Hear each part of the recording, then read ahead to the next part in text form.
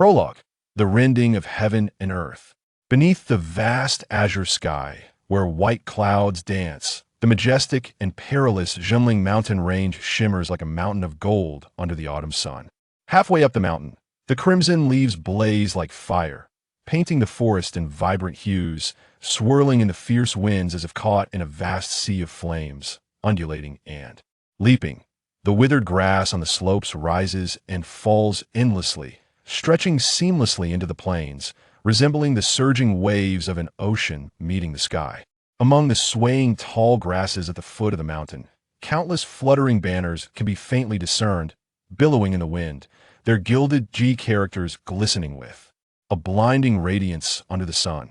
The dragon beast roars, and Ji Xian stands proudly upon his bronze war chariot, his robes billowing, holding a distant viewing mirror, breath held as he gazes slowly to the north. Over 10 miles away, clouds of dust rise, the sounds of horns, beast roars, and the clamor of battle intertwine, resonating with a thunderous cacophony that seems to shake the very earth as an unknown number of cavalry charge forward with breathtaking speed.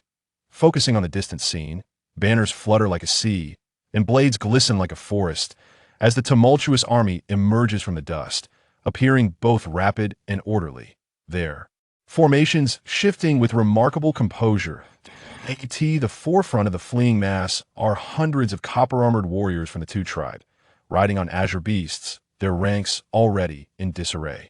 Arrows rain down from behind, accompanied by a barrage of rocks. Like a torrential storm of projectiles, men cry out as they tumble and fall, either trampled into a bloody pulp by the beasts or pierced by the chaotic thrusts of pursuing soldiers. Suddenly, a hauntingly high-pitched melody from a zither pierces the air, resonating and echoing with rage, causing the panicked azure beasts to go berserk, howling and leaping in distress, throwing off their two riders, in a mere instant. The 3,000 azure cavalrymen were decimated by the water spirits, cast aside like discarded armor, utterly defeated. Upon hearing the zither lament, the once steadfast army at the foot of Ji Ning mountain descended into chaos. Lions, tigers, and dragon beasts were startled into furious roars, while hundreds of dragon steeds, in a frenzy, broke through the ranks. Ice-armored dragon string. A chill gripped Ji Yuangshuan's heart. The ancient sorceress by Li Chunxiu had indeed arrived. Maintaining a stoic demeanor, he commanded in a grave tone, "Cover your ears, beat the drums. Any who move a step, be they man or beast, shall face execution without mercy." As his words fell, the war drums thundered like rolling thunder, and the battle cries surged like a tide. The panicked two warriors, in a flurry, drew their blades, their dragon steeds shrieking in agony and collapsing in anguish. The remaining soldiers tore strips from their garments to plug their mounts' ears, drawing bows and brandishing spears, fully concentrated, awaiting the Yellow Emperor's command to engage in a desperate battle against the water spirits. Ji Yuanshin narrowed his eyes, his gaze sharp and piercing though his expression remained impassive. His heart raced in time with the resounding war drums surrounding him. After the June Peach Festival, the world fractured. The water tribe's holy maiden, Wizalama, was the first to strike, uniting the 21 cities of the water tribe to resist the Zhurong, and forming alliances with the two tribe, Jin tribe, Long tribe, and the Northern Fire tribe under the Flame Emperor, launching a holy war. Within mere months, the great wilderness was engulfed in flames of conflict, with battles erupting incessantly. In the East Sea, the Long tribe clashed with the allied forces of water and wood. Amidst surging tides, the Fire tribe stood resolutely against the north and south, fierce and unyielding. Yet, the most intense battles transpired in the heartland. After the Kunlun meeting, although the Candle Dragon was greatly weakened, it remained deeply rooted and unshakable within the Water tribe, with the majority of its territories still firmly under its command. Under its directives, Yin Chang'e and the 8 Great Kings, two formidable forces, split into two paths and relentlessly invaded the heartland of the Earth tribe, leaving a trail of destruction, death, and despair in their wake.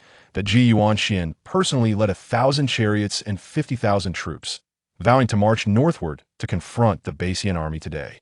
Casualties, a biting wind swept through, laden with a chilling aura and the stench of blood, making one gag, Ji Yuangshuan's heart surged with tumultuous emotions as he set aside his telescope and stated calmly, "Indeed, Yanchanga of Basian lives up to his reputation." No wonder, in just 15 short days, he traversed 1,000 miles, capturing 7 cities as if traversing uncharted territory. Pausing momentarily, he cast an indifferent glance at the surrounding generals and scoffed, "Is it possible that our illustrious Earth tribe, with millions of valiant sons, has not a single warrior capable of seizing his blade? Your Majesty." Typhon could no longer restrain himself, riding forth on his steed, the azure thunder white tiger, and loudly declared, "I, Typhon, am willing to lead 3,000 tiger cavalry to claim the head of Yan's Basian man and restore our honor." Generals such as Huang Ming and Bao Cheng also surged forward, fervently requesting permission to engage. Ji Yuanxian spoke solemnly. The battle at Yidi Mountain 50 years ago, which the late emperor deemed a great disgrace, remains unavenged. Tragically, before that grievance could be settled, he fell victim to the treachery of the water demons and perished in bitterness. If I were to lead our forces into battle and suffer defeat at the hands of the water demons again, what face would I have to meet the spirit of the late emperor? What face would I have to present to the elders and compatriots of the Earth tribe? This battle concerns the honor and disgrace of our entire nation, the fate of the campaign, and must not be approached recklessly. I urge you all to remain calm." As his words echoed, a profound silence enveloped the assembly. Though each face was a canvas of sorrow, anger, and indignation, in the year 539 of the Great Wilderness, the sister of the Black Emperor, the fairy Bomu, was cast out from the Water Tribe for her illicit liaison with the Earth Tribe elder, Gongsun Changtai, resulting in the birth of a son. This event ignited an 8-month-long war between the two tribes. Under the command of the Candle Dragon, the 8 great kings of the Water Tribe, along with Yanchanga and other formidable forces, decisively defeated the 90,000 soldiers led by the Yellow Emperor at Yidi Mountain. This battle severely wounded the Earth Tribe, inflicting heavy losses, with 28 generals among the fallen. Had it not been for the timely intervention of the Divine Emperor, the Water Tribe's forces would have already penetrated the heart of the Earth Tribe, attacking Yangshu City. In the end, the Earth Tribe was forced to cede lands to seek peace and made to strip the beloved Gongsun Changtai of his position and imprison him in the abyss of Earth. This was a profound humiliation that the tribe preferred to forget. Upon hearing this, the generals were consumed by both fresh grievances and old resentments, their anger igniting fervently. Ji Yuanxian furrowed his brow and glanced at Wang Hai, who sat silently beside him in the chariot, and pondered aloud, "General Wang, among our esteemed commanders, you alone have clashed with Yan Changa. You possess insight into both our strengths and theirs. Given today's circumstances, what counsel do you offer?" The assembled ranks turned their gazes toward him. Although the Earth Tribe boasted fewer masters compared to the other 4 tribes, it had historically produced many renowned generals. In the current era, mighty warriors abounded, with Wang Hai and Chang Xian among the most cunning and valiant. Wang Hai was originally a trusted confidant of Ji Xiulan, displaying unwavering loyalty. On that fateful day, he had led the tribesmen in a formidable siege against Mount Ling, intent on bringing Ji Yuanxian to his demise. However, when the Yellow Emperor was resurrected and Ji Yuanxian successfully quelled the rebellion, the likes of Ing Long and others swiftly turned their arms against him. Yet, Wang Hai alone chose to bind himself as a prisoner rather than surrender. After Ji Xiaolan's death, he attempted to follow her into the afterlife multiple times, only to be rescued each time by Ji Yuanxian himself. Such steadfast sincerity can indeed move mountains. Witnessing the newly appointed Yellow Emperor's magnanimity and wisdom, who not only overlooked past grievances but also bestowed upon him greater honors, Wang Hai was finally touched and vowed his undying loyalty. During the Northern Campaign, Wang Hai, mindful of his status, remained discreet and cautious, refraining from speaking too boldly. When the Yellow Emperor inquired, his white eyebrows arched slightly, and in a hoarse voice he slowly articulated, "Your Majesty, the 8 divisions of beast cavalry under Yan Change's command are formidable creatures, tamed from the ferocious beasts of the North Sea, particularly adept in open-field combat. Presently, the advancing forces consist merely of the Tao Tu, by Jiao, and Luo Hu divisions, while the remaining 5 either conceal themselves in the rear or maneuver. Strategically, yet to unleash their full might.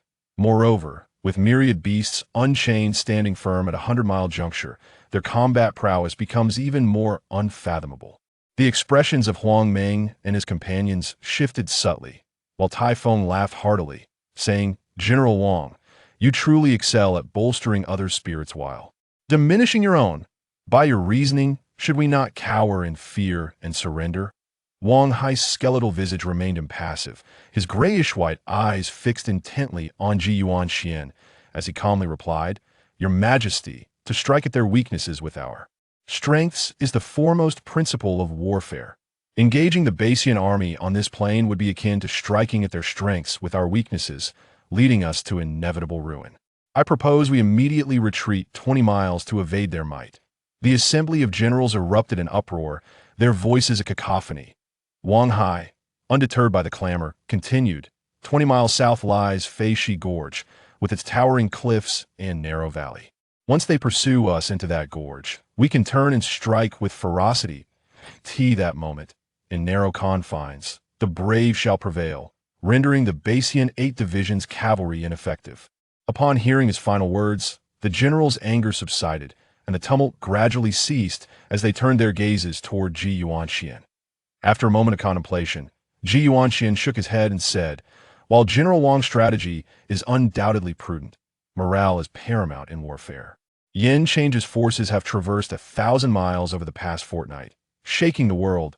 If we falter now, I fear the spirit of our troops will wane, leading to catastrophic defeat before we can even reach Fei Shi Gorge, reducing us to mere dust beneath the iron hooves of the Baesian cavalry."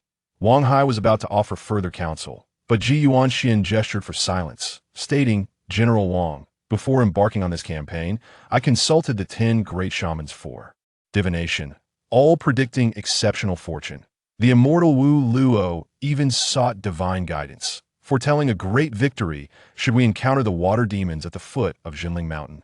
We possess the advantage of time, terrain, and the unity of our people. There is no need for excessive worry." Upon hearing this, the generals rejoiced, exclaiming in unison, "Your Majesty is wise, may heaven bless the land." Wang Hai sighed inwardly, choosing to remain silent. As the horns sounded long and the drums resounded fiercely, the water demon army drew ever closer, now merely 7 miles away. Through the distant lens, the faces of the foremost cavalry were becoming increasingly discernible. Ji Yuanxian raised his gaze to the sun overhead, a subtle, almost imperceptible cold smile gracing his lips as he commanded, "All troops, heed my orders." With a resounding clang, he unsheathed the Jun Tian sword, pointing it skyward.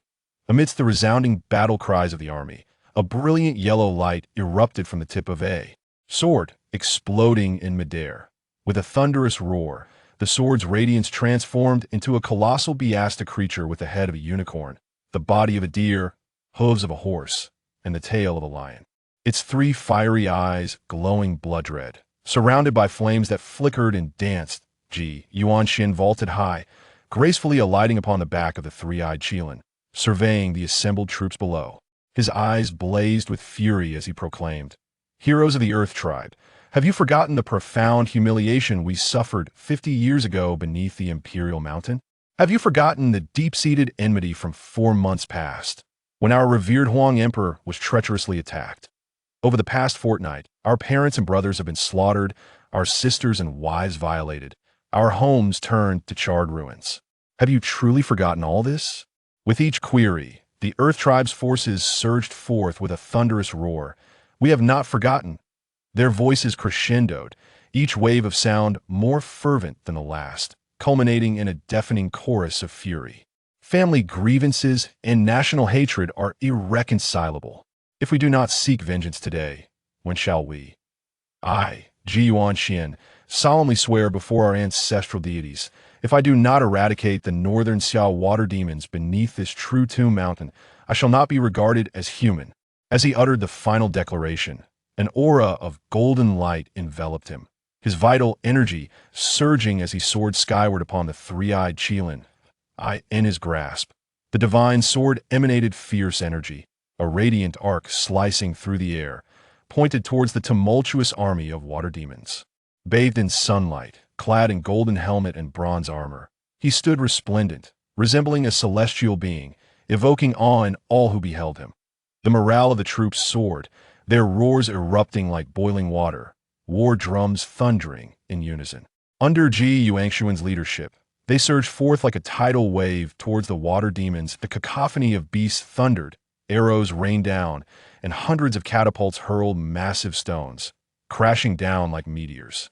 The foremost ranks of the water demon army, the Taodu camp, were instantly thrown into chaos, cries of despair echoing. Amidst the clamor, an uncanny melody emerged, akin to a tempest on a cliff, stirring the dark waves of night. The Northern Xia Legion roared wildly, momentarily thrown into disarray, but soon regained their formation, advancing with the speed of wind and lightning through the rain of arrows and falling stones. Suddenly, a cacophony of cries erupted from the northern horizon, where ominous clouds of dark birds surged forth, blotting out the sun as they swept southward with alarming speed.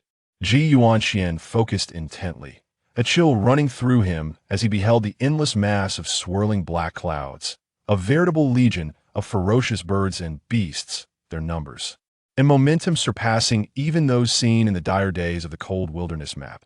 Seizing his azure flag, he waved it in the wind, commanding, "Let the avian army take the field. Life and death, victory and defeat hinge upon this moment. Better to lose our heads than to retreat even a single step." With a rallying cry, he charged forth astride the crabhorn boar beast, leading 3,000 avian warriors in a fierce assault, their momentum like lightning. The avian army was a select elite formed from the finest of the Earth Tribe's forces, trained in rotation by their generals. Their mounts, ferocious spirit beasts, had been meticulously chosen and specially trained, bloodthirsty and eager for combat. Faced with the onslaught of terrifying beasts, they showed no fear, but rather were incited to primal rage. From a distance, the two armies appeared as raging tides colliding, coming ever closer, a cataclysmic battle poised to erupt at any moment. That a sudden, thunderous roar erupted, akin to a bolt from the blue, causing the earth to tremble violently. The long fissure abruptly opened in the plain where the northern Xian army galloped, as if the ground had suddenly yawned open, ready to devour the unwary. The nearly 1,000 water cavalrymen at the forefront were caught off guard, plunging into the abyss along with their steeds, their cries echoing in despair. The cavalry behind them hastily reined in their mounts. Yet the momentum was too fierce to halt instantly. They collided with the advancing beasts from behind, the air filled with shouts, roars, and the clash of weapons. High above, Ji Yuanxian observed with clarity as the rift lay directly before the water army, stretching from east to west in a lightning-like split, still 2 miles away from his own troops. Without hesitation, he raised the white unicorn horn and commanded loudly, "All forces halt. Retreat immediately." No sooner had his words left his lips than a sharp, crackling sound resonated as the fissure rapidly expanded, stretching over 10 miles in an instant. It widened further, branching into myriad cracks that intertwined like a spider's web, swiftly fracturing. The Earth Tribe's commanders remained composed amidst the chaos, guiding their beasts downwards, brandishing battle flags, and leading their divisions to pivot and dash back at full speed, retreating diagonally from both flanks. In that very moment, millions of radiant hues erupted from the intersecting fissures, and the earth crumbled beneath them. The beasts roared in terror, and the water army screamed in anguish as they plummeted into the depths. In the midst of the turmoil, over 1,000 pterosaur riders hastily ascended into the sky. Those who were slightly slower were either crushed by falling boulders or ensnared by the long trunks and massive tails of ferocious beasts, dragged down into the unfathomable abyss that, in an instant, the entire land collapsed. Even the majestic and towering Jinling mountain range crumbled away. Dust billowed, swirling like a mushroom cloud, obscuring visibility for miles. Only the myriad rays of light shooting into the sky transformed into raging flames, devouring the heavens in a fiery hue. Surrounded and engulfed by that soaring inferno, tens of thousands of fierce birds and beasts flitted about in panic, darting this way and that, their distressing cries filling the air, the acrid stench wafting on the breeze, penetrating and unbearable. The thunderous roars continued unabated, as the Earth Tribe's army dared not look back. Racing desperately on their beasts, the ground behind them continued to collapse, flames erupting, and hundreds of dragon horse riders were caught unawares, vanishing in an instant. The army retreated like a surging tide, racing over 10 miles until the roaring sound diminished to a faint echo, prompting them to gradually slow their pace. Turning back, they beheld the once majestic Ji Ning mountain range reduced to a flat expanse, dust swirling in the air, thick black smoke rising like a shroud, veiling the brilliant crimson flames that lingered, refusing to dissipate. The soldiers of the Earth Tribe stood in stunned silence, their minds reeling and unable to utter a single word. Though they could not comprehend the full extent of the calamity that had befallen them, one thing was undeniably clear. The so-called Second Legion of the Water Tribe, the Northern Xian 8 Beast Cavalry, had been utterly annihilated, buried beneath the Earth Tribe's land. High above, amidst the howling winds, Ji Yuan, seated upon his qilin, gazed into the distance, faintly perceiving the immense rift that stretched over 20 miles, nearly 1,000 feet wide, carved as if by a mighty axe, unfathomably deep. Within the chasm, clouds swirled and radiant hues danced, both beautiful and fearsome, that he exhaled slowly, setting down the telescope, a peculiar expression flickering in his eyes, uncertain whether it was surprise, joy, sorrow, or fear. Beside him, Generals Bao Cheng and Huang Meng exchanged glances, their faces a mixture of astonishment and delight, before tremblingly exclaiming, "The Primordial, Your Majesty, the Primordial has reappeared in the Great Wastes." In October of the year 590, the Yellow Emperor led his army into fierce battle against the water demons in the plains of Ji Ning. The 5 clans were torn apart, the heavens and earth shook, and the Primordial, vanished for 16 years, finally returned to the world. This day marked precisely 4 years and 6 months since the demise of the Divine Emperor. Chapter 1. The Eve of the Wedding. In the early morning, a thick mist enveloped the East Sea, while the vibrant hues of dawn painted the sky, separating the heavens from the sea. The azure sky bore a scattering of morning stars, and several seabirds glided gracefully, soaring close to the blue-violet surface of the water. The morning wind howled, and the tumultuous waves crashed against the rocky shore, sending up heavy surges that drenched everything in a fine mist, carrying with it a chill that seeped into the bones. That a strikingly beautiful woman clad in white stood gracefully, seemingly oblivious to her surroundings. Her hair billowed in the wind, and her garments fluttered gently as her captivating eyes fixated ahead, lost in thought. Wu-A horns sounded from the southeast, its clarion call echoing into the clouds, accompanied by distant cheers. The woman in white trembled slightly, turning her gaze through the dispersing fog. A colossal ship with a dragon's head surged through the waves, heading towards the shore. Its billowing sails were adorned with the image of a fearsome reed black dragon, its claws poised as if ready to pounce, vividly lifelike. The dragon envoy has arrived. "Mu, are you truly not going? You might regret it later." A sweet, bell-like laughter rang out from behind her. Perched upon the rocks several paces away was a girl in yellow, her eyes sparkling with curiosity. Her apple-like cheeks glowed with a sweet smile, and hanging from her ears were 2 red snakes, swaying in rhythm with her countless braids in the breeze, exuding an aura of innocence mingled with an unsettling charm. The woman in white felt a blush rise to her cheeks, shaking her head as she prepared to speak when another gentle voice interjected, "Dear child, what Miss Luo says holds truth. In this world, one should seek clarity and peace of mind, living without regret, rather than overly concerning oneself with the judgments of others." Following the voice, a fragrant breeze heralded the arrival of a woman in purple, who glided down from the cliff. Her hair was as white as snow, her features exquisitely painted, and her every gesture radiated unparalleled grace and beauty. "Aunt," the woman in white turned, performing a graceful bow, and softly said, "If Lady Leo were not at peace within, how could she possibly ask you to convey messages?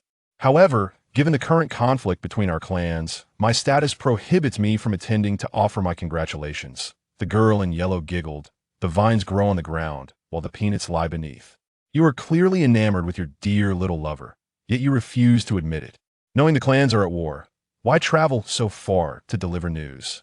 I believe you fear that seeing them might turn your celebratory wine into vinegar, and thus hesitate to go. The woman in white's cheeks flushed deeper, her brows knitting together slightly in feigned annoyance as she retorted softly, "You are overthinking it, fairy. Prince Tooba once saved my life, and young Master Chi Yu is the reincarnation of our clan's Yuqing Emperor. For both public and private reasons, I ought to transform conflict into harmony." As the autumn waves flowed, gazing at the vast sea, she softly murmured, "I only hope that tomorrow the East Sea will be calm, and the prince's wedding will proceed smoothly." Filled with joy and tranquility upon uttering the latter phrase, an inexplicable pang of sorrow suddenly pierced her heart, constricting her throat as though something lodged within, her voice barely a whisper, akin to the faint hum of a mosquito. These three individuals were none other than the immortal of Gaia, the immortal of Kong Sang and Luojia. After the peach blossom banquet, the wood god Jamang's animosity towards the immortal of Gaia deepened. Though he viewed her as a thorn in his side, she maintained her virtuous demeanor, leaving him without leverage. In his jealousy, Jumong resorted to manipulating the council of elders within the Wood clan, altering clan regulations to curtail the powers of the Holy Maiden. Apart from her divine duties such as prayers, blessings, divination, and sacrifices, her rights were severely restricted. The immortal of Gaia, possessing a heart free from desire, sought no power within her clan, and thus remained unfazed. As the elders and city lord grew increasingly distant, she welcomed the solitude, retreating to the serene solitude of Gaia Mountain Point one day, upon hearing that Tooba Yi and the rain goddess concubine, Chi Yu, along with Yin Zissou, were to be wed.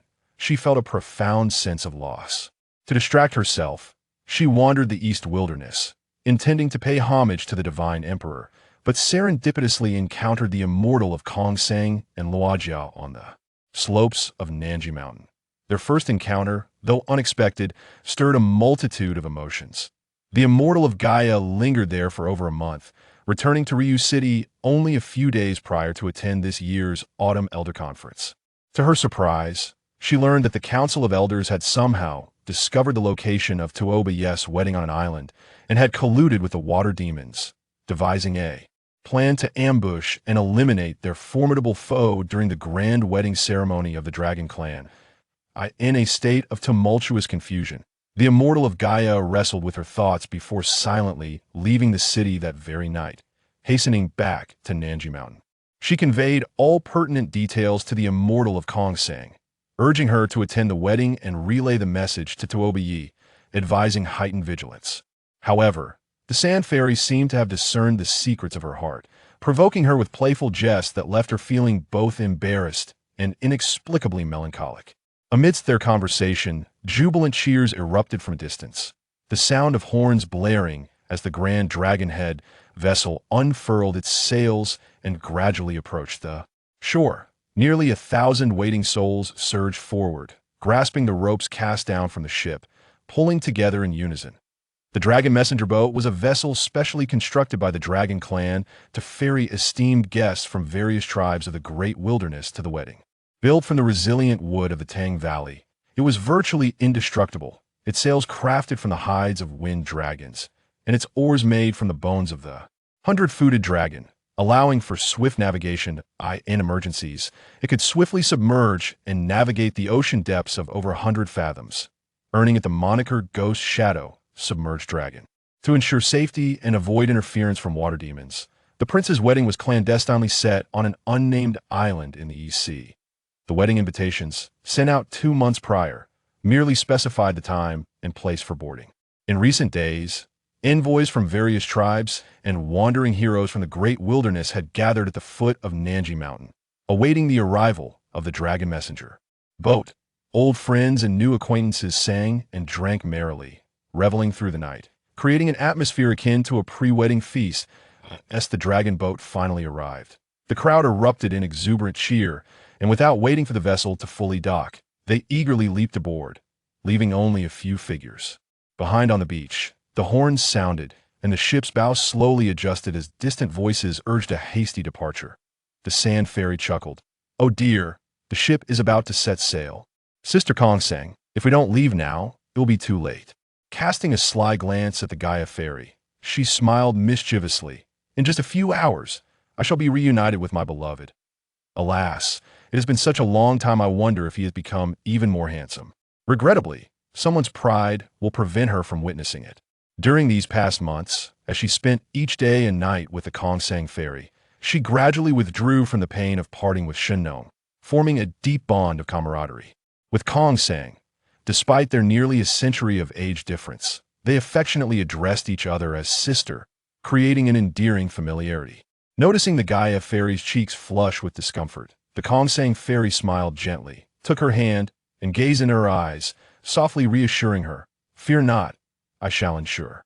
That news reaches young Toba. Ju Meng is narrow-minded and possesses a cunning nature. Should he discover it was you who leaked the information, it might not bode well for you. Exercise caution. After offering a few more words of advice, she turned and soared into the air, gliding towards the Dragon Envoy's vessel alongside Lu. As the horn blared, the great ship gradually departed, oars rising in unison, and white sails unfurling in succession. The crimson sun leapt forth from the splendid dawn, casting its radiant light upon the jubilant throngs on the deck, while the sea shimmered with golden brilliance, dazzling too. Behold! Cheers echoed as the white sails drifted further away, eventually fading into the horizon where the sea and sky intertwined in a dance of colors. The once bustling beach now lay deserted. Waves surged forth, crashing and frothing, erasing every footprint and scattered bonfire, leaving the shore pristine. The Gaia fairy felt an emptiness within, uncertain if it was disappointment, melancholy, or sorrow. She stood in a daze upon the rocks for what seemed like an eternity until the cold tide lapped at her ankles, prompting her to slowly retreat. The morning breeze swirled, and seabirds sang joyfully. She looked up to see the steep, towering cliffs of the southern range adorned with resilient pines, their branches intertwining, cradling numerous nests. Flocks of seabirds burst forth, soaring and diving towards the sea, returning triumphantly with fish before gracefully spiraling back, alighting near their nests, chirping and frolicking. The strong wind billowed around her, lifting her spirit as sunlight stretched her shadow long upon the ground. Yet, an inexplicable flutter surged within her heart, evoking an unfamiliar sense of solitude. In that fleeting moment, she recalled that night upon Zhangha Mountain when, in a haze of emotion, she penned the words, "The moon is cold over 1,000 mountains, the river is serene and green. To whom does my solitary shadow go?" She remembered the presence of her beloved, the harmonious melodies of flutes and pipes, all as if woven from a dream. She recalled the fervent gaze he cast beneath the moonlight, the intensity of his kiss, and the dizzying moment when she collapsed, lost in a boundless sea of joy, sweetness, confusion, and uncertainty. In an instant, her ears burned as if set ablaze, her heart tangled in a chaotic tumult, and an inexplicable fear enveloped her. What was happening to her? Why had she been plagued by such strange thoughts these past few months? Why did her once tranquil heart, akin to an ancient well, now ripple with the echoes of his reflection? Why did his laughter and the words he spoke resonate in her ears without warning? Why is it that whenever I think of him, an inexplicable smile graces my lips? Even upon hearing his name, mentioned by others, my heart inexplicably fills with warmth and sweetness. Why, these past few days, have I found myself intentionally and unintentionally seeking news of him? When I learned of his impending marriage, why did a profound emptiness engulf me, causing my heart to ache like 1,000 needles, rendering even the simplest meditative practices nearly impossible? The more I ponder, the more I am enveloped in confusion, sorrow, and fear. Waves of emotion surge within me like the tide, and my heart begins to throb violently, as if an invisible hand were squeezing my throat, making it difficult to breathe. Suddenly, I close my eyes, focusing on my lower dantian, silently reciting the heart-cleansing mantra. Time passes without my awareness, and gradually, my scattered thoughts begin to dissipate. The sunlight kisses my face, the wind tousles my hair, seagulls cry out joyfully, and the waves dance exuberantly against the shore. My heart, too, gradually finds tranquility. My awareness expands, and I can even hear the sound of leaves cascading from the treetops and ants scurrying through the grass. I could see that moment. My ears catch a faint rustling of fabric, as if someone were riding the wind toward me. Straining to listen, I faintly hear a hoarse voice lamenting, "Alas, I've arrived too late. The dragon envoy has already set sail." That voice is so familiar. My heart trembles with recognition, and before I can discern further, another delicate voice chuckles lightly. If it has sailed, then so be it. After all, we know its destination. The East Sea is my domain. If we cannot board the ship, can we not infiltrate the island? As long as our holy maiden has relayed the message to those shrimp soldiers and crab generals, we need not fear their folly. A weight settles heavily in my heart. That voice unmistakably belongs to the Rainbow Fairy, the ruler of the seven-colored island.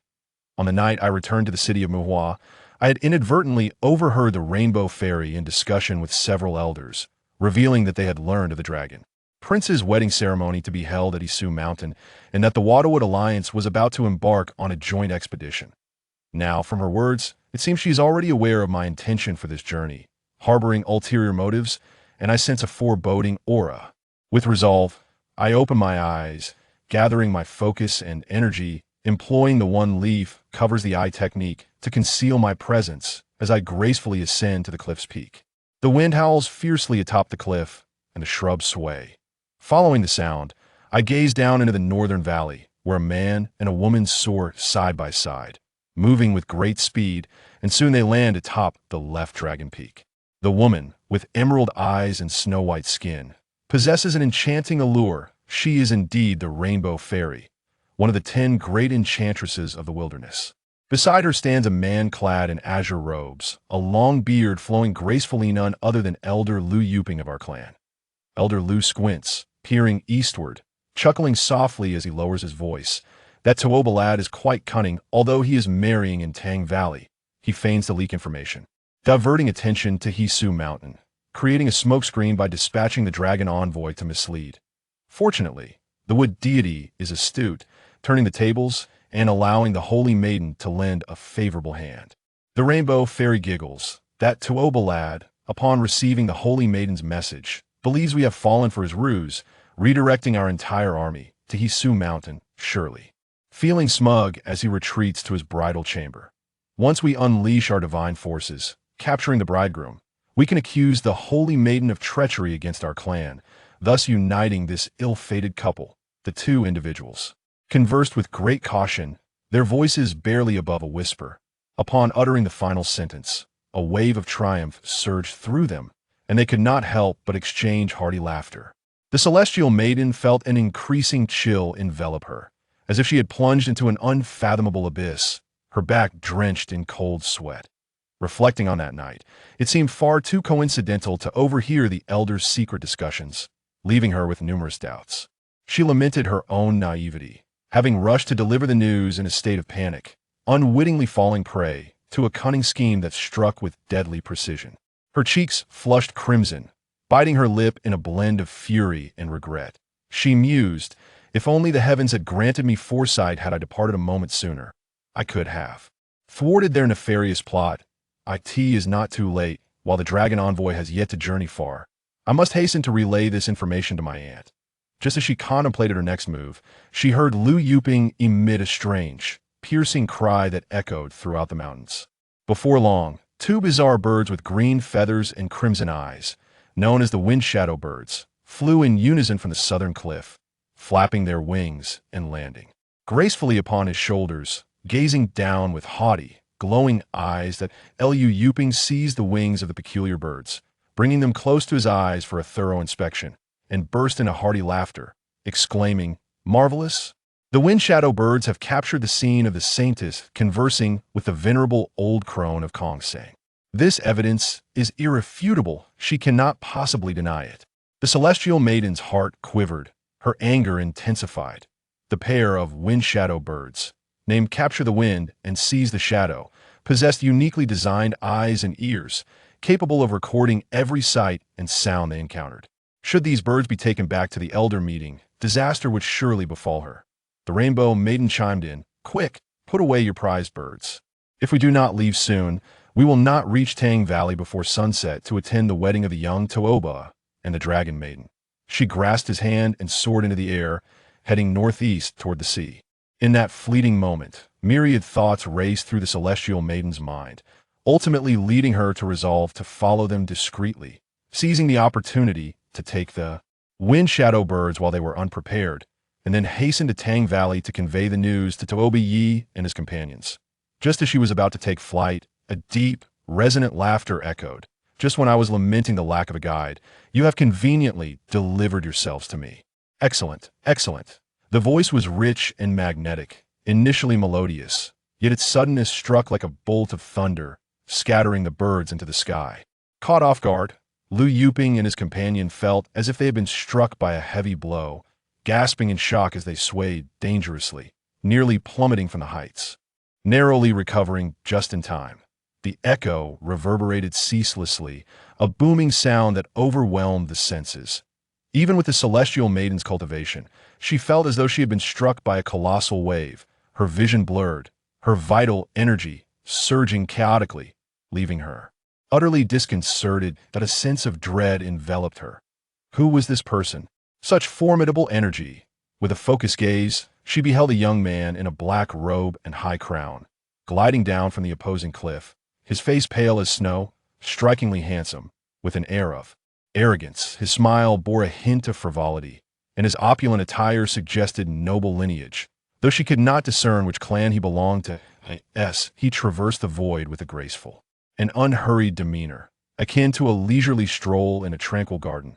The celestial maiden, Gu Sha, felt a surge of curiosity. While mastering the art of wind manipulation at lightning speed is indeed a formidable challenge, moving so languidly through the air is an even greater feat. Were it not for his extraordinary vital energy, he would have plummeted to the ground after barely 10 steps at such a leisurely pace. Lu Yuping, both astonished and incensed, bellowed, "Who dares to unleash such chaos within the domain of the Wood Clan? Do you have any idea who I am?" The man in the black robe retorted with a smirk. "A mere elder of the Wood Clan, conspiring under the very gaze of our clan's saintess. Have you consumed the hearts of dragons and the courage of mammoths? What say you, saintess?" His piercing gaze, half mocking, darted toward the concealed figure of Gu Sha. Taken aback, Gu Sha realized her presence had been revealed. Resolutely, she ceased her concealment, reciting her incantation, the azure light shimmering brilliantly as her form materialized. "Saintess!"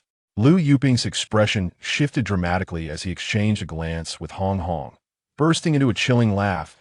"I wondered who it was, only to find that you have summoned an enemy to our gates. What, do you intend to conspire with foreign foes to silence the truth?" Gu Sha was momentarily taken aback, and before she could respond, the black-robed man raised an eyebrow and laughed heartily. "I have never met your esteemed saintess. Should I have the fortune to ally with her, it would indeed be a delightful turn of fate. Alas, within the Wood Clan, aside from the noble Gu Sha, pure and radiant, all I see are treacherous and petty individuals like yourself. It is no wonder that the clan is rife with internal strife, leading to its downfall." Gu Sha felt her breath catch, her heart inexplicably racing. She could not shake the feeling that his demeanor and tone were hauntingly familiar, as if she had encountered him somewhere before, yet the recollection eluded her. The man's tone, rife with arrogance and a hint of schadenfreude, oddly soothed Hong Hong's previously anxious heart. With a playful smile, she remarked, "Our saintess, accused of treachery, is guilty beyond redemption. Since she has no ties to you, that simplifies matters considerably. Who claims she has no ties to me?" The black-robed man's laughter abruptly ceased, his countenance darkening as he interjected coldly, "I have long admired the saintess of the Wood Clan, waiting atop the southern summit for an entire day and night for her esteemed presence. If you seek to ensnare her with deceit, how could I possibly let this pass?" His icy gaze caused Hong Hong's complexion to pale, cold sweat breaking upon her brow as she instinctively tightened her grip on the rainbow serpent sword at her waist, retreating. Involuntarily, even the two wind shadow birds emitted startled cries, fluttering in circles, seemingly terrified of him. Lu Yuping, inherently proud and obstinate, though aware of the man's superior vital energy, could not suppress his rage at such brazen behavior. "You audacious scoundrel! You think I, Lu, am truly afraid of you."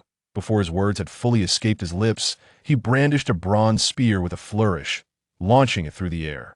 With a thunderous roar, the azure light erupted, transforming into a colossal azure-scaled serpent, fierce and menacing, as it lunged toward the black-robed man.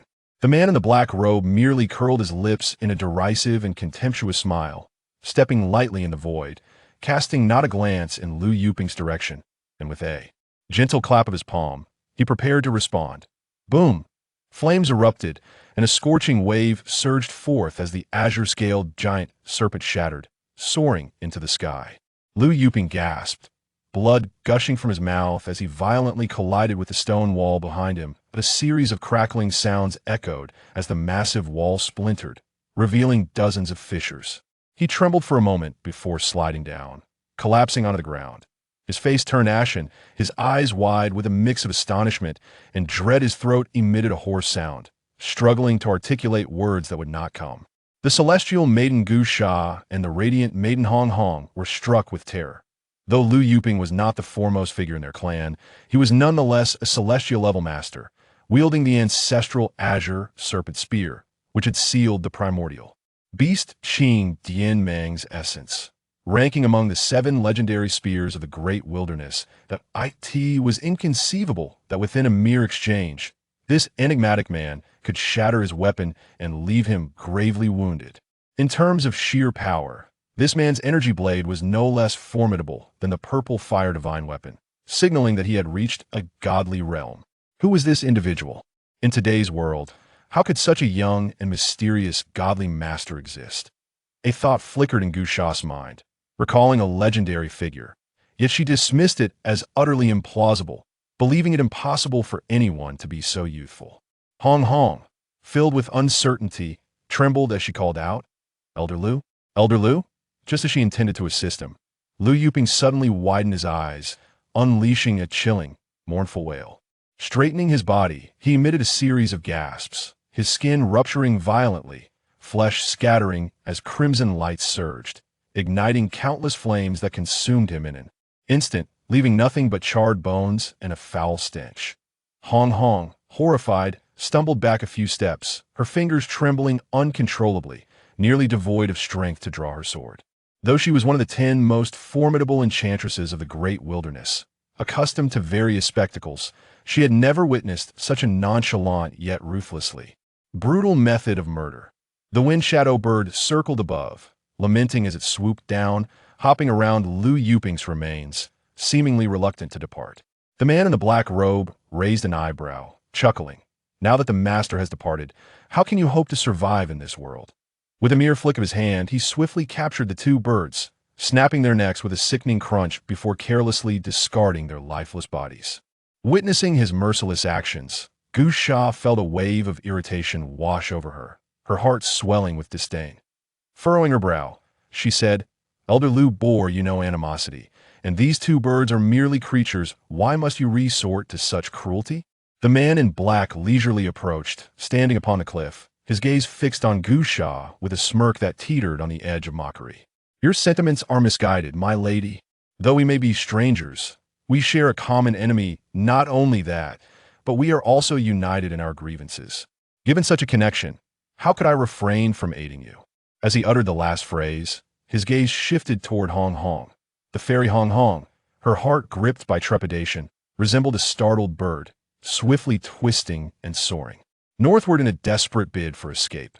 Suddenly, a flash of dark light surged forth, accompanied by a tumultuous wave of energy. With a piercing scream, she found herself ensnared by a ribbon of inky gold, which abruptly recoiled, sending her crashing heavily before the black-clad man. Tears streaming down her face, Fairy Hong Hong dared not meet his gaze, instead casting a pitiful glance at Sister Gushy. Trembling, she implored Sister Gushy, I was wrong. I should not have plotted against you time and again. You are magnanimous, please spare me. Sister Gushy, by nature pure and unassuming, despite being aware of the multiple betrayals, could not harbor much animosity toward her. Hearing her plea for mercy softened her heart further, and she admonished softly, Release her. With a flourish of her flowing sleeves, a vibrant azure aura surged forth, attempting to pull Hong Hong back. With a casual motion of his right hand, the black-clad man tightened the golden ribbon, rendering it immovable. And no matter how fervently Sister Gushy tugged, she could not budge an inch. He sneered, "In the vastness of the East Sea, amidst unfamiliar lands, if you release her, who will guide us to the Dragon Prince's wedding? Little Demonis, if you obediently lead the way, I shall spare your life." As the ribbon constricted tighter, Fairy Hong Hong's delicate face flushed crimson, her mouth agape, her tongue gradually protruding. She could utter no words, only nodding. Desperately, Sister Gushy's suspicions deepened. This man claimed to have waited for her for an entire day and night, going to great lengths to capture Hong Huang. Was it merely to attend the wedding of Tuo Bei and others? His words suggested he intended to coerce her into accompanying him, and a flush of both embarrassment and anger crept across her face as she coldly replied, "Who said I wish to attend the wedding?" The black-clad man narrowed his eyes, a glimmer of cunning shining within, and with a smile articulated each word, "If the fairy does not attend, what gift shall I present?" No sooner had he spoken than the dark ribbon surged forth, a tempest of energy descending upon her. As dusk fell, the dragon envoy's vessel finally reached Tang Valley. The setting sun bled into the horizon, painting the sky with dark crimson and violet hues of burning clouds, swirling fiercely alongside seabirds in flight. The shimmering surface of the sea reflected the myriad lights of Tang Valley Island, dazzling and resplendent. The towering Fusong tree reached for the heavens, enveloped in colorful clouds from afar. It truly resembled a celestial mountain rising from the sea, a palace amidst the clouds. Fairy Kong Sang stood at the ship's railing, gazing dreamily at the approaching island, her heart swelling with emotion. She had thought that the whims of fate were merciless since his departure. Nothing in the world had been worthy of her affection.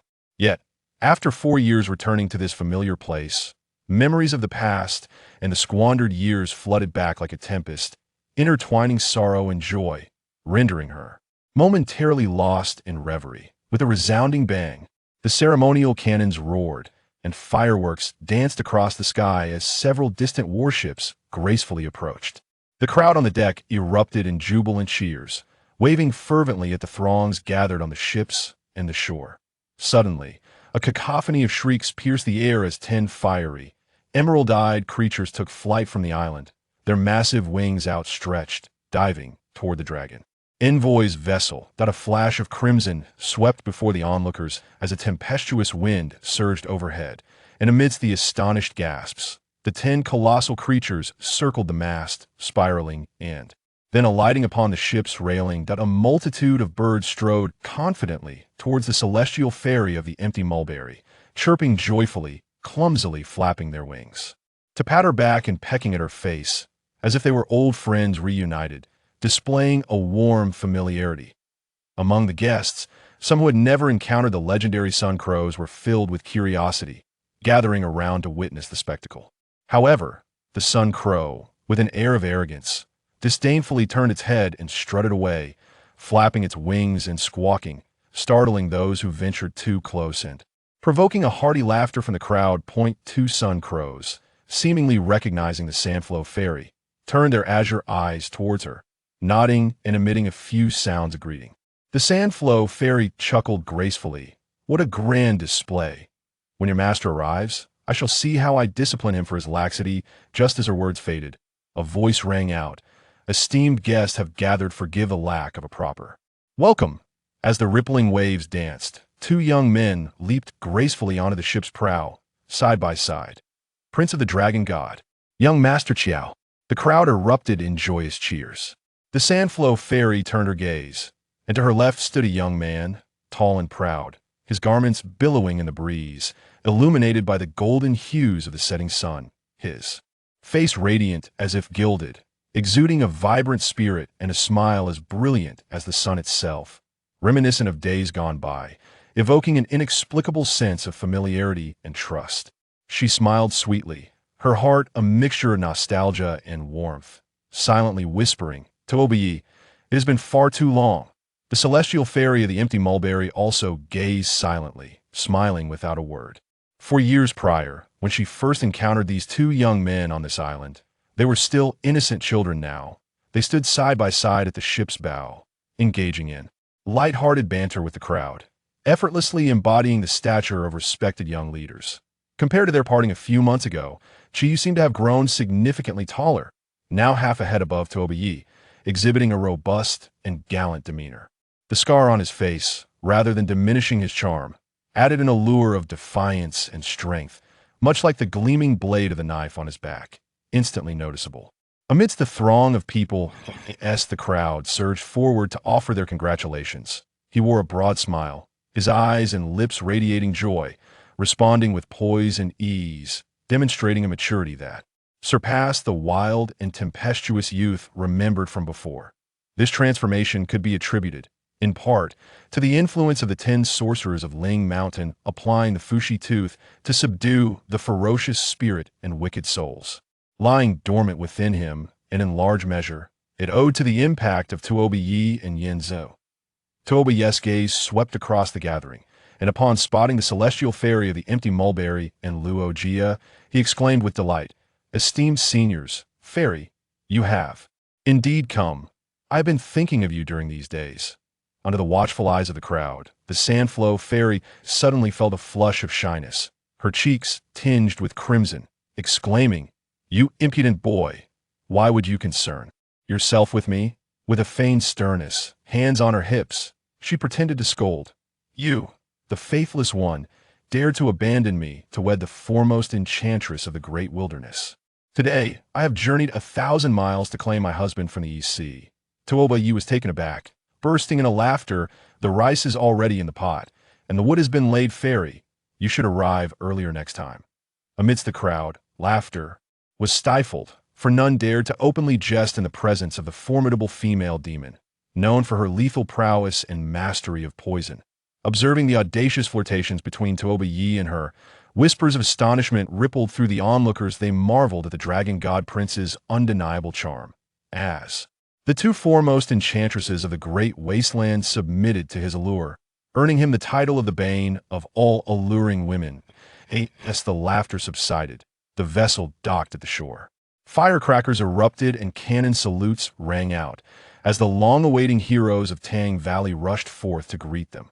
Having been exiled on the island for decades, the sight of familiar faces stirred a tumult of emotions, joy, and sorrow intertwined.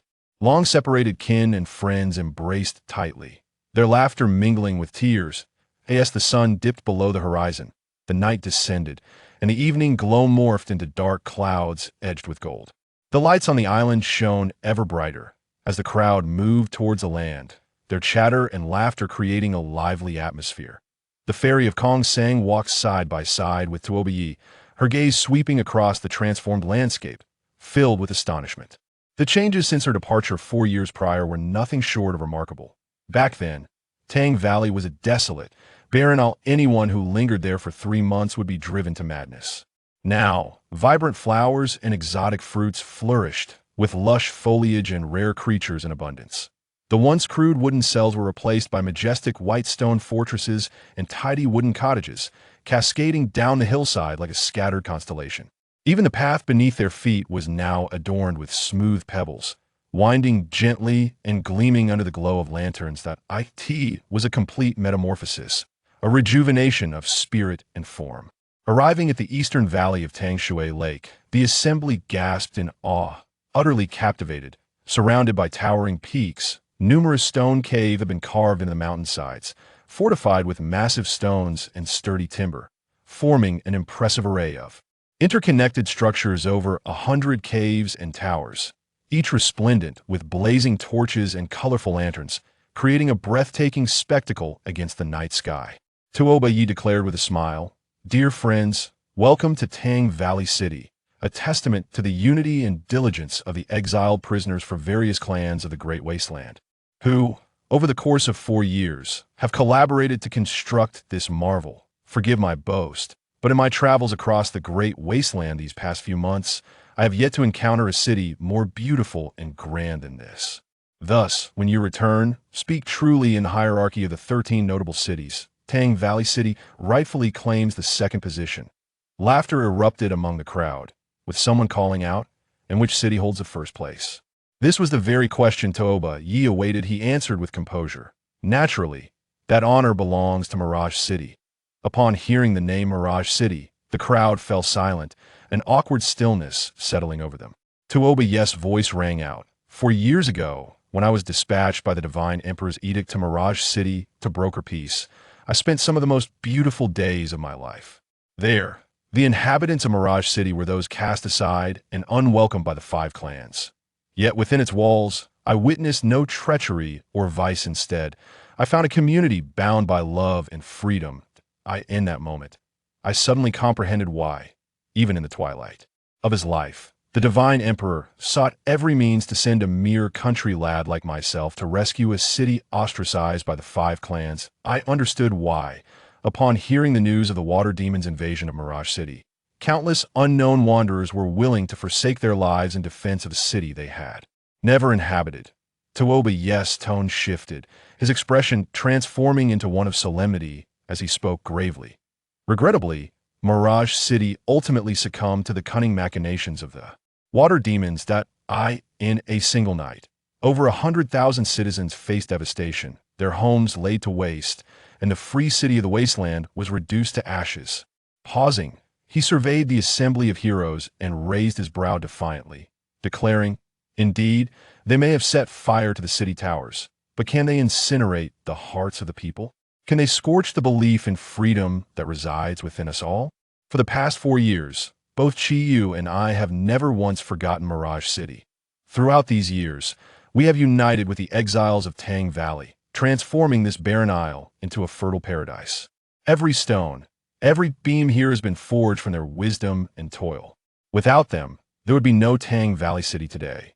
Their thoughts and insights stem from all clans, rendering Tang Valley City a collective embodiment of the diverse races much like Mirage City itself. The leaders of Tang Valley, including Chitong Stone, Pangu, and Chung Hozi, remained silent, their eyes glistening with unshed tears, feeling a bittersweet mixture of sorrow and pride. Yi proclaimed with fervor, their motivation for such endeavors lies in their shared desire for redemption, to rise from the ashes and establish a beautiful, equitable, and affectionate free city akin to Mirage City on this desolate island in the vast eastern sea. The Divine Emperor once said, "To err is human who can be without faults. To acknowledge one's mistakes and amend them is a virtue beyond measure." These prisoners have committed grave transgressions, yet after decades, even centuries of exile and torment on this solitary isle, any sins they may have committed should be deemed sufficient. Gifted with eloquence since childhood, Yi had refined his oratory skills over the years to an art form, capable of stirring emotions with his words. He knew precisely when to adopt a tone of sorrow and when to elevate his voice in passion, skillfully striking the perfect balance to reach the hearts of his audience. At this moment, his heartfelt rhetoric resonated deeply, stirring the emotions of the emissaries from various clans, leaving them speechless yet in agreement with his sentiments. The celestial maiden from Kong Seng smiled gently, finally grasping Yi's earnest intentions behind the nuptials in Tang Valley. The Peach Blossom Banquet. Although the emperors of the Gold, Earth, and Fire clans reluctantly consented to pardon the heroes of Tang Valley, it was merely a superficial favor. Their private skepticism lingering about whether this unruly horde could genuinely transform into a formidable force against the Water and Wood clans, if they truly wished to mend past grievances and forge a steadfast alliance, beyond fostering opportunities for interaction and appealing to reason and emotion. They must also demonstrate authentic strength in these tumultuous times. It is only power that holds true significance. Guiting Yi declared loudly. Fortunately, at the Pan Tao conference, all clans were granted a universal amnesty, finally providing them with an opportunity for redemption and renewal. Upon receiving the news, Tang Valley erupted in joy, with everyone expressing their profound gratitude. Yet, as the world descends into chaos and the fires of war ignite in the great wilderness, it is precisely the time for heroes to wield their might. The people of Tang Valley unite with unwavering resolve, vowing to stand together through life and death, advancing and retreating in unison to shatter the nefarious ambitions of the vile candle old demon and his ilk, restore peace to the great wilderness, and rebuild the city of freedom. As soon as his words fell, the heroes of Tang Valley responded with a thunderous roar, shouting in unison, "Defeat the candle old demon, restore peace to the great wilderness, and rebuild the city of freedom." The sound reverberated through the valley like rolling thunder, deafening in its intensity. The clamor grew ever louder, echoes of agreement emanating from near and far, as battleships across the seas fired their cannons in a distant salute, as if echoing the rallying cry. The envoys of various clans, already seething with hatred towards the candle dragon water demon, were deeply stirred by the spectacle, their blood boiling with fervor, and they could not help but join in the loud cheers. In an instant, the welcome and cleansing ceremony that preceded the wedding transformed into an oath-taking assembly of the great wilderness alliance of the 5 clans. The fairy of the empty mulberry and the fairy of the flowing sand exchanged knowing glances, both smiling subtly, their minds racing with a singular thought. Was it not fate that led to the fateful encounter between Tuobi Yi and the dying Shenong atop the southern summit? Chapter 2. The unexpected guest. The vast sea stretched infinitely, the crescent moon hanging like a hook, weaving through the misty haze, appearing and disappearing in the fog. The furious wind howled, the canvas billowed and danced, as the colossal vessel swayed violently amidst the tempest, racing forward with great speed. The roaring waves thundered, crashing relentlessly against the hull, sending forth clouds of white spray. A massive wave surged forth, causing the ship to tilt abruptly, eliciting cries of alarm from the deck. The sailors clung desperately to the rigging and railings, swaying left and right, barely managing to stabilize themselves. With a sharp crack, a large man's grip on a deck plank snapped, and he let out a bellow as he fell backward, tumbling toward the starboard side, perilously close to being thrown into the raging sea. 2 sailors, quick-witted and agile, lunged and grasped his arm, pulling him back from the brink of disaster. At the stern, 6 helmsmen, their faces flushed, shouted in unison under the command of a burly man clad in blue. They strained to tighten the enormous helm, ensuring it remained steadfastly aligned. Yet, despite their efforts, the bow of the ship continued to tilt northward. "My lord, the storm is intensifying. I suggest we dive below deck. If this continues, the helm may not withstand it." The blue-clad man shouted towards a figure not far off, a man adorned with a golden crown. The crowned man lounged languidly in a grand chair made of sea tiger skin, unfazed by the chaos around him. Squinting, he raised a spyglass to survey the southwestern horizon and replied nonchalantly, "No, we are still nearly 100 miles from Tang Valley. If we dive now, we won't arrive by noon tomorrow. If we miss the prince's wedding, we will surely incur the wrath of his majesty, and the storm will be far worse than this. Brother, relay the order. All ships, raise sails and paddle. We must reach Tang Valley before midnight." With a sense of resignation, the blue-clad man bellowed, "Change the flags. Set the sails, full speed ahead." The signalman atop the mainmast vigorously turned the wheel, and with a resounding whoosh, a large triangular flag unfurled in the wind, snapping and fluttering as the azure-scaled dragon, adorned with pink hues, shimmered in the night mist, almost as if it sought to soar into the heavens. In that very moment, all the white sails on the second mast unfurled as well, crackling in the wind, swelling like orbs. The ships behind, witnessing this, also raised the azure dragon flag and unfurled their white sails, racing forward at full speed. From a distance, the sea and sky merged into an inky blackness, obscuring all visibility, save for the glimmering azure dragon soaring through the clouds, racing southwestward. Night birds atop the waves cried out in alarm, swirling away in avoidance. This fleet was none other than the illustrious Azure Dragon Fleet, a direct lineage of the dragon god, renowned for dominating the Eastern Sea. The crowned man and the blue-clad figure were none other than the fleet's commander, Lord Ao Yueyun, and the chief helmsman, Galanju. At this moment, with the Eastern Sea embroiled in continuous warfare, to shield their movements from prying eyes and mitigate unnecessary complications, the Azure Dragon Fleet had only departed from the Dragon Palace at dusk, sailing quietly and submerged until after sunset, when they emerged on the surface, boldly heading toward Tang Valley, only to unexpectedly encounter thick fog and stormy seas. Having given his orders, Lord Yueyun, seeing the sails billowing and the ship moving swiftly, finally rose and made his way to the main cabin. Pushing open the door, he was greeted by a dazzling light. The sounds of silk and bamboo instruments filling the air, as over a dozen beautiful mermaid maidens danced gracefully. The dragon god, Kahan Huai, sat with the elders at a table, sipping delicately and engaging in hushed conversation. Upon noticing his entrance, they nodded and beckoned him to join them at the table. The sixth lord chuckled, "Damn it." Catching sight of the delicate, timid maiden at the table, he hastily swallowed back the seaweed fish skin, cleared his throat, and laughed, Your Majesty, you are too hasty. The Crown Prince's banquet has yet to commence, and yet you all cannot wait to indulge in drink. The dragon god smiled and replied, I have only this precious son, and he has finally wed a dragon queen of extraordinary abilities. Surely, we must celebrate with great fanfare. Drinking for 7 days and nights. With a twinkle in his eye, he gestured towards the lovely maiden, saying, When will dragons 6 finally marry? And I shall prepare a grand affair for you as well. Laughter erupted among the crowd, causing the maiden's cheeks to flush crimson as she hastily lowered her gaze. Staring at her silvery fishtail, a hint of sorrow flickered in her autumnal eyes as she silently pondered, I wonder what he is doing at this very moment. Does he even think of me, even for a fleeting moment? Inside the grand hall of Tonggu City Lord, there was singing and dancing, mingled with joyous laughter. The vast resin skylight above had been opened, revealing a boundless night sky, with moonlight streaming in at an angle, illuminating the myriad coral lamps lining the walls, casting a brightness akin to daylight.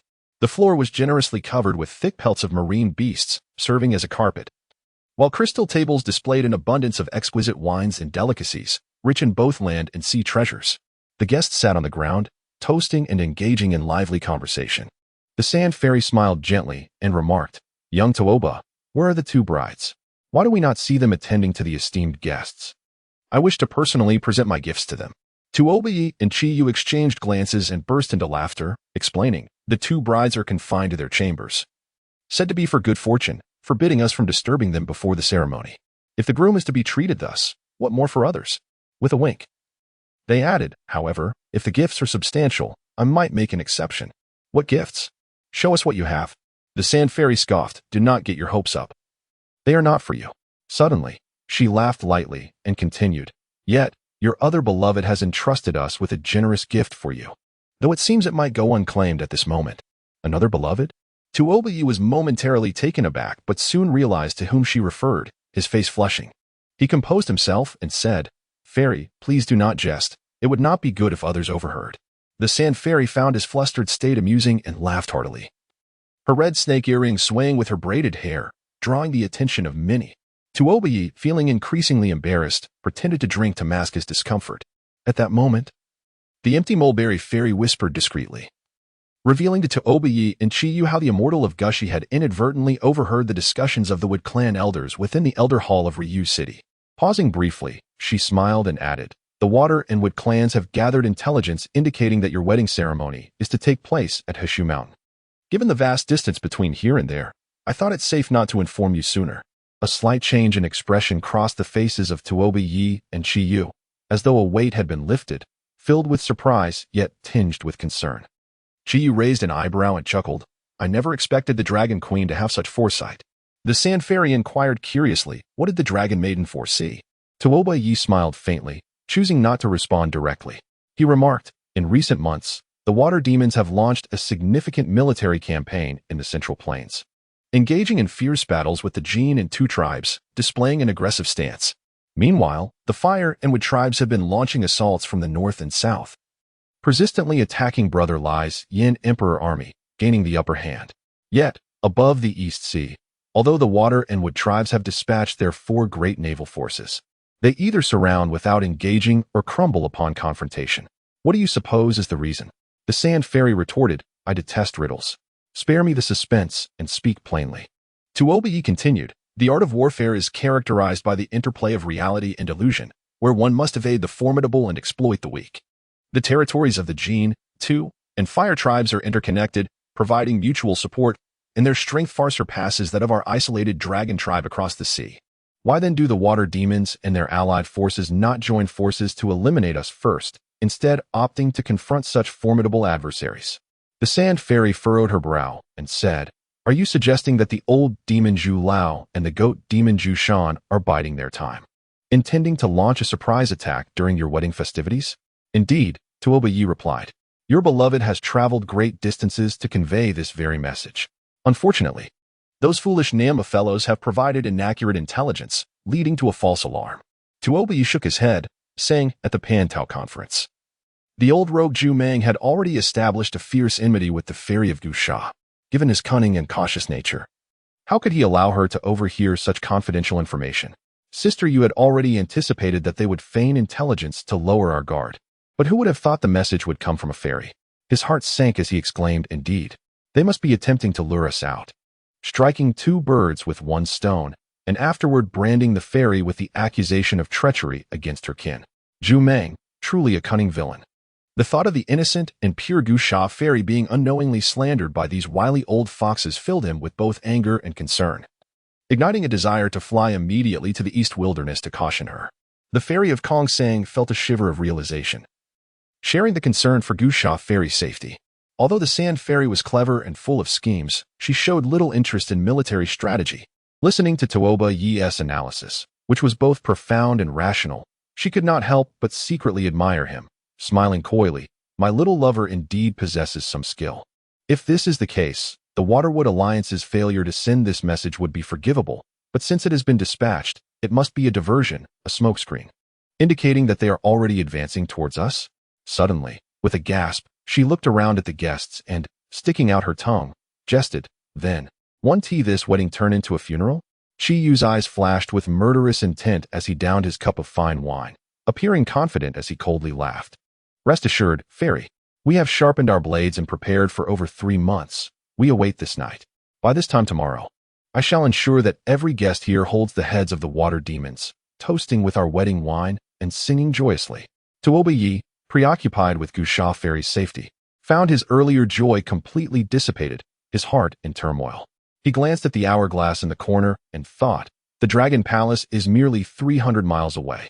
Why have Mother and the hero not yet arrived? The ominous feeling intensified. Bang! The vessel was suddenly rocked by violent turbulence. The lights flickering as the enchanting mermaids struggled to maintain their balance, their song and dance abruptly ceasing. Observing the dragon god gesturing for them to withdraw, they hastily retreated. Peering out of the porthole, it became evident that the crescent moon had been shrouded by dense clouds, dark billows rolling tumultuously over the sea. A sudden flash of lightning illuminated the waters in hues of blue and purple, followed by a resounding clap of thunder, heralding an impending tempest. The fair visage of Pearl was rendered alabaster by the lightning, and the booming thunder instilled a hint of trepidation, prompting her to lean against the venerable mermaid matriarch. The Sixth Lord felt a pang of sympathy, lamenting that although the beauty was but a breath away, her heart remained 100 miles distant. With a sigh, he mused. It is said that when the dragon god is enraged, the East Sea quakes. When he weeps, the rivers part. Little did one expect that despite the Emperor's merriment today, a tempest would still ensue over the East Sea. In my humble opinion, it is likely that the Emperor, in a moment of unguarded joy last night, wept quietly, thus invoking today's deluge. Laughter erupted among the company, and Pearl offered a faint smile. In that fleeting moment, her radiant smile captivated him, rendering him breathless. The dragon god, in high spirits, cast him a sidelong glance, chuckling softly, choosing not to engage further. Within the entire vessel, aside from the white-haired gentleman beside him, only this irreverent scamp dared to converse so freely. Suddenly, memories of a tempestuous day atop the East Sea surged forth, reminiscent of a time when lightning flashed and thunder roared, as she searched desperately for Kahan Huai within the Dragon Palace, fearing he had departed unnoticed. In her despair, she wept openly, only to encounter him returning on a swordfin dragon whale, playing a melancholic tune on his flute. That profound joy and sorrow amidst the stormy night now felt like a distant past. Yet, what remained unchanged was her profound attachment to him. She pondered when their tumultuous relationship might finally find tranquility and clarity. Lost in such thoughts, her heart swelled with emotion, and she turned to gaze at him. Kahan Huai, faced towards the window, furrowed his brow as if straining to catch a sound. Upon noticing her gentle gaze, he snapped back to reality and murmured, "Do you hear it?" The dragon god, taken aback, inquired, "Hear what?" He focused intently, his expression shifting slightly. Amidst the howling winds and crashing waves, a faint, haunting horn sounded, eerie and mournful, as if weeping. The azure dragon's horn? A sense of foreboding gripped her heart.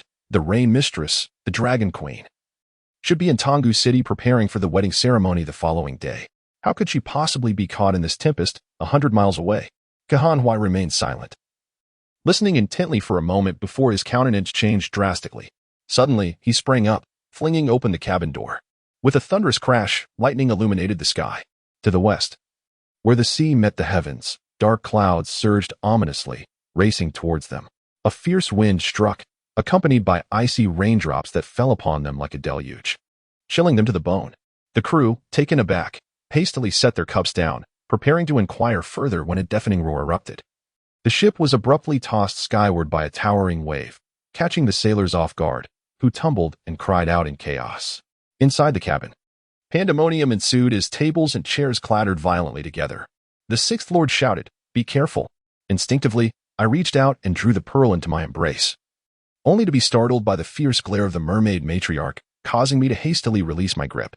The pearl, already blushing crimson, turned away, unable to meet my gaze. As her eyes swept across the tumultuous waves, her heart trembled, and she exclaimed, "What is that?" The crowd turned in unison, catching a glimpse in the fleeting light of the lightning. Amidst the tumultuous waves, a colossal shadow emerged from the depths of the sea, soaring into the air before unveiling a gaping maw, emitting a chilling roar, its fearsome fangs aglow with a sinister red light. Before anyone could fully comprehend the sight, its lengthy tail lashed out, crashing back into the water, causing the sea to erupt and the vessel to be thrust upward once more. The fire-tailed tiger of the northern abyss. The crowd gasped in terror. This creature was a ferocious beast of the northern sea. Though not as renowned as the 10 great beasts of the wilderness, it was notorious for its bloodthirsty and violent nature. When provoked, it became an unstoppable force. Yet, this creature was known to thrive in the cold, shunning warmth. What could have compelled it to appear in the eastern sea? Koan Huai, now devoid of doubt, commanded in a low voice, "Quickly relay orders to the fleet. Prepare for defense and be ready to dive at a moment's notice." Without waiting for a response, he strode confidently onto the deck. The dragon god and others followed closely behind. The sixth Marquis hesitated briefly, instructing the guards in the cabin to protect the pearl with utmost diligence before rushing outside. Thunder rumbled relentlessly across the sky and sea, mingling with the cries of the sailors, creating a cacophony that was deafening. Towering waves crashed against the vessel, and torrential rain soaked everyone to the bone. The frigid wind swept through, chilling us to the marrow, yet, at that moment, no one cared about the discomfort. Suddenly, the inky surface of the sea was illuminated by a flash of lightning, and the raging waters swelled, with countless dark shapes breaking through the waves, swirling and intertwining, their monstrous roars echoing across the tempest.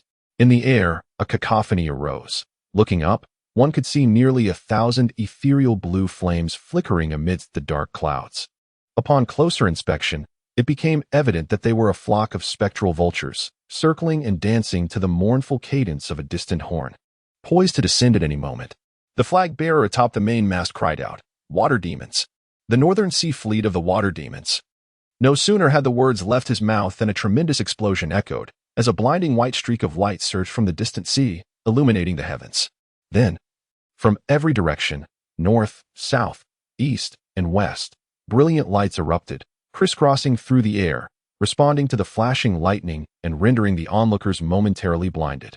The dragon god's azure eyes narrowed, scanning the horizon with a mix of astonishment and fury. They had been unwittingly encircled by the water demons atop the vast sea, where flags billowed and warships loomed heavily. 100 miles away, in Tonggu City, the lights blazed brightly, and the banquet was at its zenith. Delegates from various tribes raised their goblets, toasting in succession to Tuoba Yi and Chiyu, lavishing praise upon the two as they discussed the recent triumphs of the dragon clan over the aquatic and wood tribes in the eastern sea, showering them with accolades. The envoy of the fire tribe, Chiyu, chuckled and remarked, "I have heard that the Crown Prince's dragon ship navigates the eastern sea with ease, sending the water demons into disarray. Our sovereign is exceedingly pleased, often extolling the capabilities of the Crown Prince and Lord Xiao." During the grand wedding of the Crown Prince, His Majesty had originally intended to attend in person to offer his congratulations. However, due to the pressing military situation in the south, he was unable to do so. Consequently, he entrusted me with the exquisite Tao Dai Li Huading and the Feng Hua ring as gifts. As I presented a small crimson copper cauldron and a purple-red jade ring to Tuoba Yi and Chiyu, I smiled and remarked, "These two artifacts were originally meant for His Majesty and the Saintess. Although they may not be unparalleled treasures, according to our customs, they are tokens of deep affection, meant to be bestowed upon dear friends. I sincerely hope the Crown Prince and Lord Xiao will graciously accept them." Tuoba Yi accepted the cauldron with a smile and said, "My brother is truly too courteous. To receive such precious gifts is overwhelming. Thank you very much." Chiyu, holding the warm and radiant jade ring, suddenly recalled a pair of eyes that resembled melting ice and gentle spring waters, causing his heart to flutter. He pondered about that cold yet fiery woman and wondered how she was faring now, a wave of inexplicable melancholy washed over him. Noticing Chiyu staring intently at him, he regained his composure and smiled gently, saying, "I appreciate the kind intentions of the saintess." He adorned the jade ring on his wrist. The Gold Clan, alongside the 8 clans of the Cold Wilderness and other foreign dignitaries, were eager to present their gifts, conveying the blessings of their respective monarchs and nobles. In a moment of splendor, vibrant colors filled the hall, leaving the assembled heroes of Tonggu in awe. The envoy from the Earth Clan, Xiong Yushu, presented a golden box and smiled, saying, "Crown Prince Toba, Lord Xiao." Our sovereign pondered extensively and concluded that the treasures within the Dragon Palace are unparalleled. There is everything imaginable. Thus, he could not conceive a gift that would adequately express his unique wishes. So he has entrusted me with this token of respect.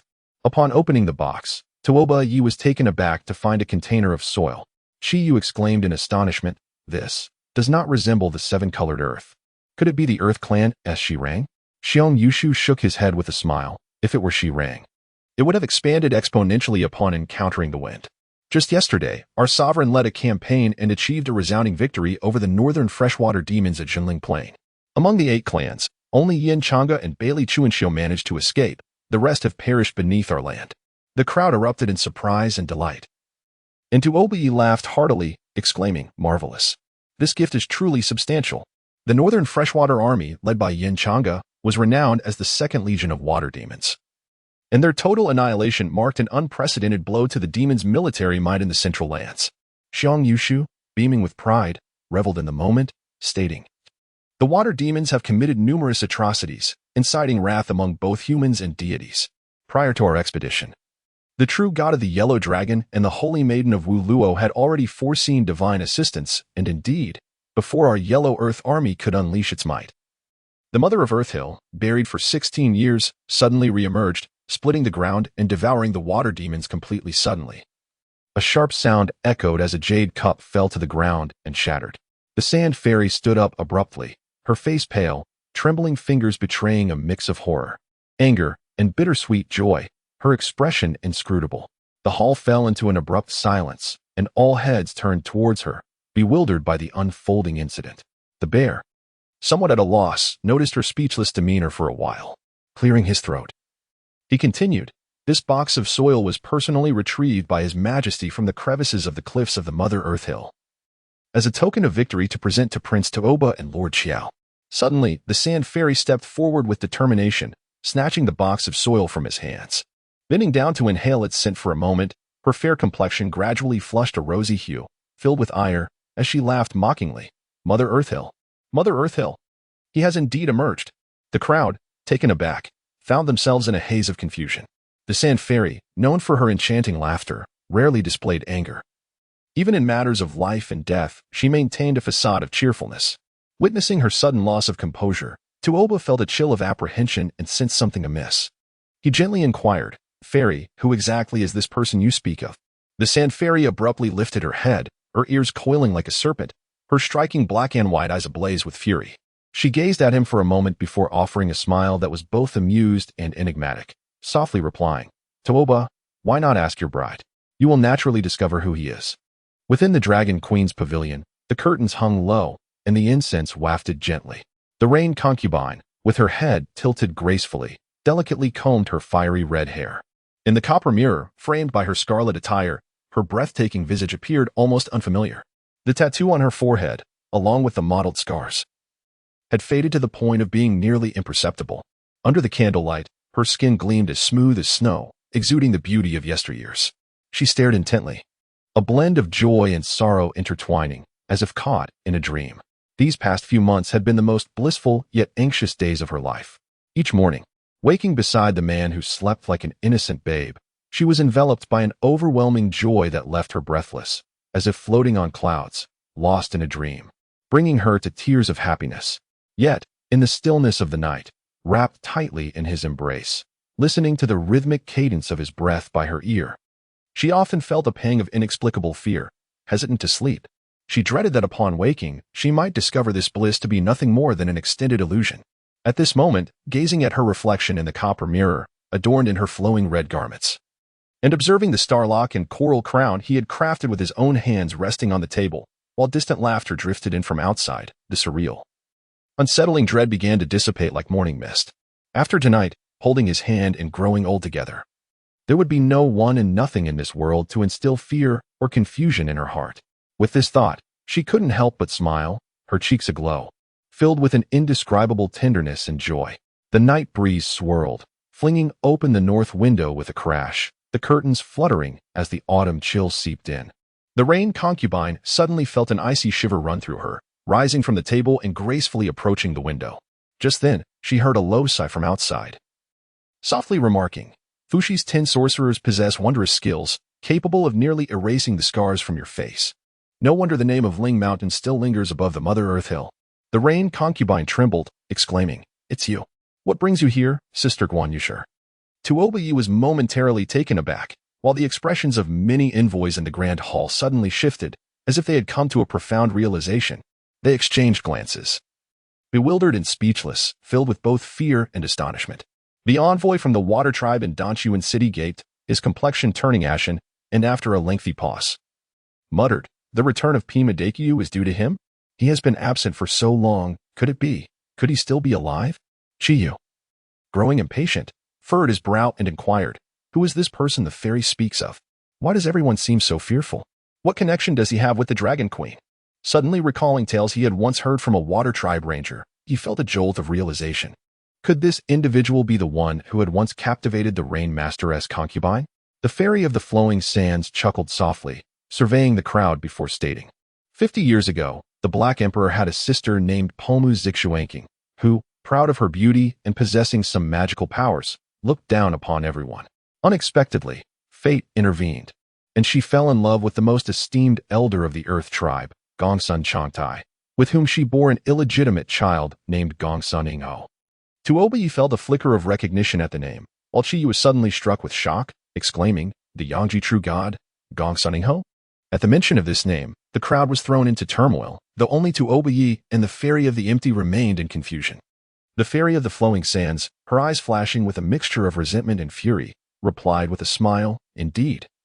This Gongsun Ingho later became one of the 10 gods of the Great Wasteland, known as the Yangji true god. Yet when he was born, he was a star of ill omen, bringing wrath and discontent." The envoys from the water and earth tribes exchanged glances of embarrassment, while Tuobayi pondered. So the last of the 10 gods of the Great Wasteland is a descendant of the water and earth tribes. Given his remarkable abilities, why has he never been mentioned before? The Fairy of the Flowing Sands continued. At that time, the water and wood tribes were embroiled in a fierce conflict. The emergence of this situation further tarnished the reputation of the water tribe's elder council. Taking advantage of this, Julong incited the council to expel Pomu from the water tribe. In a fit of rage, she changed her name to Pimu, severing ties with the water tribe, and subsequently took refuge with Gongsun Changtai.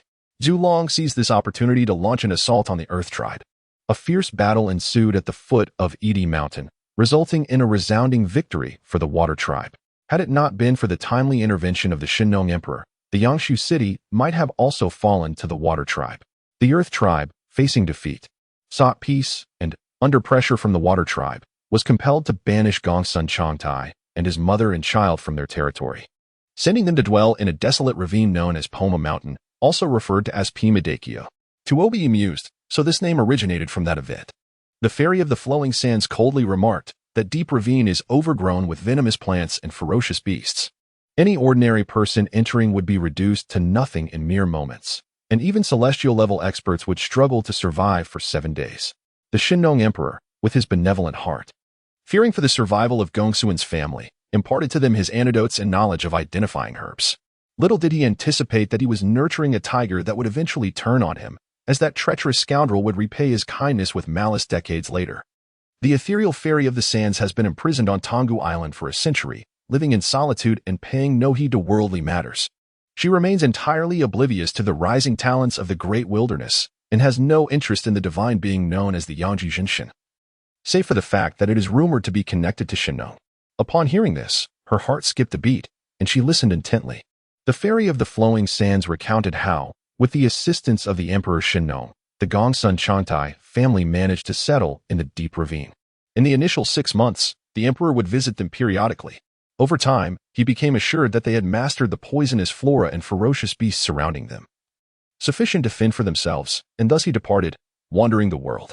The old demon, Zhu Lao, had initially intended to drive them into the ravine to meet their demise.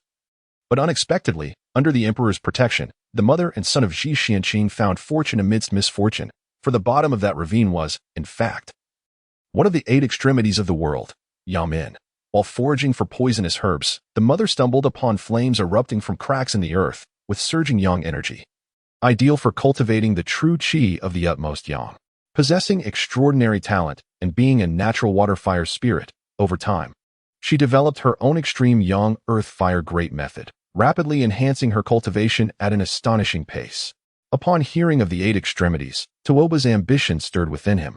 Recalling the mention of them in Shennong's ancient text, the Great Wilderness Classic, which spoke of the 8 extremities divided into Kangmen, Yangmen, Shumen, and Baimen, among others, each interconnected, each possessing its own profound mysteries, though the exact locations of the 8 extremities were not explicitly stated.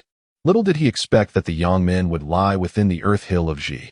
The Fairy of the Flowing Sands coldly remarked that although Gongsun Chang'e held the esteemed title of Elder of the Earth Clan and possessed some wisdom, his aptitude for martial arts and spells was exceedingly ordinary. Concerned that he might become possessed by the Earth-Fire Great Method, she only imparted this divine skill to her younger son. Gongsun Ingho, despite his ignoble and treacherous nature, was a natural water-fire dual-virtue body and had already cultivated remarkable abilities at a young age. By the age of 30, he grew discontent with remaining in the depths of the ravine, driven by a desire to avenge his parents. Quietly, he emerged from the Earth Hill and, within 7 days, single-handedly ventured into the 12 cities of the Earth and Water clans, defeating numerous experts, even nearly overcoming the dual-headed ancestral figure of the Water clan, causing a stir across the land and earning widespread acclaim. The Earth clan, recognizing his identity, sought to win him over, turning a blind eye and secretly bestowing upon him noble titles while openly lauding him, declaring him one of the 10 deities of the Great Wilderness. This account, steeped in the old wounds between the Water and Earth clans, was laid bare by the Fairy of the Flowing Sands with unapologetic mockery, leaving the representatives of both clans in the Grand Hall visibly embarrassed, their faces shifting from red to white, a sight most unseemly.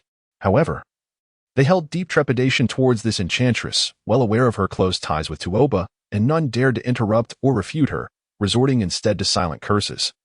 Pondering the depths of her knowledge of the Gongsun Ingho family, what profound grudge could she possibly harbor? With a cold laugh, the Fairy of the Flowing Sands remarked that Gongsun Ingho, filled with arrogance and narrow-mindedness, would never accept the Earth Clan elder's conciliatory strategies. He was resolutely determined to repay insult with insult, doubling the humiliation upon the Earth and Water clans. Thus, he proclaimed himself the true god of Yangji and distanced himself from the 5 clans. Feigning goodwill towards the Earth and Water clans, he captivated the naive Earth clan saintess, Wulua Xianzi, rendering her utterly enchanted. Subsequently, he employed every cunning stratagem to seduce the renowned beauty of the Great Wilderness, the Water clan's sub-saintess, Yushirchia. In the depths of Tuoba's ambition, a thunderous shock reverberated through him, as if struck by lightning. Suddenly, he recalled a conversation with Qi Yuanling Mountain, where this very individual had been implicated in the turmoil between the tearful Weiyang and Wulua Xianzi. An intense wave of sorrow surged within him, constricting his throat and filling his heart with a poignant ache. The emissaries from the Earth and Water clans could no longer restrain their fury at the mention of their clan's saintess, erupting in vehement reproaches. The heroes of Tonggu, enamored by their own grievances, joined in raucous cheering. Lu Sha Xinzi, seemingly unfazed, fixed her enchanting gaze upon Tuoba and gently remarked, "Tuoba, do not be disheartened by these words. Those events transpired before she encountered you. Were it to happen now, I believe she would scarcely fall prey to that scoundrel. Furthermore, Gongsun Ingho was quite handsome in his youth, possessing a vigorous charm reminiscent of you, adept in the art of winning a woman's favor. Who, if not he, would be the one to lead both Long Nu and Wulua into folly?" Before her words could settle, a melodious laughter echoed from beyond the hall, as a voice playfully chimed. "Who claims that the true god of Yangji has forgotten about Long Nu? I have heard that Yushir Guizhu is to be wed today. He has traveled from afar to present a grand gift to Prince Tuoba and Long Nu." The window swung open, curtains billowed, and the night sky, shrouded in clouds, cast a dim light upon the figure, clad in a flowing dark purple robe that danced in the wind. A pair of piercing eyes shone brilliantly from behind a black wooden mask, It was none other than Shui Batian-Wu. Yu Shijie felt a tumult of anger and surprise. Bracing herself with a cold demeanor, "What brings you here?" Tian-Wu gracefully leaped into the room, hands clasped behind him, and replied nonchalantly, "We are siblings. Tomorrow marks your joyous occasion. As your elder brother, how could I possibly refrain from extending my congratulations? Siblings?" Yu Shijie seethed internally, while Gage burst into laughter. At the North Sea Water God Palace, before the eyes of Zhu Long and the two-headed old monster, you swore an oath to sever all ties with me. Have you forgotten so swiftly? Tian-Wu bowed his head in silence, pain flickering in his eyes. After a moment of contemplation, he spoke. "I understand that I have wronged you, and your resentment is justified. Yet whether you believe me or not, aside from Shirsi Lang, the person I care about most in this world remains you." Yu Shijie felt her eyes redden but remained silent, offering only a bitter smile. Tian-Wu continued, "In this life, many circumstances are beyond our control. In positions of power, one must navigate the realm of governance. To gain something, one must inevitably lose something else. Had I not acted as I did within the Water God Palace, not only would your life have been in peril, but the entire Chaoyang Valley would have faced dire consequences. As your elder brother and the ruler of Chaoyang Valley, I could not allow my personal desires to plunge our entire clan into calamity. I would rather betray you than fail them." Yu Shijie, having lost her parents at a young age and raised by Tian-Wu, had come to regard him with the reverence of a father. Thus, on that day, witnessing him sever the bonds of friendship and refusing to offer aid, my heart ached as if pierced by knives, far more excruciating than 1,000 insects gnawing within.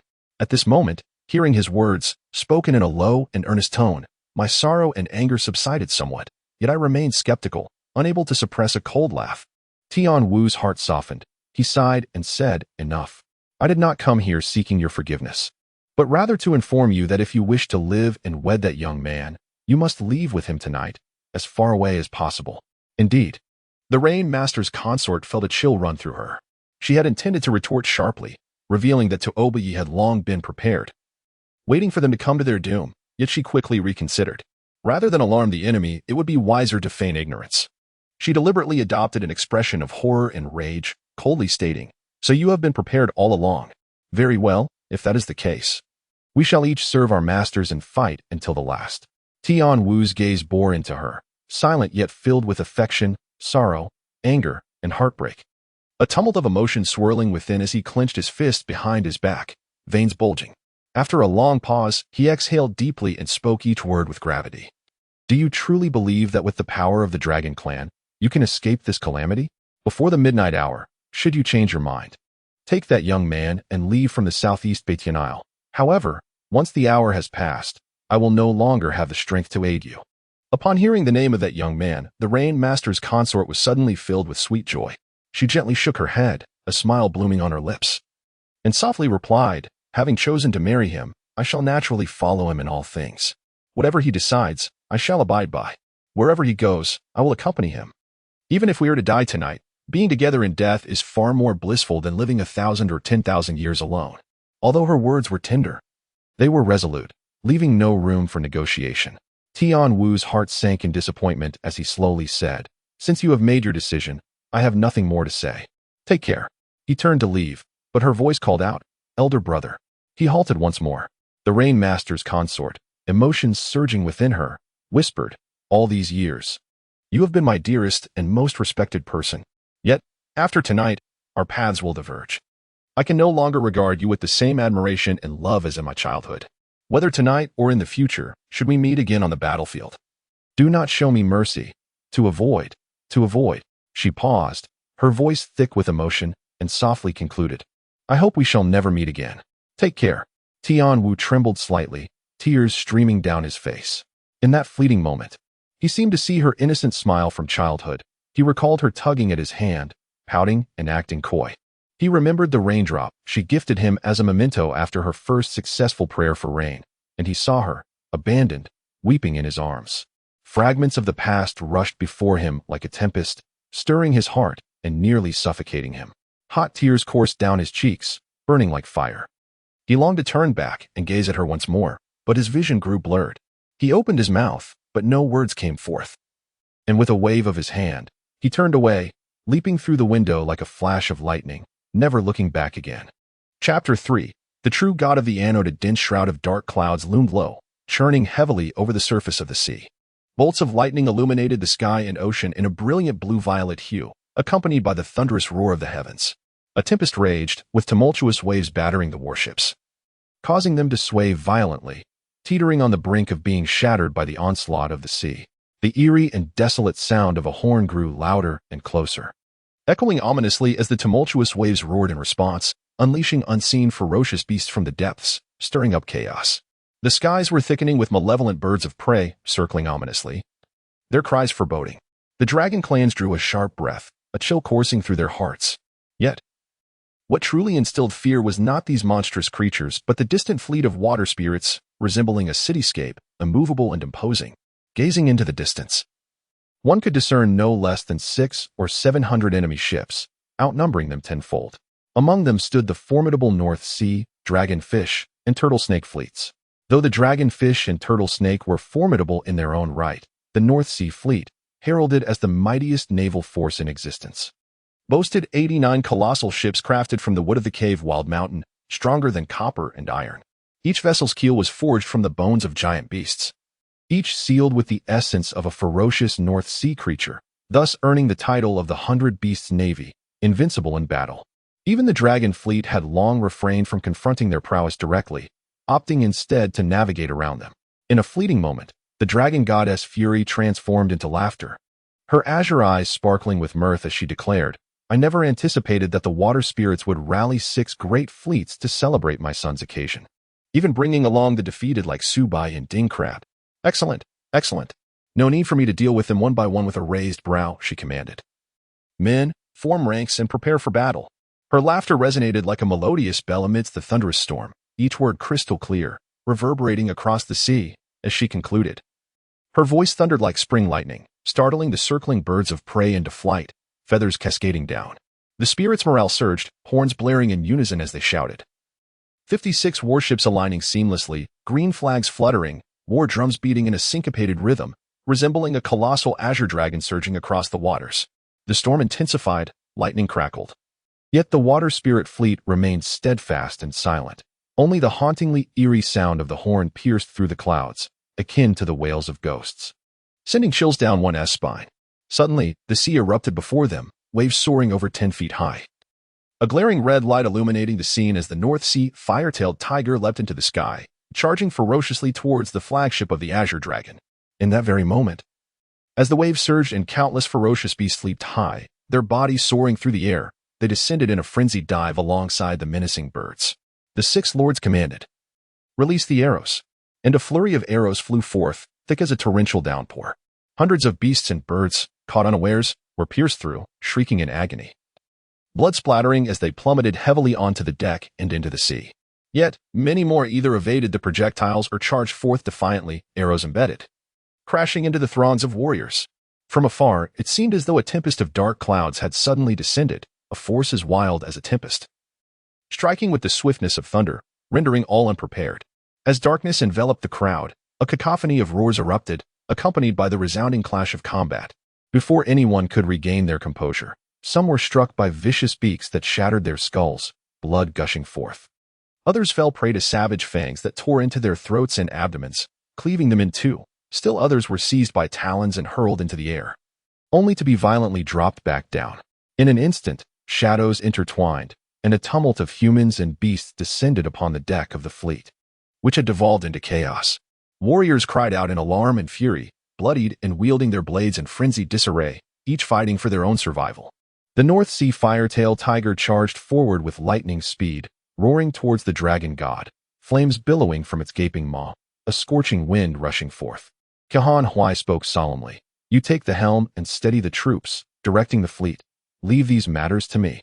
In a swift motion, Ji Ning positioned himself before the dragon god, his blade slicing through the air, creating shockwaves that sent the North Sea firetail tiger screeching backward, crashing onto the deck several paces away.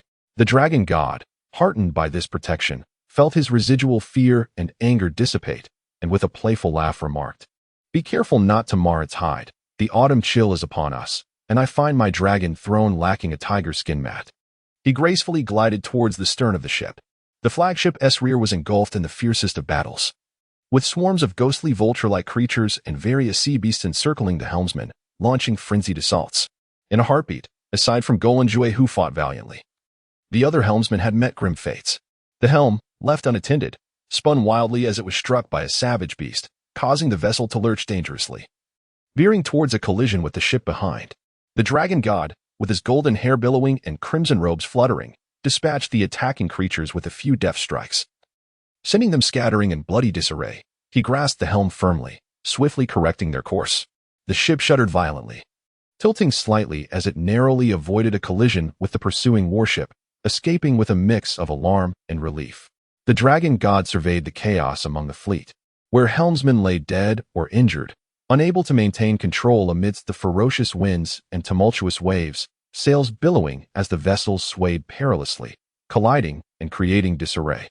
He brandished a large banner, commanding, "Adjust the helm to the proper position, let the dragon coil into the sea." The flagship promptly turned southwest, followed by the other warships, which quickly realigned, forming a cohesive circle, their hulls colliding with a series of resounding thuds, steadfast and unmoving. With the fleet stabilized, morale surged, and the dragon kin rallied under their respective commanders, supporting one another as they sang battle cries. The eerie sound of horns intensified, rising to a crescendo. The North Sea firetail tiger, coiling its body, opened its massive jaws towards Kahan Hui, baring its fangs in a moment of confrontation before suddenly lunging, darting towards the dragon god like a bolt of lightning. Simultaneously, the ferocious beasts and monstrous birds surrounding the flagship seemed to heed some unseen command, abandoning the dragon kin to converge upon the dragon god in a frenzied assault. Having lived in the Northern Sea for many years, Kahan Hui was acutely aware of these beasts' weaknesses and temperaments. The moment the firetail tiger arched its back, he leaped into the air, riding the wind. Landing deftly upon the beast's back, and with a flick of his wrist, unleashed two arrows of energy that soared through the air, striking their mark. With a sharp crack, the seventh vertebra of the North Sea fire-tailed tiger shattered. Almost simultaneously, its eyes were pierced by arrows of fury, letting out a mournful roar as it crashed heavily onto the deck. Its long tail swept through the air, creating a tempest of flames that ignited the canvas of the mast. Without missing a beat, Kahan Hui stepped forward, gliding like lightning to the side of the dragon god. With a flourish of his sleeve, a brilliant emerald light spiraled around his arm, soaring skyward and causing the beasts to scatter in alarm. The broken wave blade was finally unsheathed. Upon hearing the woman's laughter, a stir arose in the grand hall. Turning to look, a beauty clad in emerald entered gracefully, her eyes sparkling like azure waves, smiling even before she spoke, radiating enchanting allure. It was none other than the rainbow fairy from the seven-colored island. At the peach blossom banquet, she had slyly slandered to Obayi and the Gaia fairy, inciting great disdain among the crowd. Now, seeing her arrive uninvited, an uproar ensued. Xia Meng, Sha Shinshan, and other esteemed figures of Tonggu rose in outrage, ready to expel her. Tuobi chuckled heartily, silencing the commotion, and remarked, "Isn't this the Rainbow Fairy, renowned for her expertise in mantis shrimp powder? You hail from the Wood tribe. When did you become the envoy of Gong Sunning Ho?" Laughter erupted among the crowd, yet the Rainbow Fairy remained unfazed, giggling in response, "I have no ties to the true god of Yangji, but I do have significant connections to the gifts he bestows upon the crown prince." With a delicate wave of her sleeve, a magnificent agate box floated into the air. Just as Tuobayi reached out to grasp it, the Sandflow Fairy cautioned him, "Hold on.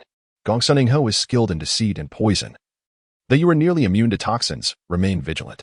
Unknown to him, she had donned gossamer gloves, swiftly intercepting the agate box and cautiously opening it.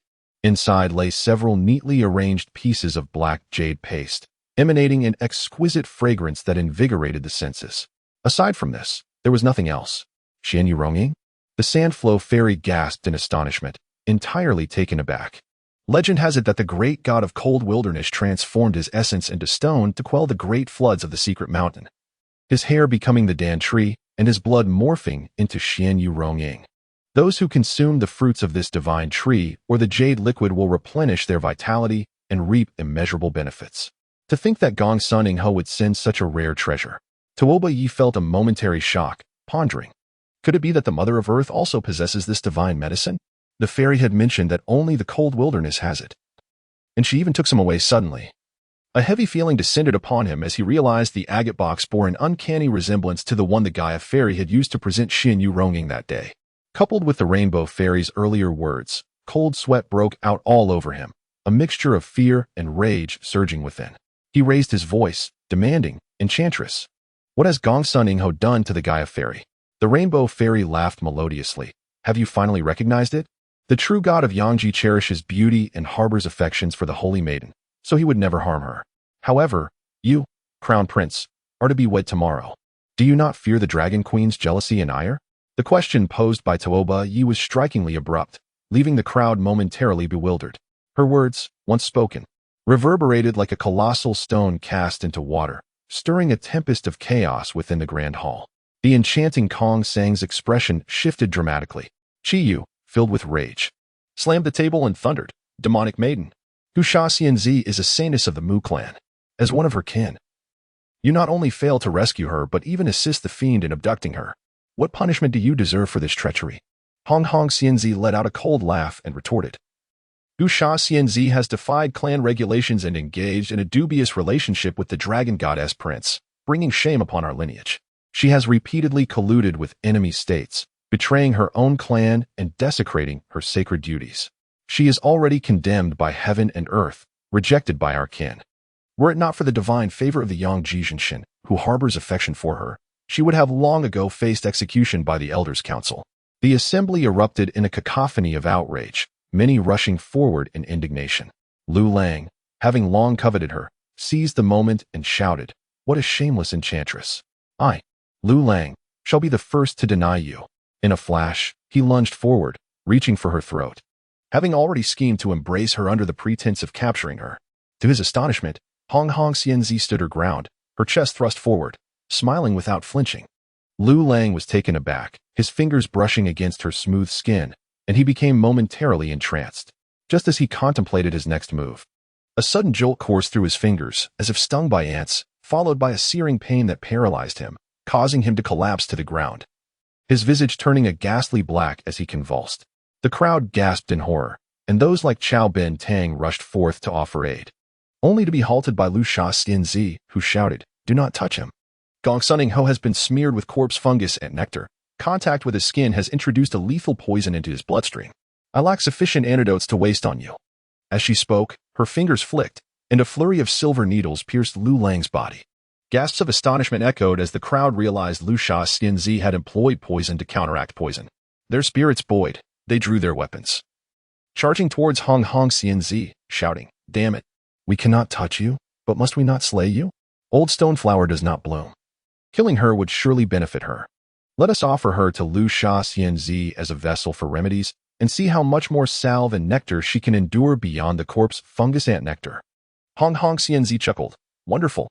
Should you kill me, your prince shall find himself devoid of vibrant gifts.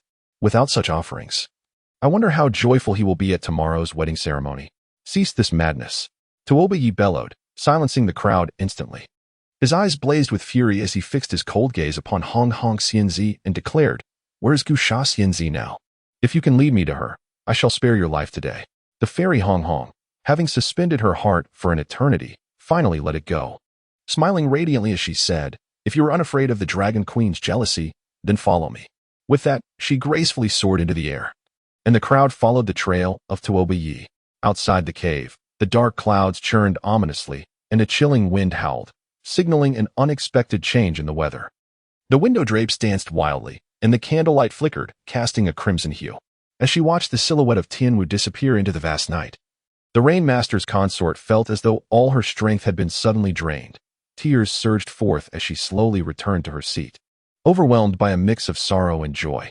At that moment, she understood that she had finally bid farewell to her past, unable to look back. The reflection in the bronze mirror wavered like rippling water, hazy and indistinct, stripped of all embellishments. She no longer resembled the enchanting dragon maiden who captivated all, but rather transformed back into her pure, youthful self from 2 decades ago. If only she had encountered Tuoba instead of that other man 20 years prior. How splendid that would have been. She wished for her beauty to blossom like a flower, to be admired by her beloved each day. Yet, she was suddenly reminded that Tuoba had not yet been born at that time. A faint smile crept across her face, but tears continued to flow. Lost in her reverie, she was abruptly roused by a deep, gravelly voice from outside the window, which chuckled, New clothes cannot compare to old friends. Alas, the old friend dons a new guise. Married to another. The Rain Master's consort trembled as if struck by lightning. Her fair face turned as pale as snow, her mind blank. And her breath and heartbeat seemed to halt. After a moment, she slowly turned her head. Under the candlelight stood a young man in a black robe and tall crown, wearing a half-smile. His face, as pale as jade, remained strikingly handsome, his gaze intense, and the smile at the corner of his mouth still exuded an air of arrogance, frivolity, and disdain, even as he clutched a vibrant Rain Master chrysanthemum in his left hand, reminiscent of their first encounter 20 years prior at the foot of Woofing Mountain. Boom! The swirling energy of the broken waves cleaved through the air, dazzling blue light erupting forth, illuminating the fierce countenances of the warriors aboard. Where the energy blade swept, fierce beasts cried out in despair, and the air was filled with the sounds of carnage as feathers and flesh flew in all directions. In an instant, it was impossible to count the number of beast carcasses that fell into the surging waves, the stench overpowering. At the stern of the flagship, corpses piled high, blood flowing like a river. After a 4-year hiatus, the dragon god once more fought alongside Kihan Huai, an indescribable joy swelling within him. He laughed heartily, saying, "Old Candle knows my son is to wed tomorrow and has traveled a great distance to send such precious birds and beasts to reward the dragons and fish of the East Sea. Such friendship is truly rare." The morale of the warriors soared as they stood back to back, leaning against one another, battling the monstrous creatures that lunged at them. Gradually regaining control of the situation aboard the ship, the Sixth Lord, wielding his golden spear with grace, swiftly pierced through 3 northern sea saber-tooth leopards. Just as he felt invigorated, a startled cry echoed from within the cabin. His heart jolted as he turned to see the northern Mingshu firetail tiger spinning wildly in a frenzy, its massive tail sweeping through the air and crushing 2 guards to a bloody pulp. Jinju, terrified, turned pale and retreated step by step alongside the mermaid matriarch until they reached the corner, the situation dire. The Sixth Lord, both alarmed and furious, shouted, "Miss Jinju, do not be afraid. Stay put." He dashed in, his golden spear striking like lightning into the side of the firetail tiger. The beast howled in agony, opening its enormous maw and swiftly turning its head to unleash a torrent of flames. The Sixth Marquis was momentarily blinded by the brightness, the heat searing through him as his sleeve ignited. Instinctively, he yanked at his spear and attempted to retreat, only to find the spearhead ensnared between the ribs of the monstrous tiger. In a frantic struggle, he could not extricate it, and a furious blast of fiery wind struck him squarely in the chest.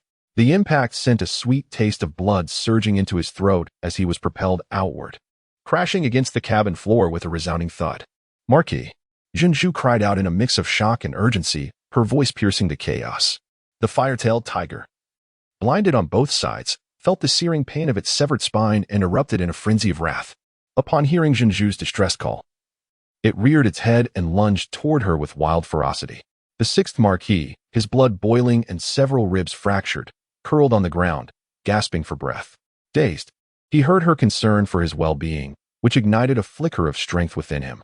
With gritted teeth, he bellowed, "You wretched seaweed, fish skin," and, propelled by an unseen force, he surged upright, his golden spear radiating brilliance as it conjured an illusion of a dragon's head. With a thunderous crash, it collided with the beast's back. The shock wave erupted, causing the Marquis's hands to bleed, leaving his entire arm numb. The fire-tailed tiger let out a mournful roar, pinned firmly to the deck by the spear, struggling in vain to free itself. Its massive tail continued to thrash wildly, but after a moment, it lay still. Summoning all his strength, the Sixth Marquis forcefully withdrew the spear, blood splattering onto his face as he collapsed to the ground, gasping for breath, his chest aching as though it might burst. He was drenched in sweat, nearly succumbing to exhaustion. Jinju, still shaken, rushed to his side, supporting him as she trembled. Marquis, are you all right?" Her voice was laced with panic, and tears began to flow freely. Each icy tear that fell upon the Sixth Marquis's face felt like a gentle spring rain, soothing his heart. In that moment, the agony seemed to dissipate, as if he had never encountered such relief before. He closed his eyes, furrowing his brow, and feigned a weak demeanor, groaning pathetically. Jinju, believing him to be gravely injured, cradled his head, weeping, "Marquis, please don't die. You mustn't he die. Do not worry, he shall not perish." The mermaid matriarch strode forward, yanking Jinju away. With a swift motion of her cane, she pointed it at his face, admonishing, "You cheeky rascal. I am grateful for your rescue of Jinju. However, if you continue to feign death for gain, I shall not hesitate to toss you into the sea to be fed to the fish. The sixth Marquis opened his eyes and smiled. I am the six-pointed azure dragon, the sovereign of the seas. What fish would dare to consume me? Would they not fear being overwhelmed? Upon realizing he was unscathed, Jinju gasped, a mixture of surprise and embarrassment flushing her cheeks as she chided, Marquis, if you carry on this way, I shall ignore you completely. With a pained effort, the sixth Marquis rose, rubbing his chest as he chuckled. Indeed, the decree of His Majesty may be disregarded, but the words of Princess Zhu must be heeded. I shall not dare to misbehave again. No sooner had he spoken than a long horn sounded outside, followed by the thunderous beat of war drums. A voice shouted, everyone be cautious. The water demon's fleet is approaching. The sixth Marquis straightened, focusing his gaze on the horizon. The stormy sea was shrouded in darkness, the torrential rain weaving a thick veil, and through the tumult, he could discern a multitude of flickering lights drawing ever closer, evidently. The aquatic forces could no longer contain themselves and were finally launching their assault. The heart of Jinju raced with both anxiety and worry. Closing her eyes, she silently prayed, I wonder how Prince Tuoba is faring at this moment? O divine being, please protect him and Sister Yushur, grant them safety. Just as her thoughts lingered, a thunderous roar erupted, flames belched forth, and the vessel rocked violently as monstrous waves surged in, causing the three to stagger and nearly fall.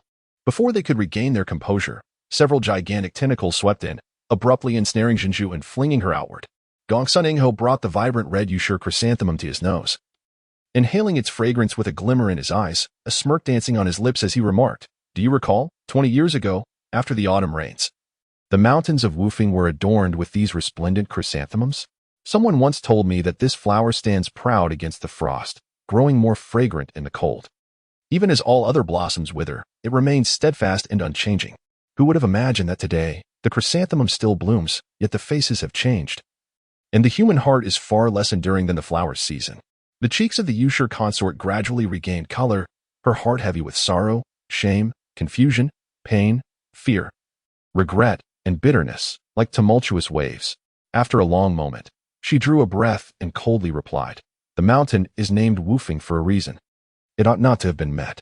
It is not that the human heart is less enduring than the flower, rather, that the fate bestowed upon that chrysanthemum is not of this world. What a fate unworthy of trust. Gongsun Ingho snapped the flower in his grasp, crushing it, and laughed heartily.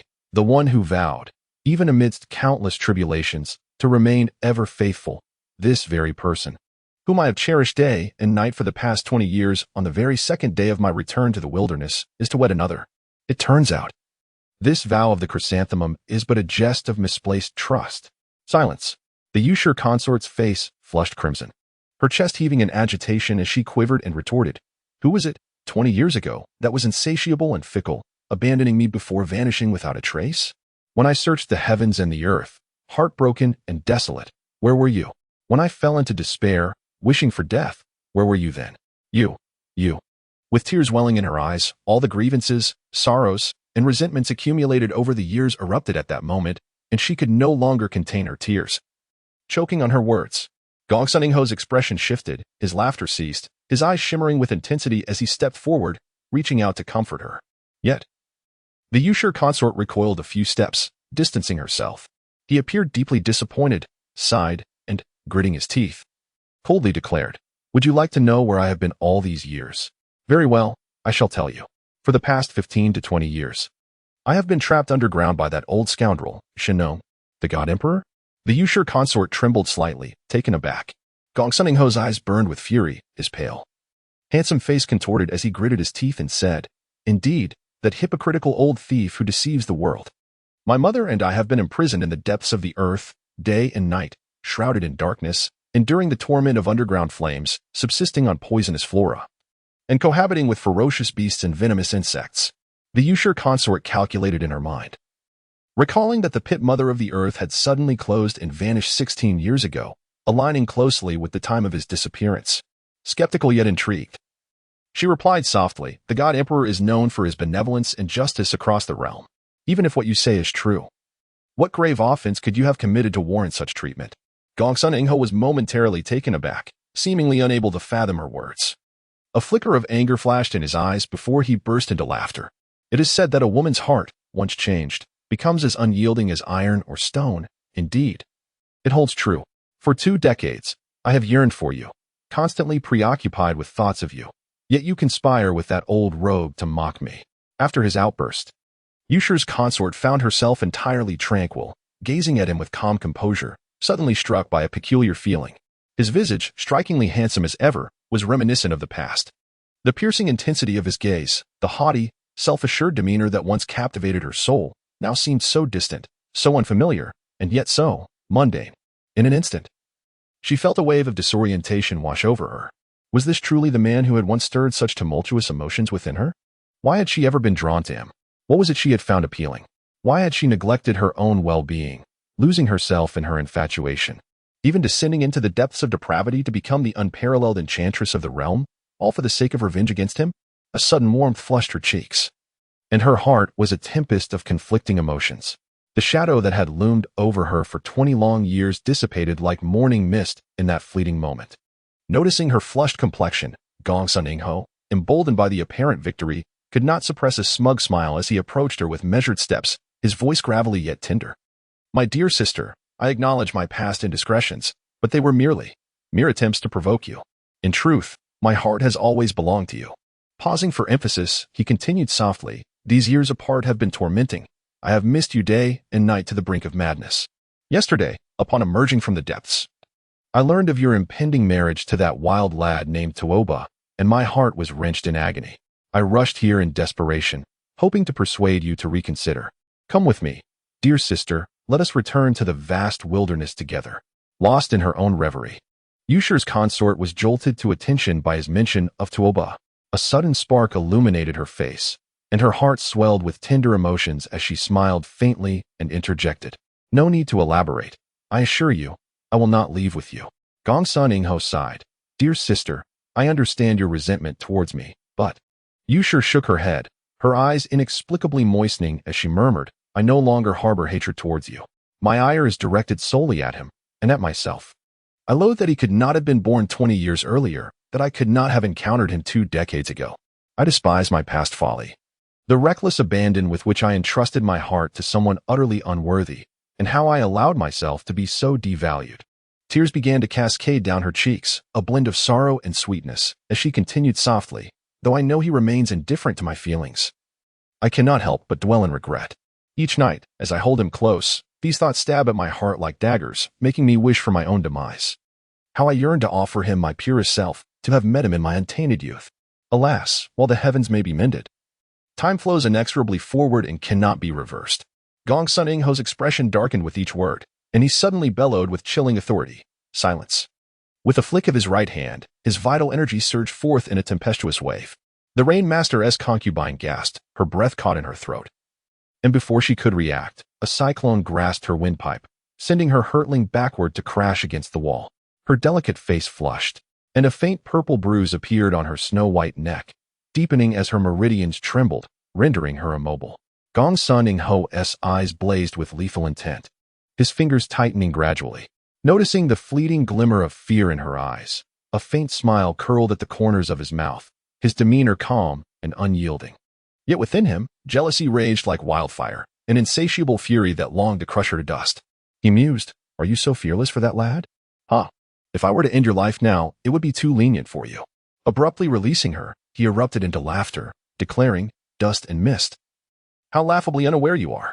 That boy, now esteemed as the Dragon Prince, young and handsome, is adored by all maidens. And then there's you, the most wretched of the watery folk, bearing scars of disgrace, a mere wilted flower. Do you truly believe you deserve him? Do you think you are worthy of the title of Dragon Consort? The Rainmaster's concubine collapsed into her seat, clutching her neck, gasping for breath. Whether from her haste or the piercing nature of his mocking laughter, her heart ached, and though she yearned to respond, words eluded her. Gong Sun-Ing-ho paced back and forth, a cold smile gracing his lips as he taunted. I've been out for but a day and have already heard of your future husband's numerous fair companions across the land. The holy maiden of the Wood clan among them, a match made in heaven. Do you truly think he has genuine affection for you? He pities you, acting on impulse to declare you as his concubine at the Peach Blossom Banquet. Now, he likely regrets it deeply, understanding his intent to provoke her ire. The Rain Master's concubine inhaled deeply, suppressing her sorrow and pain, and replied with a radiant smile, her voice soft yet steadfast, "You speak the truth. I indeed do not deserve him. Therefore, if I could be his wife, even for a day, an hour, or merely a moment, I would find complete contentment. Should he one day truly disdain me, even being his servant, attending to him daily, serving him tea and water, would bring me immense joy." Gong Sun Ing Ho's smile faltered, his gaze hardening as he scrutinized her for a moment before coldly stating, "It seems you are determined to remain obstinate until you meet your demise. Very well, let us see whether that boy, Tuoba, prefers you, this ugly and debased wretch, or the pure and noble holy maiden of the Wood clan."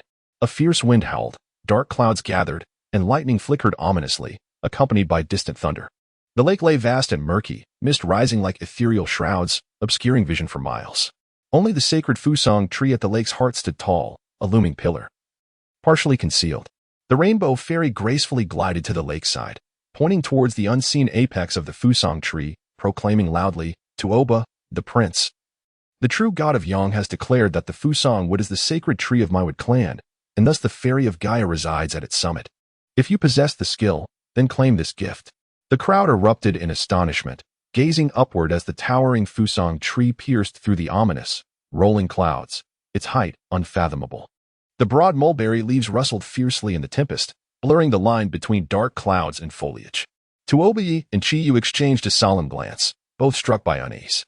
Upon this Fusang tree, they had stationed sentinels every 10 zhang, tasked with observing any unusual activity both within and beyond the island, ready to report at the slightest anomaly. It would be one thing if these sentinels failed to notice Gong Sun Ing Ho, but with such a multitude approaching, how could they remain utterly unresponsive? With not a single signal lamplit, Chi Tongsher raised his horn, blowing a few notes that echoed into the void, met with silence. Tuoba Yi felt a sense of foreboding and promptly instructed the generals of Pangu to take their positions and remain vigilant. He, alongside Chi Yu, the Sandflow Fairy, and the empty Mulberry Fairy, mounted their sun crows and soared towards the apex of the Fusang tree. The remaining 6 sun crows screeched in wild calls, spreading their wings in pursuit. The fierce winds battered their faces, and the dark clouds dispersed as the 4 rode their birds in rapid circles around the tree. Their senses keenly attuned, the giant leaves danced violently, shadows flickering, when suddenly they caught sight of a figure curled up among the branches, motionless. Tuoba Yi's heart sank as he leapt down for a closer look, and upon closer inspection, a wave of relief washed over him, quickly followed by a surge of grief and rage. The figure, clad in a red robe and hat, with a face adorned by a wild beard, was none other than Chi Raheo of the Tonggu Fire Clan.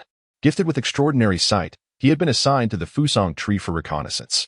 Yet, in just a span of 2 hours, he lay here, silently and gruesomely slain. His eyes were wide open in terror, his face etched with horror. While a gaping charred hole marred his chest, his innards completely obliterated, leaving only a blackened spine. The Sandflow Fairy snorted, declaring, "The Earth Fire Yang Extreme Blade. It must be that scoundrel." Her voice, usually melodious like silver bells, trembled with suppressed fury. Chi Yu, familiar with Chi Raheo, was consumed by rage upon witnessing this atrocity. Unable to contain himself, he struck the tree trunk with a heavy blow, causing the branches to shudder violently, and shouted, "If we do not slay this fiend, we shall not be human." The birds surged upward. The 4 ascended rapidly, soon reaching a height of 100 zhang, where they began to scan the area, only to discover the lifeless bodies of 6 Tonggu sentinels, each met with a fate as horrific as Chi Raheo's. The sight deepened Tuoba Yi's sorrow and anger, and his concern for the Gaia Fairy intensified. He urged the Sun Crow to fly upwards at full speed. The wind howled fiercely, striking their faces like daggers, nearly blinding them. At that moment, a thunderous boom resonated, neither thunder nor mere sound, as a brilliant fireball surged forth from the darkness, hurtling towards them with furious speed, its diameter exceeding 10 feet. Chi Yu, startled, instinctively drew his spear, its emerald gleam bursting forth as he struck the fireball, causing an explosion that sent flames soaring, igniting the giant leaves of the Fusang tree. The sun crows joyfully soared, consuming the flames one by one, before Tuoba Yi and the others could regain their composure. Another series of deafening explosions erupted, a cacophony of sound that was almost unbearable. Countless fireballs erupted from the sea, swirling like a tempest of crimson serpents, chaotically dancing towards Tonggu Island in a relentless barrage. Water demons. As Tuabe gazed down intently, a chill coursed through his heart, for he suddenly discerned that the dark, murky sea around him was slowly rising with hundreds of submerged warships. The myriad fireballs were, astonishingly, launched from these vessels. The air was filled with the whistling sounds of projectiles as fireballs streaked across the sky, dancing wildly and howling as they collided with the stone fortresses, wooden houses, and vegetation of the island, igniting towering flames and wreaking havoc, shaking the very foundations of the earth. The flames erupted everywhere, illuminating the night sky in a brilliant crimson. Panic ensued on the island as crowds surged towards the safety of the stone fortress. Meanwhile, the warships hidden behind the outer reefs also caught fire, and people engulfed in flames leaped desperately into the sea. Under the sudden onslaught of countless fireballs, the original deployment of the Tonggu army was thrown into disarray, plunging the situation into chaos. Tuabe and his companions exchanged glances, their expressions a mix of astonishment and fury. Only the sunbirds seemed to revel in the carnage, their cries growing more jubilant. In the vast wilderness, battles between the two armies typically involved the exchange of arrows and stones, while skilled practitioners above the minor divine level, including mages, could condense energy into weapons and ignite flames to unleash powerful attacks like the Purple Fire Divine Cannon. Such occurrences were rare and lacked decisive influence over the broader conflict. In the year 568 of the Great Wilderness, during the Fire Clan's campaign against the southern barbarian tribes, Lai Bai Guangxing had pioneered the cannon, shaking the world with its might. However, owing to the scarcity of materials and exorbitant costs, the artillery could only reach a limited range of 100 paces, preventing widespread adoption. Even the most formidable Purple Fire Divine Cannon of that era paled in comparison to the current artillery, which could unleash fireballs soaring over 100 feet into the air. A disparity as vast as heaven and earth. The Sandflow Fairy picked up some ash from the branches and inhaled deeply, her brow furrowing as she remarked, "This scent resembles volcanic ash. Indeed, the red flame volcano." Tuabe's mind flashed with understanding, and he exclaimed, "That old rogue Lai Bai Guangxing is cunningly plotting." By detonating the red flame volcano, not only did he wish to eliminate the Red Emperor and seize power for himself, but he must also have sought to utilize the volcanic ash to forge these remarkably powerful artillery shells. Upon hearing this, the others were suddenly enlightened, a chill spreading through their hearts. Chiyu furiously shouted, "That scoundrel!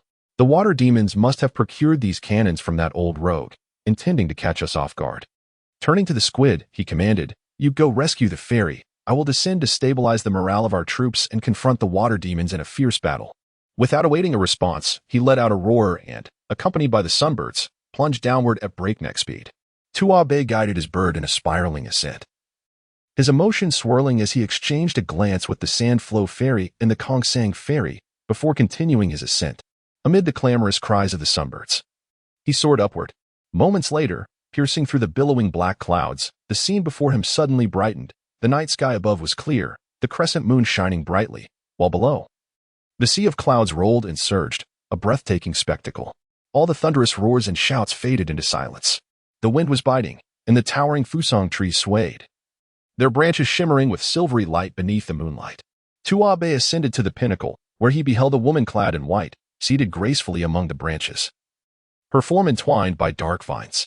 The moonlight cast a gentle, luminous glow upon her face, rendering her so exquisitely beautiful that one could hardly bear to gaze directly at her. Tuabe, both astonished and delighted, called out, "Fairy." Just as he intended to leap onto the tree, a sudden gust of wind roared, bringing with it a foul stench, as the dark vines transformed into a menacing giant serpent, lunging at him with a vicious bite. Chapter 4. New grudges and old hatreds. Flashes of lightning illuminated the sky in rapid succession, casting the ocean in shades of blue and purple, while the clouds above transformed into a mesmerizing hue of deep purple and black. Thunder roared, intertwining with the booming drums of war, as torrential rain poured down. Amidst the surging waves, the fleet of water spirits advanced steadily.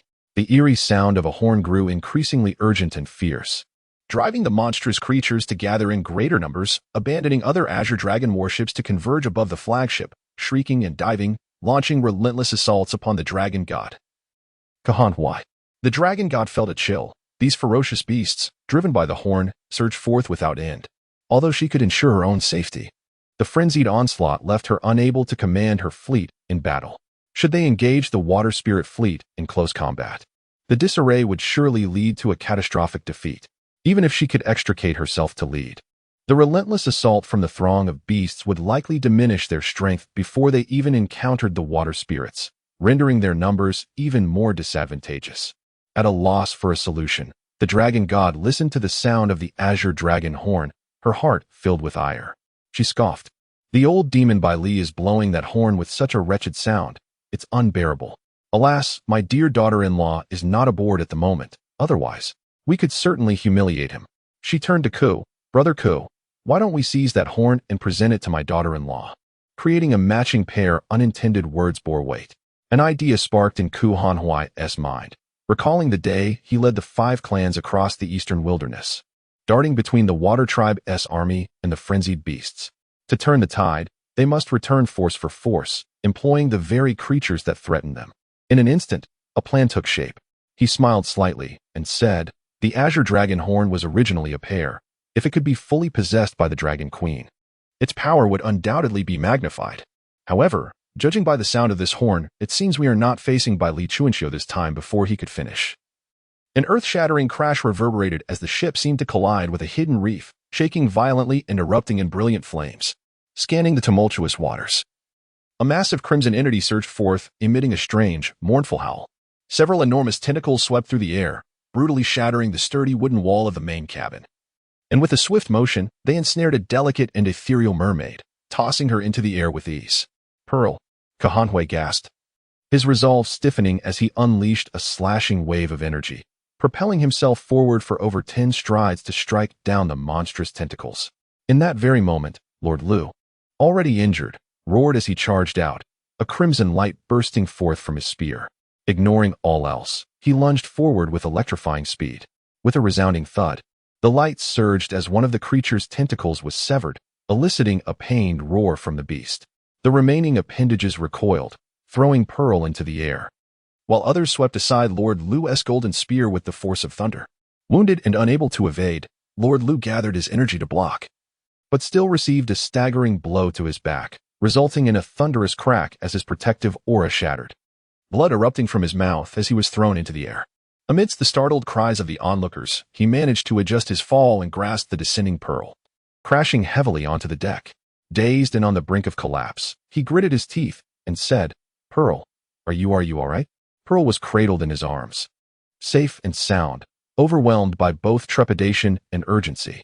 In a fleeting moment, he had selflessly saved her twice, yet now his throat felt constricted, as if something were lodged within, while his grip tightened around her hand.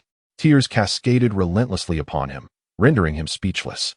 The sky was filled with the shrill cries of ferocious birds, seemingly intimidated by the sudden appearance of a monstrous creature and the earth-shattering blow delivered by Kahanhui. Circling above in hesitant flight, the dragon kin hastily converged, lifting the two and channeling their vital energy in protective formation. Upon turning to glance back, astonishment and fury erupted as they exclaimed, by the heavens, who could it be but this water specter?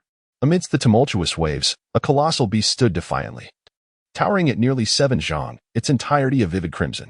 Its form resembled that of a gargantuan octopus, with 9 immense tentacles that undulated like serpents. Its azure eyes blazed like ghostly flames, while myriad tendrils danced in the wind, emitting a deep, ominous growl as flames spewed forth. Atop this octopus-like creature sat a figure clad in blue, with delicate features marred by an unnaturally pale complexion that bordered on transparency, visible veins tracing his elongated frame. His right sleeve hung emptily, secured at the waist, and he swayed precariously upon the beast, as if the relentless winds might send him tumbling at any moment. With slanted, piercing eyes, he remarked coolly, For years have passed in the blink of an eye. How fares the Lord of Dragontooth? To his astonishment, it was none other than the young master from the White Water Palace of Beihai, who had lost an arm to Kahanhui 4 years prior at the Eastern Wilderness Station. A chill ran down to Obaye's spine as the black serpent with a crimson tongue lashed out, its gaping maw descending upon him. In an instant, he spun around and soared skyward, narrowly evading the strike, drawing forth the reverse blade of Tian Yuan, its silver brilliance erupting like a cascade from the heavens. With a resounding crack, the black serpent was severed in two, its segments hurtling away. Just as Tuobayi exhaled in relief, the sand fairy cried out, "Foolish boy. That is the Zuan worm python, do not sever it." Before her warning could fully resonate, A chilling wind swept past him, and the discarded serpent half suddenly sprang back to life, transforming into two black serpents that charged towards him. Alarmed, Tuoba Yi recalled the accounts in the Great Wilderness Scripture, which described the Xianworm python dwelling in the depths of ravines, a creature of unparalleled venom, akin to worms. When severed, it multiplied, proving exceedingly difficult to vanquish. Its only vulnerable point lay in the crimson line between its eyes. With resolve, he repositioned himself upon the bird's back, the reverse blade of Tianyuan glimmering like lightning. With two precise strikes, he pierced through their brains, causing the serpents to contract violently before plummeting lifelessly from the skies. All transpired in a flash. And before the Sand Fairy's call could conclude, Tuoba Yi had dispatched the two serpents, urging the bird to ascend to the treetops. "Fairy, are you unharmed?" Their gazes met, and within the exquisite eyes of the immortal of Gus Hen, emotions of joy, shyness, and anxiety flitted across her countenance, her cheeks flushing with a delicate hue. She quickly averted her gaze, furrowing her brow as she fixed her attention on the immortal of Kong Sang, her cherry lips moving as if to speak. Yet no words emerged, clearly indicating her meridians had been sealed. After a protracted separation, it was unexpected to reunite in such a manner. Tuoba Ye's heart was a tempest of emotions, and just as he prepared to assist her in unblocking her energy channels, the Sand Fairy interjected, "Wait. Your beloved is ensnared by the fiery silk of the earth, and once the vital wood energy within her circulates, the silk will instantly transform into raging flames. Even if she survives, her beauty will be irrevocably marred." Tuoba Yi de Lin, focused and vigilant, observed her radiant form, shimmering with a delicate peach-red luminescence. As silken threads crisscrossed and webs thickened around her, he gasped in alarm, steadying his thoughts, and inquired, "Apart from this earthly fire silk, are there any other hidden perils?" The Sandflow Fairy retrieved a small, rust-speckled bronze mirror from her fragrant pouch, carefully directing its gaze upon the Gusha Fairy. Waves of azure energy danced and rippled, casting shadows of uncertainty upon the faces of the three, their hearts growing increasingly anxious with each glance. Through the mirror, they discerned that the Gusha Fairy was infested with no fewer than 100 vividly colored parasites within her. Although Tuoba Yi had perused the Great Wilderness Classic and herbal annotations, he could recognize only one or two of these creatures, and each he was aware of was a rare and lethal poison from the Great Wilderness. Overcome with both shock and fury, Tuoba Ye's resentment towards the yet unseen Yang Ji Jun intensified. He solemnly asked, "Fairy, can your splendid jade horn expel these parasites?" A strange expression flickered across the Sandflow Fairy's apple-cheeked face, revealing an ambiguity between sorrow and anger. With a tinkling laugh, she replied, "Fear not, young Tuoba. 16 years ago, I might have lacked this ability, but today, I could even coax a worm from the belly of a ghost king."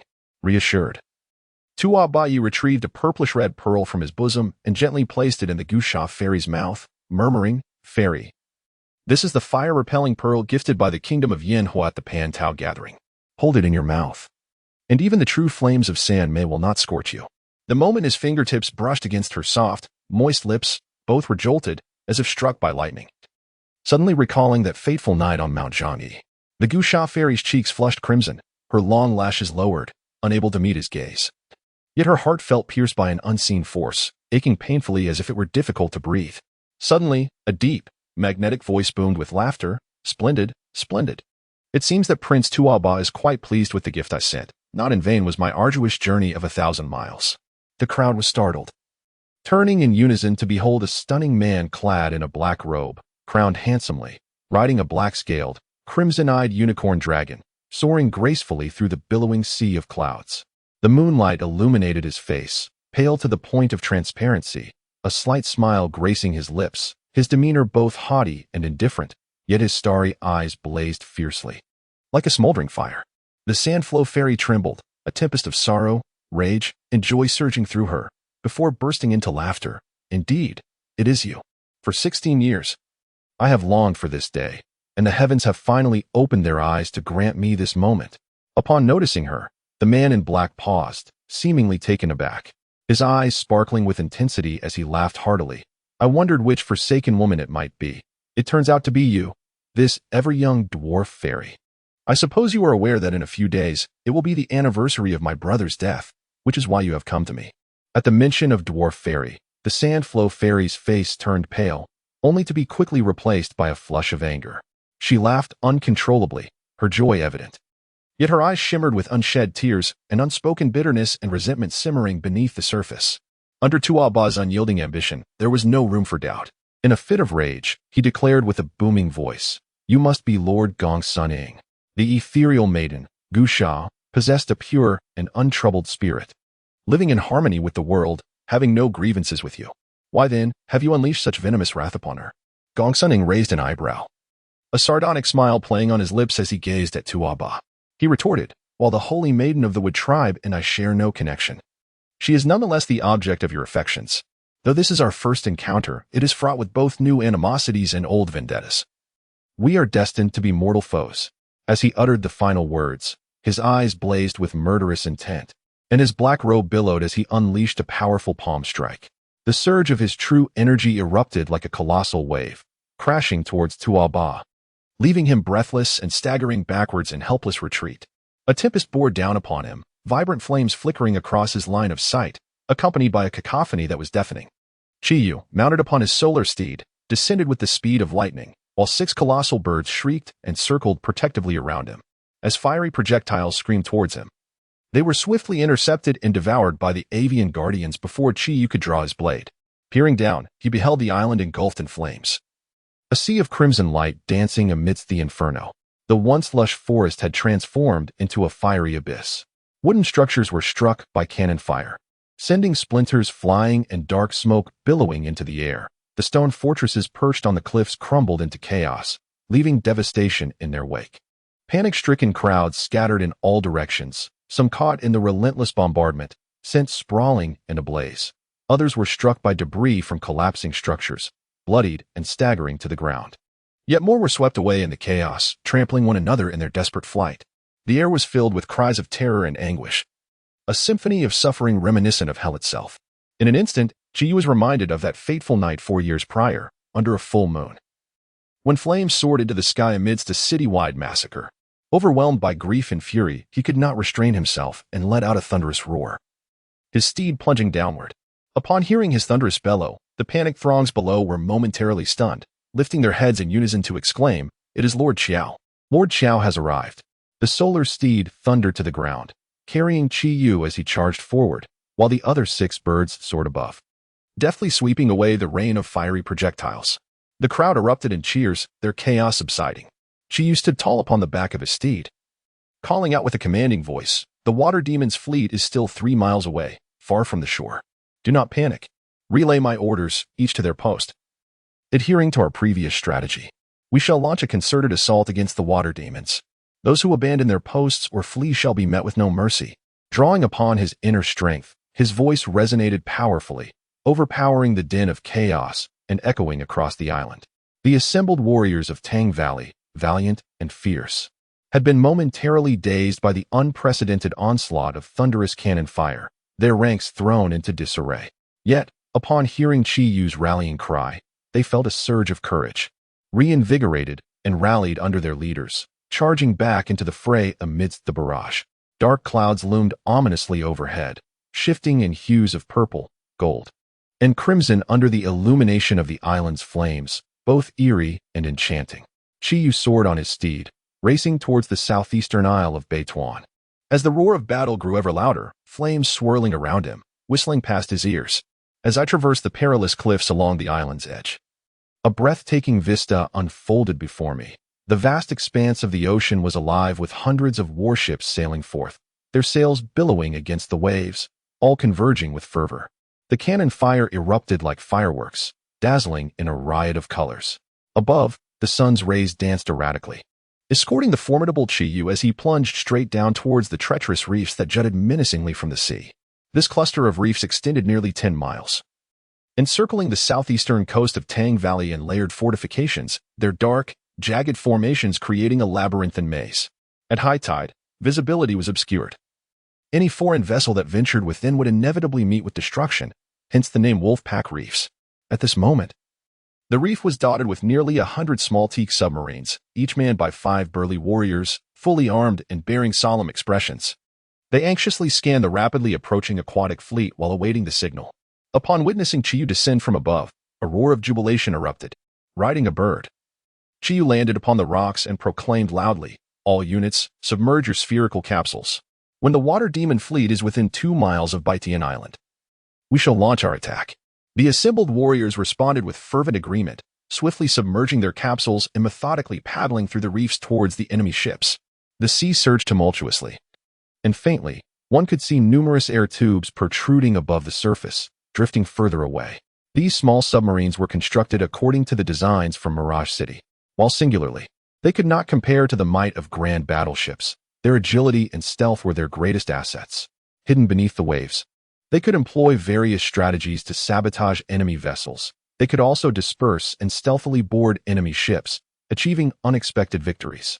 Even if detected, they could swiftly retreat to the treacherous wolf pack reefs, and during high tide, they could lure the enemy deeper, leading them to their own demise. Particularly now, with the water demon fleet's formidable artillery, the original Tang Valley fleet could scarcely withstand a direct confrontation, relying instead on these ghostly submarines. Chiyo's heart surged with fervor as he soared into the sky on his avian steed, eager to reach the western harbor of the island for a closer look. Suddenly, a flash of lightning illuminated a figure standing atop the cliffs of Baitian Island, poised with hands behind his back, his dark purple robe billowing in the wind. Behind the black wooden mask, a pair of piercing eyes gleamed with intensity.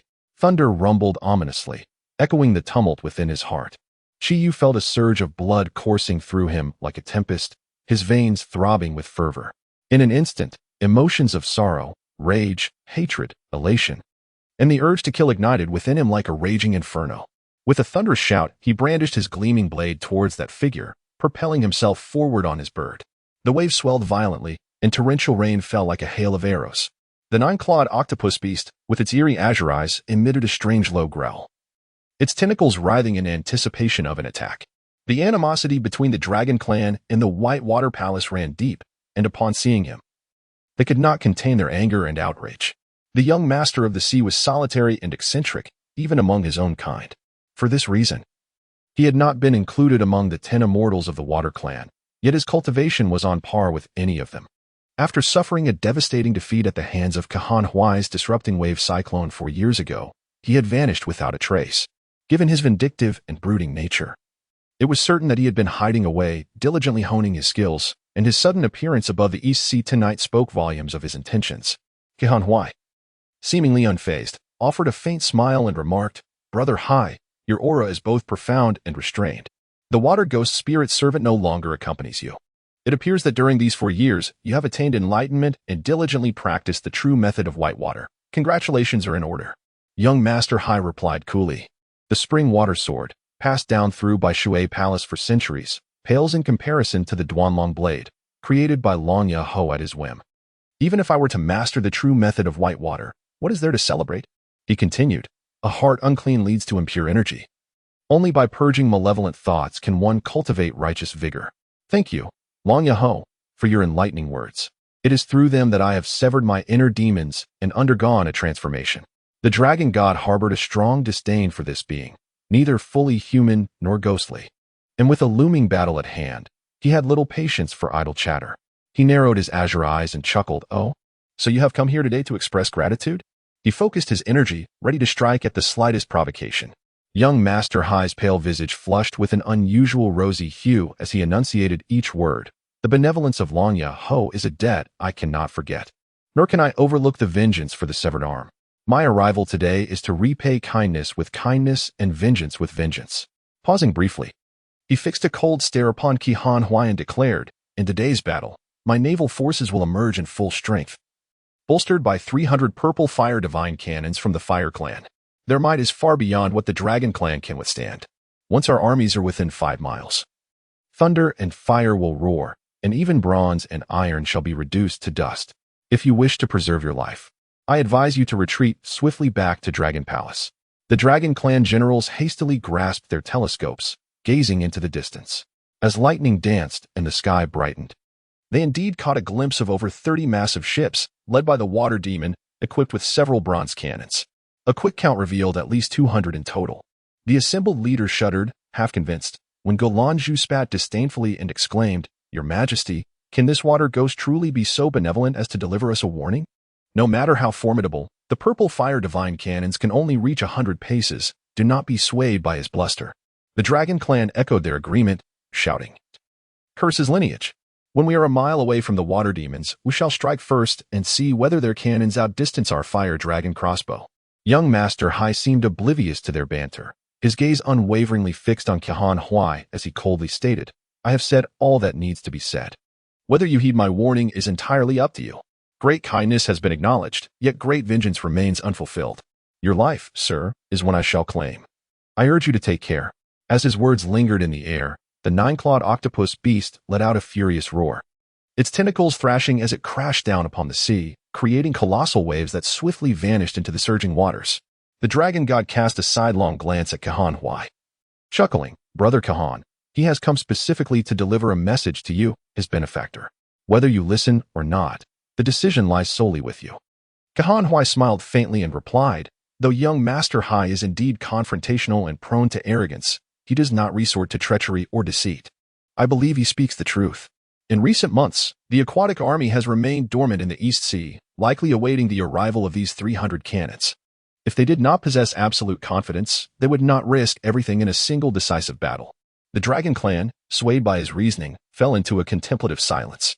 At that moment, the clarion call resounded, accompanied by the tumultuous beating of drums, as the aquatic fleet approached from all directions, now merely 7 or 8 miles away. Following a brief interlude, the sky was once again filled with ferocious birds and countless sea beasts, launching a frenzied assault in rhythm with the dragon's horn. The formidable warriors appeared apprehensive, and Gui Lushan spoke solemnly, "The esteemed Ku Daxiao possesses profound knowledge of the water demon's military strategy. What course of action shall we adopt in this critical juncture? Is there a viable plan?" Kahan Huai pondered briefly before articulating the strategy he had devised. "Our immediate priority is to seize the initiative and disrupt their comprehensive deployment. Since the aquatic forces have summoned their beasts to besiege the dragon god, aiming to leave us leaderless and demoralized, we must catch them off guard. We shall lure the beasts towards the enemy vessels before they can fire their cannons, then take advantage of the ensuing chaos to capture the water demon's hornblowers, turning their own tactics against them and creating utter turmoil." Gui Lushan's expression shifted slightly as he cautioned, "What you imply, esteemed Ku Daxia, is that His Majesty must venture into danger alone to draw the beasts back to the enemy lines? This is utterly unacceptable." The other generals echoed his sentiment, deeming the plan excessively perilous. The dragon god, however, chuckled with confidence. "Without entering the tiger's den, how can one hope to seize the tiger's cub? Fear not, my loyal companions, for I shall go alone, unburdened by concerns. Even if the ancient demon Zhu were to appear, what could he possibly do to me? How could I allow His Majesty to face danger alone? I shall remain steadfastly by your side," Kahan Huai assured with a gentle smile. "As long as each of you performs your duties, navigating stealthily while avoiding enemy fire. The dragon god can then break the seal of the azure dragon beneath the enemy ship, catching them off guard." Upon hearing these words, the dragon god was filled with exuberance, beaming with delight as he turned to his comrades and declared, "Gentlemen, have you all heard? Lower the sails and seal the hatches. Arrange yourselves for descent in advance." With the imperial decree issued, though the generals remained anxious, they refrained from voicing further objections. The horn sounded long and clear, and the signaling officers responded in succession. As the fleets engaged fiercely with the ferocious beasts, they took their positions, tightening the ropes to gradually lower the sails. Then, the ship shuddered slightly as dozens of circular openings appeared on the deck, and orderly giant timbers slowly rose from within. The sideboards of the vessel extended, preparing to close the hatches and submerge into the depths. Amidst the thunder and lightning, amidst the raging winds and tumultuous waves, the dragon god felt an indescribable joy swell within him. With a triumphant roar, he soared into the sky, darting towards the water demon fleet alongside Kahan Huai. The sound of the azure dragon's horns suddenly shifted, rising in a chilling crescendo, as countless fierce birds and sea beasts indeed roared and pursued the two figures, akin to a rolling storm cloud pressing down upon the surging waves, moving further away.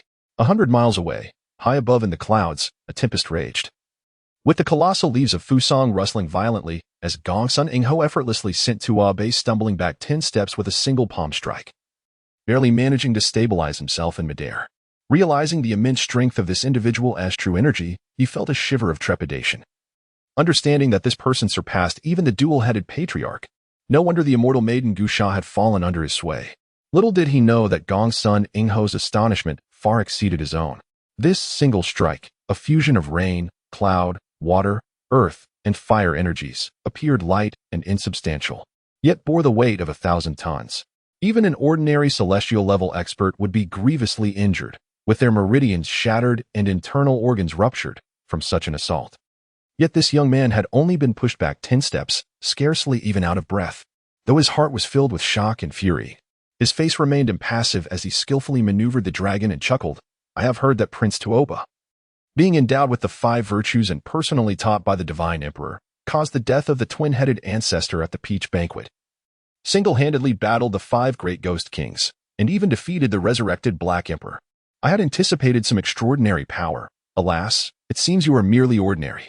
Heh. I truly wonder what my Rain Master Sister sees in you." Upon hearing the mention of his Rain Master Sister, Tuoba Yi felt a sharp pang of jealousy pierce through him, and his anger surged as he laughed uproariously. "So you came for my Rain Sister?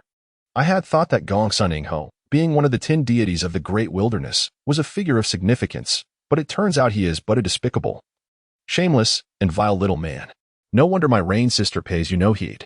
Gongsun Ingho, arrogant and narrow-minded, considered himself charming.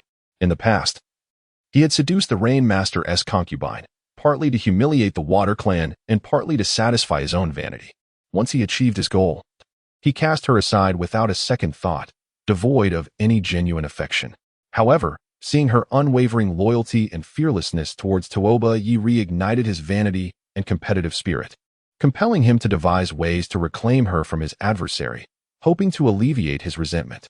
Provoked by Tuoba Yi, he became consumed with jealousy and anger, laughing maniacally.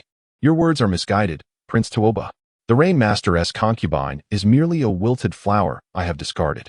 If someone wishes to cherish her as a treasure, let it be so, but alas, that person cannot be you." With a swift motion, he grasped a bag of the cosmos and, with a gentle shake, a stunning woman clad in a crimson gown tumbled forth, languidly sprawled upon the back of the black dragon, unable to move. With fiery red hair and skin fair as snow, her autumn-like eyes gazed dreamily at Tuoba Yi, her lips curling into a soft, enchanting smile. Tuoba Yi felt a buzzing in his mind as his blood seemed to freeze. Shocked and furious, he finally found his voice, exclaiming, "If you dare harm a single hair on her head, I shall ensure you are ground to dust and left without a grave." Luo Jia and Kong Sang Xinzi also felt a sudden chill, as the gushy fairy remained trapped and the dragon maiden was under his control. It became increasingly difficult to deal with this madman. Witnessing their change in expression, Gongsun Ingho felt a surge of delight. He deliberately pulled the Rain Master's concubine into his embrace, gently stroking her neck as he laughed. "Fear not, for I have always cherished the delicate and the beautiful, and I hold dear the past. How could I bear to harm her in the slightest?" The sun blared with an angry cry as it flapped its wings, eager to soar. Tuoba Yi, suppressing his rage, circled the air and coldly inquired, "What do you ultimately desire?" Gongsun Ingho chuckled darkly. "For 16 years, I have been trapped underground by that old rascal Shinong, living a life worse than death. After finally seeing the light of day again, I discovered that the old scoundrel had already turned to stone. Just as I thought my life was devoid of any hope for revenge, I heard that before his death, he had taken on a disciple. By a cruel twist of fate, this disciple defeated my uncle, Ji Guangji, at the Peach Banquet, leading to his ultimate demise and shattered spirit. Interestingly, his disciple is about to wed the woman I loved 16 years ago, and has become bosom companions with the little demoness who took my brother's life." My expression darkened as I fixed my piercing gaze upon Tuoba Yi, coldly stating, "Tuoba, if you were in my position, what would you desire?" The enchanting Kong Sang fairy smiled gently, replying, "Every grievance has its origin, and every debt its master. Gongsun Ingho, why should your enmity with Shinong involve the younger generation of Prince Tuoba? If you seek vengeance, come to me instead." Gongsun Ingho was momentarily taken aback, having no recollection of the silver-haired beauty before him, and furrowed his brow, asking, "Who are you?" Tuoba Yi's demeanor shifted, and he began to interject. But Kong Sang Fairy had already shaken her head, saying, "You are consumed by hatred for Shinong. Yet you are unaware that he nearly jeopardized his own ascension to godhood for the sake of the holy maiden of the Wood Clan. Release these 2 children, and let our grievances be settled between you and me." Kong Sang Fairy. A look of astonished delight flashed in Gongsun Ingho's eyes as he threw back his head and laughed heartily. Heaven truly has eyes, delivering all these individuals right to me. Tonight, both old grievances and new can be resolved. Suddenly halting his laughter, his icy gaze swept over the faces of the crowd, filled with murderous intent.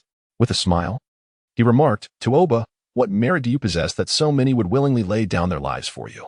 However, in light of Kong Sang Fairy's willingness to trade her life for another, I shall show mercy and offer you a choice. He paused, articulating each word deliberately. The fairy of the Gusu and the rain mistress, which one do you truly wish to save? As he tightened his grip around the rain mistress's neck, the Gusu fairy let out a soft moan, and the earthfire silks enveloping her body constricted simultaneously. Chapter 5. Decisions and Choices. Dark clouds loomed ominously over the sea. Tumultuous waves rising like towering walls, crashing and scattering with a deafening roar, while snow-white spray danced wildly in the air. Kahanhui and his companion dashed across the surging waves, leaping high and diving low, swiftly covering hundreds of feet in mere moments. The fierce wind, laden with torrential rain, lashed against them, striking their protective aura with a resounding thud, creating an ethereal display of flickering lights and swirling water droplets, rendering their vision somewhat hazy. Above, the air was filled with the frantic cries of countless predatory birds, descending like a dark cloud in a fierce onslaught. The surrounding waves surged violently, as myriad sea beasts roared forth, launching an ambush from all directions in sync with the rhythm of the azure dragoness horn.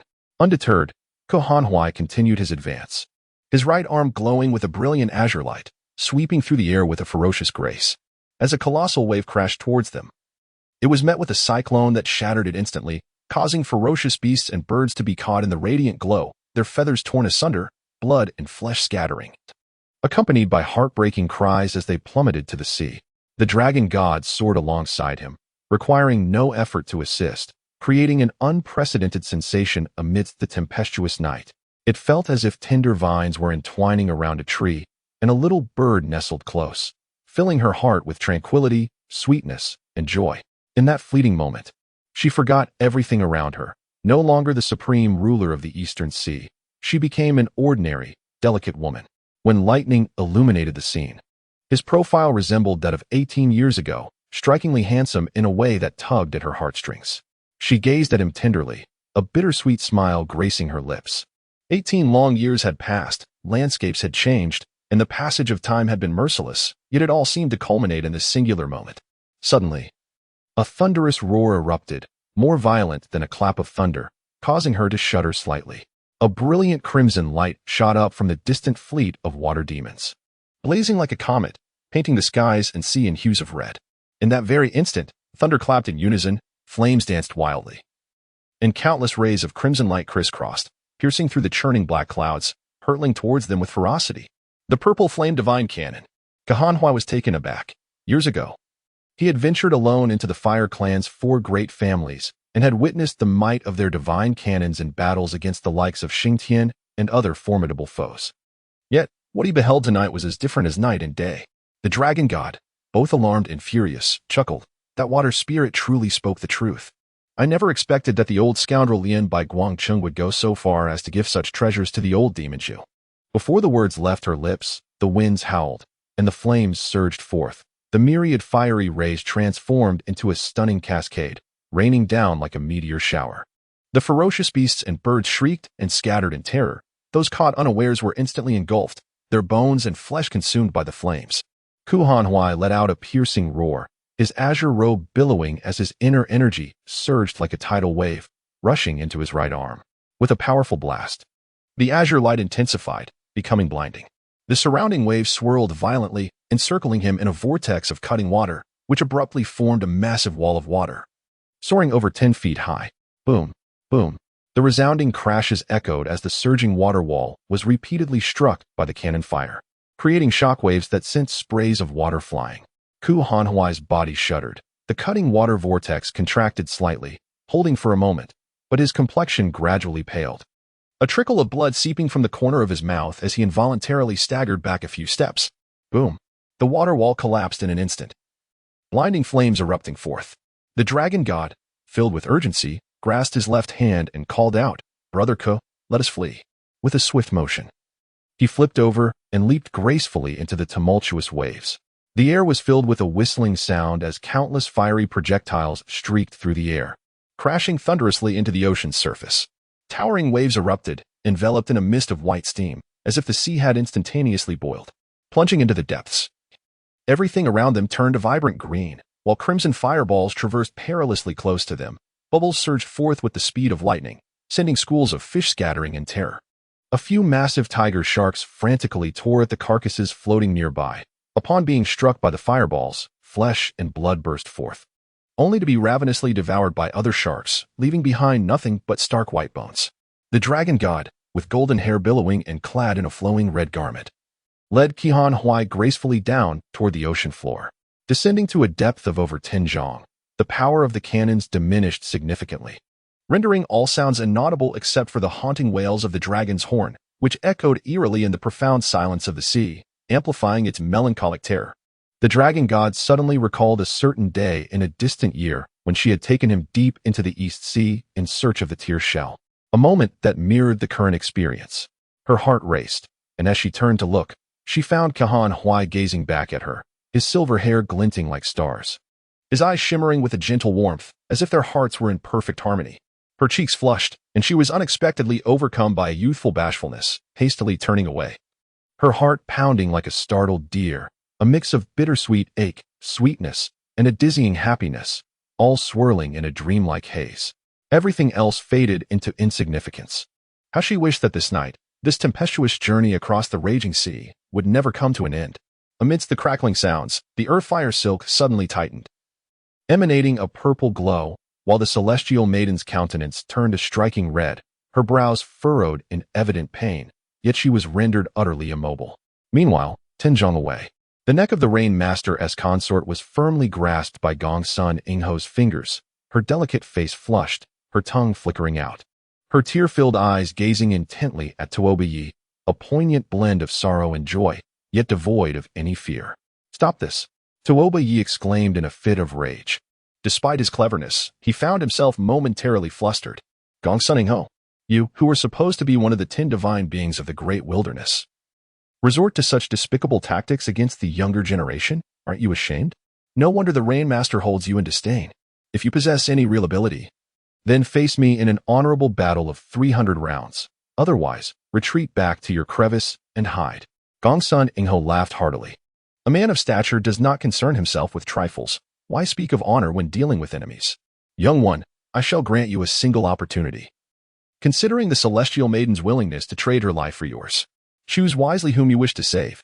His lips moved rapidly, fingers weaving intricate gestures, and suddenly, with a flick of his hand, the earth-fire silk burst forth in brilliance, and the colossal Fusang tree erupted in a raging violet inferno, ensnaring the celestial maiden within its flames.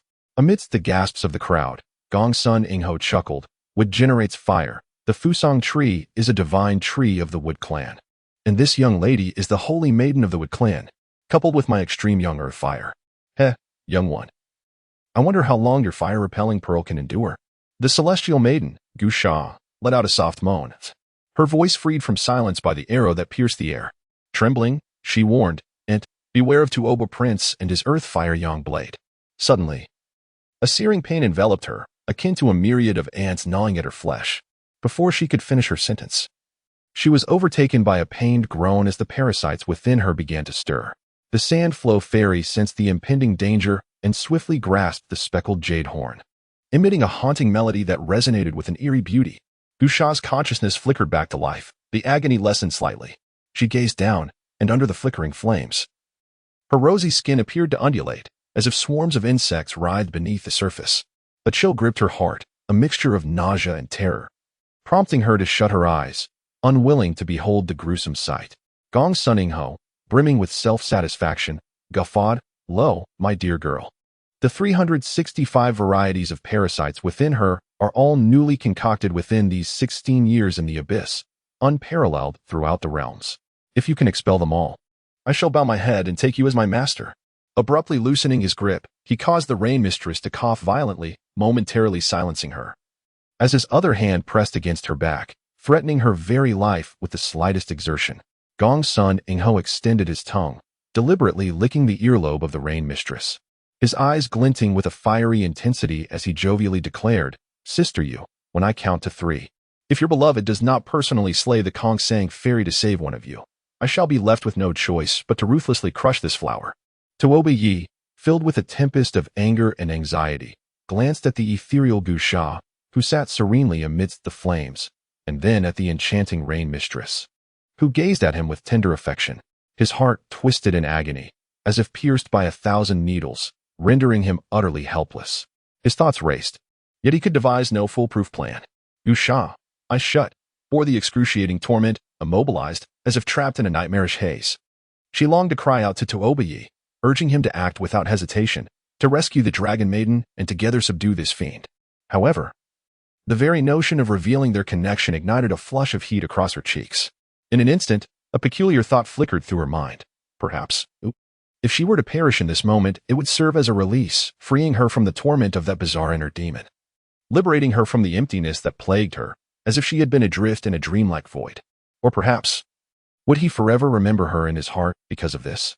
As this notion took root, an overwhelming sensation akin to a multitude of biting insects coursed through her. A maddening itch, a deep ache that was unbearable. With a soft whimper, her body arched involuntarily, the flames licking at her skin, her cheeks flushed with a drunken hue. The sand flow fairy felt a resonating hum in her mind as the jade horn shifted in pitch, her delicate frame shivered, her face drained of color. Nearly toppling from her perch in the sun, Gong Sunning Ho's pallid visage flickered between shadows and light in the fire's glow, his laughter echoing spring blooms. In the bees and butterflies dance. Little sprite, I neglected to mention that the 365 parasites within the girl are all love and passion insects. Once emotions are stirred, blood flows faster, the parasites multiply, an unstoppable force. If anything were to befall the holy maiden of the Wood tribe, it would all be due to you. Choose wisely and decide swiftly. Lightning illuminated the sky, and torrential rain fell like silver arrows. Towering waves crashed against the dark steep cliffs of Baden Island, sending up snow-white sprays that danced in the air, contrasting with the blazing crimson flames above, creating a scene of magnificent and eerie beauty. Chi Yu rode the sun-black steed, skimming along the tumultuous waves amidst flashes of lightning, his green meow blades swirling with fury, casting a ghastly hue upon the sea ahead. As he noticed the figures on the cliffs drawing ever closer, a fierce fire ignited within him, his blood boiling. Even the icy rain and waves that enveloped him seemed to ignite into raging flames. The accumulated resentment of 1,500 days and nights, and the profound enmity of countless lives, would find resolution this very night. At that moment, a fragrant breeze swirled from behind, and a melodious and enchanting voice rang in his ears. "Squid, where are you going?" Like a clear spring flowing gently, it was a voice that awakened his senses. Chi was taken aback, his anger somewhat diminished, and upon turning back, he beheld a beautiful woman in purple, gliding through the air, her apricot eyes bright and clear. Exuding a captivating charm, it was Yen Zissou.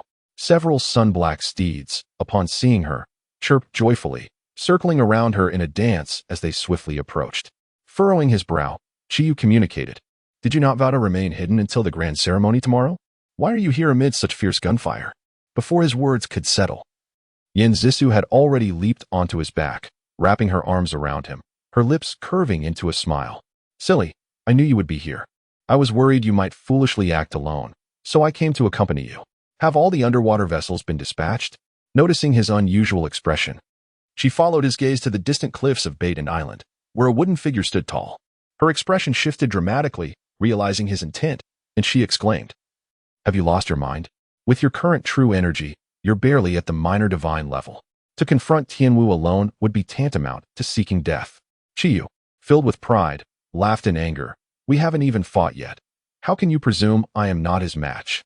My enmity with that old wretch Tianwu runs deep as the ocean. Today, since our paths cross, I shall risk my life to avenge the countless souls of Shalu City." Yen Zissou trembled in fear, worried that Tianwu might overhear, and quickly covered his mouth. Fortunately, the surrounding din of thunder drowned their words, and Tianwu stood on the cliff, lost in thought, oblivious to their exchange. Breathing a sigh of relief, she scolded, "You stubborn squid, are you trying to make me a widow? Tianwu is cunning and dark, and even the Water Clan may not fully grasp his capabilities. If you seek vengeance, you must involve Tuoba. Together, you two would stand a better chance of success."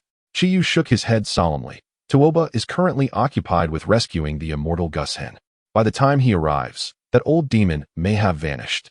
If I can eliminate Tianwu, The sunlit water demon horde will be leaderless. No matter how fierce the cannon fire, it will pose no threat. With that, he urged his divine bird onward, charging ahead. I cannot allow you to go. Yinzisa suddenly clung tightly to him, her eyes reddening. Trembling, she uttered, I came here because I feared you might act recklessly. If anything were to happen to you, overwhelmed by fear and anxiety, tears began to flow uncontrollably from her eyes. She spoke with a tender, sultry voice. Her breath fragrant like orchids, exuding an indescribable, gentle sorrow. Chiyo's heart softened, and he felt inclined to acquiesce. However, the grim memories of the devastation in Mirage City ignited a surge of fury within him, compelling him to channel his true energy outward, casting her aside forcefully. With a raised brow, he declared, a true man knows what to pursue and what to forego. To cower in the face of adversity is hardly the mark of a hero. Knowing his obstinate and fierce nature, Yinzisa realized that further persuasion would likely be futile. As the distance to Tianwu drew ever closer, she felt a mix of anxiety and anger. Inwardly lamenting, why does that old demon Tianwu abandon his flagship to come to this Baitian Isle? Standing there, motionless, what could he possibly be waiting for?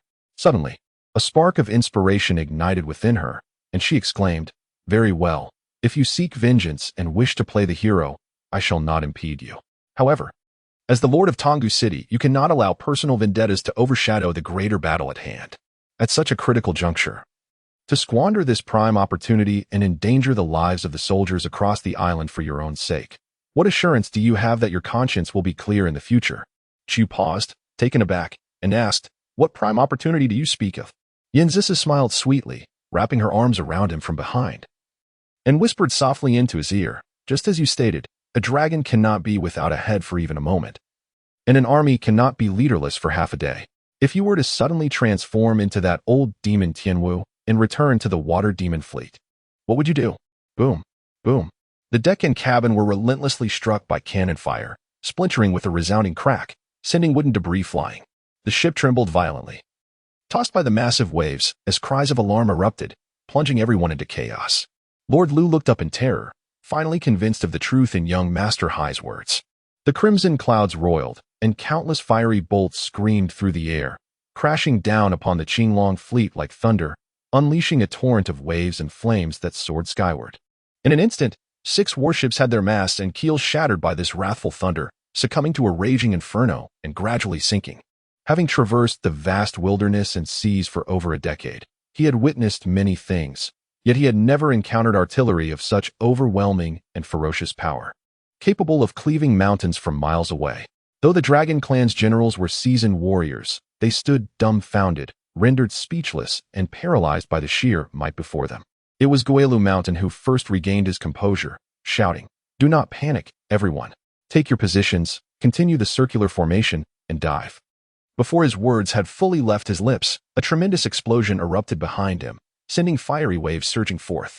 Guelu Mountain was struck as if by a heavy hammer, blood spurting forth as he staggered forward, his back engulfed in flames, transforming him into a living torch in an instant. The soldiers were taken aback, rushing to extinguish the flames, but before they could assist him, thunderous blasts echoed again as several cannonballs struck the flagship. The mast splintered with a loud crack, and the unfurled canvas ignited in hues of red and green. The standard bearer, caught unawares, ignited in flames, shrieking as he leaped into the tumultuous waves. The cannons roared like thunder, a cacophony of sound merging with the crashing waves, torrential rain, and frantic cries, creating a deafening symphony that obscured all clarity. Lord Lu seized the Longzaheo, bellowing, "Circular formation, dive." After shouting repeatedly for over 10 times, his voice was completely drowned out by the thunderous roar.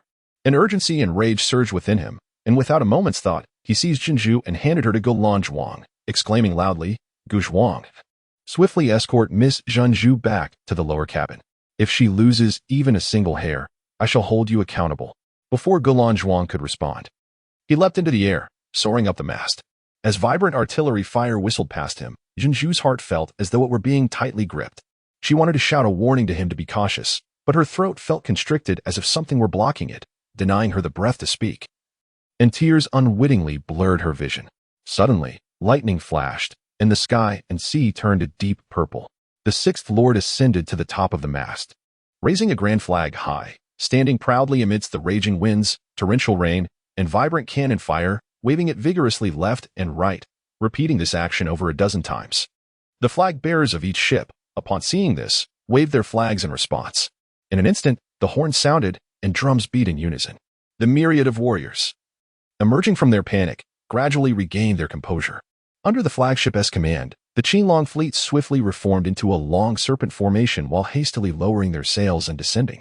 With his heart somewhat steadied, the sixth lord intended to grasp the flag and leap down, but suddenly, a series of deafening roars erupted, and a crimson light flashed before his eyes. The fierce winds surged like waves, and instinctively, he raised the flag to shield himself. Yet a tremendous blow struck him from behind. Darkness enveloped him once more, a metallic sweetness surged in his throat, and it felt as though his entire body ignited in flames, sending him plummeting headfirst downward. The dark clouds churned like an endless sea. The Fusang tree stood like a colossal pillar piercing the heavens, breaking through the clouds to reach the luminous moon. Atop the tree, fierce flames blazed, casting ethereal hues of azure, violet, and crimson under the moonlight's gentle glow. In midair, the six figures confronted one another, and in that fleeting moment, Tuoba Yi seemed to have endured a millennium of suffering. The more he felt anger and pain, the more delight and satisfaction filled Gongsun Ingho, who sneered with a cruel grin, counting loudly too, his palm pressed even tighter against the back of the Rain Master's heart. The scorching energy burned through the Rain Master's insides like boiling water, causing her immense discomfort, yet she remained blissfully unaware, gazing tenderly at Tuoba Yi. Her mind racing with myriad thoughts, a blend of sorrow and joy. Struggling to gather her energy, she transmitted a thought, sighing, "Fool, Gongsun Ingho is narrow-minded and treacherous. In his quest for revenge, he employs every underhanded means, devoid of honor. How can you allow him to manipulate you so easily, achieving nothing in the process?" At that moment, only the Inwei meridian within her body remained unsealed, and the effort to concentrate her energy and communicate secretly was exceedingly strenuous. After a brief pause, she continued with great effort. Gongsun Ingho has always relished humiliating his enemies, much like a cat toying with a mouse, and he will not relent until the very end. His arrival is solely to disgrace you before the envoys of the 5 clans, to strip you of your dignity. Here you stand, surrounded by formidable foes, yet as the dragon god's prince, instead of devising ways to lead the masses in a bloody battle against the enemy, you remain mired in romantic sentiments, hesitating and second-guessing. What will the world think of you? Are you not playing right into his hands? Tuoba Yi understood this reasoning all too well, yet his heart was in turmoil. The 2 women in peril. One was his beloved, bound to him through life and death, while the other was his cherished first love, a connection that lingered despite their separation. To abandon either of them and engage in fierce combat against the encroaching water demons was utterly inconceivable to him. Amidst his chaotic thoughts, he heard her voice once more. "Xiao Yi, Gongsun Ingho is arrogant and competitive. As long as I do not agree to marry him, he will not harm me in the slightest. However, the celestial maiden Gaia is the niece of the celestial being Kong Sang, and thus she is regarded as his adversary. He would certainly show no mercy. Should any misfortune befall her, Jumong would undoubtedly seize the opportunity to use it as a pretext to unite the water and fire clans for a grand invasion. Therefore, regardless of the choice you make, the target of Gongsun Ingho's actions will inevitably be her." Tuoba Yi shuddered at the thought, finding merit in this perspective, and could not resist casting a glance at Gaia. Yet, he remained indecisive. The Rain Master's consort gazed at him with a radiant smile, her beauty captivating, and softly conveyed, "Dear brother, if you truly regard me as your wife, heed your sister's counsel, save Gaia, defeat my elder brother, and then find a way to rescue me. We have already resolved to marry. There is no need to rush." Before he could respond, she suddenly burst into laughter, exclaiming, "Tuoba Yi, how unexpected that you are merely a hesitant, indecisive coward. My beloved is a towering hero, decisive and commanding. A wishy-washy person like you is of no interest." Tuoba Yi felt a flush of heat rise to his face. Though he understood her intent to provoke him, he felt a pang of pain within. His blood boiled. He gritted his teeth and transmitted a message to Kong Sang and the others, declaring loudly, "Sister Rain, Tuoba Yi respects and loves you more than himself. Yet Gaia is the sacred maiden of the Wood clan. How could Tuoba Yi sacrifice the greater good for personal gain? I beg your forgiveness." As soon as his words fell, he and Kong Sang soared into the air on their birds, darting towards the summit of the Fusang tree. The celestial blade of Tia Yuan, gleaming like silver snow, sliced through the fiery silks with ease. In that very moment, The Sand Maiden blew her jade horn, producing a sharp sound that made Gaia shudder. Hundreds of colorful goo insects, the size of ants, burst forth from her skin, only to be incinerated by the blazing flames. Kongsong's azure aura enveloped her tightly, lifting her gracefully into the air. The three acted in unison, swift as lightning, and in an instant, they had rescued Gaia from the brink of death.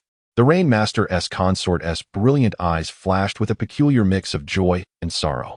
She looked up and coldly stated, "Gongsun Ingho, you speak the truth." In his heart, "I will never measure up to the pure and virtuous sacred maiden of the Wood clan. Take me back to the Mother Earth Hill." I no longer wished to see him.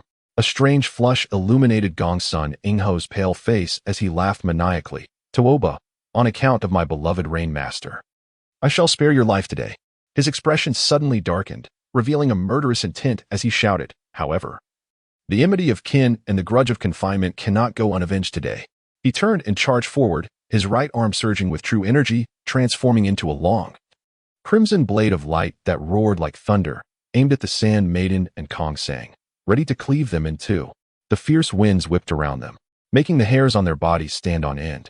Tuoba Yi, filled with dread, caught the falling Gaia in his arms, pivoting swiftly as Tianyuan's silver blade poured forth its wrath, meeting Kongsang's azure aura in a defensive stance. With a deafening crash, the shockwave erupted, sending flames and debris flying. Even the sturdy branches of the Fusong tree shattered into countless pieces. Tuoba Yi felt his arms go numb and his grip weakened, nearly losing hold of his divine blade. Terror gripped him. Instinctively, he held Gaia tighter and spiraled upwards, harnessing the power of the calming pearl within him to dissipate the overwhelming force of the violent shockwave. The ethereal figure of the Emperor of the Eastern Dawn, cloaked in azure radiance, was abruptly engulfed by a violent explosion of protective energy, which ricocheted painfully against his chest, eliciting a muffled groan as blood gushed forth. Both he and his avian companion collided forcefully against the sacred Fusong tree, igniting the fabric of his attire around the chest and abdomen.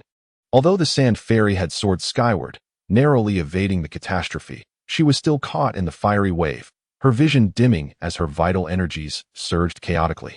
It took her considerable effort to stabilize herself after being propelled a distance of over 10 zhang.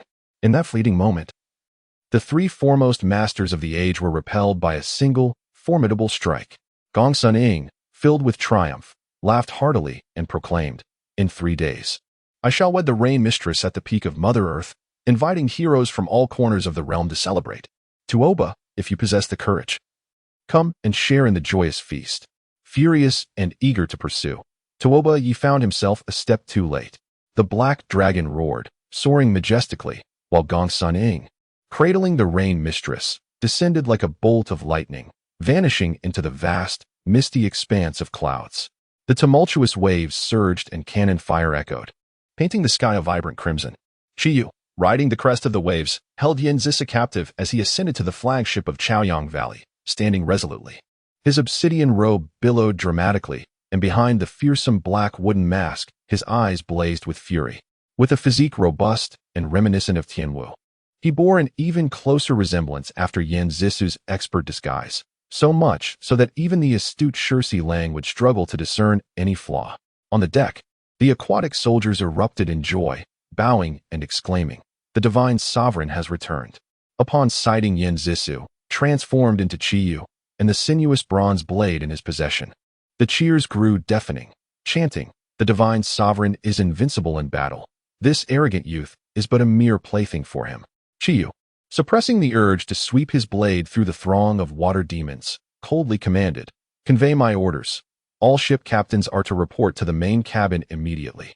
His voice, altered by a voice-changing insect, resonated indistinguishably with that of Tianwu, leaving the water demon officers without suspicion. Thus they thundered their agreement and swiftly relayed the orders. With Yin Zisu in tow, Chiyu strode confidently into the main cabin, his heart racing with excitement, anger, joy, and a tinge of anxiety.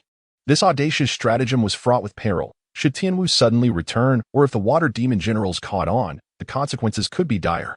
If Yin Zisu were ensnared, his fate would be irredeemably sealed. Understanding his unspoken fears, Yin Zisu smiled sweetly, her emotions a complex tapestry of joy and sorrow. She thought, "Fool, should you fail to escape, how could I possibly endure in this world?" Gently transmitting her thoughts, she advised, "Remember, The greater scheme is at stake. Do not act impulsively. We need only to wait a brief quarter of an hour. Once the soul language insect enters our minds, our mission will be accomplished. As she spoke, she produced a jade vial, carefully pouring a shallow palmful of pale green powder, which she delicately scattered into the corners of the cabin. Instantly, a subtle fragrance enveloped the air, dissipating swiftly. Chi-Yu felt a shiver run through him. Despite having consumed the antidote, he instinctively held his breath. This seemingly innocuous green powder was, in fact, a potent egg of a vicious poison insect from the great wilderness, which, upon contact, would hatch within the host's mind, controlled remotely by the mother insect. Akin in function to the 9 nether corpse insect. Before long, the warriors of Chaoyang Valley hurriedly arrived, led by a man as thin as a withered tree. With deep-set azure eyes and a wooden zither slung diagonally across his back, he was none other than Kashadu, the third uncle of Kahan Huai. Upon seeing him, Chi-Yu's anger surged, wishing he could cleave him in two with a single blow. Clenching his fist until the veins bulged, he restrained his fury and nodded slightly. Inquiring coolly, "What is the current situation of the battle?" The warriors, spotting Chi-Yu sprawled limply on the ground, were elated, exchanging smiles as they remarked, "Now that the deity has captured this young man, half of Tonggu City is as good as ours." Only Kushadu's azure eyes flickered momentarily, his expression impassive. As he remarked, "Longgu is yet to arrive, yet this fellow surnamed Qiao has come, which is a pleasant surprise." After a brief pause, he continued, "Currently, the southern, northern, and western fronts of Tonggu have been devastated by our divine artillery. 12 out of the 18 hidden fortresses of the Tonggu army have been destroyed. Of the 30 warships, only 11 remain afloat, all cowering in Kangri Bay. And the 100 submarines of the Wolf Reef are crashing into our meticulously laid North Sea dragon net. In just a moment, we shall ensnare them all." The more Chi-Yu listened, the more his anger intensified. He had thought the water spirit's artillery, though formidable, could be lured into a trap. Utilizing 100 submarines as a surprise force, supplemented by the 11 warships hidden in the bay and the fire crossbow stone projectiles from the 18 hidden fortresses on the island. He believed they could inflict heavy damage on the water spirits and turn the tide of battle. Unexpectedly, the water spirits had anticipated their island-s arrangements, taking the initiative. Seeing Chi-Yu silent, his eyes ablaze with fury, the captains of various ships felt uneasy, interpreting his silence as dissatisfaction with the battle outcomes. They hurriedly presented their reports, detailing the conditions of their respective ships. Cold sweat trickled down Chi-Yu's back as he silently expressed his relief, thinking, "By all that is holy, if not for Su Mei's brilliant strategy and keen insight into the situation, we would have truly been caught off guard by the water spirits." Reflecting on his earlier eagerness for revenge, which nearly cost him dearly, he felt a flush of heat on his face, realizing Su Mei was right. Bearing great responsibilities requires prudence, and I must never act rashly again. Glancing down, he noticed Yin Zissa watching him with a smile that was both teasing and approving, her eyes sparkling with mischief and charm. His heart raced, and he quickly composed himself, turning to Kashadu with a grave tone. "Very well. Is there more?" Kashadu replied coolly, "I have just received news that the Azure Dragon fleet of the Dragon God is now ensnared in our heavy encirclement, with at least 9 of their ships having been sunk by our divine artillery. If I am not mistaken, the Dragon God and Kahan Huai must have already walked into the trap, presenting themselves before the Jin God to meet their demise." These words struck like thunder, causing both Chi-Yu and Yin Zissou to shudder, nearly gasping aloud. The Jin Dragon. Although they had suspected an ambush due to the prolonged absence of the Azure Dragon fleet, they had never anticipated that the arrival would be none other than the Jin Dragon himself. The sea roiled with tumult, yet beneath the waves, all was eerily calm. The fish seemed to have vanished, leaving only the vast, dark blue expanse of water, an endless silent nightmare. The sound of the Azure Dragon's horn grew ever closer, haunting and eerie, chilling them to the bone. As they focused their minds, they sensed that they were merely 100 paces away. The Dragon God and Kahan Huai ascended rapidly, and faintly, the booming sounds of cannon fire mingled with the roars of beasts echoed ominously. As they approached the surface of the sea, the dragon horn suddenly altered its tone, producing a sharp and piercing sound.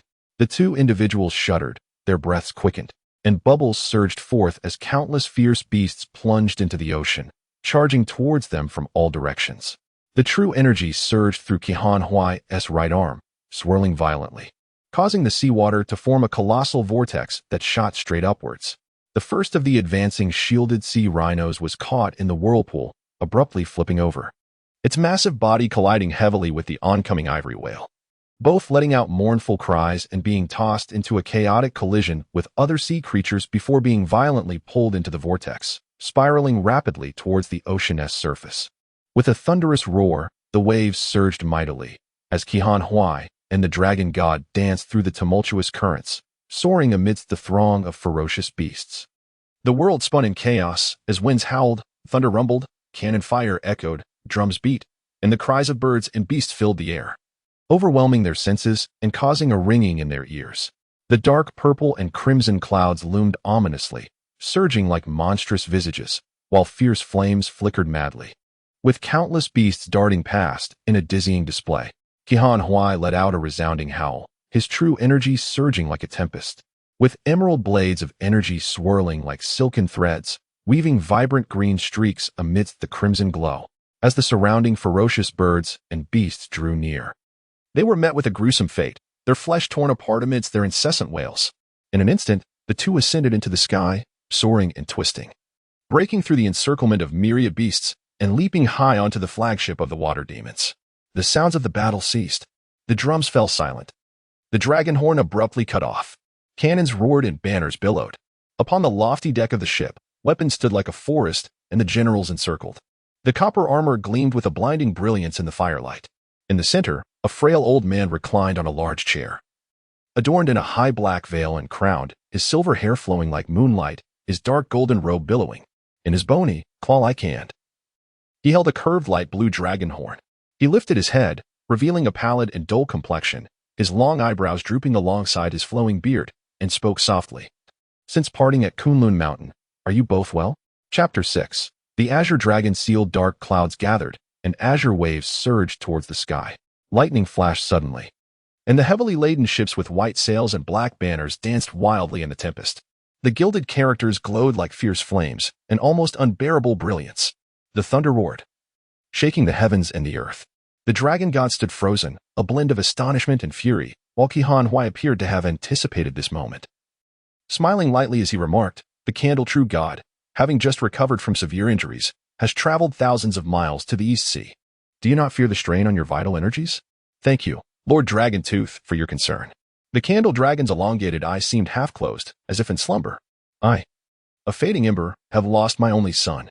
Even if I were to shatter this old frame, it matters not. Yet, since the departure of the Divine Emperor, the world has fractured, and monsters run rampant. As a true god of the water tribes, how can I turn a blind eye to the chaos and suffering? Today, upon hearing of the union between the Dragon Prince and the ruler of the Rain Master Nation, I have come to offer my congratulations and present another azure dragon horn, wishing the new couple a life of harmony and longevity. I fervently hope that the dragon and water tribes may transform conflict into peace. The dragon god could no longer contain himself, bursting into laughter. So, the Candle True God has come to play the azure dragon horn as a means of celebrating. Intending to bombard my dragon fleet with this fiery display, as one would with firecrackers? Such heartfelt efforts to transform conflict into peace are truly moving. Her charming countenance darkened as she ceased her laughter, coldly stating, Alas, at the Kunlun Conference, the Dragon Queen severed ties with the water tribes, rendering this alliance unattainable for us. The Candle Dragon replied indifferently, There are no rivers that cannot converge, only waters that refuse to turn back. Once the dragon and water tribes unite in marriage, the East Sea will enjoy an era of unparalleled peace, even if the dragon god does not consider the prince's interests. Should you not think of your kin? Lord Dragon Tooth possesses exceptional talents and is highly esteemed, known as the foremost among the great wilderness 50 years hence. Should you wish to return to our clan, might you not grasp the position of the Black Emperor in the future? His voice was deep and hoarse, yet the undertones of coercion and seduction were unmistakable. A fleeting shadow of loneliness crossed Qihan Huai's eyes as he smiled faintly and shook his head. Fleeting fame and power are but illusions, Candle True God. Your wisdom surpasses mine 100-fold. Have you not discerned this over the years? I have vowed never to set foot in the great wilderness again. Whether it be the Black Emperor or the world's foremost figure, what concern is it of mine? Pausing for a moment and gazing at the Candle Dragon, he continued. The great wilderness is rife with storms and heroes, and there will be those capable of turning conflict into peace. I seek nothing more than to drift upon a small boat, finding refuge in the East Sea, hoping you, Candle True God, might grant me a tranquil haven. Seeing his calm demeanor and refusal to yield, the Water Tribe generals erupted in fury, vociferously rebuking him. If it were not for the divine consideration of your ancestors' merits, would the true God still be pleading to bring you back? Do you think you would still be breathing at this moment? By all that is sacred, if you do not surrender, I shall turn the East Sea into a second Kunlun mountain. The dragon god, in a fit of rage, threw his head back in laughter. Standing at the bow, his crimson attire billowing like clouds, his voice roared like a tempest as the surrounding waves crashed and surged, drowning out the clamor of the crowd. Drifting upon a small boat, seeking refuge in the East Sea. Within this tumultuous ocean, does Lord Dragontooth still wish to fish alone? Zhu Long smiled lightly and remarked, the Green Mountains cannot obscure the flow of the great river, and only those who recognize the times are truly remarkable individuals. Both of you are astute, so why cling to such obstinacy? Although his words were delivered with a certain weariness, they struck Kahan and Hua like thunderclaps. A tempestuous gale rushing towards them. The dragon god staggered, his vitality surging, his laughter abruptly stifled as if he were pushed back by an immense force. Retreating 2 steps in shock and anger. Suddenly gathering his composure, he steadied himself, though his complexion had turned pale, and a metallic sweetness surged in his throat, chilling his heart. The dragon god was well aware of Zhu Long's profound energy and mastery of sorcery, nearly unrivaled in the world. Yet, after their struggle at the Pan Tao banquet, he had believed that with the combined strength of Kahan and Huai, he could prevail. This initial clash, however, revealed that the old demon's prowess could only be described as unfathomable, even with her inherently fierce and unyielding nature.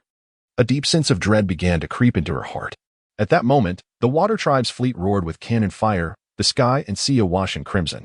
From a distance, the tumultuous waves heaved, shattered masts and sunken vessels tossed about. At least 11 or 12 colossal ships of the Qinglong fleet had been destroyed. And while the remaining ships had submerged, the power of the water demon's cannons posed a significant threat, even at depths of 10 fathoms. The dragon god exchanged a knowing glance with Kahan, understanding their shared predicament. The arrow was knocked, and it must be released. Hesitation now could mean a lost opportunity. Her delicate visage flushed with determination, her azure eyes glinting with lethal intent. She laughed heartily and declared, Old Demon Zhu, you speak wisely. The Green Mountains cannot obscure the Great River, yet whether you are the Yangtze or the Yellow River, ultimately, you must flow into my Eastern Sea. As she uttered the final words, her lips parted, and a crystal clear orb burst forth, spiraling rapidly through the air, enveloped in purple mist and fragrant aromas, illuminating her enchanting visage with resplendent radiance. The Dragon Pearl. The faces of the Water Tribe generals reflected astonishment and avarice, gasping in disbelief. This pearl not only contained the true essence of generations of dragon gods, but also sealed the souls of countless ferocious beasts from the wilderness over centuries, making it a treasure of the Dragon Palace that could transform one's being and unlock the might of the beasts, an object of desire for all. Suddenly, a thunderous roar echoed, and a massive azure dragon had emerged from the sea, its fierce eyes and bared fangs exuding a savage ferocity, transforming the purple-red night sky into a somber, eerie green. The cries of beasts and the flurry of birds filled the air. Even the cacophony of cannon fire seemed to pale in comparison. The ceiling of the azure dragon. The leaders of the Water Tribe shuddered in fear, with Su Bai standing behind Zhu Long, his face ashen, overwhelmed by an indescribable mixture of shame, rage, and fury. 6 months prior, it was in this very eastern sea that the dragon god had unleashed the Dragon Pearl to unseal the azure dragon, leading to the utter defeat of his turtle snake army, leaving him utterly humiliated. In that very moment, monstrous waves surged from miles away, rising to astonishing heights. As the water demon's fleet was violently rocked, amidst the exclamations of the crowd, the azure dragon fleet formed a seamless line, cleaving through the waves, resembling a soaring green arc. Glistening in sapphire light, it merged dramatically with the roaring dragon head above, transforming into a colossal azure dragon that soared and twisted elegantly, charging furiously towards the fleet of water demons with a deafening roar. The cannons thundered, red light danced furiously, and countless crimson beams whizzed through the air, colliding from all directions with the azure dragon. Yet, with a sweeping motion of its massive tail, the dragon scattered the brilliance into a myriad of luminous waves. A riot of colors akin to fireworks illuminating the sky, resplendent and magnificent.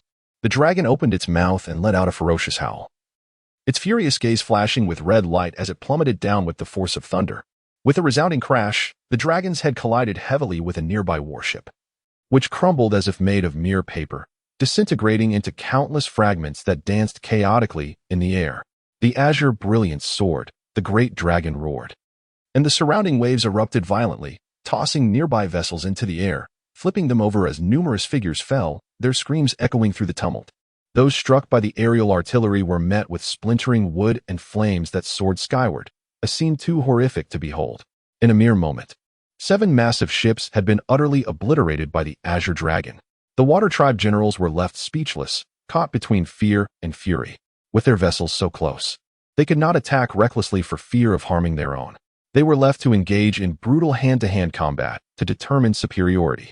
Observing the candle dragon languidly reclined, its vertical eye half closed, seemingly asleep and uttering not a word, the valiant General Nyo could no longer contain himself. He bellowed, "What need is there for a whale knife to slay fish? I shall end you, wretched creature." He lunged forward, his dual silver blades shimmering as they spun through the air. Kahan Hui stepped forward to intercept, calmly declaring, "General He, I must take offense." His right arm glowed with azure light, a swirling vortex erupting forth, crashing against Nyo's dual blades. The clash produced a piercing dragon's roar, twisting the curved blades as they were flung skyward. Then, a series of sharp sounds erupted as Hui's armor shattered, his arms contorted grotesquely, flesh tearing and bones fracturing, leading to a howling retreat. The other generals, seething with rage, shouted, "First, we shall slay this traitor Kahan Hui. Then we will skin the demoness and strip her of her sinews." Shadows flitted about, blades gleaming like snow as they rushed forward in a fierce assault.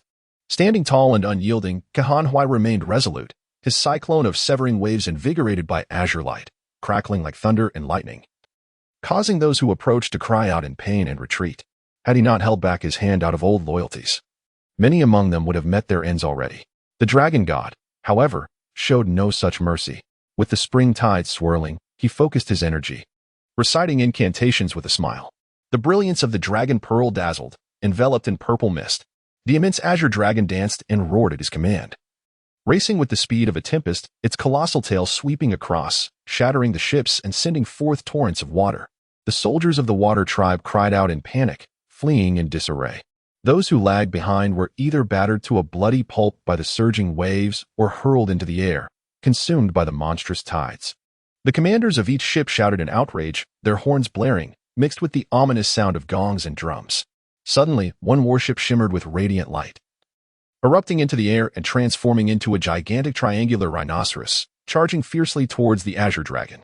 Subsequently, 6 or 7 colossal ships successively released the seals of the beast gods, transforming into the forms of ancient ferocious beasts, surging forth from all directions to encircle and attack.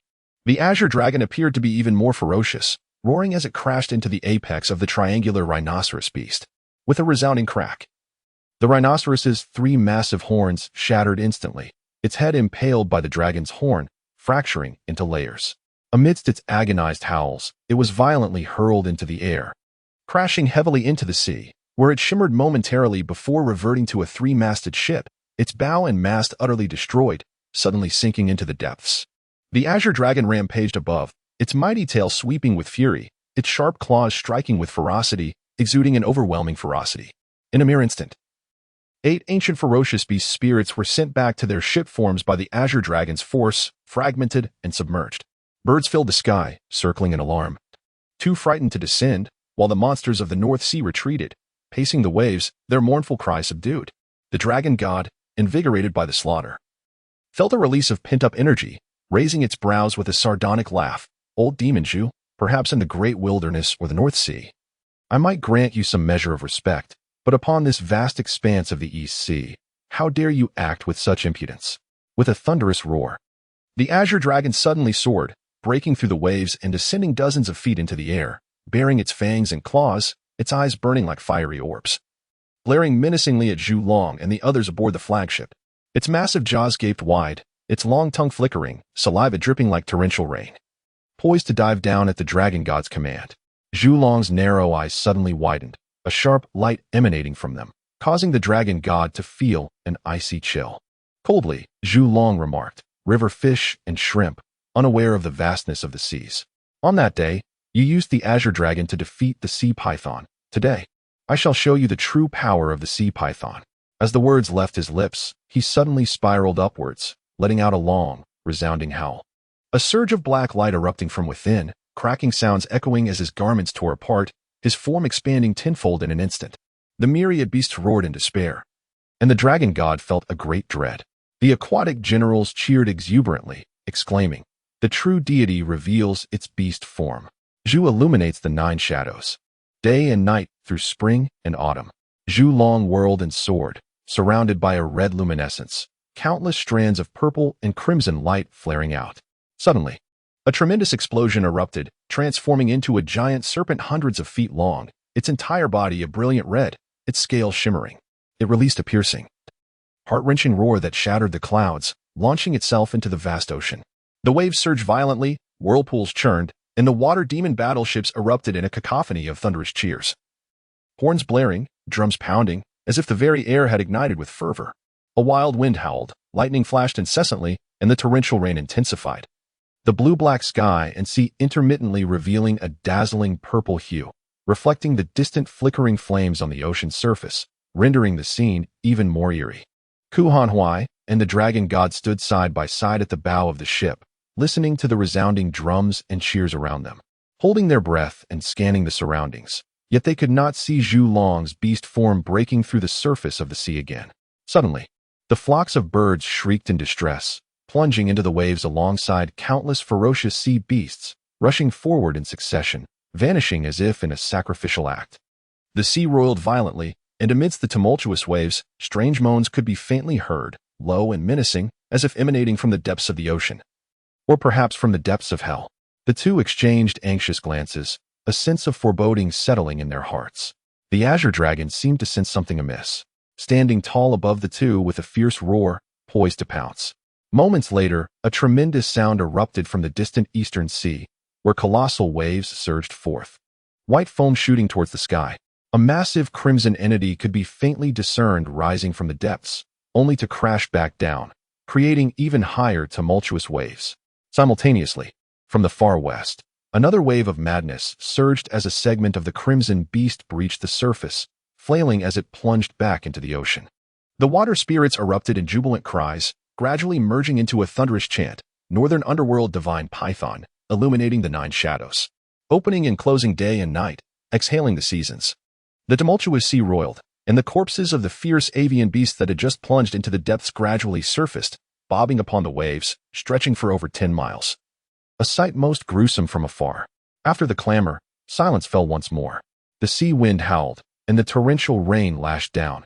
After a while, a deafening roar resounded, akin to an earthquake or a tsunami. The flagship was suddenly hurled high into the air, catching everyone off guard, causing numerous sailors to tumble into the churning sea with startled cries. The dragon god, Kahan Huai, steadied himself, anchoring his feet to the deck as if they were magnetically drawn. The azure dragon, meanwhile, spiraled and danced around them. The world spun, and the colossal waves roared.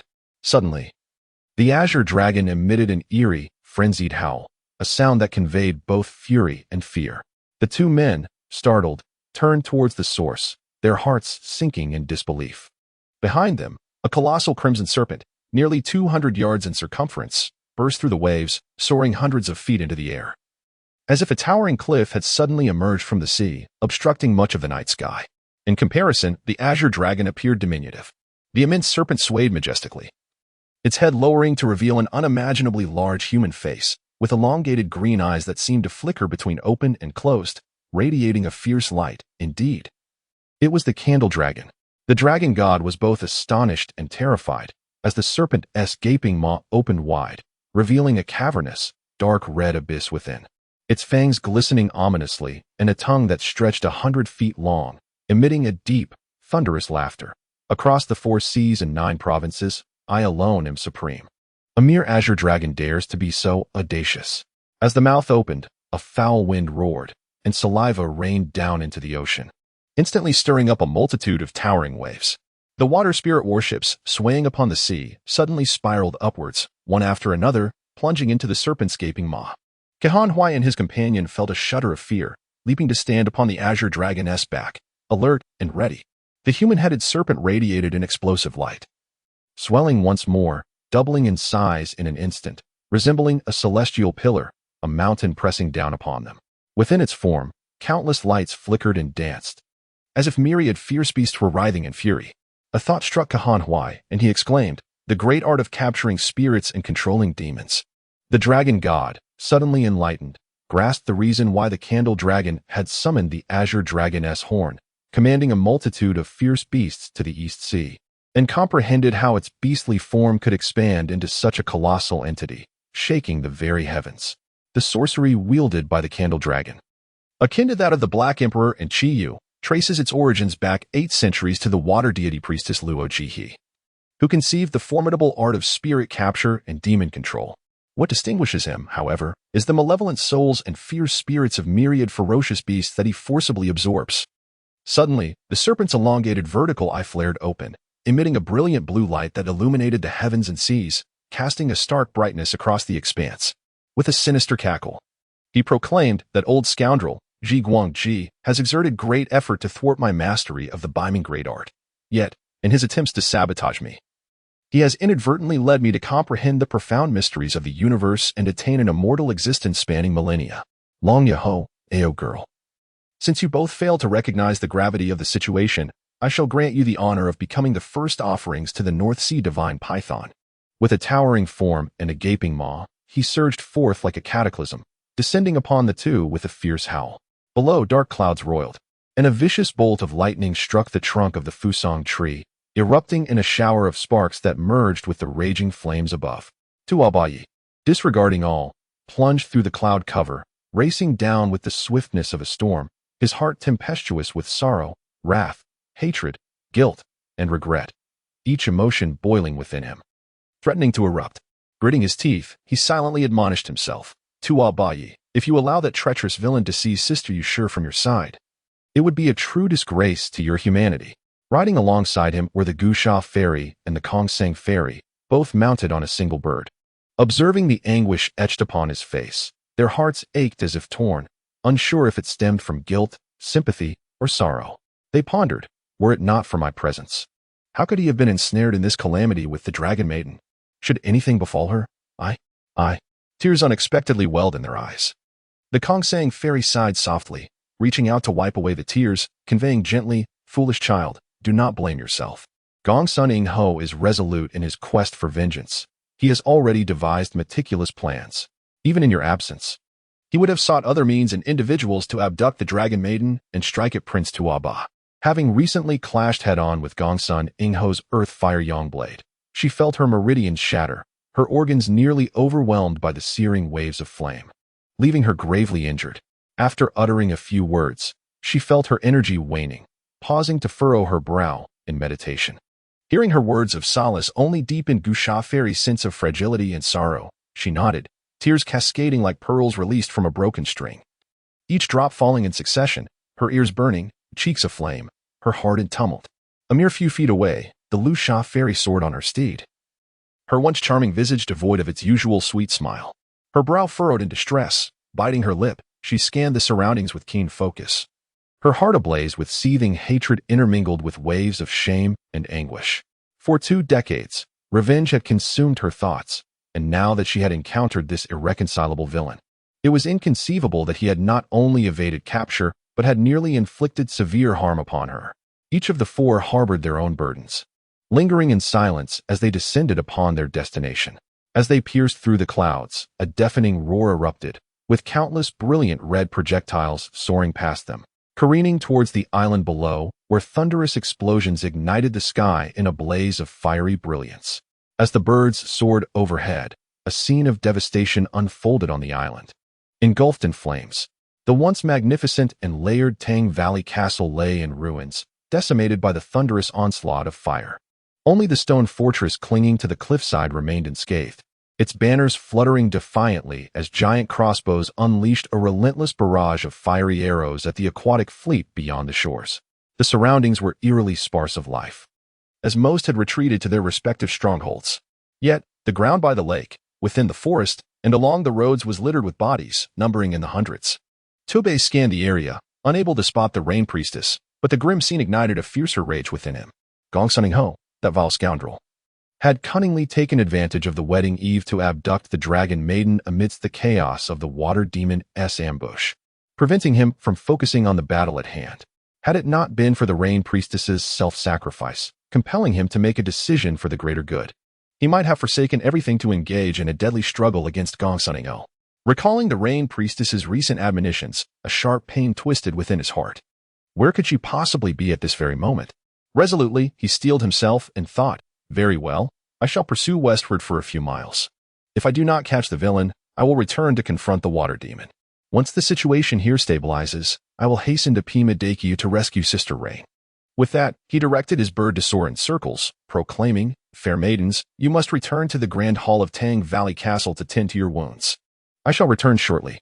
Just as he was about to set off westward, the Sand Flow Fairy called out, Wait.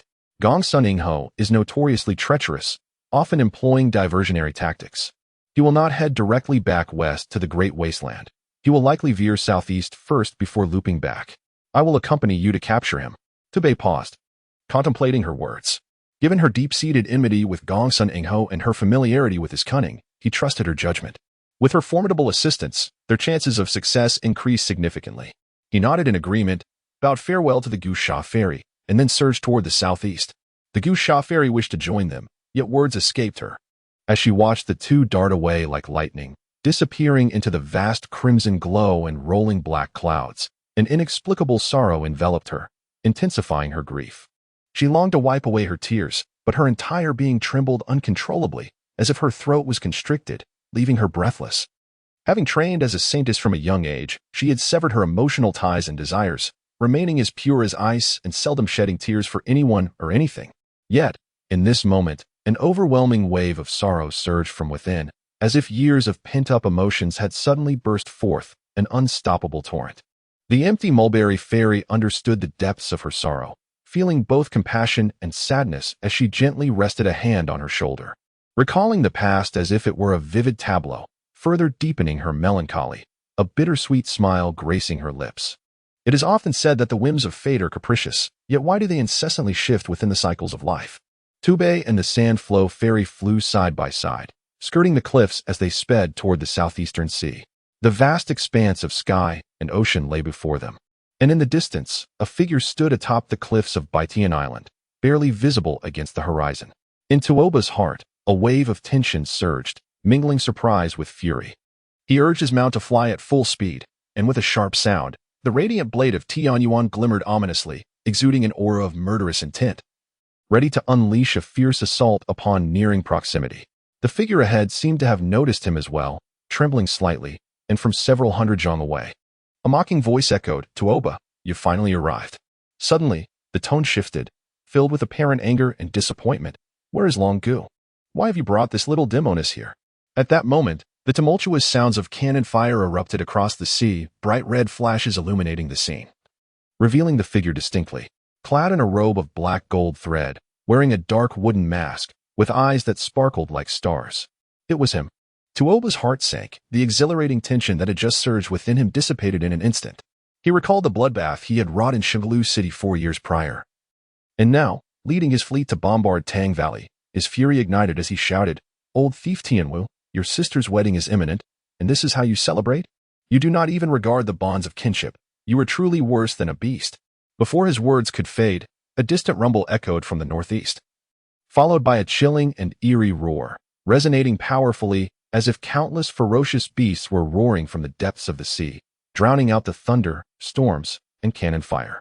Tuoba's heart tightened, and he turned to gaze into the distance, where suddenly, a brilliant purple-blue light surged from the ocean's surface. The sky and sea were both azure, and a colossal crimson pillar stood tall, piercing the clouds, the eerie roar seemingly emanating from that very spot. The water demon fleet erupted in jubilant cheers, and upon listening intently, it seemed to chant, the divine light of Zhuzhen illuminates the Nine, invincible in all directions. When the North Sea divine python emerges, the dragon god transforms into Loach. A chill swept through Tuoba, cold sweat trickling down his brow. Could it be that the ancient demon Jew had personally led an army to ambush his mother and the great hero Ku? What was this North Sea divine python? Could it possibly be that? Before he could finish his thought, the colossal crimson pillar suddenly roared and twisted, descending at an angle. revealing itself to be an unimaginably gigantic super python.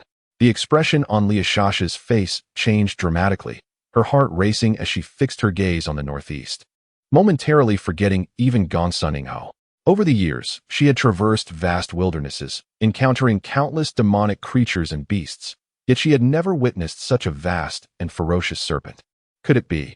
Could it truly be, as Ji Ning had once said, that such a monstrous creature capable of obscuring the heavens existed in this world? Boom! The gigantic python roared into the sea, and even from dozens of miles away, one could distinctly see the towering waves surging, as if the very tides beyond the island were suddenly rising in response. The water demons erupted in thunderous cheers, chanting in unison, "Kill Ao's old hag! Kill Ao's old hag!" Tuoba felt a mix of anger and concern, wishing he could fly forth immediately to ascertain the situation, but then he heard Tianwu's voice echoing, "Tuoba, I offer you one last chance. Depart swiftly with Long Gu, or when Zhu Jun arrives. Even if the God Emperor were to be reborn, you shall find no escape." He trembled, realizing that Tianwu was indeed giving him a chance to escape alongside the Rain Mistress. As tumultuous emotions surged within him, his anger towards Tianwu unexpectedly lessened. Yet, recalling the tragic circumstances of Mirage City and the unyielding cruelty he witnessed at the Pan Tao banquet, where the Rain Master's concubine was subjected to humiliation while he turned a blind eye, his fury ignited once more. He laughed heartily and exclaimed, "Old scoundrel Tianwu, if you truly cared for your sister, you would not have allowed her to torment herself all these years. Nor would you have permitted her to be bullied and reduced to the wretched slave of the candle demon and the two-headed ancestor. Do you believe that this feigned concern can erase the suffering she has endured for 2 decades and soothe your conscience? If you genuinely repent, abandon the shadows and take action, sever the head of the candle demon and personally apologize to her." Tianwu's body stiffened slightly, and his eyes flashed with a mix of shame, anger, and resentment. He coldly retorted, "You insolent brat. There are only 2 individuals in this world who have caused her such torment, rendering her life worse than death. It is neither I, nor the god of candle truth, nor Yu Chang or Yu Jing. Aside from that boy in the abyss, it is you. If it were not for your encounter 4 years ago, she would not have lost everything and found herself in this dire state. Since she is willing to sacrifice her life for you, I shall eliminate you, so she may finally abandon her futile hopes." With a flourish of his black robe, he surged skyward, an electric rush propelling him forward. With a thunderous roar, his true energy flared, revealing in his right hand a massive purple-black copper blade, its brilliance erupting toward the heavens like a vibrant rainbow, dazzling to behold. The sand fairy scoffed, her voice dripping with derision, "Careful, young Tuoba. His ancient sun unicorn radiant slash is formidable indeed, and may not be easily surpassed by the broken wave blade." Hearing the mention of that boy in the abyss ignited Tuoba Yi's fury. Upon hearing that she was willing to die for him, his heart swelled with grief and rage, leaving no room for hesitation. With a surge of energy, he laughed uproariously. "Old scoundrel Tianwu, for years ago in Mirage City, I sought your head. Today, you have presented it to me on a silver platter. How could I possibly let you go?" With a surge of energy from his dantian, he leapt into the air from the back of the bird, his robes billowing as he soared 100 feet away in an instant. The Tian Yuan reverse blade carved a luminous arc in the air, crashing down with a furious strike, meeting the ancient unicorn radiance slash head-on. A thunderous explosion erupted, sending shockwaves as both combatants staggered and leaped into the fray. Tuoba, taken aback, had previously underestimated Tianwu, believing his cultivation to be beneath that of the two-headed ancestor. Yet, in that moment, the depth and ferocity of Tianwu's true energy proved unfathomable. Before he could reflect further, a radiant flash struck down upon him, and in an instant, a flurry of light erupted as they exchanged blows. The two engaged in a fierce battle of life and death, neither seeking to evade or outmaneuver the other. Each encounter resonated like thunder igniting the earth, a magnificent display of vibrant energy bursting forth like blooming chrysanthemums in midair. Though Tuoba Ye's potential was profound, the 4 months since the Pan Tao banquet had allowed the true energy provided by Bai Di, Qi Songzi, Feng Bo, and others to dissipate significantly, rendering him incapable of matching the intensity of their previous confrontation with the two-headed ancestor and the Ghost Emperor. As their energies clashed, the disparity in strength became evident. After several dozen exchanges of powerful strikes, his arms grew numb, breath erratic, and he felt an increasing sense of alarm. He had not anticipated Tian Wu's true energy to be this ferocious and domineering. This individual, among the 4 divine beings of the water tribe, had concealed his brilliance, his sharpness most restrained. In the eyes of the world, the candle dragon is regarded with utmost reverence and deference, as if he were merely a mundane ruler. Had it not been for his favor and substantial promotion, it is likely that even the position among the 10 deities of the Great Wasteland would have eluded him. However, in this recent confrontation, it became apparent that he was as elusive as an iceberg floating in the sea, concealing 9/10 of his true self. Toba, consumed by anger and a fierce competitive spirit, gradually dispelled all distracting thoughts. With renewed vigor, he focused his energy, simultaneously striving to block the attacks while sensing his opponent's vulnerabilities, waiting for the opportune moment to launch a full-scale counterattack. The Sandflow Fairy, observing from her avian perch, felt a growing sense of dread as she witnessed Tuobai being relentlessly driven back by Tian Wu, perilously close to defeat. Memories of her past conversation with Shinong surfaced, where he had imparted wisdom. During that time, in her quest for vengeance, she had captured several water demons from Chaoyang Valley as experimental subjects for her poisons. Shinong had intervened, cautioning her that it is better to resolve enmity than to foster it, particularly given the cunning and resilience of the Water Lord from Chaoyang Valley, who could either achieve greatness or become a significant threat in the future. At that time, Tian Wu had just risen to become one of the 2 chief priests of the aquatic clan and was newly appointed among the 10 deities. Yet, the people of the Great Wasteland whispered that his talents were mediocre, attributing his ascent to the sacrifice of his sister, the Dragon Maiden, as a means to curry favor with the Candle Dragon, thus paving his way to success. She had mocked this notion, dismissing him as one who relied on flattery and connections rather than true merit, believing her own poisons to be superior. Yet, on this night, 17 years later, witnessing Tian Wu unleash his full fury ignited her belief in Shinong's words. Reflecting on his perceptive insights and earnest attempts to guide her, a profound sorrow overwhelmed her, and tears nearly spilled from her eyes. Suddenly, a sharp sound drew her attention. She saw that Tuobaye's right hand had been severely injured, blood flowing freely, while his left hand wielded the reversed blade of Tian Yuan, evading attacks with perilous agility. A shiver ran through her as she instinctively reached into her fragrant pouch, ready to assist him at the slightest sign of danger. Boom, boom. In that moment, 2 thunderous explosions resounded, and cries of alarm erupted from the distant fleet of water demons. Turning her gaze, she was met with a mix of astonishment and joy, gasping in disbelief. The flagship of the water demons unleashed its cannons, firing relentlessly upon one of their own vessels. Simultaneously, another 10 or so enormous ships from the aquatic clan pivoted their cannons, turning their fire against their own fleet. In an instant, flames soared into the sky. Thick black smoke billowed, and chaos erupted among the water vessels as they wreaked havoc upon one another, masts splintering and ships sinking in disarray. Chapter 7. The broken mast and sunken ship. With a resounding roar, the colossal serpent charged into the East Sea, causing the vast ocean to erupt as if struck by a great force, waves surging into towering heights. The dragon god, Kuhan Huai, mounted on the dragon, narrowly evaded the serpent's edge, yet was still overwhelmed by the surrounding waves, which bore down upon him like the weight of mountains, causing his blood to surge violently, as if his very organs were on the brink of explosion. The protective barrier around him shattered instantaneously, as torrential rain and monstrous waves battered him, leaving his face stinging with pain, nearly blinding him. Before he could regain his senses, a thunderous laugh echoed from behind, accompanied by the roar of the tumultuous waves. "Oh yeah, Dragon Tooth Marquis, where do you intend to flee?"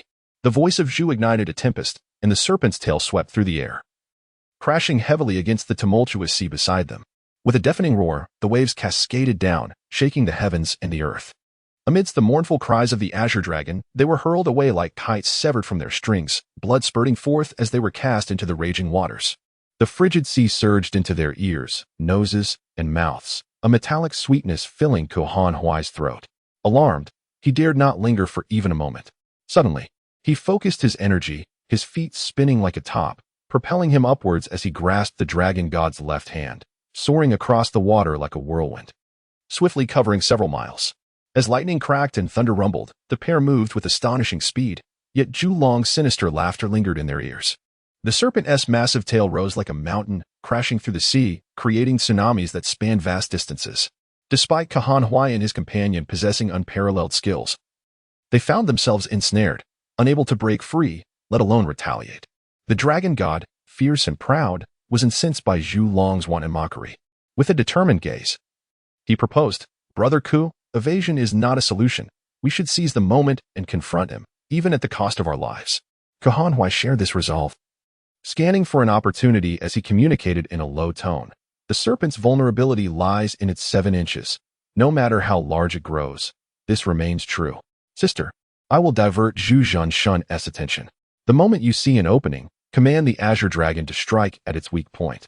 Do not allow him a moment's respite.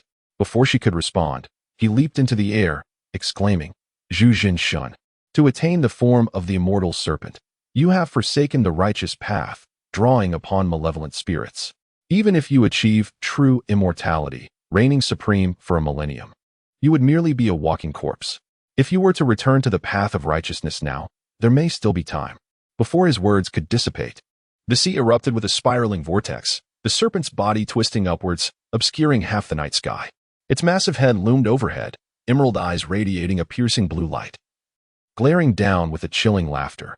Heaven and earth are indifferent, hence they endure eternally.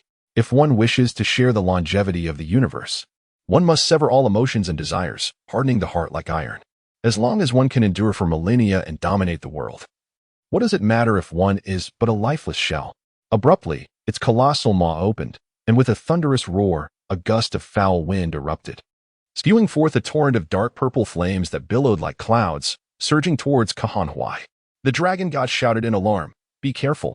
Witnessing his ascent into the sky, weaving through the blazing inferno with remarkable ease, the heart of the fragrant maiden finally relaxed ever so slightly.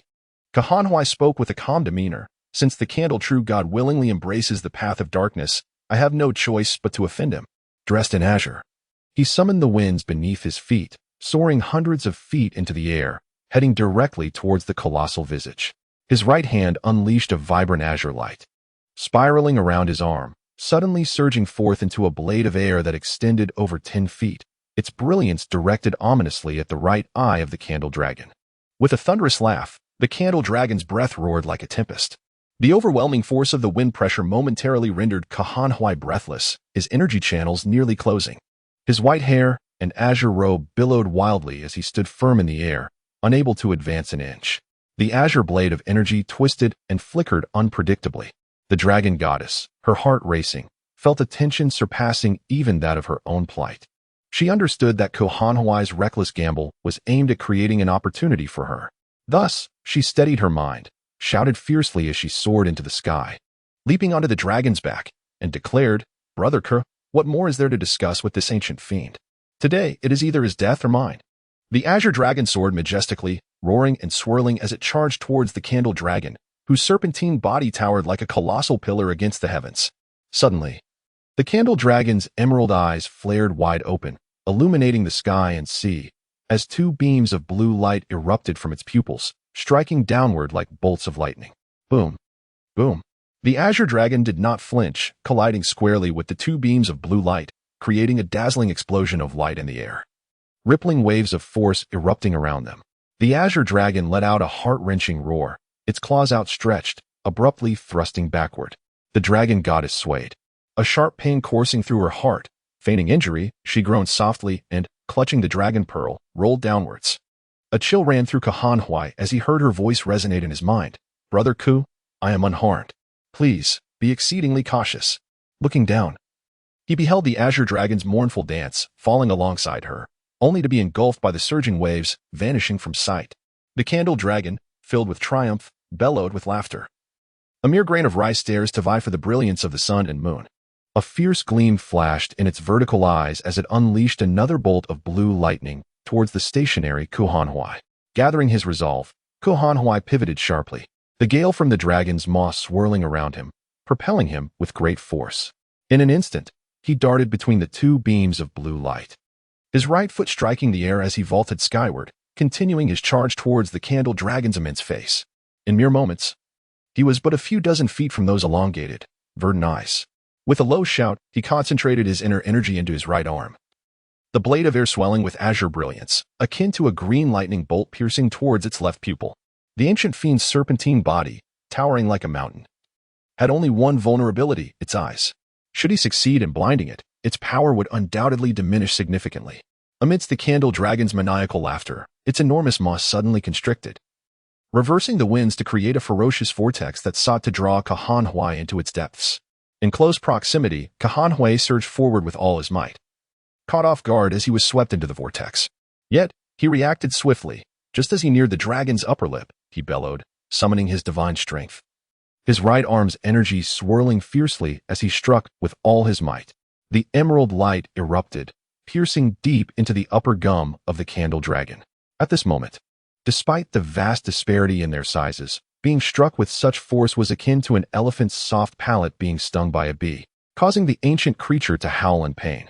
Blood gushed forth, and the tempestuous winds surged, as Kahan Hui seized the momentum, bursting forth from between its lips and teeth.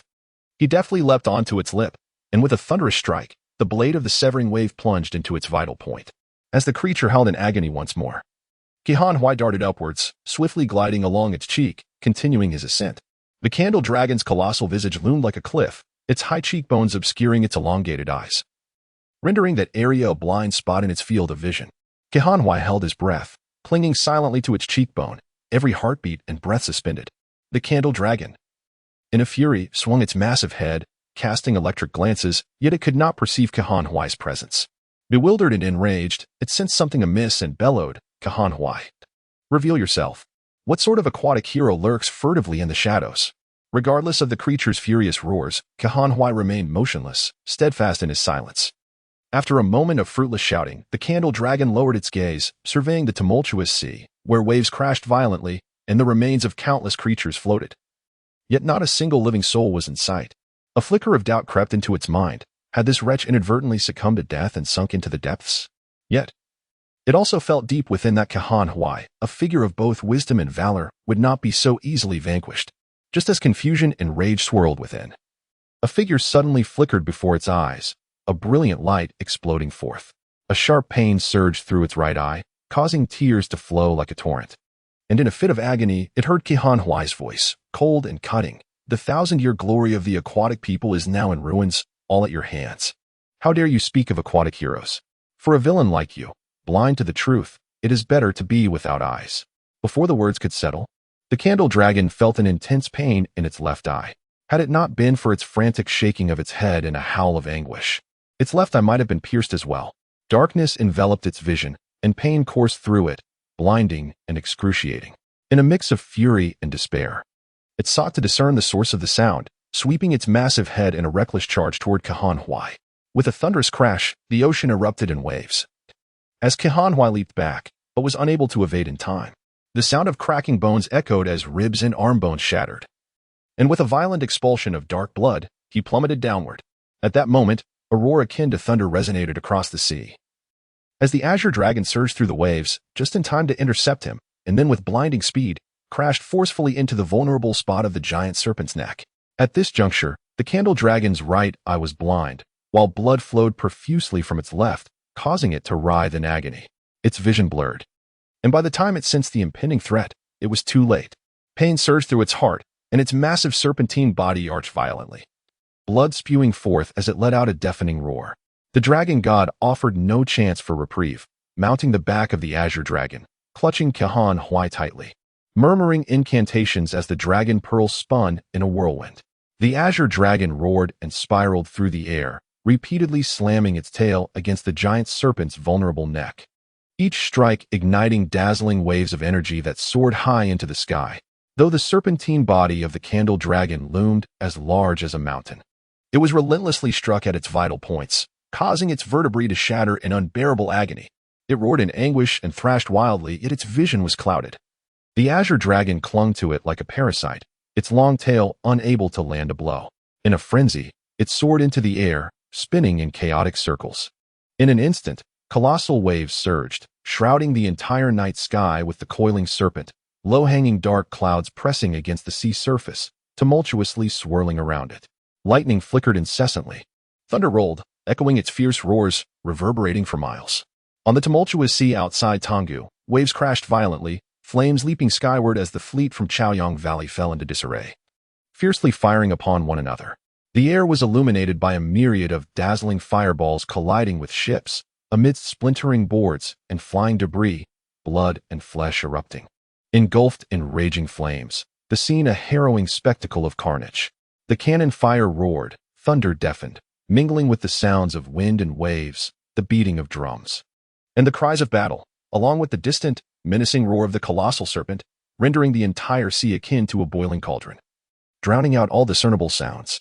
Tuobayi and the Sandflow Fairy exchanged glances, both astonished and elated, uncertain of the unfolding events. With focused eyes, they beheld a brilliant azure light suddenly erupting from the enemy's flagship, crashing down upon the mast with a thunderous strike. The main mast creaked ominously before splintering and collapsing. Cries of alarm erupting. Chiyu. Tuobayi recognized the gleaming blade of the Miao knife. Filled with joy, it was this squid. Astonished at the means employed to incite the water demons to turn upon one another, he marveled at the ingenuity. In a fit of fury, Tianwu soared into the heavens, forsaking the battle, dashing towards the flagship. Tuobayi's somber spirits lifted considerably, and he laughed heartily. Old Tianwu, are you attempting to flee because you cannot win? Come, come. Let us engage in 300 more rounds. He took flight alongside the Sandflow Fairy. Fireballs crisscrossed the sky. The scorching winds assaulted them as the cries of battle drew nearer. Gazing out, they beheld a vast sea of flames, the red glow reflecting all around. While the deck of the warship was a flurry of frantic figures, the water demons, driven mad, clashed violently, with screams erupting as many fell into the depths. The two descended upon the bow of the flagship. The creature Sun Wukong leapt down, flapping its wings with purpose, guarding their flanks.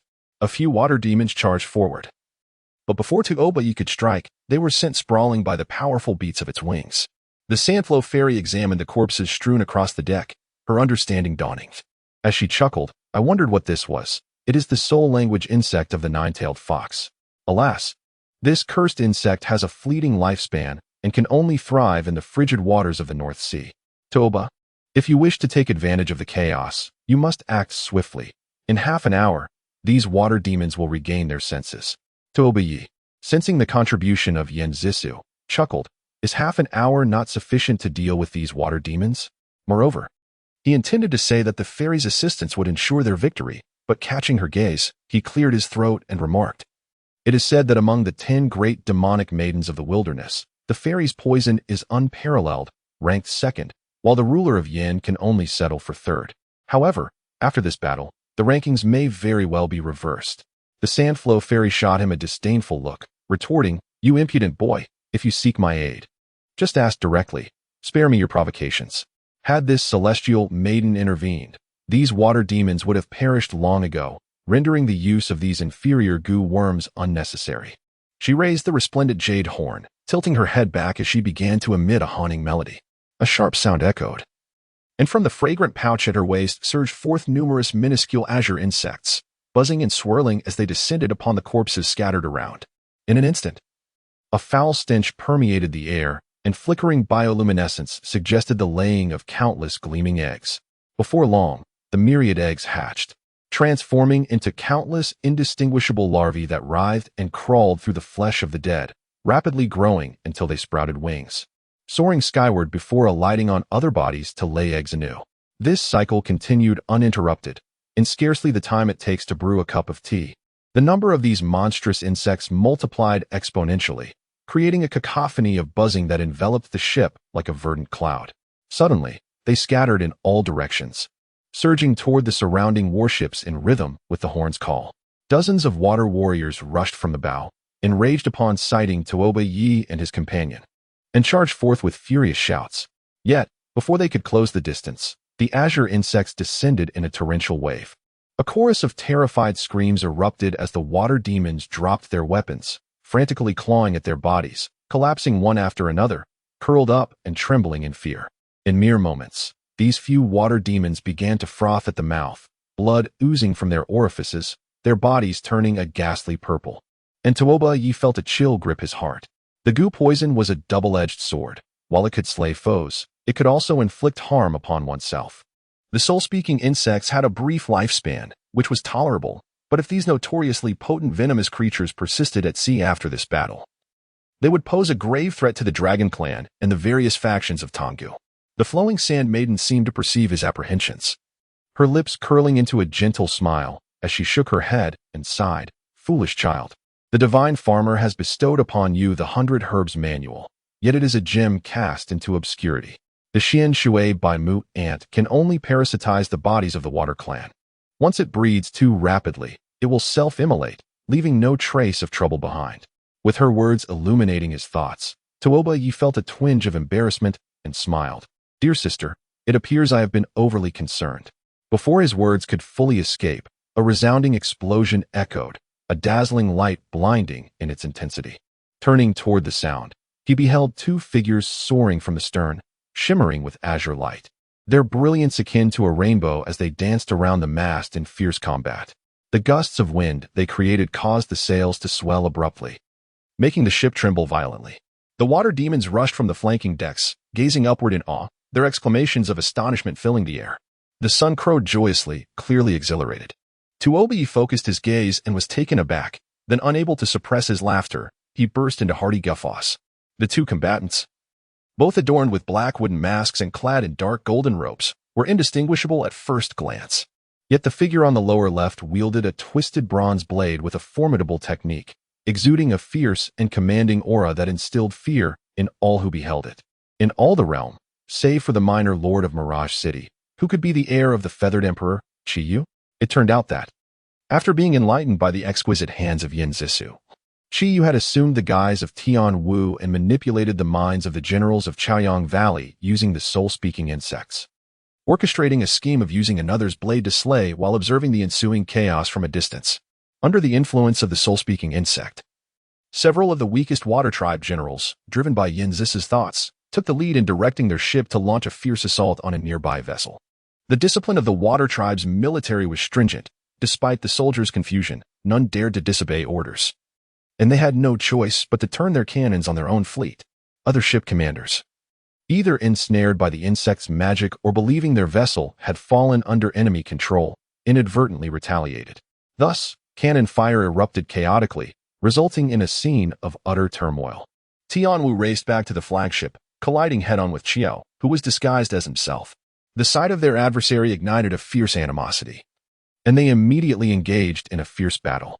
The water spirits aboard the flagship, upon witnessing two Tianwus, realized they had fallen into a trap. They frantically sounded the alarm, signaling for all ships to cease their internecine conflict. However, amidst the cacophony of cannon fire, the crews were blinded by rage and could hardly hear. A barrage of fireballs struck, shattering the flagship's mast and causing widespread casualties. The water spirits, filled with panic and fury, scattered in chaos, further exacerbating the disorder. Buoyed by ambition, Tuoba leapt into action, incapacitating the signaling officer with a powerful strike, seizing the Xianyuan longhorn from his grasp and blowing it skyward. The clarion call pierced the air, echoing across Tonggu Island, which was soon filled with the resounding cheers of the crowd. Boom! A colossal firestone was launched from the hidden stronghold atop the cliffs, soaring rapidly through the air, igniting with a series of crackles as it blazed like a meteor, crashing thunderously into the water spirit's colossal ship. The impact caused the ship's bow to collapse and splinter, flames erupting and swiftly spreading. Water spirits screamed in terror as they staggered out, engulfed in flames, frantically trying to extinguish themselves before leaping into the sea. Simultaneously, a continuous rumble echoed as hundreds of massive firestones were catapulted from the stronghold, raining down with devastating force, igniting a tumultuous blaze. At this moment, the water spirit ships were merely 100 paces from the shore, well within the range of the island's artillery.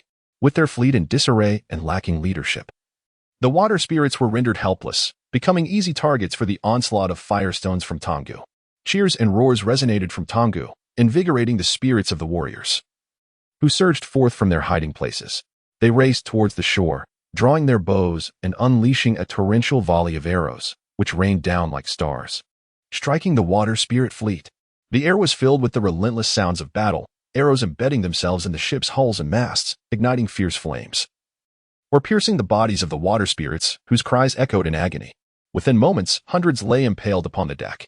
The water spirit fleet descended into chaos. Their commanders, still under the insect's thrall, ordered fire upon their own vessels. The soldiers, bewildered and frightened, found themselves at a loss, each forced to fight for their own survival, indiscriminately firing upon Tonggu Island. After a brief respite, The arrows and stones from the island began anew. The water spirits, still shaken, were startled to hear the horns blaring and drums beating as a dozen massive Fusang wooden warships sped forth from the hidden bay, their white sails billowing as they surged through the waves. With a thunderous roar, before the water spirits could turn to engage, the sharp, obsidian iron spear at the prow of the Fusang warship struck relentlessly against the side of the aquatic vessels, causing them to sway violently as torrents of water surged in through the gaping holes. On Tonggu Island, the roar of the multitude echoed like thunder, as waves of warriors surged to the shore, leaping into the small boats that had been prepared in advance. 10 men per group, they rowed vigorously, racing towards the fleet of water spirits. Fire! Fire! The water spirit soldiers shouted hoarsely, their cannon fire erupting chaotically, crashing into the sea and sending towering waves crashing forth, toppling and sinking several small boats. Yet, more small vessels surged forth like arrows released from a bow, slicing through the waves from all directions. Simultaneously, 11 colossal Fusang ships barreled into the fray like a tiger among wolves, descending from their elevated position to strike ferociously at the water spirit galleys. Although these water vessels were constructed from timber more durable than bronze or iron, they proved insufficient against the indomitable Fusang wood and obsidian iron. In an instant, 3 of the water spirit galleys were left riddled with holes, their lower holds filling with seawater as they slowly sank. The cannon fire from the water spirit ships raged chaotically against the Fusang vessels, creating numerous dents but causing little real harm.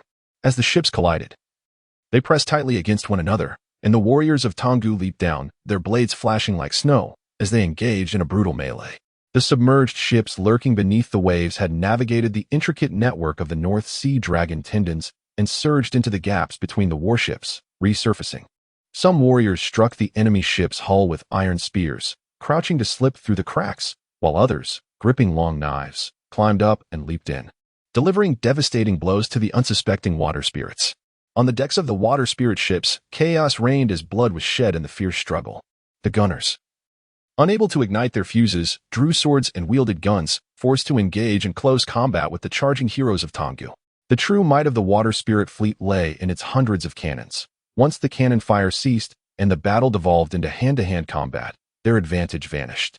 Each soldier of the Tonggu army was a fierce and rebellious warrior, capable of taking on 10 foes. This night, under the relentless barrage of the water spirits, suffering heavy casualties, they had stored up a reservoir of fury, which now erupted in a cacophony of battle cries, their morale soaring. Countless warriors roared as they surged from the colossal Fusang ships, submarines, and small boats, rushing onto the water spirit vessels, swinging their blades mercilessly. Although the soldiers of Chaoyang Valley were well trained and valiant, facing this frenzied and reckless mob had already drained much of their spirit. In mere moments of combat, they were slaughtered like petals in the wind, fleeing in disarray. As he watched the Tonggu army rise like a tidal wave against the water spirit fleet, advancing with unstoppable momentum, Tuoba's heart swelled with exhilaration, almost compelled to sing aloud.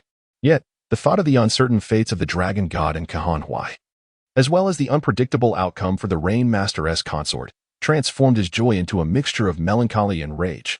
Glancing over, he saw Chi Yu and Tian Wu still engaged in a fierce aerial duel, with the latter being firmly pressed down, perilously close to defeat. Renewed fury ignited within him, and he declared, "Fairy, I leave this to you. I shall lend my strength to the squid." With a resounding shout, he gripped the Tian Yuan reverse blade and surged towards Tian Wu like a bolt of lightning. The Sand Fairy, lost in her reverie, mournfully played the resplendent jade horn, while countless azure-wood ants surged like a vast green cloud, thundering in rhythm. Wherever they passed, the aquatic warriors writhed in agony, curling up in their violent demise. Amidst the fiery chaos, shadows danced wildly, yet she remained still, gracefully poised at the bow of the ship, her garments billowing like the wind, intricately weaving through the tumult. Her stark black and white eyes fixated dreamily on the soaring silhouette of Tuobai, gradually merging with the ethereal image of Shinong, indistinguishable in their fusion. A deep anguish pierced her heart, tears welling in her eyes as the horn's sound suddenly fell into a haunting cadence, echoing with sorrowful lament. A colossal serpent coiled and spun, its velocity intensifying, appearing from afar as a crimson python pillar, standing tall between heaven and sea. The tumultuous waves surged around it, creating whirlpools that spanned dozens of miles, the tremendous current swirling violently, a sight of utmost grandeur. The dragon god found himself ensnared within the serpent's spiraling body. As if trapped in a vast well, sensing an ominous turn of fate. Suddenly, a deafening roar echoed, a surge of blood rushing within him. He looked up to see dark clouds rolling in, the furious visage of the candle dragon glaring down at him, its right eye bleeding profusely. The left shimmering with azure light, illuminated by flashes of lightning, exuding an indescribable ferocity. The dragon god shuddered, realizing he had been detected. He clasped Kahanhui tightly, urgently reciting incantations, directing the dragon downward in a bolt of energy. The candle dragon roared wildly, its massive serpentine body contorting and constricting. A fierce wind struck his face, plunging the dragon god into darkness. A metallic sweetness filled his throat as invisible waves of force constricted him, his insides feeling as though they were being crushed together. In sheer terror, he instinctively chanted the incantation for the distance between heaven and earth, mounting the azure dragon and plummeting into the sea like a whirlwind. The candle dragon bellowed like thunder, its serpentine form tightening abruptly. The dragon god's momentum was like lightning, narrowly brushing past the edge, yet in the haste of the moment. He was still struck by the serpent's tail. With a resounding crash, darkness engulfed him, blood gushing forth. All his meridians shattered under the cataclysmic force of the waves, sending him soaring into the icy depths of the sea 100 feet away. In an instant, his chest and lungs felt as if they had exploded, the world spinning, rendering him senseless. Instinctively, he curled around Kahanhui, slowly sinking downward. The azure dragon, filled with sorrow and fury, clawed and roared. Yet half of its body remained ensnared by the candle dragon. It could not break free and was struck on the head by the sweeping serpent's tail, producing a mournful cry, emerald light swirling chaotically, instantly transforming into over 20 azure dragon warships that flew through the air, crashing into the waves, rising and falling tumultuously. Within the main ship's cabin, chaos erupted. Startled exclamations filled the air. Lord Liu, dazed, heard a soft, sorrowful voice of a girl calling, "Grandmother! Grandmother!" His heart jolted. Miss Jinju. Suddenly, his eyes flew open, but as he attempted to rise, a sharp pain seared through his back, as if it had been violently torn apart. He gasped in agony, beads of sweat streaming down, collapsing back down once more. Gathering his focus, he realized he was battered and bruised, half reclining on the dragon throne, engulfed in searing pain. Even the slightest movement sent piercing stabs through him. After a moment, his consciousness began to clarify, recalling that he had ascended to the mast to command the fleet, struck squarely in the back by the water demon's cannon fire. Had it not been for his considerable cultivation, he would have surely found himself in the realm of the ghostly kings by now. The vessel rocked violently, and the cabin was filled with a cacophony of voices, a chaotic scene. Yet, amidst the turmoil, the sound of Jinju's sobbing reached his ears with striking clarity, causing his heart to race. He looked around, calling out, "Miss Jinju, what has happened?" Upon hearing his voice, Jinju became even more distraught. Clutching the mermaid grandmother and weeping, "My lord, she has died." The sixth Marquis gritted his teeth, enduring the pain as he sat up. He beheld Jinju kneeling in a corner, her delicate face streaked with tears, weeping heart-wrenchingly, resembling a pear blossom drenched in rain. The mermaid grandmother lay in her arms, eyes wide open, blood trickling from her lips. Indeed, she had passed away. The likes of Gulan Shui and others surrounded her, and upon seeing the sixth Marquis rise, they hurried to support him, their faces etched with sorrow, fury, and dread. They grimly informed him, "My lord, we have suffered defeat. The Qinglong seal has been shattered by the old demon, and His Majesty and Hero Ku have been gravely injured and have fallen into the sea. Their fate's uncertain." They recounted the events that had just transpired in succinct detail. A chill enveloped the sixth Marquis, cold sweat drenching his back. Despite his usual nonchalance and lack of fear, he now felt a piercing sense of terror and despair for the first time. Observing the Dragon Clan generals in dismay and fury, lost as they gazed at him, and then glancing at the heartbroken Zhu curled on the ground. His fleeting fear was quickly replaced by a fierce anger. He slammed his palm on the table, exclaiming, "Who dares to say we have lost? A dragon man would rather die than admit defeat. It is only a severed head that should bow, not a kneeling knee." The sixth Marquis, accustomed to jesting, commanded such thunderous authority with his sudden roar that all present were struck silent. Even Zhu ceased her weeping, gazing at him timidly, tears brimming in her eyes. He pounded the table again, pain searing through his hand, yet his fury swelled, and he surveyed those around him, proclaiming with prideful fervor, "The Dragon Clan has roamed the East Sea for over a millennium. What storms have we not faced? 800 years ago, the Dragon God led 6,000 heroes, barehanded. To vanquish the 30,000 troops of the Qing Emperor, 600 years ago, General Ao fought valiantly against the 4 immortals and 9 true beings of the Fire Clan. Ultimately exhausting himself to death, 300 years ago, the 4 elders led 7,000 women and children to confront the 3 great armies of the water demons, battling fiercely until the last child fell. Each battle he recounted was a tale of profound tragedy and valor in the annals of the Dragon Clan's history, resonating like thunder in this moment of life and death, stirring the hearts of the warriors, transforming their despair into a blazing fury. The 6th Marquis declared solemnly, "A true man born in peaceful times seeks only leisure and joy. Born in tumultuous times, he yearns for a life of glory and tragedy. As long as one does not waste this life, even in death, there is no regret." Pausing, with anger blazing in his eyes, he continued word by word. "At this moment of great peril, it is our time to emulate our forebears, to leave a legacy for the ages. If anyone dares to utter defeat or shrink back in fear, I, Ao Yueyun, shall be the first to slay him, to honor our Dragon Clan's banner." With the final words, he slammed his palm down, sending shockwaves that shattered the stone table. The dragon warriors, their blood surging, were ignited with fervor, and they collectively roared, "We heed your command, my lord, and vow to fight to the death." Their spirits soared, their voices resonating like thunder. Pearl gazed intently at the 6th Lord, as if she were meeting him for the first time. Her breath caught, and an inexplicable warmth flushed her face. In that moment, the sorrow of her grandmother's recent passing and the howling storm outside seemed to fade into oblivion. Suddenly, a loud crash reverberated through the vessel as it collided with something, causing it to sway violently. The crew turned to the porthole, where they beheld a tumultuous sea filled with thunder and lightnings. And the colossal head of a crimson serpent let out a mournful roar before plunging into the depths. With a thunderous sound, the great serpent opened its maw, and a fleet of aquatic warships took to the skies, landing safely on the surface of the sea, scattering in all directions. In an instant, hundreds of water-tribe battleships appeared amidst the vast ocean. The generals, filled with both shock and rage, cursed vehemently, lamenting the mischief caused by the ancient sorceress, and how these water demons seized the opportunity. Eager for battle, they prepared to engage in a fierce confrontation. The candle dragon seemed to writhe in agony, howling in fury as it soared and tumbled above for a time before diving into the ocean, creating towering waves and vanishing from sight. The 6th Lord, momentarily taken aback, felt a mixture of astonishment and joy. With a cold smirk, he declared, "Marvelous." Although His Majesty and the great hero could have sustained some injuries, they have significantly weakened that ancient sorceress. With her vital essence severely diminished, it is improbable that she can continue her rampage. Send word to the ships, raise the flags, and command them to advance swiftly while the water tribe's formation is unstable. Engage them in close combat, and let it be a fight to the bitter end.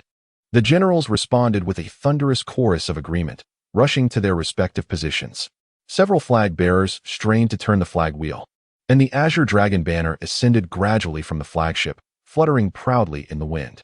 As the flag rose and fell several times, the nearby dragon fleet understood the signal and turned their vessels towards the nearest water tribe ships, ready for an imminent clash. The tension in the air was palpable. The horn sounded, sails billowed, yet the water demon fleet seemed to have anticipated the 6th Lord's plan, opting to retreat rather than engage in close quarters. The water vessels, largely intact, sailed away at a speed far superior to the battered dragon fleet, leaving them behind in mere moments. When the two forces were nearly a mile apart, the water demon ships turned their bows, forming a crescent line, encircling the dragon fleet once more. Boom, boom, boom. Hundreds of cannons fired simultaneously, a blaze of light erupting as they unleashed a furious assault on the scattered azure dragon vessels. In an instant, masts exploded and ship hulls shattered. Several of the closest dragon warships were reduced to mere wreckage, a sight too tragic to behold. The dragon warriors, filled with indignation and fury, found themselves at a loss.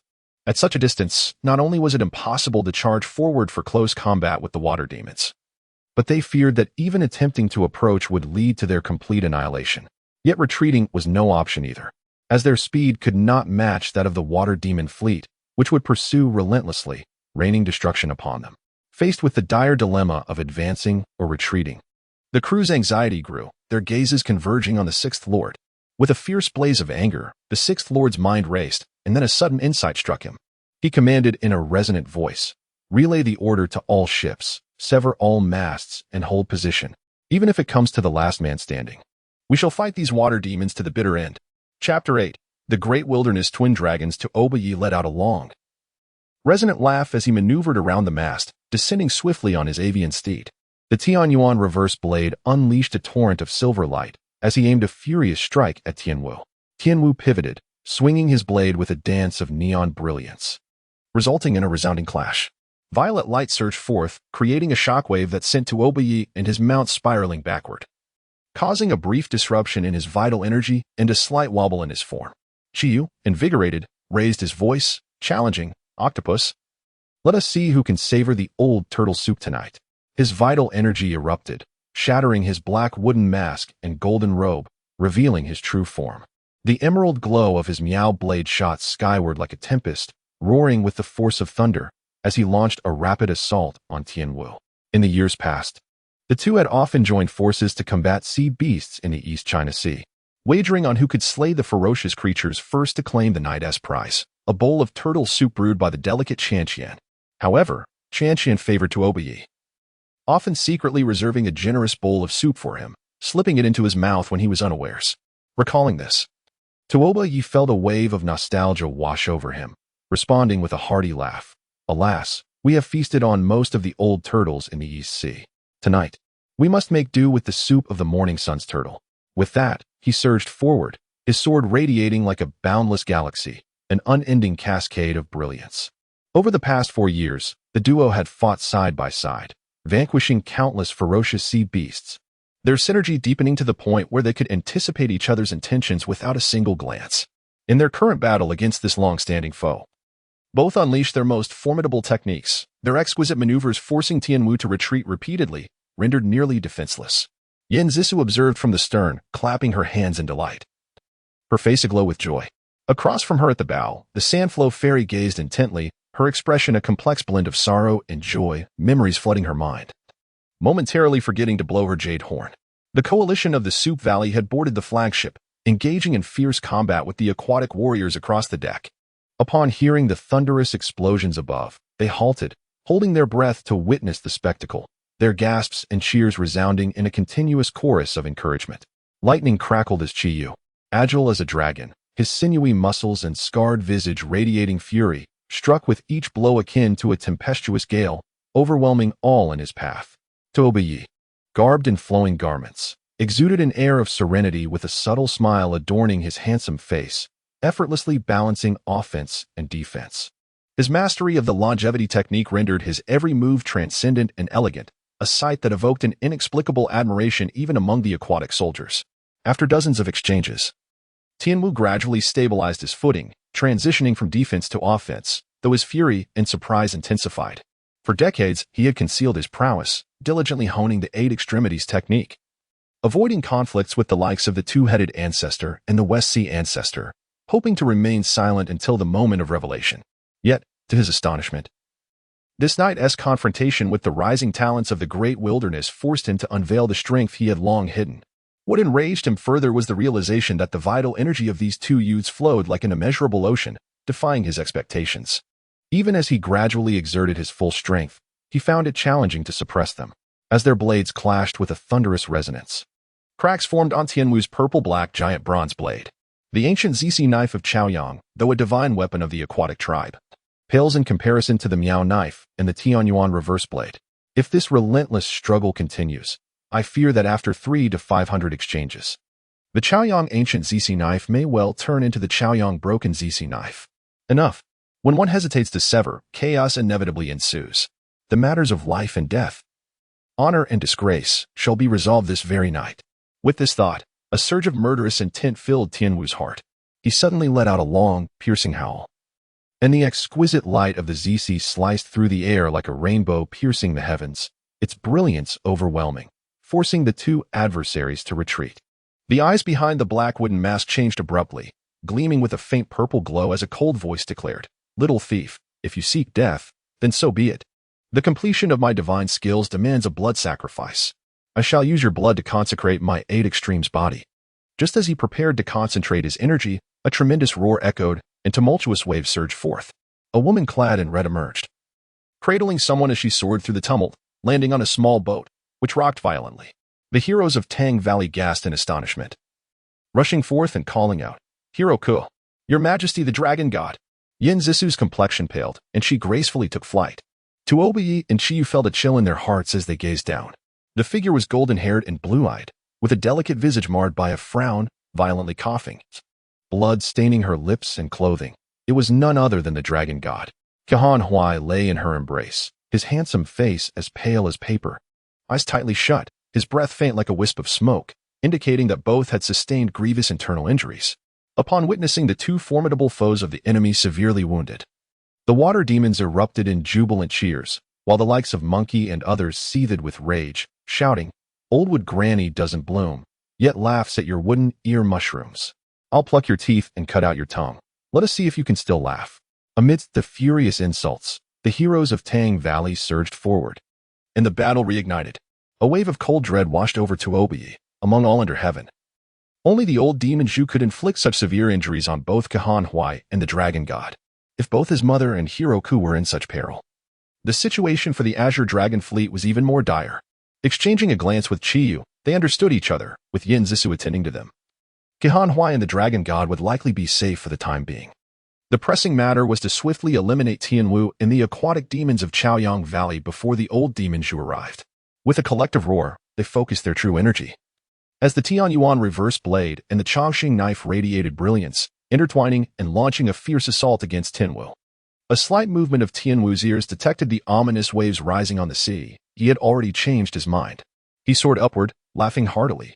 "Little thief. How dare you block the yellow river with mere sandbanks? Under the divine light of Zhu, all shadows turn today, if you wish to survive. Kneel and beg for mercy." Before his words faded, a colossal tremor rocked the sea, which surged skyward in a towering wave, tossing all ships into the air. The crowd found themselves involuntarily lifted, soaring through the clouds, limbs flailing, screams of terror echoing all around. Suddenly, a deafening roar resonated. And Tuobiyi's mind buzzed while his ears dulled, struggling to breathe. He turned in horror to see a gigantic, unimaginable crimson serpent rising from the sea. Its head towering like a mountain, a colossal pillar reaching for the heavens. Even the grand fusang trees of Tang Valley seemed but slender willows in comparison. The crowd erupted in cries of alarm, tumbling from the air into the surging waves, frantically scrambling onto the tumultuous small vessels. Their eyes drawn upward to the fearsome visage of the monstrous serpent with a human face, as if ensnared in a waking nightmare. The beleaguered forces of the Chaoyang Valley, previously in disarray, now seemed to behold a savior, their cheers resounding like thunder. The candle dragon roared in fury, suddenly lowering its head, its fearsome countenance obscuring much of the sky. Its right eye, a dark abyss, bled profusely, while its left eye, elongated and slightly protruding, glowed with an electric blue light, illuminating the sea with a vivid purple brilliance. It opened its massive jaws, unleashing an ominous growl that reverberated through the ocean as it sought something amidst the waves. Tuobiyi, filled with dread, recognized that the old fiend's eye injury must have been inflicted by Kahan Huai and the Dragon God, having pursued them to this distant locale. It was evident he had come for vengeance. He, alongside Chiyu, summoned their avian steeds and surged towards the small vessel where Kahan Huai and the Dragon God were situated. At that precise moment, the candle dragon also identified its target, its singular eye flashing with malevolence, its furious roar piercing the air as its colossal tail lashed out, sending forth a tempest of waves crashing towards the tiny craft. Yin Zissou, sensing impending doom, swiftly lifted the two men, soaring gracefully like a ghostly specter. Ahead of the oncoming gale, veering off to evade the chaos, landing deftly upon the back of the Sun Raven. Together with Chiyu, they guided their birds close to the ocean's surface, suddenly ascending into the sky in a furious dance. With a thunderous crash, the serpent's long tail descended, the impact generating monstrous waves that obliterated the small vessel, scattering the surrounding ships into disarray. The tumultuous waters surged, threatening to capsize the larger vessels. As the crowd cried out in panic, many leaping into the sea in a bid for survival, witnessing the candle dragon's frenzied onslaught. The earlier joy of the Chaoyang Valley soldiers swiftly diminished, prompting them to abandon their ships and plunge into the depths to ensure their safety. Tuobiyi, riding his bird with urgency, scanned the injuries of Kahan Huai and the Dragon God, his heart gripped by terror. Both were grievously wounded, their meridians shattered, and their bodies bearing numerous fractures. Kahan Huai's arm and ribs were nearly crushed, his internal organs suffering varying degrees of trauma. Were it not for their formidable cultivation and protective energy, they would have perished long ago. Yet, given the severity of the dragon god's injuries. How could he have possibly managed to carry Kahan nearly 100 miles and still have the strength to leap from the sea? In this critical moment, without further thought, Tuoba Yi and Chiyu extended their hands to shield the dragon god and Kahan Huai's vital points, channeling their energy into them. The candle dragon bellowed in rage, twisting and soaring, its massive tail raised high, as if the heavens themselves were collapsing, striking down upon the diminutive sun raven with a thunderous fury. Yin Zissou, gripped by profound fear of this former supreme ruler, turned pale, daring not to look back, repeatedly urging, "Quickly, my bird, fly to the sea." The sun ravens responded with peculiar cries, dancing in disarray as they flew at remarkable speed. These Tende birds were descendants of the divine creatures that once carried the sun, unmatched in swiftness among the ancient beasts. Now, they soared at full speed, gliding over the ocean's surface, swiftly covering 6 or 7 miles in an instant. The candle dragon, severely injured in its eye, struggled to see clearly. Its previous power and agility had diminished significantly due to the relentless assaults from the azure dragon. Its colossal tail swept across the sea, crashing down with a cacophony of roaring waves, as several more ships were reduced to splinters.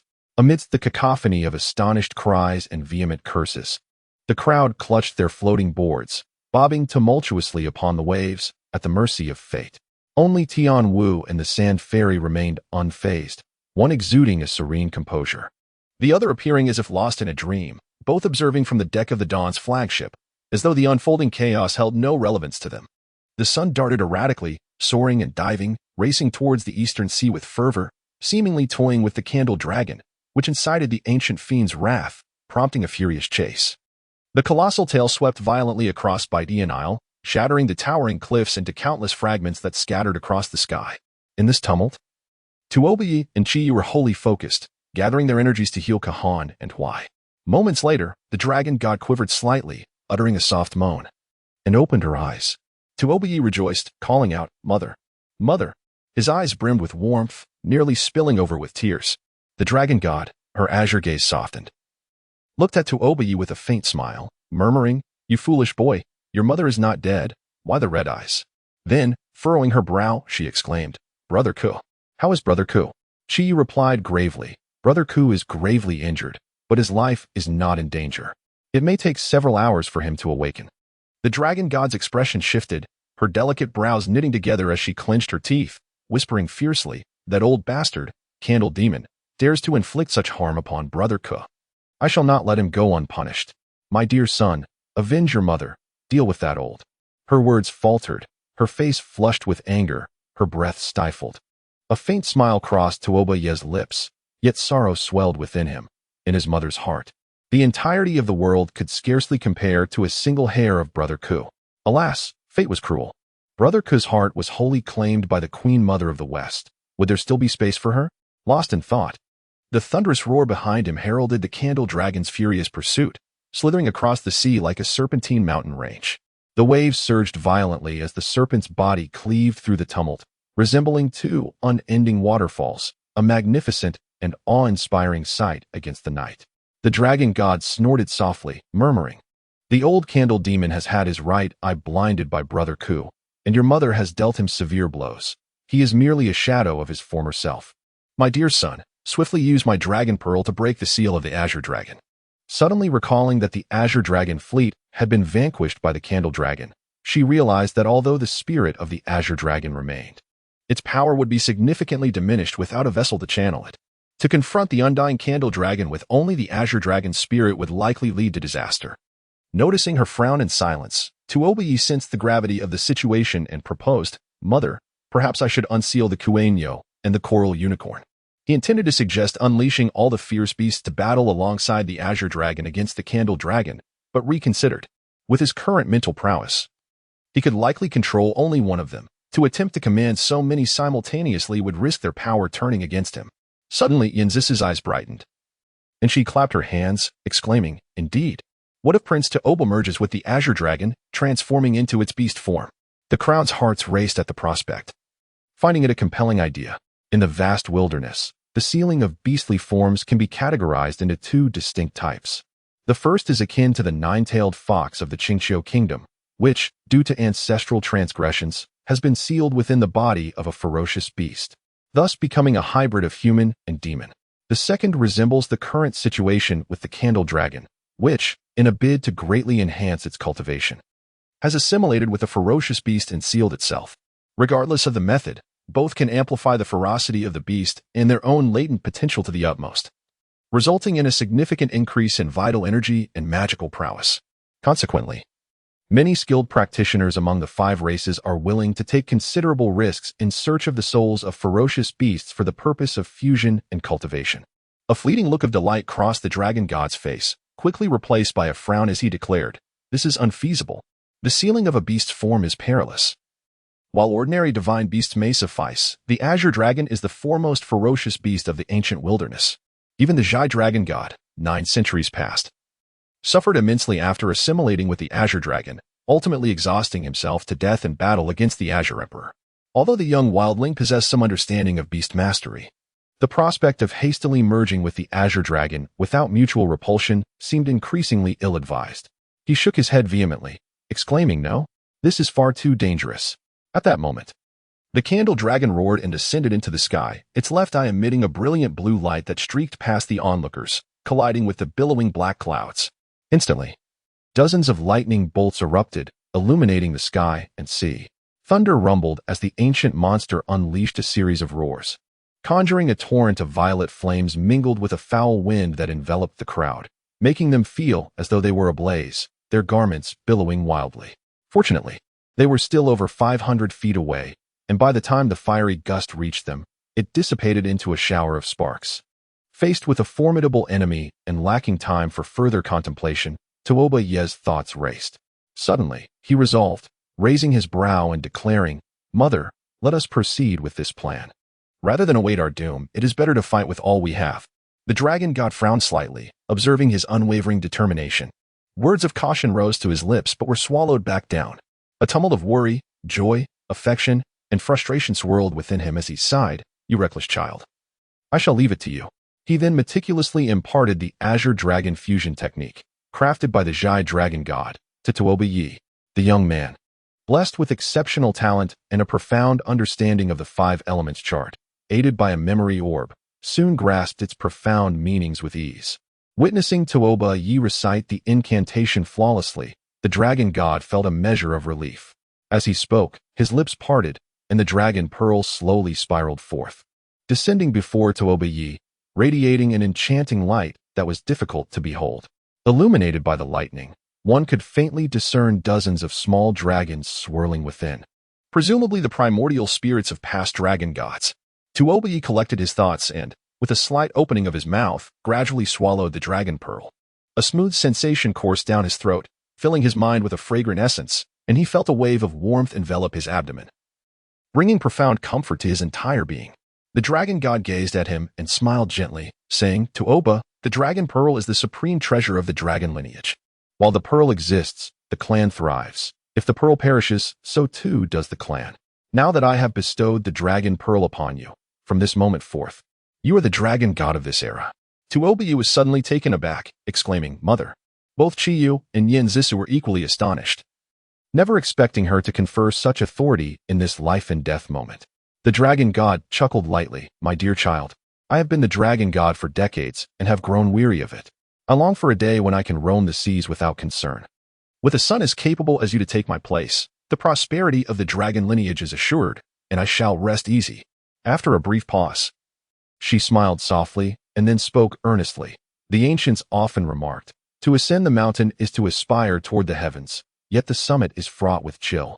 Before assuming the throne, most sovereigns are filled with ambition and concern for their subjects. However, once they grasp power, their former grand aspirations often devolve into a narrow self-interest aimed solely at preserving their reign. My dear child, I am aware of your benevolent heart, your integrity and kindness, which are far removed from malevolence and selfishness. I implore you to always remember the words you spoke during our encounter in the Dragon Palace, and to hold dear the dying wish of the Celestial Emperor from years past. Maintain your youthful spirit, rejuvenate the Dragon Clan, and bring prosperity to the world. Though the Dragon God and Tuoba Ye are not blood relatives, their bond is akin to that of mother and son, marked by deep affection. They often converse without reservation, which, to the ears of others, could be misconstrued as flirtation. Yet, At this moment, the atmosphere is unusually solemn and earnest. Tuobi felt a shiver run through him as he solemnly replied, "Mother, rest assured, I shall not betray your trust. I vow to dedicate myself wholeheartedly to leading the Dragon Clan in vanquishing the water demons, restoring peace to the realm, and ensuring tranquility in the Eastern Sea." Before he could finish, a voice erupted in mocking laughter. "A dead worm still speaks of spring breezes. You foolish boy, facing your doom, dare you spout such nonsense?" As dark clouds gathered and a foul wind howled, the ancient monster had stealthily approached. A colossal visage suddenly charged from the upper left, its fangs bared and flames billowing forth. Chiyu, wielding his spear with fervor, unleashed a torrent of emerald light that sent the searing winds and flames spiraling skyward. The sunbirds, with their peculiar cries, turned their heads reluctantly to glance at the crimson flames engulfing the sky before diving downwards with urgency. Tuobayi focused intently on the pearl, urgently reciting incantations. The pearl, glowing of vibrant azure, spun rapidly within his dantian, while verdant energy surged through his meridians. In a matter of moments, a brilliant light erupted from above his head, resembling numerous azure dragons roaring toward the heavens. He could hear a thunderous resonance in his ears. A distant dragon's roar echoed like rolling thunder, and the heat in his dantian intensified, as if a dragon lay coiled within him, yearning to burst forth. With a sudden crackle, his garments tore asunder, his skin radiating a brilliant azure light, and he transformed, becoming adorned with countless dragon scales. A sharp pain pierced his skull as two sturdy, pointed dragon horns sprouted forth. Chiyu, both astonished and bewildered, stared at him, rendered speechless. In an instant, Tuobayi underwent a profound transformation, evolving from an 8-foot man into a colossal azure dragon stretching 100 feet long. He soared into the sky, roaring triumphantly, radiating azure brilliance. The dragon god laughed heartily, her previous concerns replaced by joy and pride. She called out, "My dear son, swiftly strike at his vulnerable spot and slay the ancient monster. Present his serpent's gall to your mother as a toast." Tuobi laughed exuberantly, but as he spoke, his voice transformed into a fervent dragon's roar. His dragon form soared, claws bared, as he lunged at the massive serpent looming above. The candle dragon, roaring, descended with fury, its massive tail sweeping through the air. Tuobayi deftly evaded, pivoting to maintain his charge toward its vulnerable spot. From a distance, it appeared as though a mere worm was entangled with a formidable serpent, a scene fraught with peril. Waves of light erupted, clouds dispersed, and the dragon and serpent engaged in a fierce aerial battle. When the lightning illuminated the sky, one could glimpse the head of a dragon or the tail of a serpent as the thunderous roar resonated across the miles, utterly drowning out the sound of the storm. In the distance, the island of Tongu was teeming with people of all ages, their heads tilted skyward, gazing eastward. Within the bay, remnants of sunken boats bobbed upon the waves, while the valiant warriors, immersed in the frigid sea, held their breath in awe, captivated by this magnificent and rare spectacle, momentarily forgetting the battle at hand. Although the colossal serpent had sustained grave injuries, rendering its movement sluggish, each strike it delivered was as formidable as an avalanche. Despite soaring hundreds of feet above the tumultuous waters, the force of its presence stirred the ocean into a frenzy, with waves surging for miles around. The azure dragon danced gracefully, often darting beneath the serpent's lengthy tail, delivering thunderous blows to its vulnerable spot, causing it to coil in agony. Occasionally, when the dragon miscalculated, it would be struck by the serpent's massive tail, resulting in a brilliant flash of azure light as it was sent tumbling hundreds of feet away. Each clash ignited a chorus of gasps and cheers from the distant onlookers. Chiyu, perched upon a bird, was consumed with anxiety, repeatedly tempted to draw his sword and join the fray, only to be held back firmly by Yin Zissou. The dragon god cast a glance at the still unconscious Kahan Huai. His heart aching, and with a wry smile, remarked, "Young Xiao, do you believe yourself superior to the Duanlong blade? Unless you can transform into a dragon once more, your attempt to engage will be in vain, only serving to grieve your beloved."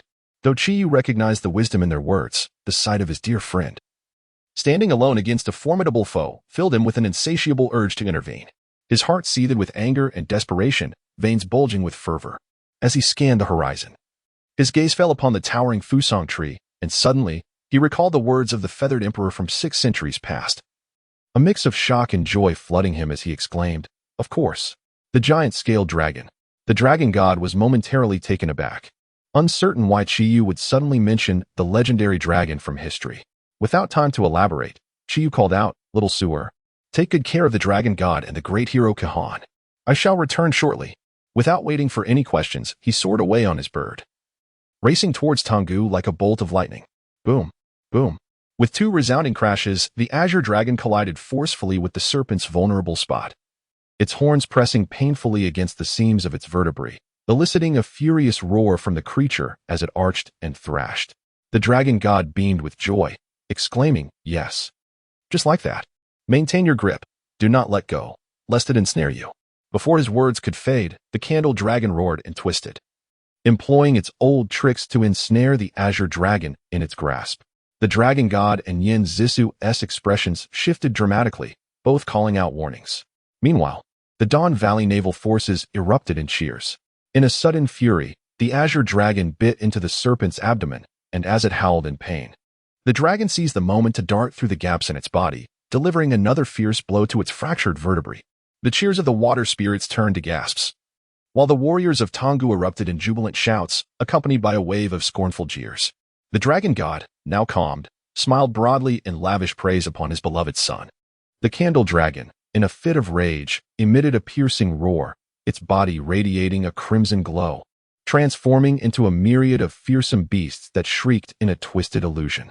Yin Zisu, taken aback, gasped, "Oh no. The old candle demon is about to unleash its twofold injury spell." In an instant, the sky was ablaze with a myriad of vibrant hues, as if a resplendent rainbow were dancing across the heavens. The ocean roared with tumultuous waves, and a colossal column of water surged upward, spiraling toward the firmament.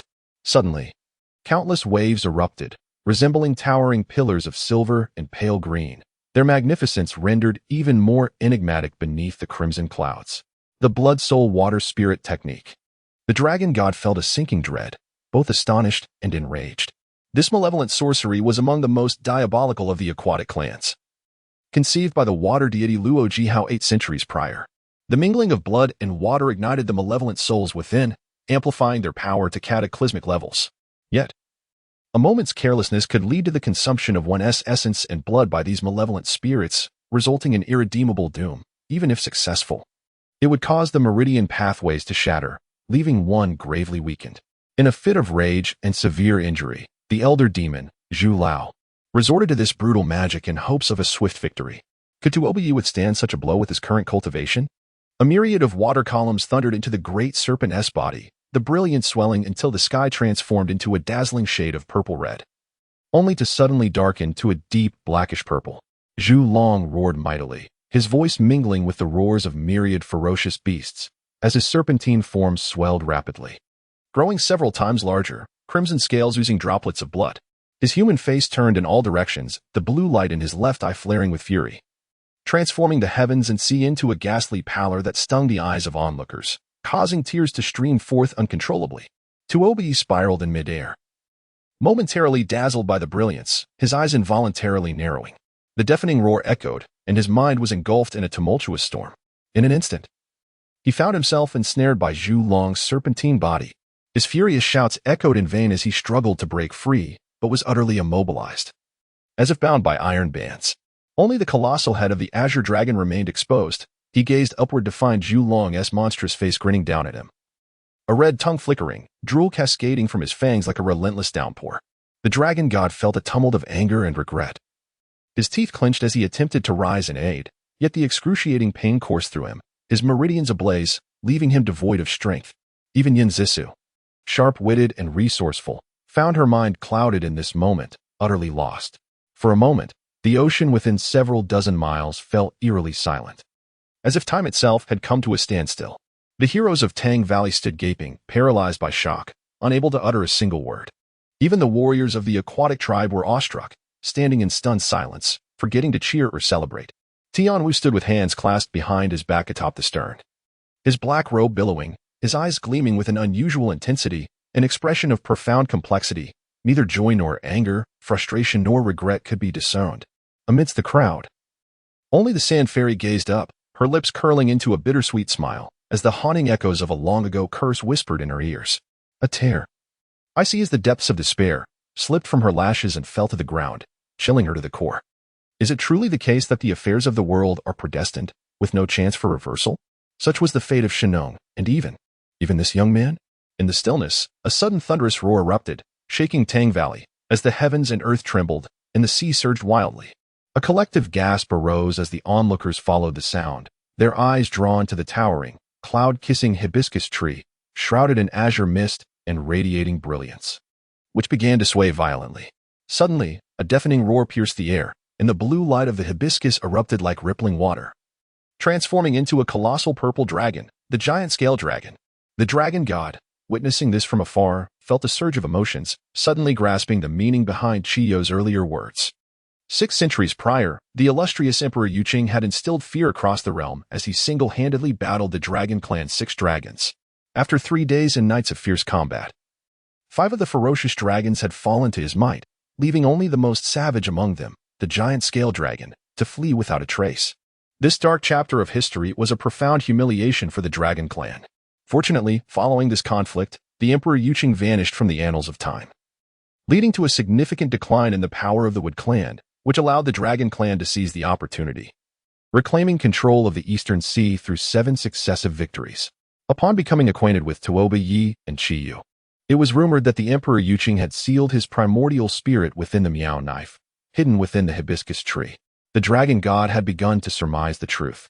And now, witnessing the rebirth of the ferocious dragon, he realized that this sacred tree of the Wood Clan was indeed the manifestation of the Dragon Clan's divine beast.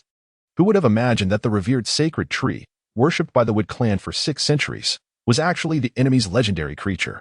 And who could have foreseen that 600 years later, the heir of Emperor Yuqing would merge with the giant scale dragon, breaking the seal and returning to life? The dragon god was filled with a tumult of emotions, both sorrow and joy, astonishment and fury, as he contemplated the absurdity and unpredictability of fate, unable to restrain a hearty laugh. The enmity and affection of 6 centuries dissipated like mist in an instant. At that moment, the purple light soared to the heavens, roaring like thunder, as the giant scale dragon surged forward, unleashing a tempestuous attack on the undying divine python, striking its vital point with ferocity.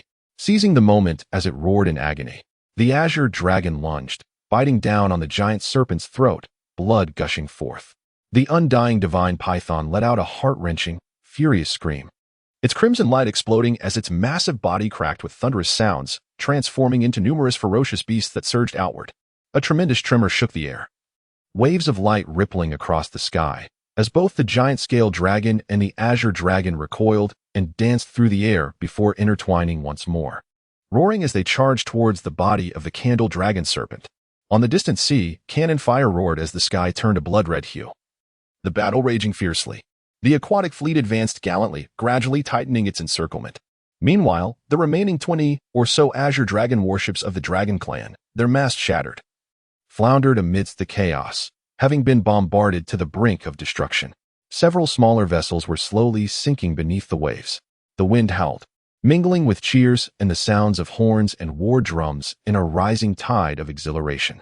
Su Bai, standing proudly at the bow of the flagship, peered through his telescope, unable to suppress a hint of a triumphant smile on his lean face, his heart brimming with uncontainable joy. Who would have thought that the so-called world's foremost naval fleet, the Azure Dragon Fleet, would be utterly decimated, and that it would be at his own hands? The humiliation endured 6 months prior was finally avenged this night. From this moment forth, who could stand against his northern sea fleet across the vast expanse of the 8 wildernesses and 4 seas? Yet, as he gazed at the unmoving Dragon Clan fleet through his lens, a subtle unease began to stir within him amidst his elation.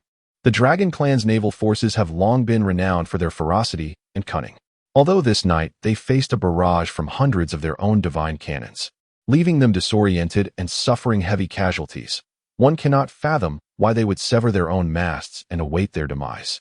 Just as he was pondering this perplexity, anguished cries erupted from below the forecastle, followed by frantic exclamations. "By my grandmother, the Dragon Clan's minions are charging up." Su Bai Yangqi, filled with trepidation, rushed to the railing, peering downwards.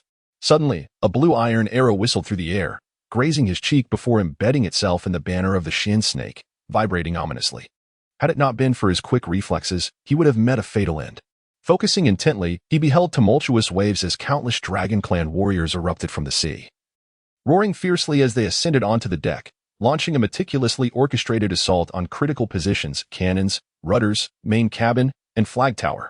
The aquatic soldiers, reveling in the euphoria of annihilating the Azure Dragon fleet, were utterly unprepared for the Dragon Clan's sudden aerial onslaught. In their haste to respond, they were swiftly decimated, suffering grievous losses. Within moments, the cannons had already fallen into the hands of the Dragon Clan, filled with both astonishment and fury. Su Bai Yanqi realized he had fallen into the enemy's trap. The Dragon Clan had evidently anticipated that their forces would rely on the might of their artillery, launching a relentless bombardment. Thus, they had chosen to abandon their vessels and dive into the depths, executing a cunning maneuver to turn the tide in their favor. In naval warfare, abandoning one's ship is considered the gravest error. The principle of where the ship goes, so too goes the man holds true. Yet, he never expected the Dragon Clan would resort to such a desperate and counterintuitive tactic. In that moment, he felt a mixture of rage and admiration. Muttering bitterly, what a splendid act of self-preservation, akin to a gecko shedding its tail, or a cicada escaping its shell. I wonder which wretched creature conceived this notion. Before his words could fully escape his lips, a languid voice from behind interjected with a laugh. It is none other than your esteemed grandfather Ao.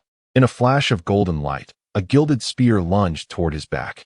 Su Bai Yanqi reacted with incredible swiftness, leaping aside and countering with his whip. The two weapons clashing with a resounding impact. His arm jolted, and he spun outward. Amidst the dim night and the fiery chaos, a tall and imposing figure clad in tattered finery stood proudly, his body marred by purple burns, a nonchalant smile gracing his handsome face.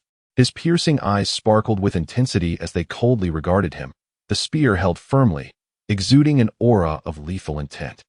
It was none other than the illustrious sixth prince of the Dragon Clan, famed for his charm and charisma throughout the realm. Chapter 9. The cranium strike and bone-blowing dark clouds billowed ominously, and flames soared towards the heavens. From the cliffside cave of Tonggu City, one could gaze outward, through the fiery red blossoms of the giant Fusong tree, to witness the fierce battle of a serpent and two dragons in the sky. Thunderous roars echoed as the air surged like a colossal vortex, bursting forth in a dazzling array of colors, akin to a mesmerizing rainbow, magnificent and surreal, with ever-changing phenomena. The maiden of Gu Sha stood leaning against the wall, lost in a daze, rendered speechless. Clad in white, her form danced amidst the radiant light, her delicate features glowing with an allure as fiery as the sun. Even her clear, expressive eyes seemed to flicker with flames, contrasting starkly with her usual ethereal, serene demeanor. Around her, gasps of astonishment erupted, and shouts swelled like the tide. Yet she remained oblivious, her enchanting gaze fixed unwaveringly on the roaring azure dragon above. Suddenly recalling their first encounter atop Jade Screen Mountain. At that time, he was but a young scamp, clad in humble attire, playing the bamboo flute with a charmingly mischievous air. He was still a boy, unpolished and naive, relying on hidden assistance to triumph over the usual Water Tribe warriors. She remembered vividly how he stood agape under the moonlight, foolishly staring at her, causing her heart to tremble and a faint smile to surface on her lips. The taste bittersweet and ambivalent. Though only 4.5 years had passed, the memory felt as if it belonged to a different era altogether. The world is capricious, and time flies like an arrow. He was no longer the rustic youth of yore. Since their reunion at Zhongshan, he had repeatedly rescued her from peril, his intellect and bravery far surpassing her own. Yet, why did she feel the same trepidation watching him confront formidable foes? Even more intense than if she were in the fray herself? At this moment, how she longed to soar on the winds and fight alongside him, just as they had against the old ancestor of the Western Sea at Mishi Mountain, or during the duel with the immortal lady of Changlu on Zhangyi Mountain, or the fierce battle atop Kunlun against the ghost emperor of Yutian. However, after witnessing the scene atop the Fusong tree this night, she felt as if she had suddenly lost all her courage. Guilt, self-reproach, sorrow, and heartache surged within her like a tempest, rendering her unable to draw closer to him. Perhaps it was fate that dictated she remain an outsider in this moment, gazing from afar, silently sharing in his joys and sorrows, his laughter and tears, feeling the tumult of his emotions without him ever knowing. As these thoughts coursed through her, her heart ached as if in a vice, and her cheeks burned, leaving her in a state of bewilderment. Just beyond her reach, the fairy of the empty mulberry sat gracefully, quietly regulating her breath, having consumed the secret herbal elixir crafted from rare herbs.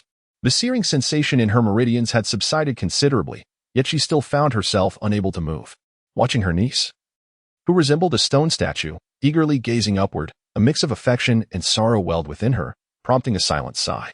Tuoba Yi's unwavering devotion to the Dragon Maiden was known throughout the realm. For the sake of the woman whose beauty had been ravaged, deemed a fallen woman by society, he boldly defied the Western Queen Mother, withdrew from the competition for the Golden Clan's son-in-law, and even married her before the esteemed lords of the 5 clans, daringly confronting the dual-headed old ancestor in a life-and-death struggle. This had long since become a tale of great renown across the vast wilderness. Fate plays its tricks, leading this innocent and unworldly young niece to harbor secret affections for him, her heart deeply entwined, setting aside her status as a saint and the stringent clan rules. Not to mention her serene and reclusive nature, devoid of desires. Even if one day she were to cast aside the shackles of the mundane world and bravely confess her feelings to Tuoba Yi, could she truly attain the happiness she yearns for? Is it her destiny to endure a lifetime of hopeless torment? In contrast, when I recklessly pursued love with Ji Ning, despite being forsaken by the 5 clans and exiled to the Eastern Sea, I at least experienced a love that was mutual and unwavering, rendering me seemingly more fortunate than her. As these thoughts lingered, a deafening roar suddenly erupted, accompanied by furious howls. The sky turned crimson, blinding light surged, and monstrous waves soared hundreds of feet high, causing even the cliffs beneath to tremble, with earth and stone cascading from above. The heart of gushing fairy quaked, and she gazed intently, witnessing the azure dragon and the giant-scaled dragon collide violently with the belly of the candle dragon, their serpentine forms swirling in golden light. Blood gushing forth. The warriors of Tongu erupted in cheers, as the belly of the massive serpent suddenly ruptured, a gaping chasm opening wide, from which countless monstrous energies roared forth, resembling a cavernous maw filled with jagged teeth, abruptly engulfing both the azure dragon and the giant-scaled dragon within. As the torrential rain began to subside, the fierce winds persisted, and the booming sounds of cannon fire echoed relentlessly. The tumultuous waves surged mightily, akin to a multitude of verdant hills rising and falling, while hundreds of warships bobbed violently amidst the chaos, the air thick with the din of battle. Thousands of dragon warriors roared as they leapt from the waves, drenched and charging onto the aquatic warships, like dragons plunging into the sea, fierce tigers descending from the mountains, relentless in their blood-soaked combat. At this moment, the 56 ships of the Azure Dragon fleet had all sunk, leaving only 4,000 of the 16,000 elite dragon warriors. Under the leadership of renowned generals such as Gue Lushan and Long Xiaohui, they divided into 7 groups, storming into the 7 largest and most fortified flagship vessels of the aquatic clan. The dragon tribe is known for its ferocity and unparalleled combat prowess. Having endured a night of bombardment from the aquatic forces, their fury now boiled over. In close combat, they fought with reckless abandon, fiercely protecting one another and slaying their enemies with the ease of chopping vegetables. Each flagship of the aquatic forces housed around 400 personnel, and as the tide of formidable dragon warriors surged forth, the morale of the aquatic soldiers waned, causing them to falter and retreat. Some even leaping into the ocean in despair, fleeing towards nearby ships.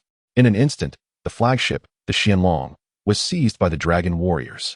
Ban Zhao, drenched in blood, charged toward the mainmast, his bronze cleaver slicing through the air, toppling several foes in an instant. With a furious roar, he bellowed, "How dare you, turtle seaweed? Come to my dragon grandfather's home and act tough? I'll chop you into dumplings." The 2 flag bearers stationed beneath the mast were petrified by his thunderous voice, desperately fending off his onslaught. Despite their efforts, they were soon overwhelmed, their weapons slipping from their grasp, and before they could utter a scream, they were felled, blood and flesh mingling on the ground. With a kick, Ban Zhao sent a corpse flying, nimbly climbing to the top of the mast. With a single stroke, he severed the dark water flag, and with a swift motion, he unfurled a new banner, securing it tightly to the flagpole. With a crack, the flag billowed in the wind, fluttering majestically, as exhilaration surged within him, and he raised his head, letting out a triumphant howl. The Dragon Clan warriors, upon witnessing the enemy flagship hoist the banner of their kin, felt an exhilarating surge of morale, charging forth with great fervor to seize key positions such as the gun emplacements, the stern, and the arrow towers. Some audacious dragon warriors, emulating their brethren, stuffed cannonballs resembling bronze spheres into the cannons, aiming at the nearby enemy vessels and igniting the fuses. Boom! Flames danced furiously, and the waves surged violently. Although they missed their targets, the dragon clan erupted in jubilation, throwing the aquatic fleet into disarray. Hearing the thunderous cannon fire, Su Bai Yongqi's fury intensified. He had commandeered 300 purple fire divine cannons from the Fire Clan, affixing them to 36 colossal warships. This flagship alone boasted 16 cannons, brimming with ferocity. At that moment, over 100 cannonballs remained on board. Should the Dragon Clan seize control of them, the consequences would be dire. With resolve, he deflected the onslaught of the 6th Marquis's furious spear thrusts, striking down a retreating aquatic soldier with a whip, and bellowed, "Today, we shall eradicate the Dragon Clan. Those who flee shall face no mercy." The laws within the aquatic realm were exceedingly stringent. Offenders faced either the annihilation of their kin or a fate worse than death. His commanding shout reverberated like thunder, steadying the hearts of the surrounding aquatic warriors, who turned and charged with a roar towards the encroaching dragon fighters. The 6th Marquis laughed heartily. "A dragon whale sneezes. What audacity! The Dragon Clan has reigned over the Eastern Sea for 3 millennia, engaging in countless bloody battles. What storms have they not weathered? You insignificant little mudfish dare to be so brazen here. Old goat, if I do not sever your head today to honor my fallen brothers, I shall not live as a man." Despite enduring excruciating pain, he gathered his strength, laughing and cursing as he launched a ferocious assault. The name of Ao Yun, a notorious figure in the Eastern Sea, was widely known for his belief in the value of women being determined by the men who possessed them, leading many to view him as a lecherous rogue. Among the noble women of the 5 clans, however, his name stirred romantic fantasies and fluttered hearts. Rumors spoke of his tenderness and generosity, with an array of flirtatious antics at his disposal. For the woman of his affections, he would lavish wealth without a second thought and dare to venture into perilous situations to elicit a smile from her. In a past endeavor to win the heart of the beloved consort of the Wood clan elder, when Ji Ning, he disguised himself as a maid and infiltrated the enemy's stronghold, spending 3 months to finally win her heart and elope to the Eastern Sea, almost igniting a war between their clans. Before this night, Su Baiyang regarded him merely as a debauched scion, unworthy of fear. Yet, in the heat of battle, witnessing his unwavering valor and commanding presence even while gravely injured, he realized this man's courage and capability far surpassed that of the aquatic generals. At that moment, the Xianlong ship had nearly been entirely overtaken by the Dragon Clan, with only the bow, the main cabin, and the stern still held by the aquatic warriors, who fought fiercely. Under the rallying cries of the 6th Marquis, the Dragon Clan surged forth, mounting a fierce assault on the main cabin. In the blink of an eye, nearly half of the most elite aquatic warriors had perished, retreating step by step as they fought valiantly around Su Baiyang, resisting with their lives.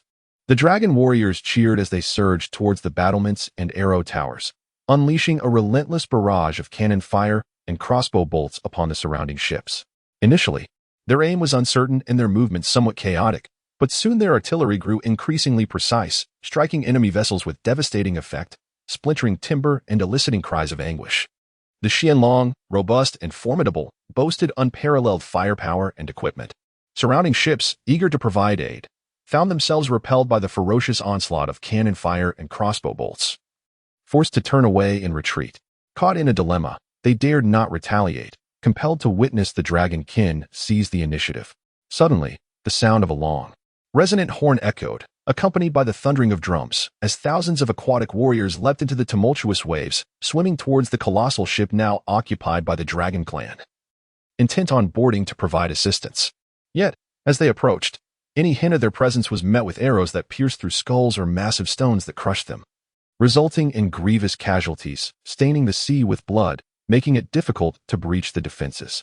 Su Baiyang, ranked 3rd among the top 10 commanders of the Great Wilderness Navy, was renowned for his tactical prowess, though not particularly adept at spells or chi manipulation. Under the relentless assault from the 6th Duke, he found himself gasping for breath. Despite his extensive battle experience, witnessing the collapse of his forces and the delayed arrival of reinforcements filled him with both rage and a deep-seated dread. He reflected, these sea demons are indeed fierce and cunning. Aware that a unified assault would likely lead to defeat, they opted for a strategy of divide and conquer, concentrating their forces to strike down each opponent individually. At this rate, before reinforcements could board, the 7 flagship vessels would surely fall to them. Should the 90 cannons fall into their hands, the price for exterminating these sea demons would be staggering. The more he pondered, the more intense his resolve became. With a sudden determination, he clenched his teeth. So be it, better to be shattered than to remain intact. Even if I must perish in the depths, I shall ensure the annihilation of these sea demons. He swiftly wielded his whip, its brilliance erupting forth, compelling the 6th Duke to retreat. Grasping the horn of the Xianlong, he bellowed, All ships, heed my command. Concentrate all fire upon the Xianlong and the other 6 vessels. We shall not cease until every last sea demon is vanquished." His voice thundered like rolling thunder, drowning out the crashing waves and the cacophony of battle, resonating clearly in the ears of every individual present. The crowd stood momentarily stunned. Taken aback by the proclamation, the 6th Duke, intrigued, expressed a modicum of respect, chuckling, "Old goat, I never expected you to be such a fearless man. I underestimated you." Before his words could fully escape his lips, a surge of crimson light erupted, and boom, a cannonball grazed past him, striking the flagship's main cabin directly. The vessel shuddered violently, and over a dozen dragon and aquatic warriors caught in the melee were instantly obliterated, blood and flesh scattering as the cabin collapsed amidst roaring flames. Amidst the gasps of the onlookers, the surrounding aquatic warships opened fire, their flames dancing wildly as if hundreds of fiery serpents soared through the air, crashing into the 7 giant vessels occupied by the Dragon Clan. In an instant, smoke billowed and fire engulfed the scene, with at least 200 souls perishing on the spot, the majority being dragon warriors. In a fit of rage, the 6th Duke laughed maniacally, proclaiming, "Brothers, full speed ahead. Fire the cannons and loose the arrows." The dragon warriors rallied in response, each taking their positions.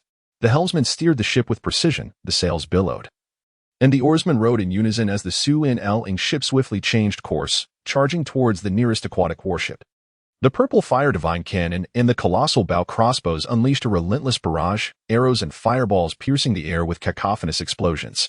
The remaining 6 vessels, under the command of the Dragon Clan, followed suit, forming a V-shaped formation as they advanced into the depths of the aquatic fleet.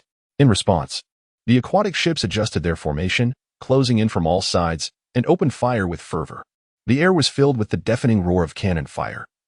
Each ship trembled under the impact of relentless projectiles, splintered wood flying in every direction, piercing the bodies of warriors, causing blood to spurt and anguished cries to echo. The fiery arrows whistled as they soared through the air, raining down like a torrential downpour upon the decks and soldiers alike. Flames erupted, climbing the rigging, and soon the sails were engulfed in a fierce blaze, their billowing forms illuminating the night sky in a haunting glow. The 6 lords, emboldened by their indomitable spirit, felt no pain as they disregarded the chaos of cannon fire and arrows, their golden spears dancing with fury, sending 3 or 4 aquatic warriors tumbling backward. At that moment, aboard the Su-In-Ling ship, fewer than 10 aquatic soldiers remained, bloodied and cornered by dozens of dragon warriors, resembling a desperate beast cornered, preparing for a final counterattack. In the fierce battle of the East Sea, the Turtle and Serpent army had narrowly escaped annihilation by the Azure Dragon fleet, leaving Su Baiyangzi in utter disgrace. Though he had managed to preserve his life, his standing within the aquatic forces had plummeted. Should he abandon ship now? Even if the Candle Dragon spared him, he could not face the elders of the North Sea again. Resolute, he chose not to break through but to fight to the death, his black whip swirling with fury like a dark serpent, engaging fiercely with the dragon warriors. At that moment, a colossal aquatic vessel, sails billowing and oars thrashing, approached the Su-In-Ling ship from an oblique angle. The 2 ships crossed paths. Mere 5 paces apart, cannon fire roaring. Boom, boom. The thunderous blast shattered the hull, sending several dragon warriors screaming into the air, while a nearly 1,000-pound bronze cannon was violently propelled, crashing onto the deck and creating a deep crater. Amid the chaos, a voice cried out in alarm, "Be cautious. Protect Princess Pearl." The 6 lords stiffened, turning to see the stern of the Su-In-Ling ship obliterated by cannon fire, smoke billowing as a beam snapped and fell, only to be kicked away by Gulanzue, plunging into the sea. The most fortified stern had been leveled to the ground, and Princess Pearl huddled behind Gulanzue, clutching the lifeless body of the mermaid matriarch, her tear-streaked face reflecting sorrow, fear, and confusion, a poignant image of despair. Seeing the concern etched on Su Baiyangji's face, understanding dawned upon him. Without a moment's hesitation, he shouted, his black whip surging forth, striking 2 dragon warriors and sending them crashing to the ground. He dashed toward Pearl with intent. Capturing this mermaid as a hostage would ensure the charming lord's compliance. The 6 lords pursued swiftly, commanding, "Go, protect Pearl." Focusing intently, he exerted himself to launch the golden spear with great force. With a resounding whoosh, the spear transformed into a magnificent golden dragon, roaring and soaring into the sky, darting towards Su Baiyangji's back with lightning speed. Just as Gulanzue turned around, it was too late. A flash of dark light surged before him, accompanied by a fierce wave of energy.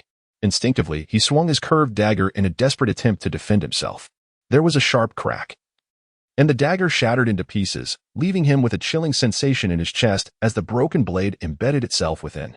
Subsequently, his legs were swept by Su Bai Yangqi's segmented whip, shattering his bones and inflicting excruciating pain, causing him to crash heavily against the ship's cabin, splintering wood and plunging him into unconsciousness. Zhenju gasped, General Gu. Her breath caught in her throat, rendering her speechless as her collar was seized, lifting her into the air like a wisp of cloud. Having successfully struck, Su Bai Yangqi did not look back, forcibly carrying Zhenju upwards, while the segmented whip danced swiftly in reverse, suddenly transforming into a black python that coiled tightly around the charging golden dragon.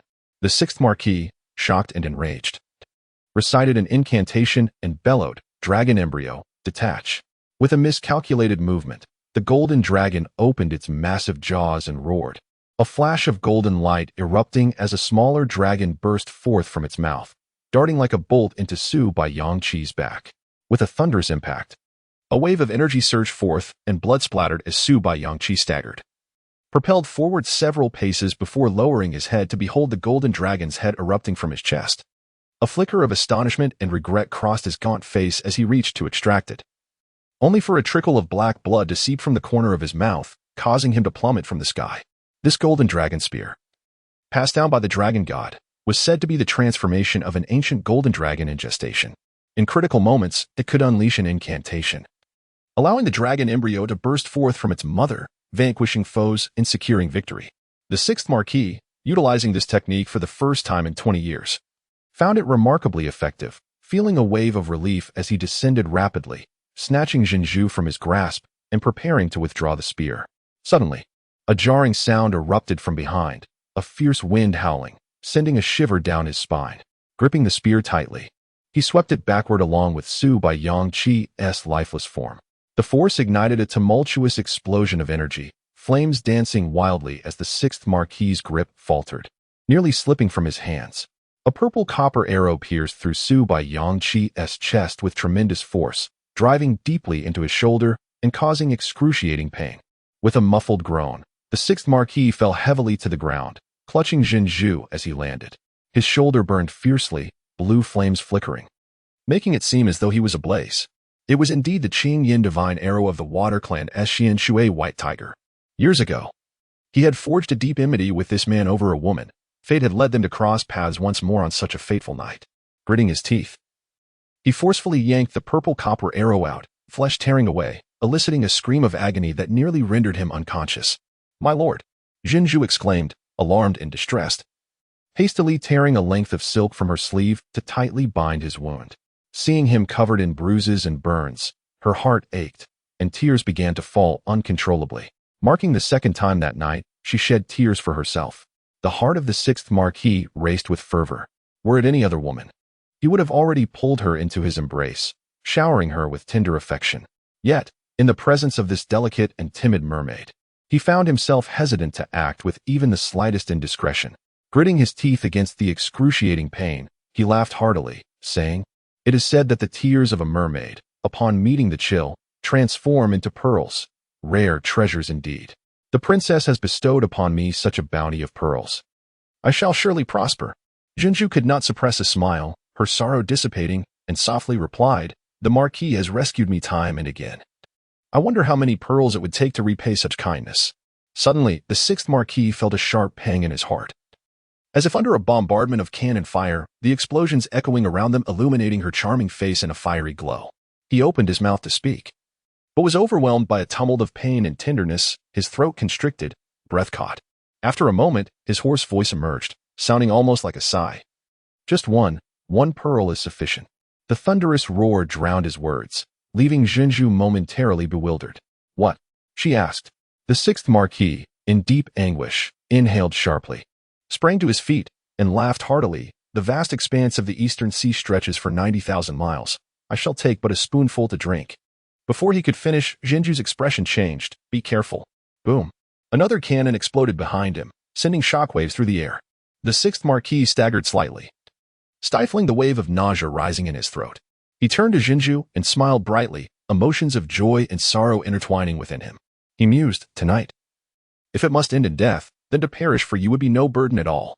With this thought, all distractions faded, and a surge of valiant spirit surged within him. He raised his head and let out a long, resounding howl that soared into the night sky. Echoing through the tumultuous sea and the cacophony of explosions, a call of unbridled passion.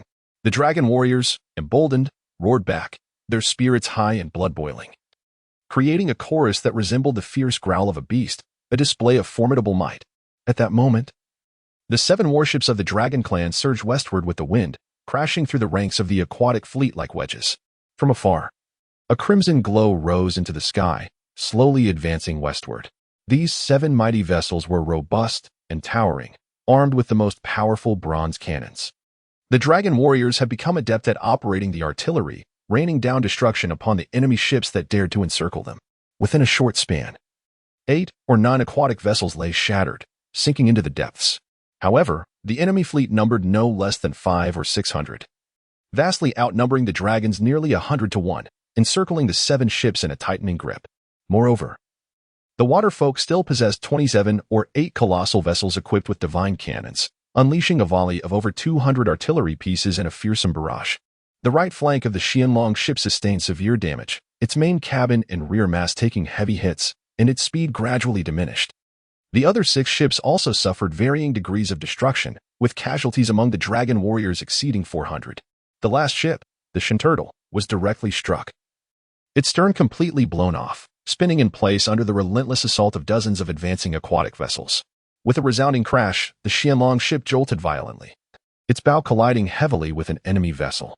Amidst the exclamations of astonishment, the warship swayed violently, nearly capsizing as it grazed past the side of the Qianlong. Bombarded by cannon fire, the hull erupted, the keel splintered, and it rapidly descended into the depths. The aquatic warriors aboard leaped into the sea, brandishing their blades. Swimming towards the Qianlong, the dragonkin roared in triumph, unleashing a volley of arrows that swiftly claimed the lives of over 100 foes. In the chaos, a series of thunderous collisions occurred as the left side of the Qianlong and the starboard stern were struck consecutively by 2 massive vessels of the water tribe, causing its speed to diminish instantly. Following closely behind, the dragon fleet could not halt their momentum, colliding into one another in a tightly packed formation. The surrounding aquatic warships seized the opportunity to unleash a fierce bombardment, resulting in a cacophony of explosions on the deck, flames leaping fiercely. Despite the heavy casualties among the dragon warriors, they remained undeterred, continuing to shout battle cries and retaliate with cannon fire and arrows, drenched in blood. In the air, a cacophony of shrill cries erupted as a swarm of winged water tribe warriors soared, launching an initial assault on the Qianlong. They either dove with blades drawn or circled above, raining arrows upon the dragon soldiers stationed by the bronze cannons. Suddenly, chaos erupted at the aft as dozens of lean, ferocious black-toothed barbarians mounted on flying fish and tiger sharks leapt high, wielding sharp forks and spears, charging from the stern. A few dragon guards, caught off guard, were instantly pierced by the forks. The 6th Lord bellowed, "Shameless scoundrels, begone with your seaweed fish skins." He swept his spear, sending the foremost 3 black-toothed marauders tumbling from their flying fish, shrieking as they fell, the fish crashing onto the deck, yet still thrashing about. The dragonkin rallied together, brandishing their blades to engage in battle. Golan, gravely injured, leaned against the rail, seated on the ground, yet his curved blade whirled with ferocity, spraying blood as he swiftly dispatched 7 or 8 pairs of barefooted black-toothed marauders. In that moment, cannon fire roared, arrows and stones flew, shadows flickered amidst the chaos, and the deck descended into a tumultuous melee. The 6th Lord stood proudly beside Jinju, skillfully wielding his spear, its golden sheen glimmering like a soaring dragon, while he commanded with a steady voice, exuding calmness amidst the turmoil. In the flickering light of the flames, he appeared majestic, his demeanor markedly different from his usual playful self. Jinju felt a sudden flutter in her heart, as if she were perceiving for the first time the striking handsomeness of this charismatic lord. From certain angles, his expression bore a resemblance to that of Prince Tuoba. A momentary breath caught in her throat. She recalled the day she first encountered Tuoba Yi, who, amidst battling water demons and black-toothed marauders, had exuded charm and valor. Her heart raced once more, filled with a blend of tenderness, bittersweetness, and sweetness, intertwined with a faint sense of sorrow. Her cheeks flushed, and the image of him, along with his laughter and demeanor, enveloped her senses, rendering the surrounding chaos distant and ethereal. Lost in reverie, her heart a tumultuous maze. Memories of their shared journey through the wilderness towards Ling Mountain surged forth. Each pang of her feet felt like a sting. The mingled joy and uneasy anticipation intertwined with the sense of loss and hardship. These emotions washed over her like a tide, vivid and clear as if it had all transpired just yesterday. Those fleeting yet interminable days, each one, every place, every detail, were cherished deep within her heart. Akin to a fine wine buried in a clay jar, its rich and intoxicating fragrance unleashed with the slightest opening. Since returning to the East Sea over half a year ago, countless midnight reveries have revisited the magnificent landscapes, where his smile and laughter manifest as if they still linger by her side, silently following her footsteps. In this moment, recollecting that day when she recklessly poured out her heart, kissed him, and tearfully bid farewell, a wave of anguish and embarrassment surged within her, her cheeks and ears burning with an unbearable heat, wishing to vanish into the earth. Suddenly, she closed her eyes, attempting to expel his image from her mind. Yet that sunlit smile grew ever clearer, swirling around her, intoxicating her senses to the brink of suffocation. Boom! The cannon fire roared like thunder, shattering the deck mere yards away, an oppressive heat enveloping her. "Miss Pearl, are you all right?" called Lord Liu. Her heart trembled. She opened her eyes to see flames leaping around her, rapidly advancing, while numerous corpses lay strewn across the deck. Her grandmother's body pinned beneath the severed remains of a black-toothed barbarian. Startled, Pearl shook her head, her face flushed, as she struggled to pull her grandmother's body free, cradling it once more in her arms while retreating with Lord Liu. Scanning her surroundings, she beheld flames reaching for the heavens, shadows flitting about, blades glinting, and the air rippling with violent forces that blurred her vision. At that moment, nearly all the cannonballs from the ships had been expended, and even the fire crossbows had nearly run dry. The 7 warships occupied by the Dragon clan were heavily besieged, trapped with no means of retreat. In the distance, remnants of shattered vessels bobbed upon the waves, with barely a third of the waterfolk's hundreds of warships remaining intact. The tumultuous waters were littered with corpses, the sea stained a dark crimson, reflecting an eerie violet hue in the fiery glow, resembling a nightmare. The sound of horns blared, as thousands of water demons soared through the air, leaping over waves or charging forth on beasts, attacking from all sides, the battle cries deafening. Flesh and blood splattering amidst the most harrowing of conflicts. The great drum of the stern had been shattered by cannon fire, and Lord Liu's horn had also broken. His body bore the marks of battle, arrows embedded in his left leg and back, impeding his movements. Yet, he fought with even greater ferocity, bellowing mightily as his golden spear whirled, dispatching more than a dozen attacking water demons. Reaching into the flames, he seized a charred leg bone and brought it to his lips, producing a haunting melody. At that time, bone flutes were in vogue in the desolate wilderness, typically crafted from animal bones, yet never had anyone used a human leg bone as a horn. Lord Liu, adept in the art of music, played this bone horn with remarkable skill. Its chilling and haunting tones instantly drowned out the cries of the water demons. The spirits of the Dragon clan surged with renewed vigor, joining together in a rousing battle song under the guidance of the bone horn. They shifted formations and charged forth valiantly. Golan Ji found himself unable to rise, listening to the piercing, ominous sound of the bone horn, his heart heavy with sorrow. He could only sit cross-legged, wielding his curved blade to slay the passing water demons. Frustration welled within him, prompting him to seize 2 polished skulls from the fire and, with the broken bones, beat a makeshift war drum. The surrounding dragon warriors, inspired by his actions, followed suit, some picking up skulls from the ground, others severing the heads of water demons to tie at their waists, all the while fighting fiercely and rhythmically striking their skulls in a chant. In no time, the sounds of the bone horn and the skull drums intertwined, echoing in harmony with the thunderous battle songs of the dragonkin, creating a fierce and majestic atmosphere. Though the water demons were numerous, they were subdued by the overwhelming spirit of the dragon warriors. As the tide of water demons surged forth, Pearl's initial panic gradually dissipated. Listening to the mournful yet haunting battle music, she felt a wave of melancholy wash over her, reflecting, "I never imagined I would meet my end here. It is a pity that I will not witness the wedding of Prince Tuoba and Sister Yushur. I wonder how they are faring now?" With a pang in her heart, she gazed towards the southeast, where the sky was ablaze with vibrant colors, indescribably beautiful and otherworldly. Faintly, she could hear the distant sounds of battle. suggesting that they too were engaged in a fierce struggle.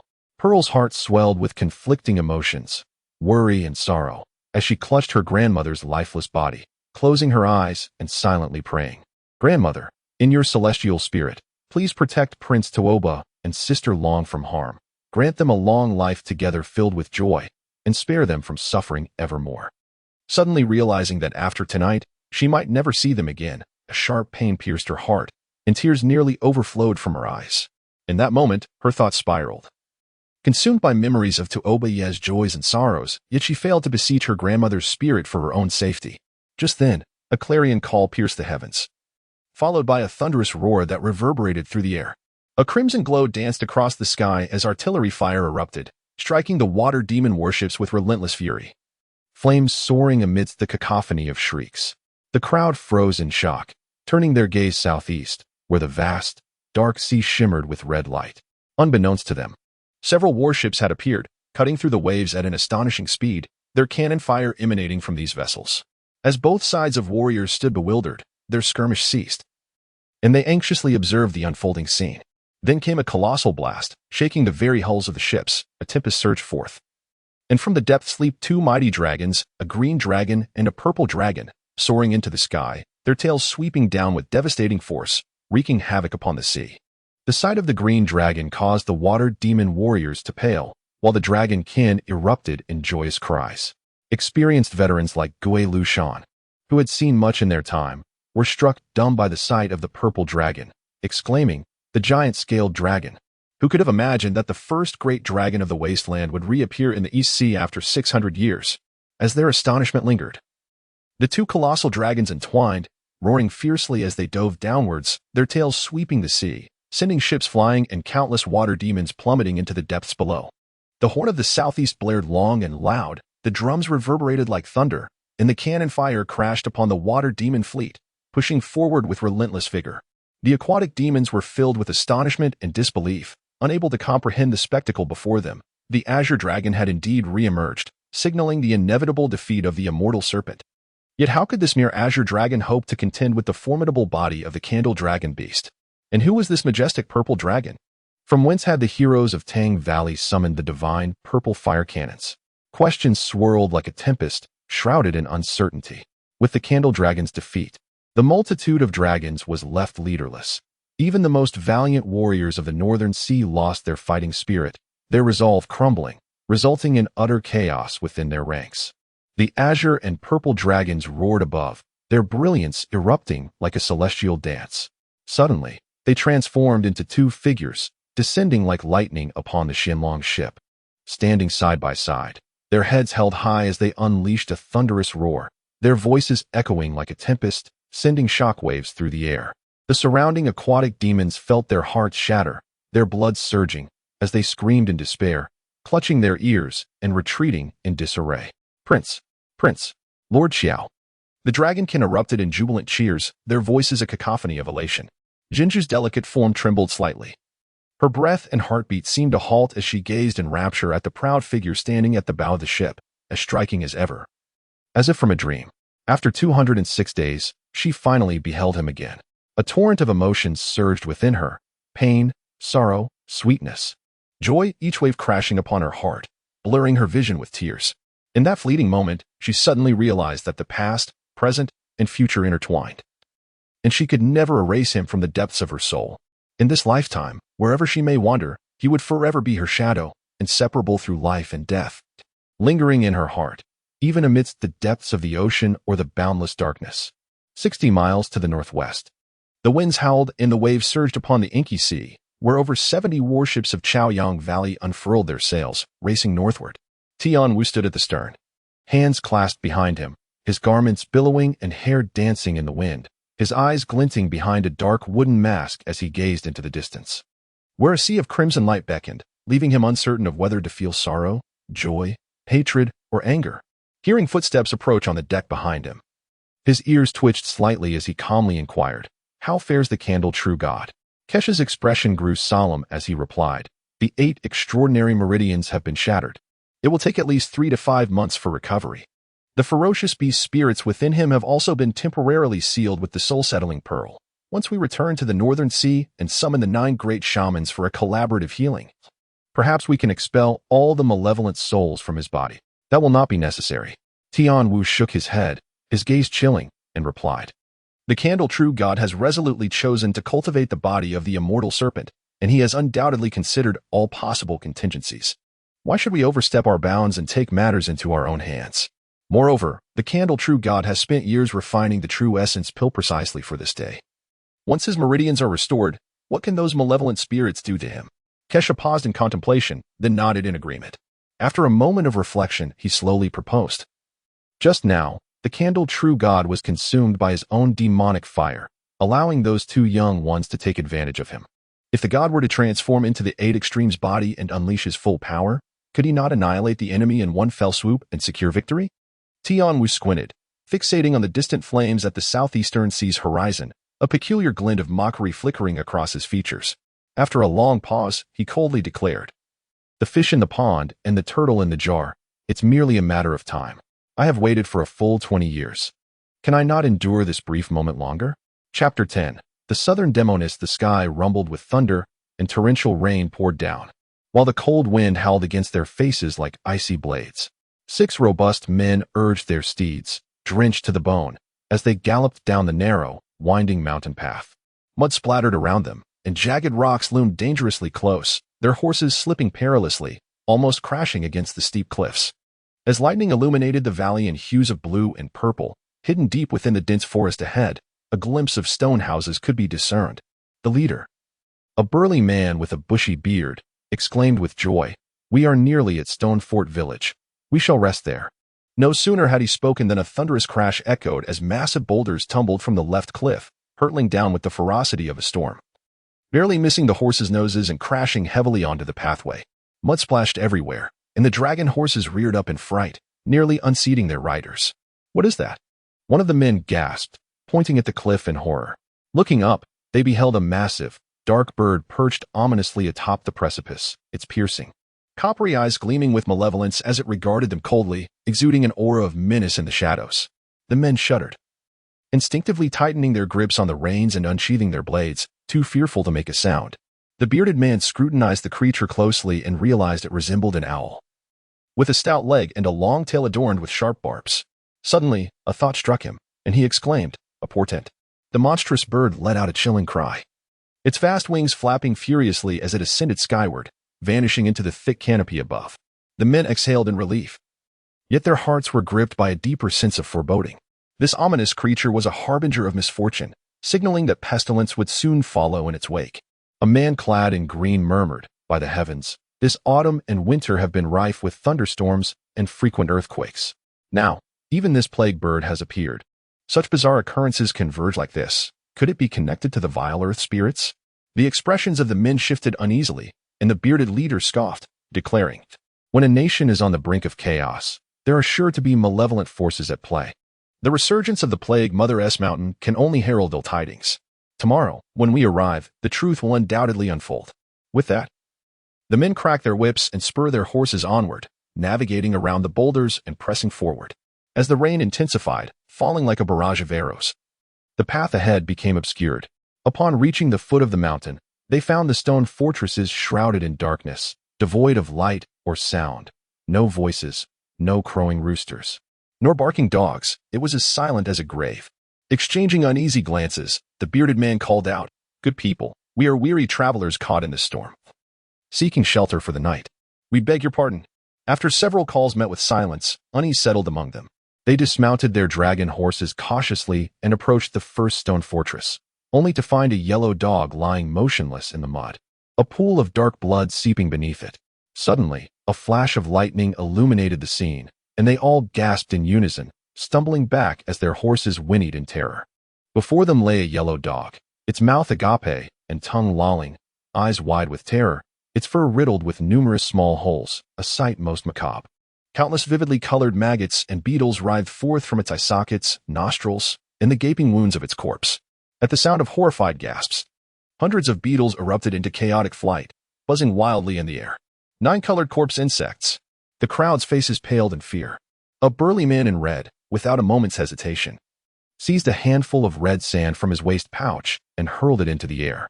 With a whoosh, flames erupted, sweeping through the vibrant beetles and incinerating them with a hissing sound, a noxious stench permeating the air as charred shells scattered to the ground. Washed away by the rain into the mud, the crowd tore strips from their garments, hastily covering their mouths and noses, hearts pounding as they bravely advanced. Upon reaching the door, they struck it open with a powerful blow, the stench of decay assaulting their senses. The man in red grasped a sturdy branch, igniting it with the fire sand to use as a torch, illuminating the interior. He gasped, nearly freezing in place. Inside lay over a dozen corpses, all resembling the yellow dog, their bodies riddled with holes and swarming with 9-colored corpse insects. At the sound of their intrusion, the insects surged into the air, swirling about them. By the corpses, for massive 9-tailed black foxes were gnawing on bones, turning to reveal 9 grotesque heads, their eerie blue eyes glaring fiercely at the intruders. Drool dripping as they emitted a wailing cry reminiscent of an infant, their sharp claws poised menacingly. Chimeras. The onlookers gasped in horror. These 9-headed, 9-tailed beasts were notoriously vicious, relishing human flesh. Decades ago, they had ravaged the eastern wastes, causing great suffering, until they were nearly exterminated by the Qing Emperor. Yet, here they were tonight, appearing in force. The man in blue, well aware of the creature's ferocity, felt cold sweat trickle down his back. He whispered, "The chimeras are incredibly swift and powerful. We cannot confront them directly. We must retreat to an open area and devise a plan to lure and slay them." Rain poured down relentlessly, chilling them to the bone. The group gripped their swords tightly, holding their breath as they cautiously retreated on tiptoe. The 4 chimeras glared at them with piercing eyes, their 36 heads twisting ominously, the infant-like cries growing more anguished. Suddenly, they let out a joint roar and, like lightning, charged forward. The stench of blood filled the air as the red-clad man was caught off guard, a single chimera pouncing on him, its 9 mouths snapping ferociously. Quick to react, the man in blue shouted and struck the chimera on the forehead with his blade. Taking advantage of its momentary pain, he kicked it away with all his might. The other men formed a protective circle, backs pressed together, shouting fiercely as they swung their swords, light flashing in a continuous arc, forcing the chimeras to retreat. Amidst the chaos, the mournful cries of their dragon steeds filled the air. Seeing their ambush fail, 2 chimeras turned to attack the mounts, and in an instant, 3 dragon steeds had their necks bitten through, collapsing in agony, their lives ebbing away. The man with the scraggly beard roared in fury, "You wretched beast! I have so little to my name, and now you dare to ruin it." He charged forward, blade raised, determined to strike down the chimera that was savagely tearing into his steed. The burly man in green suddenly exclaimed, "Brother Chi, be careful." Before his words had fully escaped his lips, the 3 monstrous creatures lunged forward with fierce roars, sending the man with the heavy beard crashing to the ground. A chill swept through him, rendering him motionless as he helplessly watched the 27 bloodthirsty mouths open wide, their saliva mingling with the rain, dripping coldly onto his face. A mix of terror and regret consumed him as he thought, "My life is forfeit." Suddenly, a dull thud echoed, and a fierce wind whipped overhead, sending the 4 creatures spiraling into the sky with a series of resounding crashes against the stone house, their cries echoing eerily. The bearded man, still shaken, looked up to see a colossal crimson bird soaring through the torrential rain, its emerald eyes glinting with haughty menace. On its back, 2 indistinct figures sat, barely discernible. The 4 beasts seemed to be swept away by the bird's immense wings, their rage and humiliation palpable as they raised their heads, shrieking defiantly at the giant bird. Leaping high and crouching low in a challenge to battle, a melodious voice rang out, laughing whimsically, "Foolish creatures. The old man who escaped your wrath has sent me to finish the job today." The giant bird screeched and, with a sweep of its wings, unleashed a tempestuous onslaught. In an instant, flames engulfed the 4 creatures, their anguished cries piercing the air as they recklessly charged toward the monstrous bird. Silver light flashed, followed by a series of sickening sounds. The creature's blood spurted forth, their bodies flying backward, twitching briefly before falling still. The purple flames soared high, reducing them to a pile of charred bones in mere moments. The group of burly men, astonished and bewildered, turned to the bearded man and exclaimed, "We are grateful for your rescue," but as another flash of lightning illuminated the scene, they beheld the figures atop the bird, their hearts gripped with fear and astonishment, the remainder of their gratitude dying on their lips. The colossal bird landed gracefully, its head held high. Perched upon its neck was a petite girl clad in yellow. Around 11 or 12 years of age, her delicate figure accentuated by her flying braids. With a cheerful smile, she gazed at the men. Two red serpents dangling from her earlobes, their tongues flicking against her innocent and sweet visage, amplifying her otherworldly allure. The Sandlow Fairy. The men exchanged glances, taken aback. They had not anticipated that their savior would be the notorious second demoness of the wilderness. Your benefactor is none other than this lady, declared Luagia, casting a glance back at the boy in green beside her, laughing lightly. If it were up to me, I wouldn't bother saving you mundane fools. The boy in green offered a subtle smile and a nod to the men, though his expression betrayed a hint of anxiety and disappointment. The bearded man, struck by the boy's commanding presence and amiable demeanor, paused in recognition, suddenly exclaiming, "Of course. You are Prince Tuoba, the envoy of the Divine Emperor." 3 days prior, Tuoba and Chiyu had transformed into the Azure Dragon and the giant-scaled dragon, engaging in a life-and-death struggle against the North Sea Divine Python, which had taken the form of the Candle Dragon. Had the Candle Dragon not suffered grievous injuries at the hands of the Dragon God, it would have been utterly impossible to defeat him, even with the combined might of the two dragons. However, at that time, the right eye of the Candle Dragon was already blind, and its vital points were repeatedly struck by the blade of broken waves and the fierce blows of the Azure Dragon, causing its once formidable fury to diminish significantly. Additionally, in an attempt to forge an indestructible beastly body before the impending war with various tribes, it recklessly practiced the art of spirit control and demon suppression, resulting in a loss of control over the myriad fierce spirits within, gradually descending into a state of madness. In the midst of the chaos, Tuoba and Chiyu launched relentless assaults on the Candle Dragon, whose fury turned to desperation as it resorted to the Blood Soul Water Spirit technique, hoping for a swift resolution by forcefully absorbing them into its being to dissolve their consciousness. Unfortunately, this backfired, allowing Tuoba and his companion to seize the opportunity and launch a frenzied attack within, shattering its meridians. Once the meridians were severed, the malevolent souls within became uncontrollable, resulting in a backlash that nearly obliterated its spiritual essence. Thus, the Candle Dragon suffered a crushing defeat, reverting to its human form. Seizing the moment, Tuoba and Chiyu led the forces of Tang Valley in a vigorous counteroffensive, decimating the Chaoyang fleet and capturing over a dozen colossal ships equipped with purple fire divine cannons. Tian Wu appeared disinterested in further combat, opting instead to conserve its strength and retreat with the remnants of its forces. Meanwhile, Tuoba and Chiyu pressed on, leading the Tang Valley army swiftly towards the East Sea, launching a thunderous assault from behind on the Northern Sea and other major fleets. Engaging in a battle of fewer against many, both within and outside the fray, they ultimately shattered the disorganized water demon fleet, forcing them into a hasty retreat to the north. The naval battle of October in the year 590 of the Great Wilderness spanned over 100 miles and involved 100,000 troops.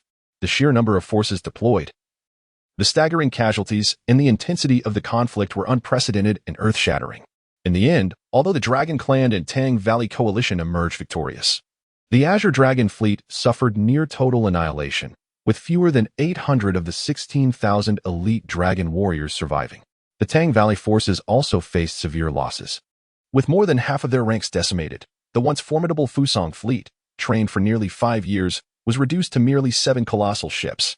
Fortunately, they managed to capture 26 Chaoyang warships of varying sizes, providing some compensation for their losses. The Water Tribe, which had assembled a formidable array of over 20 nations and 6 major fleets, aimed to achieve a decisive victory in the East Sea battle. However, they encountered an unprecedented and fierce defeat at the hands of the tenacious Dragon Clan and Tang Valley coalition. A total of 800 Water Tribe warships were sunk, with nearly half destroyed, and out of 80,000 naval troops, only 38,000 managed to withdraw unscathed. In a matter of days, the vast waters were littered with wreckage and corpses, the sea stained with blood. The pungent stench attracted countless scavenging vultures, while schools of sharks feasted upon the remains.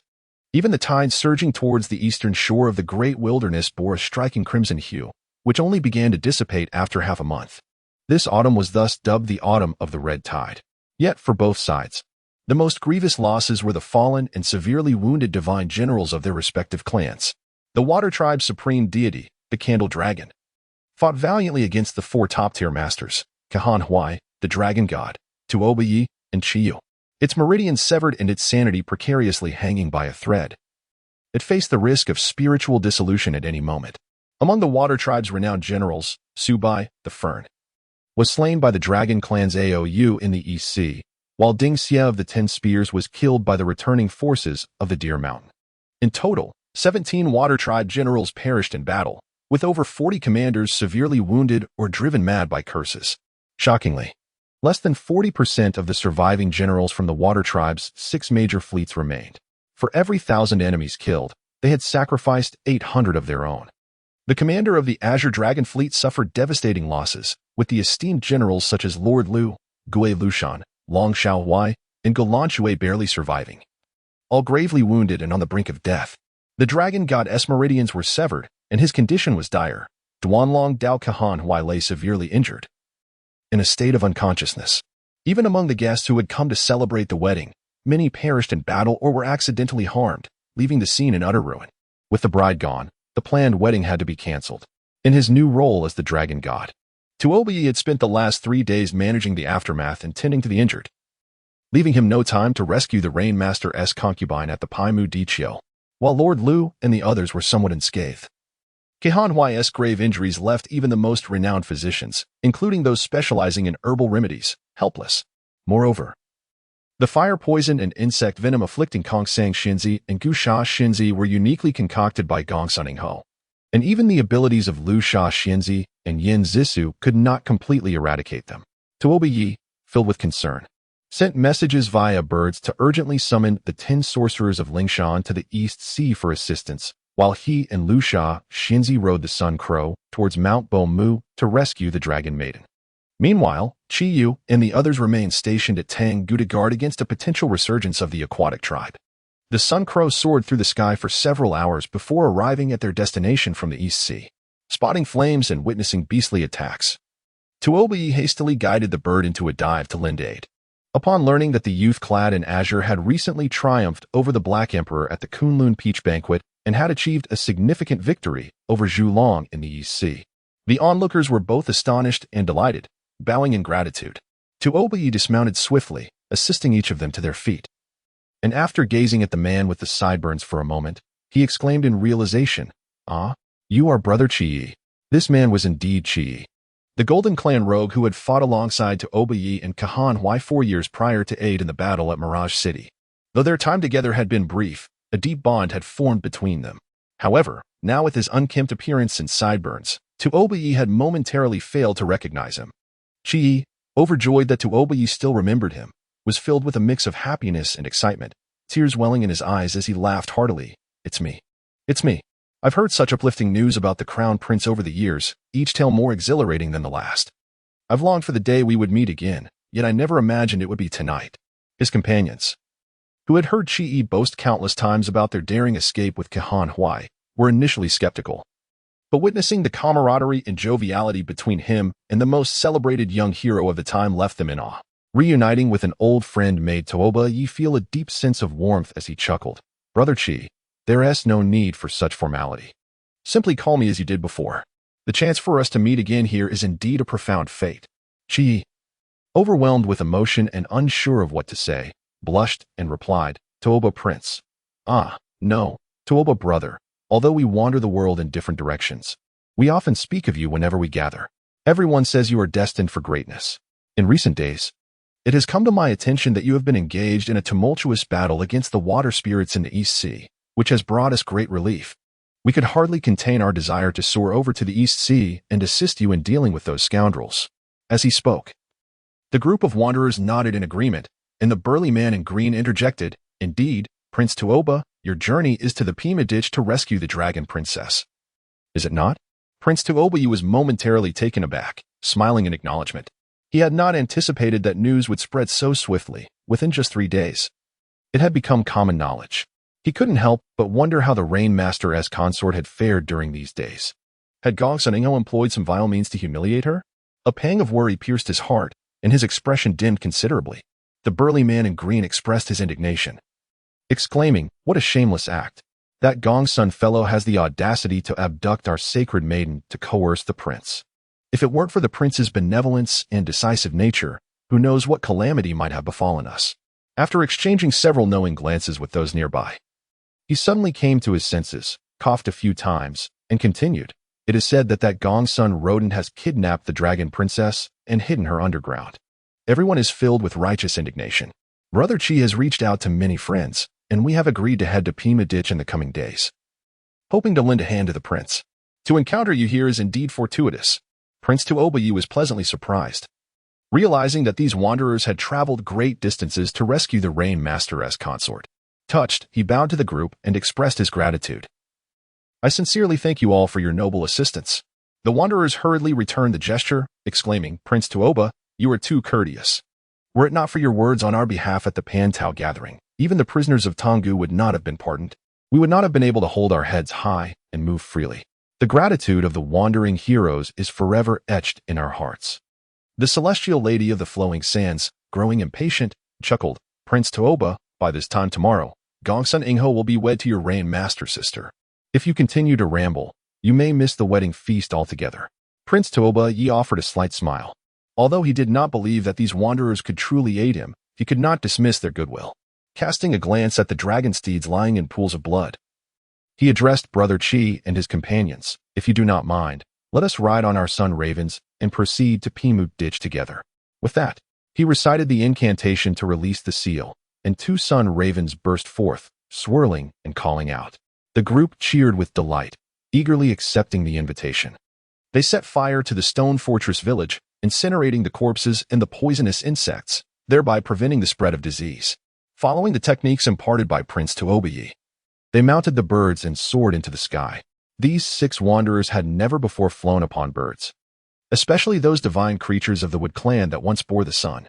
At such dizzying heights, the fierce winds assaulted them, and the rain lashed against them, as if they might be toppled and sent plummeting at any moment. It was a mixture of exhilaration and trepidation as they clutched the feathers of the sun ravens tightly, leaning against their backs and shouting in excitement until they had flown several dozen miles and gradually calmed down. As the torrential rain began to subside, they continued their flight into the night, surrounded by the vast, shadowy mountains, engaging in lively conversation. In the days that followed, the esteemed guests from the 5 clans who had traveled to Tonggu for the celebration returned to the great wasteland, and the news spread like wildfire.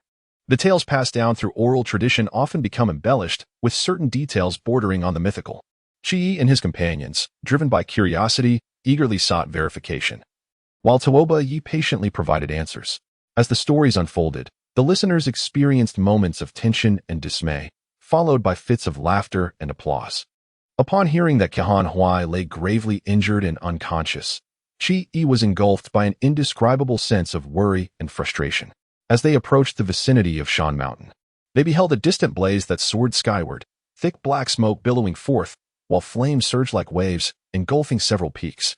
Amid the chaos, the soft, melodious tunes of a bawa flute intertwined with cries of alarm, roars of beasts, and the calls of birds. A chill swept through the group, uncertain of what calamity had transpired. In the days preceding, the earth had split open, and strange occurrences had plagued the realms of the earth, and wood tribes, thunderstorms, hail, earthquakes, landslides, plagues, and the swift rampage of ferocious beasts had become increasingly commonplace. Guided by Tuobayi, they descended on their birds. A gentle rain fell, flames danced wildly. An acrid smoke enveloped them, carrying a nauseating stench that caused Chi and the others to feel lightheaded, nearly tumbling from their mounts. Tuobayi, too, felt a wave of discomfort. The sand fairy furrowed her brow lightly and scoffed. So it is her. She produced a small jade vial from her fragrant pouch, shaking it lightly before Tuobayi's nose, and then waved it in the wind. The group was soon enveloped by an alluring fragrance that cleared their minds, leaving them astonished and pondering the nature of this strange mist. Had they not been in the presence of this enchantress, they would likely have plummeted into the raging inferno and been reduced to ashes. Noticing her tone, a mixture of disdain and loathing, Tuobayi was about to inquire her identity when a deafening rumble interrupted him. Below, the wailing of infants echoed, and upon looking down, they saw a massive horde of yellow, wild boar-like beasts charging through the valley, a tide of chaos sweeping westward. The Hiyu, Chi, and the others were struck with alarm. These fearsome creatures from the southern wilderness bore human-like faces, yellow hides, and red tails, their cries resembling the weeping of infants. They were known to feast on human flesh as well as venomous snakes and insects, their tusks laced with potent poison. Their presence signified impending disaster. Years prior, The Red Emperor had deemed them harbingers of misfortune, eradicating them entirely, yet here they were again, reappearing after decades. Akin to the return of the elusive Ji, hundreds of Hiyu charged past, crashing into flaming trees, snapping them like twigs. Then, a chorus of deep sighs and wails arose, as if countless souls lamented in unison, sending shivers down the spines of the onlookers. They beheld countless dark shapes leaping through the forest, rushing westward. Upon closer inspection, they discovered a multitude of long-tailed macaques, white-furred with crimson eyes, their 4 ears swiveling attentively. These were the notorious Changyu of the southern wilderness. These fierce and combative monkeys often traveled in packs, exhibiting a certain discipline in their attacks, and were frequently trained as beasts of war by the barbaric tribes of the south. When Li Bai Guangsheng led his army to sweep through the 7 kingdoms of the southern wilderness, he had once dealt a crushing blow to the Changyu forces, setting fire to the expanse of Changyu Mountain, leaving nothing but scorched earth. Qi exclaimed in dismay. The Hiyu and the Changyu are both omens of impending floods. Could it be that a deluge is about to strike here? As the voice faded away, a cacophony of grotesque sounds erupted, reminiscent of the thunderous roars of trees being felled. Turning to gaze downward, hundreds of human-like creatures with bristled pig-like appearances bared their teeth, slowly forming a line as they approached. Emitting deep growls from their throats, they raised their heads to glare at Tuoba Yi and the others, suddenly expelling bursts of purple flames before shaking their heads and continuing westward. These beasts, known as Huahuan, are unique to the southern wilderness. They dwell in burrows and hibernate during winter, emerging in spring to forage, fearlessly attacking both humans and tigers alike. However, it was deep autumn. Why would they abandon their caves in the southern wilderness to traverse such a distance to this eastern forest? The monstrous roars echoed through the air, and the beasts surged like a tide, all drawn by the languid sound of a bawa flute, heading westward. In an instant, the number of ferocious beasts racing past intensified, estimated to be at least 10,000 strong. The onlookers grew increasingly astonished, yet the sand flow fairy remained silent, merely smirking. Tuoba Yi was astounded. To summon such fierce and violent creatures with the bawu flute, this individual must possess beast-commanding abilities rivaling those of the rain goddess. Yet he wondered why he had never heard mention of such a person. He and his companions hurriedly flew westward on their birds. After traversing several mountain peaks, the flames grew fiercer, and smoke billowed across the sky. The sound of the bawa became clearer, more melodious, resonant, and enchanting. Tuoba Yi, proficient in musical rhythm, felt a sense of elation and admiration, his curiosity deepening as he yearned to discover the identity of this extraordinary individual. The roars of beasts became frenzied, intertwined with shouts and curses, punctuated by cries of agony and coughing, suggesting a large group of people trapped amidst flames and wild creatures, desperate for escape. Upon navigating a perilous cliff, the scene before him brightened. Through the drizzling rain, a vast valley unfolded, where a great river meandered north and south, glistening with shimmering waves. The grass slopes on both banks were ablaze, illuminating the surroundings as bright as day. At the foot of the left bank, indeed, over 100 individuals lay or sat, encircled, brandishing long knives and hurling curses. Surrounding them, throngs of southern wilderness beasts roared menacingly, advancing with fierce intent. On the right bank of the river, amidst the relentless flames, stood a woman clad in colorful garments, gracefully playing a bawu flute. Her long black hair was elegantly coiled, with dozens of delicate braids cascading down her ears, fluttering in tandem with her flowing sleeves and skirt. The firelight illuminated her face, revealing skin as smooth and lustrous as ivory, with elegantly arched brows and eyes that sparkled with a playful defiance, exuding a mesmerizing charm that made one's mouth dry and heart race inexplicably. Her lips, plump like ripe peaches, seemed to pout lightly as she played the flute, almost as if in a playful gesture. Tuoba Yi had encountered countless beauties of the vast wilderness, yet this woman, though not conventionally stunning, possessed an enchanting allure with her playful yet fierce demeanor that captivated all who beheld her. Beside her stood a proud, three-headed, six-legged creature, flapping its massive wings. Its colorful tail fanned out in a dazzling display. The 3 heads turned alertly, and upon noticing Tuoba Yi and his companions, their eyes glowed red as they let out sharp, piercing cries. Qi and his companions, well-versed in the world, were struck with astonishment upon encountering the strange bird, exclaiming, "The divine bird of the open goose." Instantly, they recognized the identity of the barbarian woman, remarking, "So it is the Fire Vengeance Fairy." Li Huaner, clad in crimson as a member of the Fire Clan, was visibly shaken. Noticing that Tuoba Yi remained utterly bewildered, she softly offered an explanation. Tuobayi was taken aback, realizing that this barbarian woman was none other than the illegitimate daughter of the fire god Zhu Rong and the ruler of the southern barbarian kingdom, known as Yanhua. Named Zhu Fuyu. Years ago, Zhu Rong had ventured to the South Sea to vanquish the Li Hua snake, engaging in a fierce battle for 3 days and nights, sustaining grave injuries. Fortunately, he was rescued by the ruler of the Yanhua kingdom, Chun Yuro. Despite their ancestral enmity, Chun Yuro fell in love with this man, who was over 20 years her senior, not only rescuing him with the national treasure, the Yanhua pearl, but also pledging herself to him in a lifelong commitment. After Zhu Rong departed, Chun Yuro secretly gave birth to a daughter, Zhu Fuyu, nurturing her with the utmost care, hoping for a day when their families would reunite and achieve harmony, leading a peaceful life. However, 2 years later, Li Bai Guangxing used the pretext of the barbarians destroying the Fire Clan's idols to lead an army of 80,000 cavalry into the southern wilderness, ruthlessly conquering 6 clans, including the Leopard People and the Guamin, within a mere fortnight, leaving destruction in their wake and taking captives as slaves. Subsequently, they turned westward, their sights set on the Yanhua kingdom. After falling in love with Zhu Rong, Chun Yuro devoted herself to mending relations with the Fire Clan and coexisting peacefully. Upon learning of the approaching Fire Clan army, her civil and military ministers eagerly sought to take up arms. Yet, she quelled their fervor, writing a letter to Li Bai Guangxiang, pleading for a withdrawal and negotiation for peace, while dispatching a swift bird to summon Zhu Rong for urgent assistance.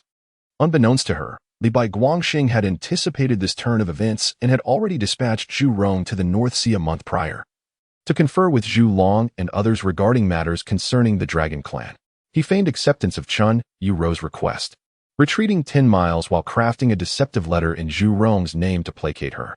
When the Yanhua kingdom's defenses relaxed, he launched a night raid, invading Yanhua City, perpetrating widespread slaughter and pillaging without mercy, leaving no survivors among women and children.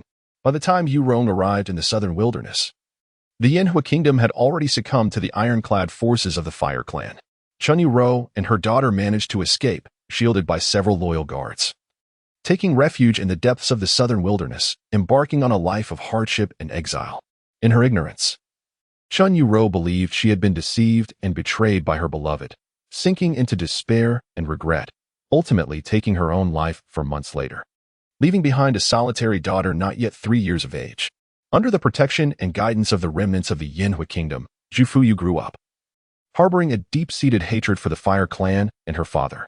She adopted the name Chun Yu, taking the moniker Fire Vengeance, vowing that one day she would eradicate every enemy of the Fire Clan. Though not born of the fire deity, she possessed an innate affinity for fire, displaying remarkable intelligence. Even at a young age, she sought out masters among the various southern barbarian clans and shamans, assimilating their strengths to forge her unique path, ultimately mastering unparalleled skills, particularly in beast mastery and poison manipulation. In the year 572 of the Great Wilderness, at the tender age of 17, Chun Yu commanded a myriad of beasts and led an army of 20,000 southern barbarians, launching a formidable invasion into the southern territories of the Fire Clan. In a span of half a month, she traversed over 500 miles, conquering 6 cities and earning immense renown. In the Battle of Nanyan City, she personally slew 2 formidable experts of the Fire Clan and annihilated over 9,000 inhabitants of the city using her poison, thereby securing her place among the 10 most fearsome women of the Great Wilderness.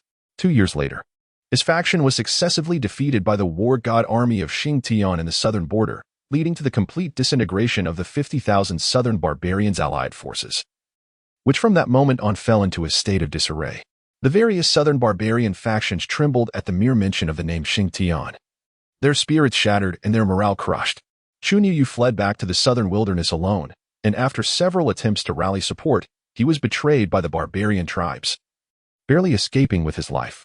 Subsequently, he gradually became obscure, seldom making an appearance, leading the world to speculate that he was quietly amassing strength, waiting for the opportune moment to rise again. Unexpectedly, after 18 years, he re-emerged alone in the forests of the eastern wilderness.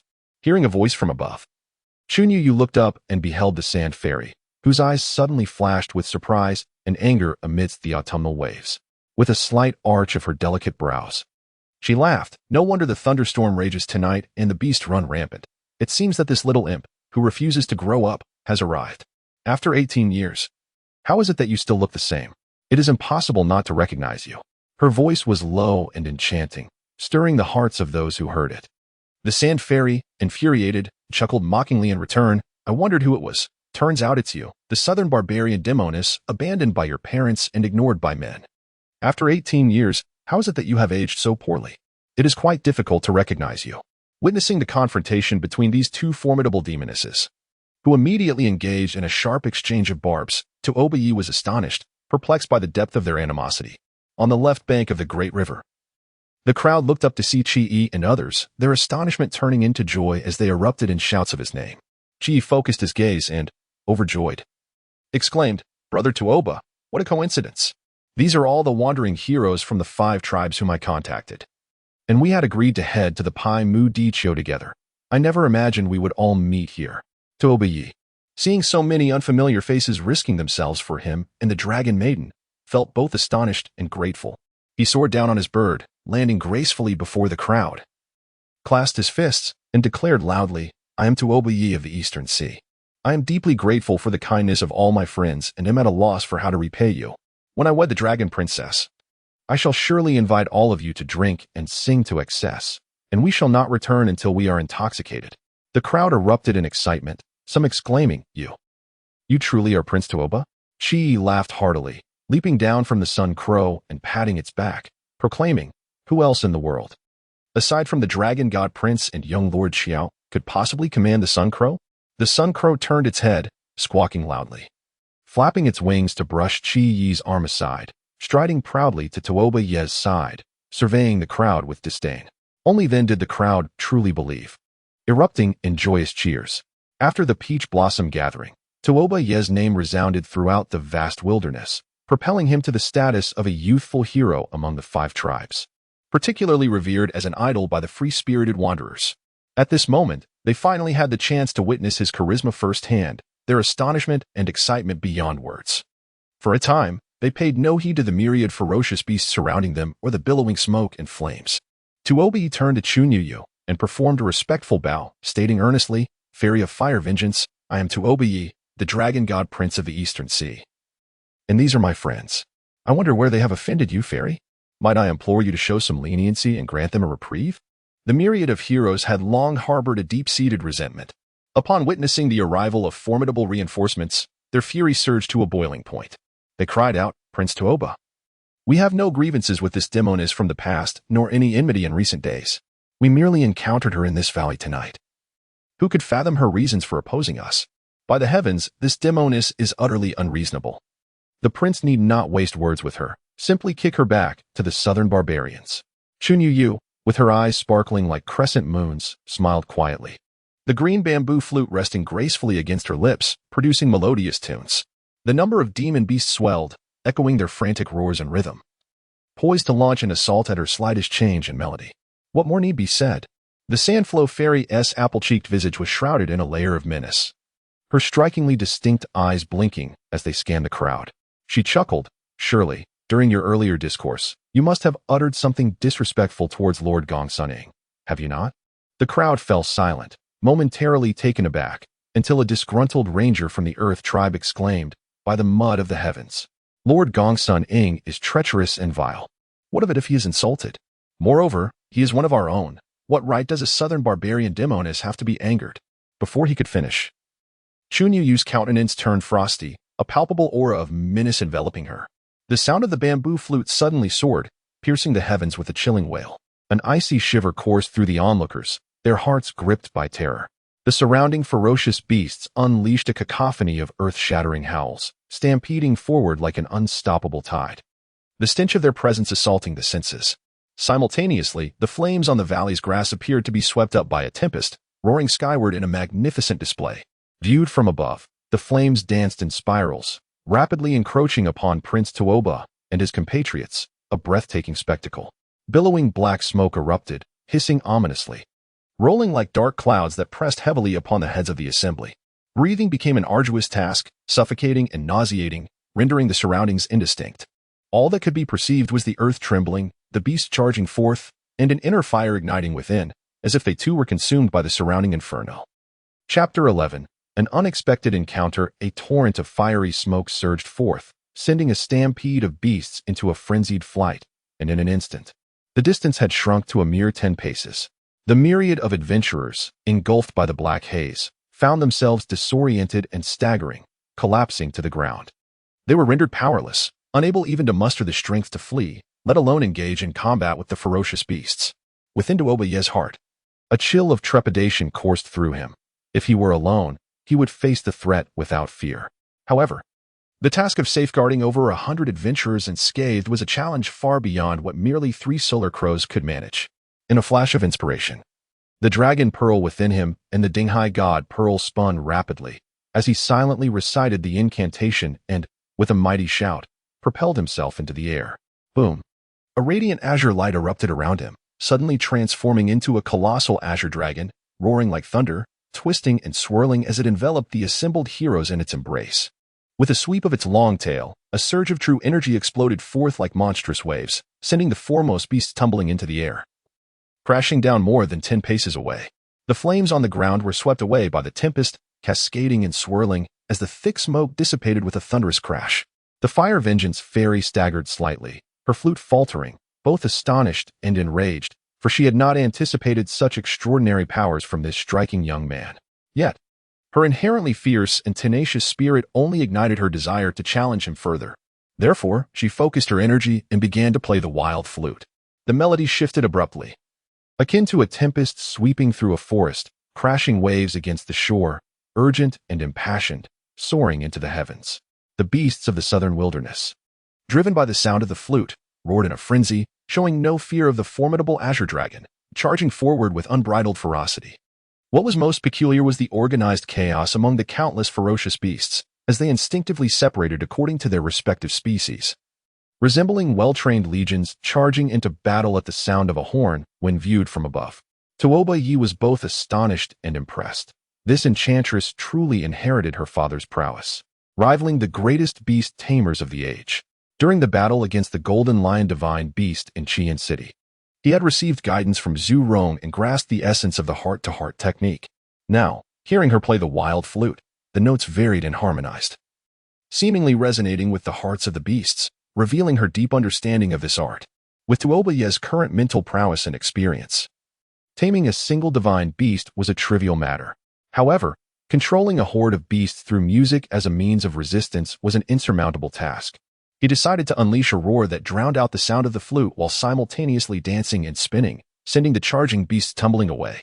The warriors, their spirits momentarily steadied, sat upon the grass, watching in awe as the azure dragon circled above, roaring fiercely, while the tide of beasts surged forth once more, akin to tumultuous waves crashing and rolling, filling their hearts with astonishment and delight, prompting them to cheer and applaud. The sands of flowing life fairy let out a cold laugh, raising her colorful jade horn to her lips and blowing deeply. The remnants of this horn were imbued with the souls of numerous venomous beasts, now stirred by the roars around them, eager to escape their confines. As she played, the sound echoed like a wailing specter, fierce and mournful. The beast horde stirred restlessly upon hearing it. The poisonous creatures, such as the Hiyu, reacted most violently, abruptly halting and joining in a long howl that matched the rhythm of the jade horn. Meanwhile, the hundreds of cunning beasts rushing from behind could not halt their momentum. Colliding one after another, their furious roars blending into chaos, their formation disrupted in an instant. In the crescent moon-like beauty of Chunyu's eyes, fury sparked, and the melody of Ba Wu shifted once more, transforming into a melodious, flowing tune, reminiscent of a gentle stream, whispering softly, gradually overpowering the sound of the jade horn, and calming the beast's wild, agitated demeanor. As the echoes of the two formidable enchantresses' horns intertwined with the sounds of the Bawu, a sense of trepidation enveloped the atmosphere, leaving one caught between indecision.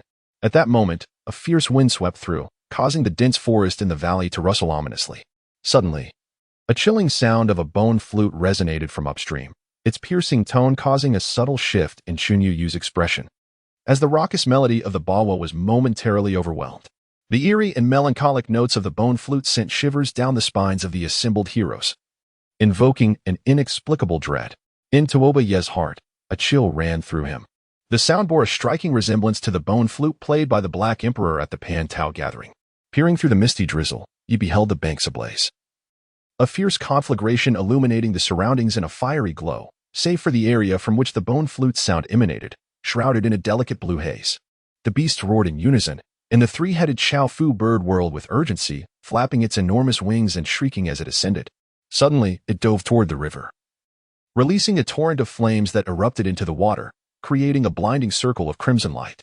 With a tumultuous roar, the waves surged, and dozens of figures emerged, drenched and ablaze, howling grotesquely as they charged towards the Chao Fu bird. Simultaneously, the entire river appeared to erupt, torrents cascading down like the Milky Way, unleashing a frenzy of figures that shimmered and flashed as they surged forth, their low wails harmonizing with the haunting notes of the bone flute, creating a chilling and prolonged lament. Ghostly legions. Tuobaye's heart quaked with realization, dispelling any lingering doubt. This scene mirrored that of the Kunlun Jade Pool and the heavenly river of the western wilderness. On that fateful day of the Pan Tao gathering, the Black Emperor and the 5 ghostly kings had been vanquished. Could it be that remnants of the ghostly realm lurked within this secluded valley? Without further contemplation, he bellowed, "Everyone, retreat to the fire and form a circle. Do not act recklessly." The dragon's tail swept through with a thunderous force, obliterating the advancing zombies. A gust of energy igniting the ground in flames and forming a towering wall of fire. The flames wrought by Chunyu were the fierce and unyielding southern wilderness Samadhi fire, intensifying upon contact with water. Over 100 ghostly soldiers collided with the blazing barrier, the acrid stench of burning flesh filling the air as they were instantaneously reduced to charred remnants, devoid of sensation or fear, continuing their onslaught towards the heroes. The force of the blast scattered them into a cloud of ash. The sound of the bone flute grew ever closer as ghostly soldiers surged forth from the river, rapidly filling the valley. Upon closer inspection, there were no less than 8 or 9,000, brandishing their weapons and advancing relentlessly, illuminated by the firelight. Many bore severed limbs or gaping wounds, their pallid forms crawling with writhing maggots, an unspeakable grotesquerie. The Sandflow fairy chuckled, "Old enchantress, once we deal with these bothersome skeletons, I shall indulge you in some merriment." The sound of the jade horn suddenly shifted, rising in pitch and intensity. The nearby ghostly soldiers trembled, swaying violently in rhythm with the horn, and soon emitted a cacophony as the corpse insects within them erupted like a torrential downpour, raining down upon the ground, shriveled like sesame seeds. Once the insects dispersed, the ghostly soldiers stood still for a moment, swaying slightly before collapsing to the ground. Chunyu snorted, seemingly unimpressed by her methods, and with a prolonged breath of the Bawu, the flames surged dramatically, engulfing the surroundings. The myriad of ferocious southern beasts turned in fury, charging forth and swiftly scattering the ghostly soldiers. As I gaze across the expanse, the valley has transformed into a raging sea of flames, its undulating waves intensified by the gentle drizzle.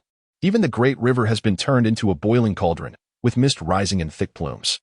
Fearsome beasts gallop amidst the chaos, shaking the heavens and the earth, as spectral soldiers and savage creatures engage in a tumultuous clash, continuously tumbling into the inferno, their wails piercing the air, a cacophony of despair. The acrid stench of charred flesh grows increasingly unbearable, overwhelming the senses. A circle of warriors sits in astonishment, covering their mouths and noses, transfixed as if ensnared in a waking nightmare. With the alliance of these 2 formidable enchantresses against the ghostly soldiers, Tuoba Yi feels a surge of relief, contemplating that to eradicate the root of the problem, one must first subdue the one playing the bone flute. The ghostly soldiers would then pose no threat. He swiftly transforms back into his human form, riding upon his black steed, racing towards the valley's edge. Flames dance violently. A mere heartbeat away, where a man clad in red stands upon a grassy slope, draped in a cloak, playing the bone flute.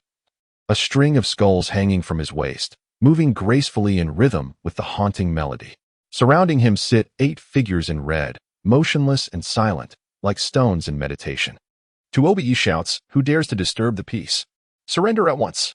He summons the celestial energy of his blade, the light of the heavenly edge erupting in fury as he charges towards the red-clad man. Unfazed, the man continues to play, while the skulls at his waist suddenly explode into a burst of dark energy. In that instant, the 8 seated figures spring into action, their blades gleaming like silver dragons in furious flight, accompanied by a tempest of heat. Tuoba gasps, recognizing the signature technique, the 8 blades of fiery snow. These blades, in seamless succession, unleash a torrent of scorching energy and unstoppable force. To his astonishment, these 8 warriors are none other than the 8 brothers from the Fire Clan with whom he had previously clashed at Fo Wei Tower. These men are fiercely loyal guardians of Lian, displaying unwavering allegiance and camaraderie. How could they have transformed into the minions of the ghostly realm? Responding to the summons of this red-clad figure? Could it be that Lian has encountered some misfortune? As this thought crosses his mind, cold sweat beads upon his brow, a mix of fear and anger surging within him. Without further contemplation, he spins his heavenly blade, creating a radiant whirlwind that disperses the 8 blades, propelling himself and his steed into the sky. With a powerful surge of energy from his left palm, he conjures a formidable emerald vortex, drawing the nearest of the 8 brothers, Lian Xilang, towards him, eager to uncover the truth. However, the 8 brothers, in perfect harmony, act as one, as Tuoba Yi moves. A fierce wave of scorching light rushes towards him, the 8 blades of fiery snow whistling through the air, striking toward the heart of his vortex with lightning speed. A thunderous explosion ensues, sending shockwaves through Tuoba Yi's body, forcing him to retreat, bewildered and astonished. In the brief months of their separation, these 8 brothers seem to have undergone a profound transformation, their energies now overwhelmingly potent, rivaling even the fierce warriors of the Dragon Clan, such as Zhel and Ji. Together, they wield an exponentially amplified power, nearly matching the prowess of top-tier masters like Wu Hui, the Fire Immortal. Relentlessly, the 8 brothers press their assault, their blades weaving a deadly tapestry of silver light, driving Tuoba Yi and his steed back, perilously retreating over 10 paces, facing imminent danger at every turn. The fierce snow 8 blades, forged from the northern sea's mysterious ice iron and the southern wild's fiery stones within the red flame volcano, possess an indomitable spirit, seamlessly united, evading the possibility of being severed. Even with Tuoba Yi's transcendent and unparalleled vitality, wielding the celestial reverse blade, the formidable onslaught fails to breach their defenses. With focused intensity, the 8 brothers were expressions of wooden stoicism, their eyes vacant, breath shallow, heartbeats erratic and unsteady, as if manipulated by venomous insects and sinister sorcery. Fearless in their combat, each move a desperate gamble, perilous and fierce. Tuoba Yi's mind sparked with realization. If he could force the insects from their bodies or disrupt the rhythm of the bone flute, he might seize the moment of their clarity to subdue them one by one. Gathering his mental energy, he urgently recited the unbinding incantation, and the severed sword thrummed ominously. A thunderous roar erupted, blinding light erupted from the sword's edge, transforming the valley into a realm of daylight, while a massive shadow loomed overhead, growling ominously. In that instant, a resonating buzz filled the minds of all present, plunging their vision into darkness, drowning out all sounds. Even the myriad of ferocious beasts stood frozen, paralyzed by fear. The Kueño.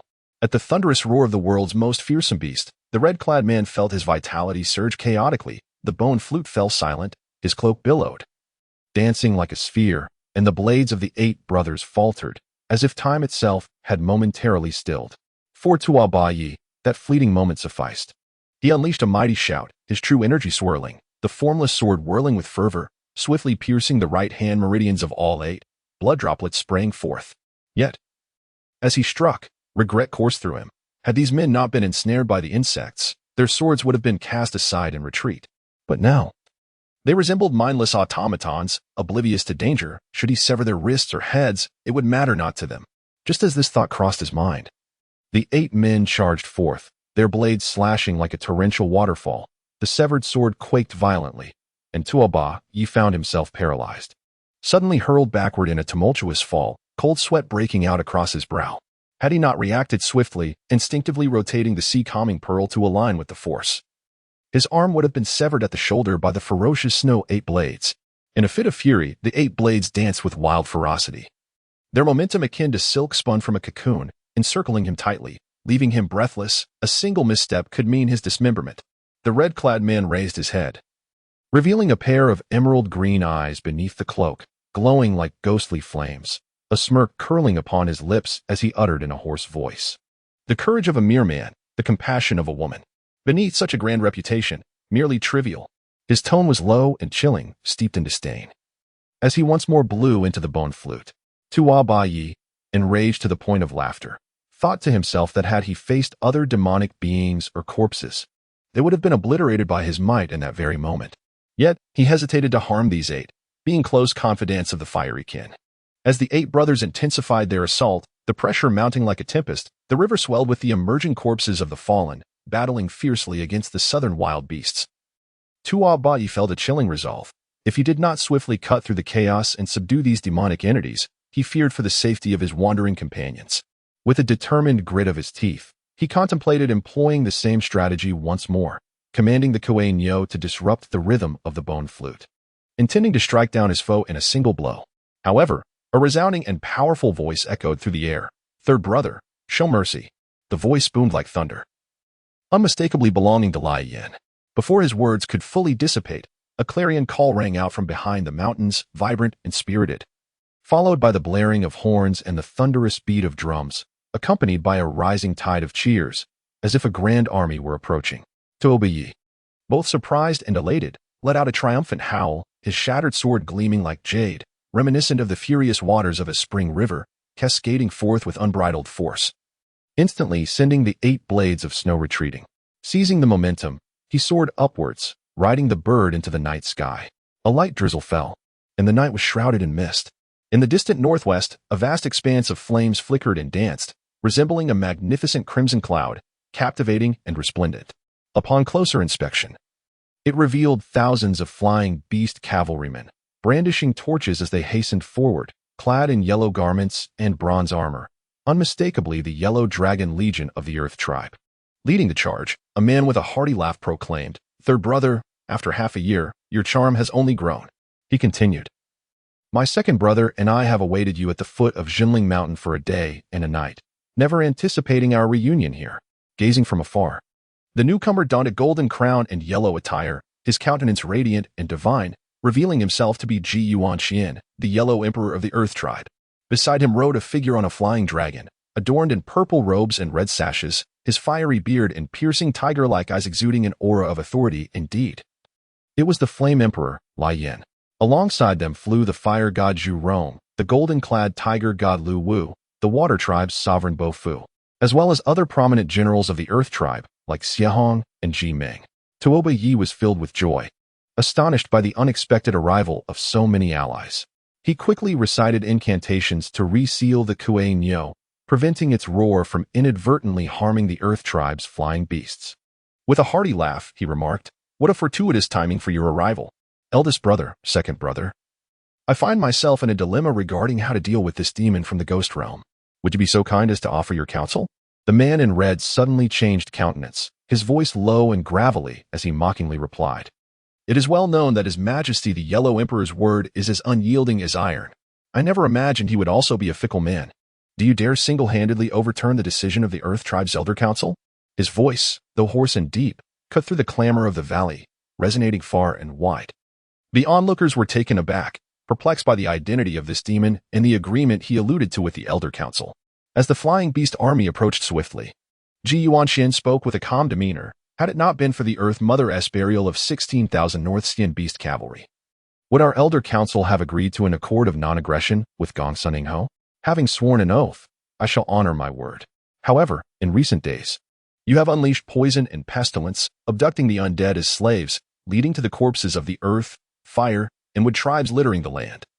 While the populace is engulfed in fear, I must ask, what does this signify in terms of non-aggression? How can I quell the rising murmurs of dissent among the court and the masses? Upon hearing this, Tuoba Yi was struck with astonishment, realizing that these undead soldiers were indeed the subordinates of Gong Sunning Ho.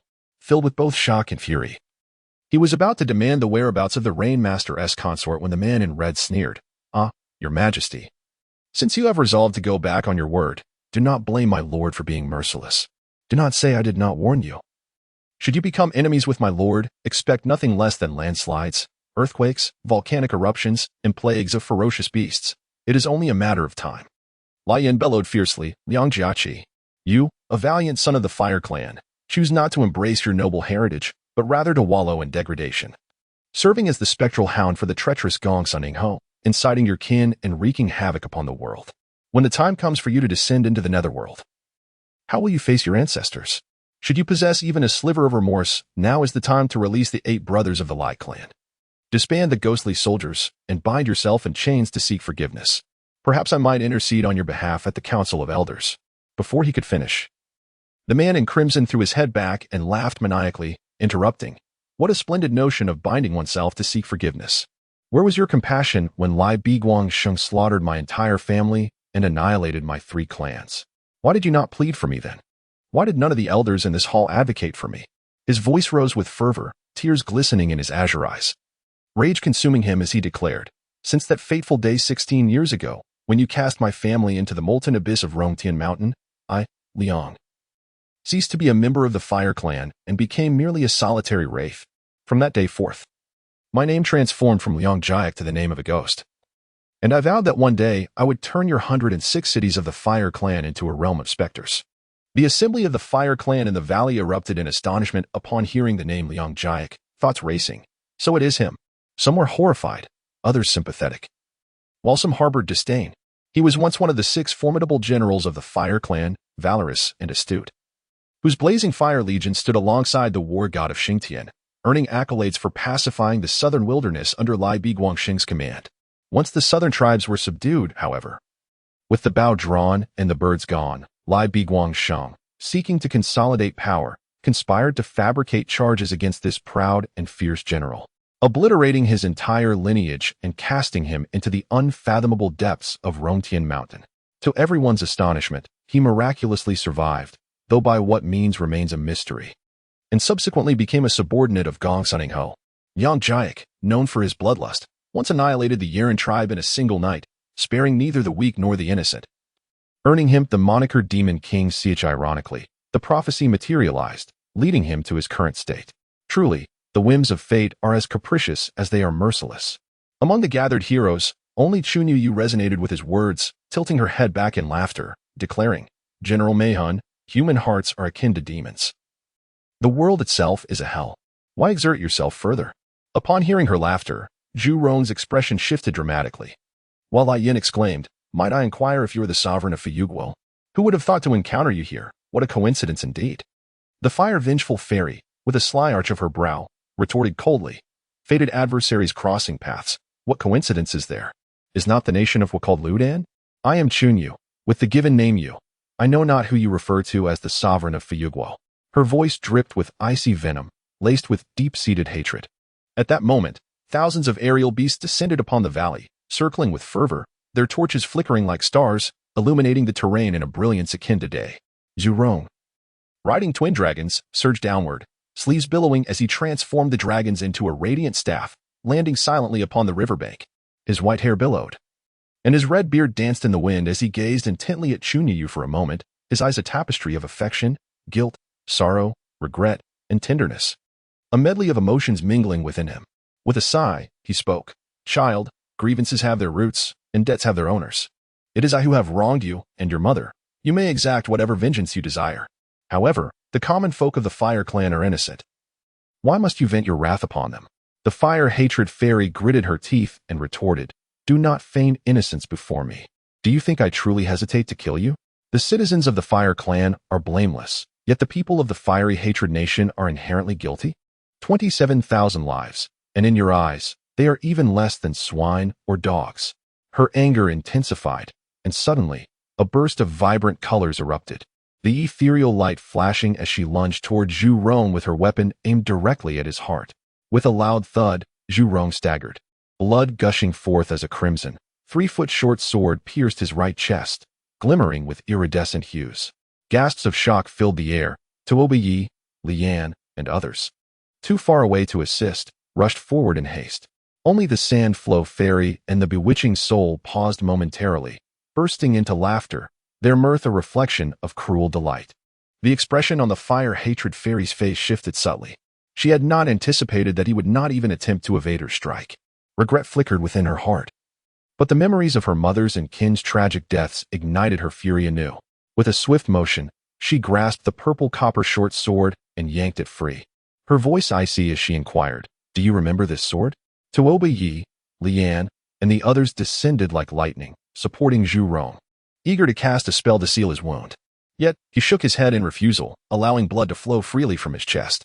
Taking a deep breath, he spoke in an unusual tone, Indeed, I remember. This sword was the Heartblood Divine Sword that I presented to your mother 35 years ago.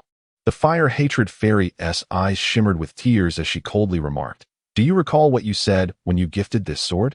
Pain flickered in Zhu Rong's eyes.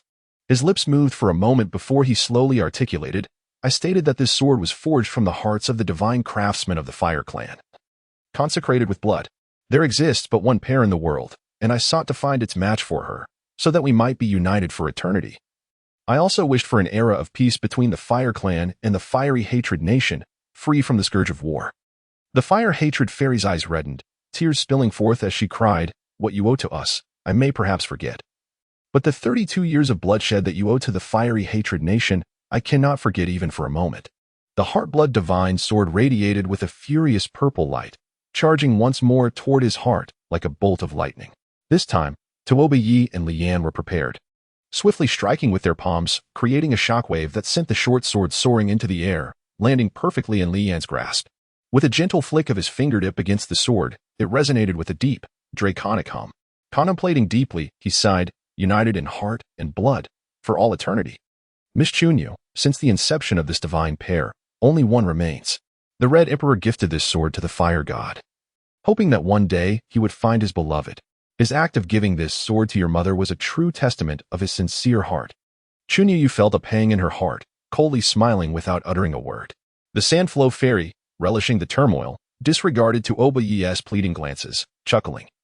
I have heard that lovers often exchange gold locks and jade bracelets when pledging their lives to one another, but to give such a dreadful weapon is truly unprecedented.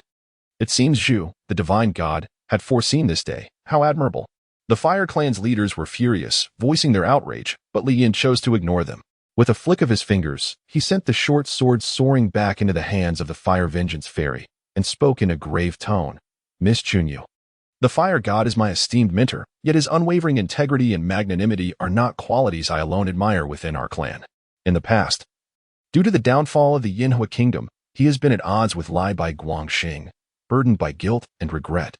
Had it not been for his steadfast advocacy at the Council of Elders for a policy of conciliation towards the southern borders, and his private plea to generals like Xing Tian to show mercy to the remnants of the Yinhua Kingdom, the displaced tribes of the southern wilderness would have numbered far more than 100,000. Pausing, his voice grew even more somber. Throughout these years, he has remained unmarried, consumed by feelings of guilt and yearning for you and your mother, which have intensified with each passing day, leaving him perpetually anxious for your well-being.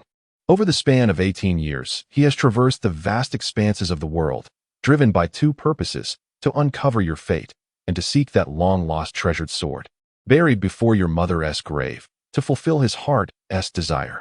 As he reached the final phrase, he withdrew a short sword from the iron chest on Zhu Rong's back, producing a resounding chime as a dazzling violet light emanated from it. Mirroring the blood-hearted divine sword in the hands of the Fire Vengeance Fairy, both identical in shape and size, the crowd erupted in astonishment.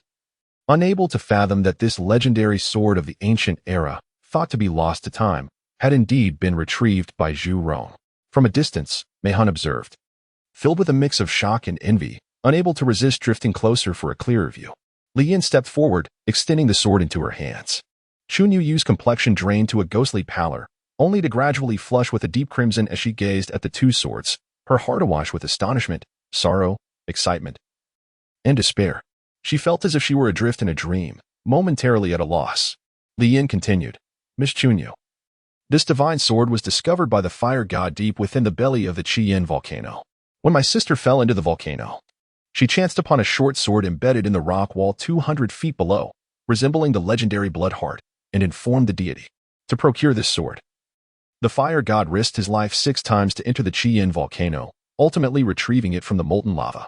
His expression was earnest, his voice low and sincere, stirring a tumult of emotions within Chunyu as sorrow and anguish surged forth, tears spilling uncontrollably. For a fleeting moment, she longed to rush into that person's embrace and weep openly, just as she often dreamed of doing in her childhood. In those dreams, the sun shone brightly. Vibrant trees and blooming flowers surrounded her as she sat upon a dragon, resting against his chest. For reasons unknown, she cried, her heart heavy with sorrow.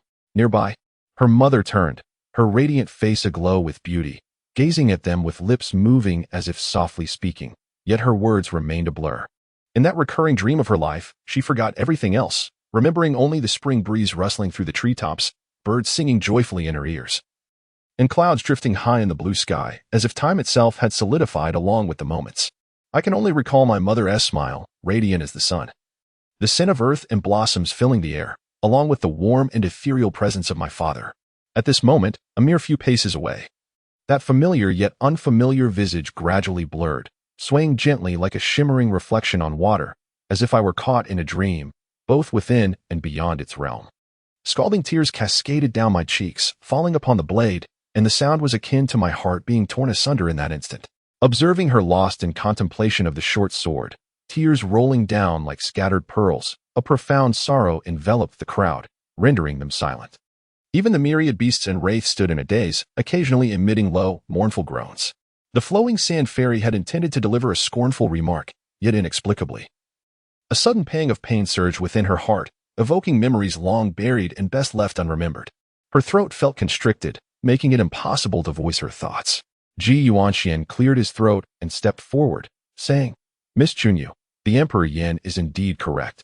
The relentless wars in the southern wilderness were ignited by Lai Bigwangsheng. Whether it be personal vendettas or national grievances, your true enemy is Lai Bigwangsheng, not the god of fire, and certainly not the people of the Fire Clan. Lai Bigwangsheng harbors grand ambitions, seeking to unify the states and establish dominance by any means necessary. What he owes over these decades is far more than just the blood debts of the tribes in the southern wilderness. Lu Wu and the others nodded in agreement. Tuoba Yi spoke gently. Miss Chunyu, the current Emperor Yan possesses a profound sense of justice. For the sake of the common people, he resolutely severed ties with the treacherous uncle, vowing to fight to the death. With such a wise ruler, the Fire Clan is blessed. And so too are the tribes of the southern wilderness.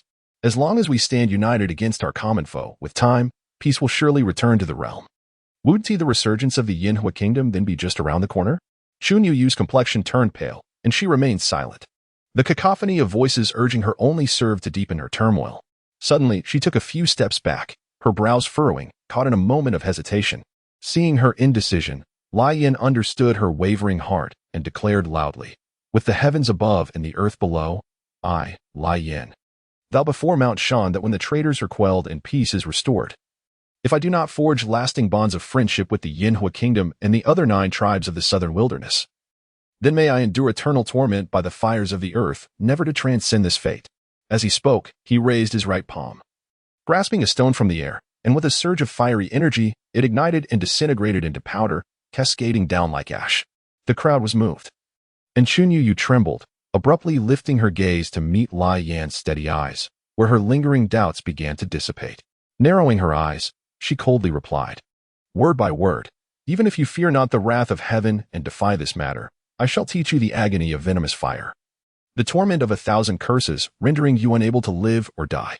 The crowd rejoiced at her words, for though they bore a chilling malice, the underlying implication was an acceptance of the alliance proposed by Lai Yin and his companions. Lai Yin, Tuoba Yi, and Ji Yuanxian exchanged knowing smiles, affirming in unison, it is settled.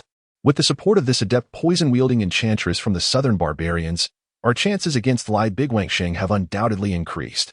Zhu Rong exhaled a long sigh, a bittersweet smile gracing her face, but her body swayed, and she could no longer support herself, collapsing to the ground.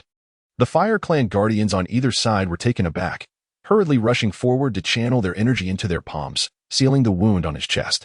Mei Hun, filled with both disappointment and ire, let out a silent, mocking laughter from a distance, saying, Oh, Fire God, congratulations on the reunion with your daughter, leaving past grievances behind. Huh, who would have thought that the blood-soaked enmity of countless lives could be so easily nullified by a mere short sword? The ruler cultivated by the Yinhua kingdom over these 30 years turns out to be nothing more than a cowardly traitor.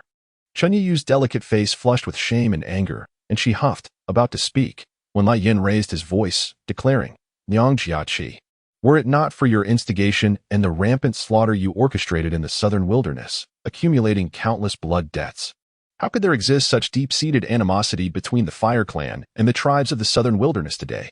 Your inability to discern right from wrong, your failure to reflect and repent, is why no one came to your defense when you were ensnared by Lai Bigwangsheng all those years ago. Even now, do you not comprehend the necessity of awakening? Mei Hun's azure eyes blazed with fury as he let out a silent, maniacal laugh. You, a mere yellow-haired boy, dare to speak so arrogantly. Do you think I am as foolish and laughable as this little girl, easily manipulated? A hatred as profound as the sea cannot be quelled by your flowery words. Suddenly ceasing his laughter, he fixed his gaze upon Ji Ning, speaking ominously. Your Majesty the Yellow Emperor, since my lord made a vow with you beforehand, I shall temporarily spare them tonight. However, should you decide to renege, within 3 days, the vast expanse of the central plains shall surely transform into a realm of ghosts. As he uttered the final word, a thunderous sound erupted, and the crimson light danced before dissipating like mist. Lai Yin and the others sought to pursue and rescue Lai Shui Badao, but it was already too late.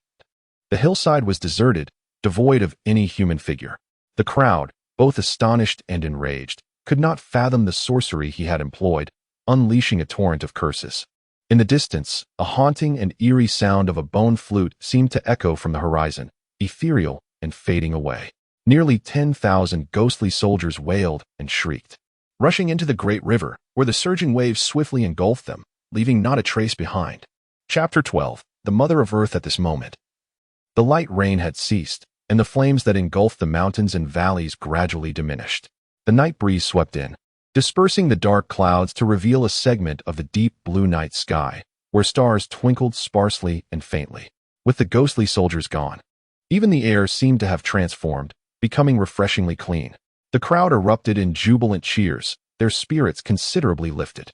However, the countless ferocious beasts of the southern wilderness, unable to hear the sounds of the flute, stood scattered across the grassy slopes, bewildered and disoriented. The trained avian army swooped down, encircling the wandering adventurers to prevent the beasts from going berserk again. Chunyu let out a cold laugh and played the barbaric flute. Instantly, the ferocious beast howled and roared, darting about and forming several orderly ranks, moving in sync with the rhythm of the flute, evoking a rather bizarre and ludicrous image reminiscent of monkeys garbed in crowns. Amidst the laughter, there was also a sense of admiration. To train such wild beasts into a disciplined formation was a feat that, perhaps, only the southern barbarian enchantress could achieve. There was a quiet sense of relief as well. For had this enchantress been an enemy rather than a friend, the prospect of confronting such fierce and orderly beastly troops on the battlefield would have been a formidable headache. Tuoba Yi and Lai Yan, along with Ji Ning and others, fortuitously crossed paths and were quite pleased. They assisted Zhu Rong and other injured adventurers in healing and dispelling curses while sitting together to share and discuss the recent events in detail. Although they had heard the general account of the Eastern Sea battle, hearing Tuoba Yi recount the tale in person felt as if they had experienced it themselves. Stirring a whirlwind of emotions, sometimes filled with righteous fury, at other times applauding passionately, and occasionally lamenting in sorrow. Lai Yin, unable to contain his anger, felt remorseful and sighed. Third brother, I owe you an apology. Had I personally attended the banquet in Tang Valley that day and brought along more allies, Gongsun Ingho might not have succeeded. Tuoba Yi was taken aback but felt a warmth in his heart, laughing as he replied, Second brother, you speak unjustly. The conflicts in the southern wilderness and central plains are quite pressing. How could you have left without permission? Moreover, whether it be the old demon Zhu or Gongsun Ingho, they are scheming and determined. Even if all of us had arrived, they would surely have had countermeasures in place. Ji Ning spoke solemnly. Indeed, during those days, Yinbei Xian and the 8 great kings launched a full-scale assault on the central plains, while Lai Bai and Guangxing invaded the north in great numbers, all to divert our military forces and leave us unable to attend to the east. The water demons have emerged in full force, their deployment impeccable. Had it not been for the unity and fierce resistance of the Dragon Clan in Tang Valley, the Eastern Sea would likely have fallen under the control of the Water Tribe by now. A chill ran through everyone as they contemplated the dire consequences. Should the Eastern Sea fall to the Water Tribe, the Northern Water, Wood, and Southern Fire clans would unite, encircling the Metal, Earth, Northern Fire, and Southern Water clans, solidifying the outcome of the Great Wilderness for the foreseeable future. Lu Wu pondered for a moment, frowning as he remarked, It is strange. While Zhu Zhenshun is known for his far-reaching strategies, how could Gongsun Ingho, having emerged from the Mother of Earth only 2 or 3 days ago, possess such intricate knowledge of the prince and the Dragon Clan's circumstances? Moreover, observing his actions, each step appears to align subtly with the plans of the aquatic beings, as if orchestrated in advance. Tuoba felt a chill of ambition coursing through him, yet he shook his head and remarked, Gongsun Ingho is the nephew of the Black Emperor. When Bomu was pregnant, it was the malevolent Zhulao who ensnared them, leading the family of 3 to be exiled into the depths of the Earth clan, where they endured a fate worse than death. Given his narrow-minded arrogance and vengeful nature, he would undoubtedly seek retribution against Zhu Lao and would never conspire with him. Ji Yuanxian nodded in agreement, stating, "Indeed, on the day the pit of Pima resurfaced, it swallowed 2 legions of the Bayskin army in one fell swoop. Most of the ghostly soldiers we encountered were transformed from the bodies of these water demons. When Gongsun Ingho swore an oath of non-aggression with our clan, he was quite candid, declaring his intent to use these corpse soldiers to wage war against the aquatic beings, avenging the Black Emperor and Bomo. He then recounted the events to Taoba in detail. It turned out that prior to the battle at Ji Ning, the shamans of the Earth clan had already foreseen a great victory should they engage in battle against the water demons in the fields of Ji Ning. When this prophecy came to fruition, the elders of the Earth clan, overwhelmed with joy, designated the pit of Pimu as a sacred site and held a ritual of worship. During this ceremony, Gongsun Ingho unexpectedly appeared, expressing his desire to form an alliance with the Earth clan to combat the water demons. He was, after all, the son of Gongsun Changtai, the most esteemed elder of the Earth clan and one of the 10 divine beings of the Great Wasteland, with unparalleled cultivation that was hard to rival. To the people of the Earth clan, he naturally evoked a sense of familiarity, with great peril looming. The elders of the Earth clan sought to enlist him for their cause, aiming to transform the pit of Pimu into an impassable fortress against the water demon army. Thus, disregarding Ji Yuanchuan's objections, they resolved to ally, establishing Jinling Mountain as a boundary to ensure mutual non-aggression while jointly resisting the water demons. However, merely a day later, news broke that Gongsun Ingho had abducted the Dragon Maiden, intending to marry her at the pit of Pimu. Ji Yuanxian was both astonished and enraged. Yet constrained by the bonds of their oath, he could not mobilize troops to intervene.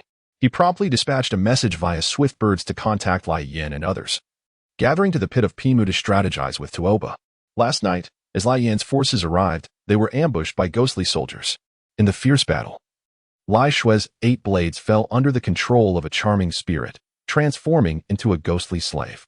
After reuniting with Ji Yuanxian and Lu Wu, they followed the trail to this point, unexpectedly encountering Tuoba and Chunyu. Upon hearing this, Tuoba finally grasped the full context, learning that various clans had dispatched numerous experts to aid him in rescuing the Rain Priestess. He was overwhelmed with gratitude, momentarily at a loss for how to express his thanks. Ji Yuanxian remarked, "Gongsun Ingho is indeed a rare adversary, and now, bolstered by remnants of the Black Emperor, his power has surged. The peculiar poisons and fierce beasts within the pit of Pimu are innumerable, surpassing even the spirits of the sacred mountain. His abduction of the Dragon Maiden serves not only to humiliate my 3rd brother and avenge the God Emperor's disgrace, but also to harness her beast-taming abilities to command the monstrous creatures within the ravine. Much like Miss Chunyu, to establish a beast army and vie for supremacy over the realm." The mesmerizing sand fairy merely observed the unfolding drama with a smile. But upon hearing this, she suddenly burst into laughter. This truly resembles wielding a great axe before the Panga Gate and calculating the hexagrams in the Fushi residence, whether it be the Dragon Maiden or that crafty Chunyu. Do you believe their beast-taming skills were learned from whom? The group fell silent, realizing that her insinuation suggested that these 2 women's abilities in taming beasts may indeed have been imparted by Gongsun Ingho himself. As Chunyu's expression changed, her crescent-shaped eyes narrowed, and she coldly scoffed, "Little enchantress, from whom did you pilfer your maternal needles and fragrant pouch? Who was it that desperately implored you to teach him the art of poison? Alas, he regarded you with disdain, merely toying with you like a monkey, leading you to this pitiful state." Furious, the Sands of Time fairy chuckled disdainfully, "Indeed, I merely sought to learn in secret. What of it? Unlike some who willingly degrade themselves, losing everything in the process. Now that I hear a man intends to take a Dragon Maiden as his bride, you arrive here, a spurned woman, full of resentment, devoid of any shame?" Chunyu's delicate face flushed with indignation, and she retorted sharply, "Silence." With a flash of violet light, 2 blood-red short swords shot toward her heart like lightning. With a resounding thud, a gust of air surged as Tuoba Yi intervened, seizing the swords with a wry smile. "Ladies, since we share a common foe, why must we turn our blades upon each other, causing pain to our allies and delight to our enemies?" Both women snorted in unison, their laughter icy.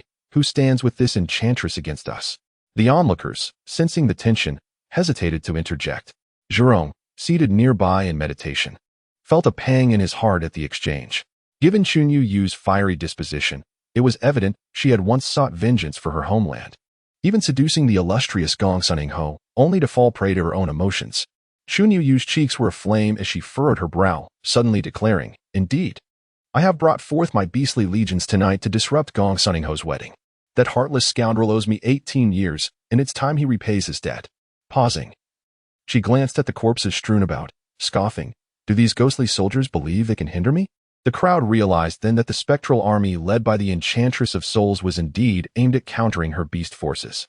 Her earlier use of the Samadhi fire to ignite the mountains was not solely to trap the 5 clans' wanderers, but primarily to set a fiery trap to draw out the undead soldiers. Turning her gaze, her crescent-like eyes fixed intently on Toba Yi, she arched an eyebrow. "Tooba, apart from that heartless rogue, I am intimately acquainted with the depths of the underworld. I could traverse it blindfolded. If you wish to rescue the Dragon Bride, let us join forces and benefit mutually." Before she could finish, the Sands of Time fairy interjected with a teasing laugh. "Oh dear, a dragon whale sneezes. Such bravado. When I dwelled in the underworld, you were still swinging from trees in the southern wilderness with Changyu." She deliberately clutched Tooba Ye's arm tightly, whispering sweetly in his ear, "Dearest, if you dare take this old enchantress with you, let us see if I still pay you any heed afterward." Tooba Ye felt a rush of warmth creep up his neck, his face aflame. Aside from the Rain Master's consort and Qian Qian, he found himself utterly at a loss against this enchantress. With a wry smile, he transmitted softly, "What harm is there in having an extra ally? With her assistance, wouldn't you find things a bit easier?" Just then, he felt a sharp twist on his arm, causing him to wince, rendering his response momentarily silent. Ji Yuanqin coughed lightly and said, "Esteemed fairies, the Primordial Earth Mound has been buried underground for 16 years. The changes that have transpired during this time, I imagine, are beyond your estimation. Moreover, Lord Gongsun Ingho has meticulously devised plans and must be well prepared. Should we rashly advance, we may unwittingly fall into his trap. It would be far more prudent to exchange information and collaborate." The others, including Lai Yin, nodded in agreement and urged, in the face of such a formidable enemy, it is only right that the 2 fairies set aside their grievances. The Sandflow fairy raised an eyebrow and smiled. "Very well. If she can acquiesce to one condition of mine, I shall reluctantly overlook her presence." As the wind swelled, the mountains receded, and the night enveloped the surroundings in an endless twilight. The group rode their flying beasts towards the direction of Jinling Mountain. The resonant sound of the bamboo flute echoed, and glancing back, one could still see the throngs of beasts charging like a tidal wave.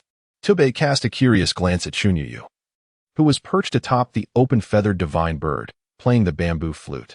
He whispered, "Good sister, what exactly did you propose to her? Why does she look so distressed? As if she might devour you whole?" The Sandflow fairy smiled demurely and replied, "You shall find out in due time." At that moment, Zhu Ron's wound had mostly healed. Though she had lost too much blood, her complexion pale. She swayed unsteadily atop the twin dragons, resembling a drifting kite, and attempted several times to converse with Chunyu Yu, only to be met with a cold turn of the head as she played her flute, commanding the beasts to gather and follow. He felt a twinge of sorrow, understanding that although his daughter had agreed to ally with Tubei and Lai Yin for the purpose of restoring their nation and seeking vengeance, it did not signify her forgiveness towards him as her father. The perceptions accumulated over 30 years could not be completely overturned in a single day. It would require gradual, methodical progress in the future. The army of flying beasts moved with remarkable speed, reaching the vicinity of Jinling Mountain by dawn. The eastern sun began to rise, casting brilliant rays that illuminated the vast mountain fields in a golden hue. In the distance, the majestic Jinling Mountain stood like a fortified city, with crumbled rocks and debris strewn across the landscape. The grasslands were riddled with enormous fissures, resembling a spider's web intricately woven. Further to the north, a resplendent light shone, with clouds rolling and tumbling, revealing a massive chasm extending over 20 miles, spanning more than 1,000 feet. Steep cliffs rose dramatically, and within the mist of the chasm, a peak could be faintly discerned, with birds circling above, undoubtedly the fabled Primordial Earth Mound. A strange glimmer flickered in the clear eyes of the Sandflow fairy, and under the sun's rays, her gaze reflected the distant rainbow hues, resembling 2 flames dancing and burning brightly. Suddenly, cheers erupted from below. Tubei looked down, astonished and elated. Crossing the cliff, he beheld the Jinling River rushing swiftly, with thousands of tents dotting the shores and hills, where countless individuals stood densely clustered in the morning light. Waving and cheering, adorned in varied attire, including wanderers from the 5 clans and cavalry from the Gold, Earth, and Fire tribes arriving to assist in the battle. The army of flying beasts of rapidly charging across the plain, branches whipping past, fissures obstructing their path, until they surged forward for several hundred feet before gradually slowing down. The crowd surged around them, erupting in jubilant cheers. Tuoba dismounted from the sunwheel, his gaze sweeping the surroundings. And he beheld a man adorned in a tiger skin coat, exuding an air of grandeur, rushing towards him with great enthusiasm. With delight, he exclaimed, "General Ba." It was none other than Ba Zihan, recently appointed as the Grand General of the Han Wang Kingdom. Accompanying Ba Zihan was a slender youth dressed in a leopard skin long coat. Bearing a bow and crossbow slung across his shoulder, with an amber wild bull horn swaying at his waist, he was none other than the renowned archer, the Celestial Arrow, famed throughout Han Wang.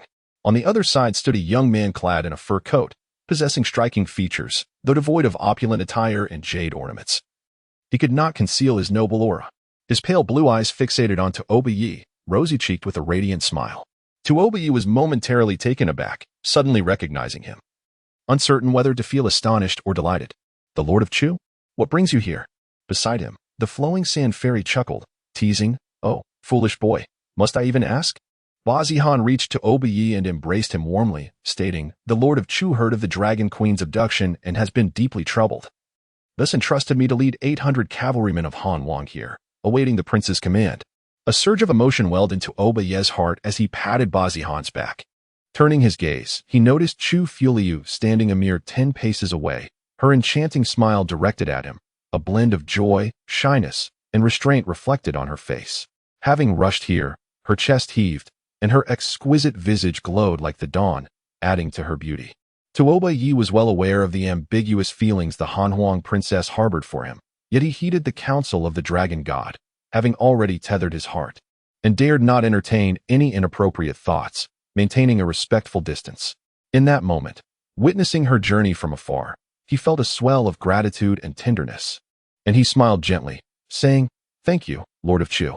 Chu Fuliu's cheeks flushed deeper as she shook her head and replied softly, "Prince Tuoba has rendered profound kindness to my 8 clans of Han Wang. Even if I were to sacrifice myself, I could scarcely repay a fraction of it. As long as I can assist the prince in rescuing the Dragon Queen, I shall find immense joy in that." At that moment, other heroes and wanderers from various clans rushed over, chiming in with fervor, "Indeed, if it means rescuing the Dragon Queen, Prince Tuoba, feel free to command us. By the heavens, we shall brave the mountains of knives and traverse the seas of fire." Their shouts and cheers reverberated, a cacophony that echoed like thunder. Tuoba, overwhelmed with gratitude and about to speak, was suddenly interrupted by a resounding explosion. A beam of radiant light erupted from the distant Pimu Hill, illuminating the heavens and painting the earth in vibrant hues.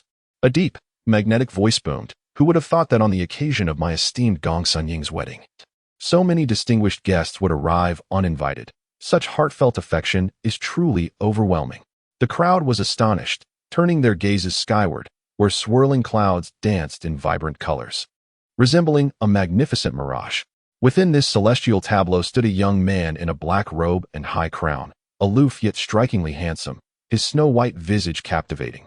Eyes ablaze as he surveyed the assembly with a haughty smile, imbued with a hint of flippant charm, it was none other than Gong Sun Ying, the true god of Yangji. On the bed beside him sat a bride adorned in a radiant veil and phoenix crown, her fiery red hair and snow-white skin radiating beauty. Her autumn-like eyes shimmered with tears, yet her lips curled into a calm, composed smile, exuding an enchanting charm that was truly unparalleled. Tuoba felt a tumultuous shock within. His breath almost stilled. The mere 3 days apart felt akin to a decade.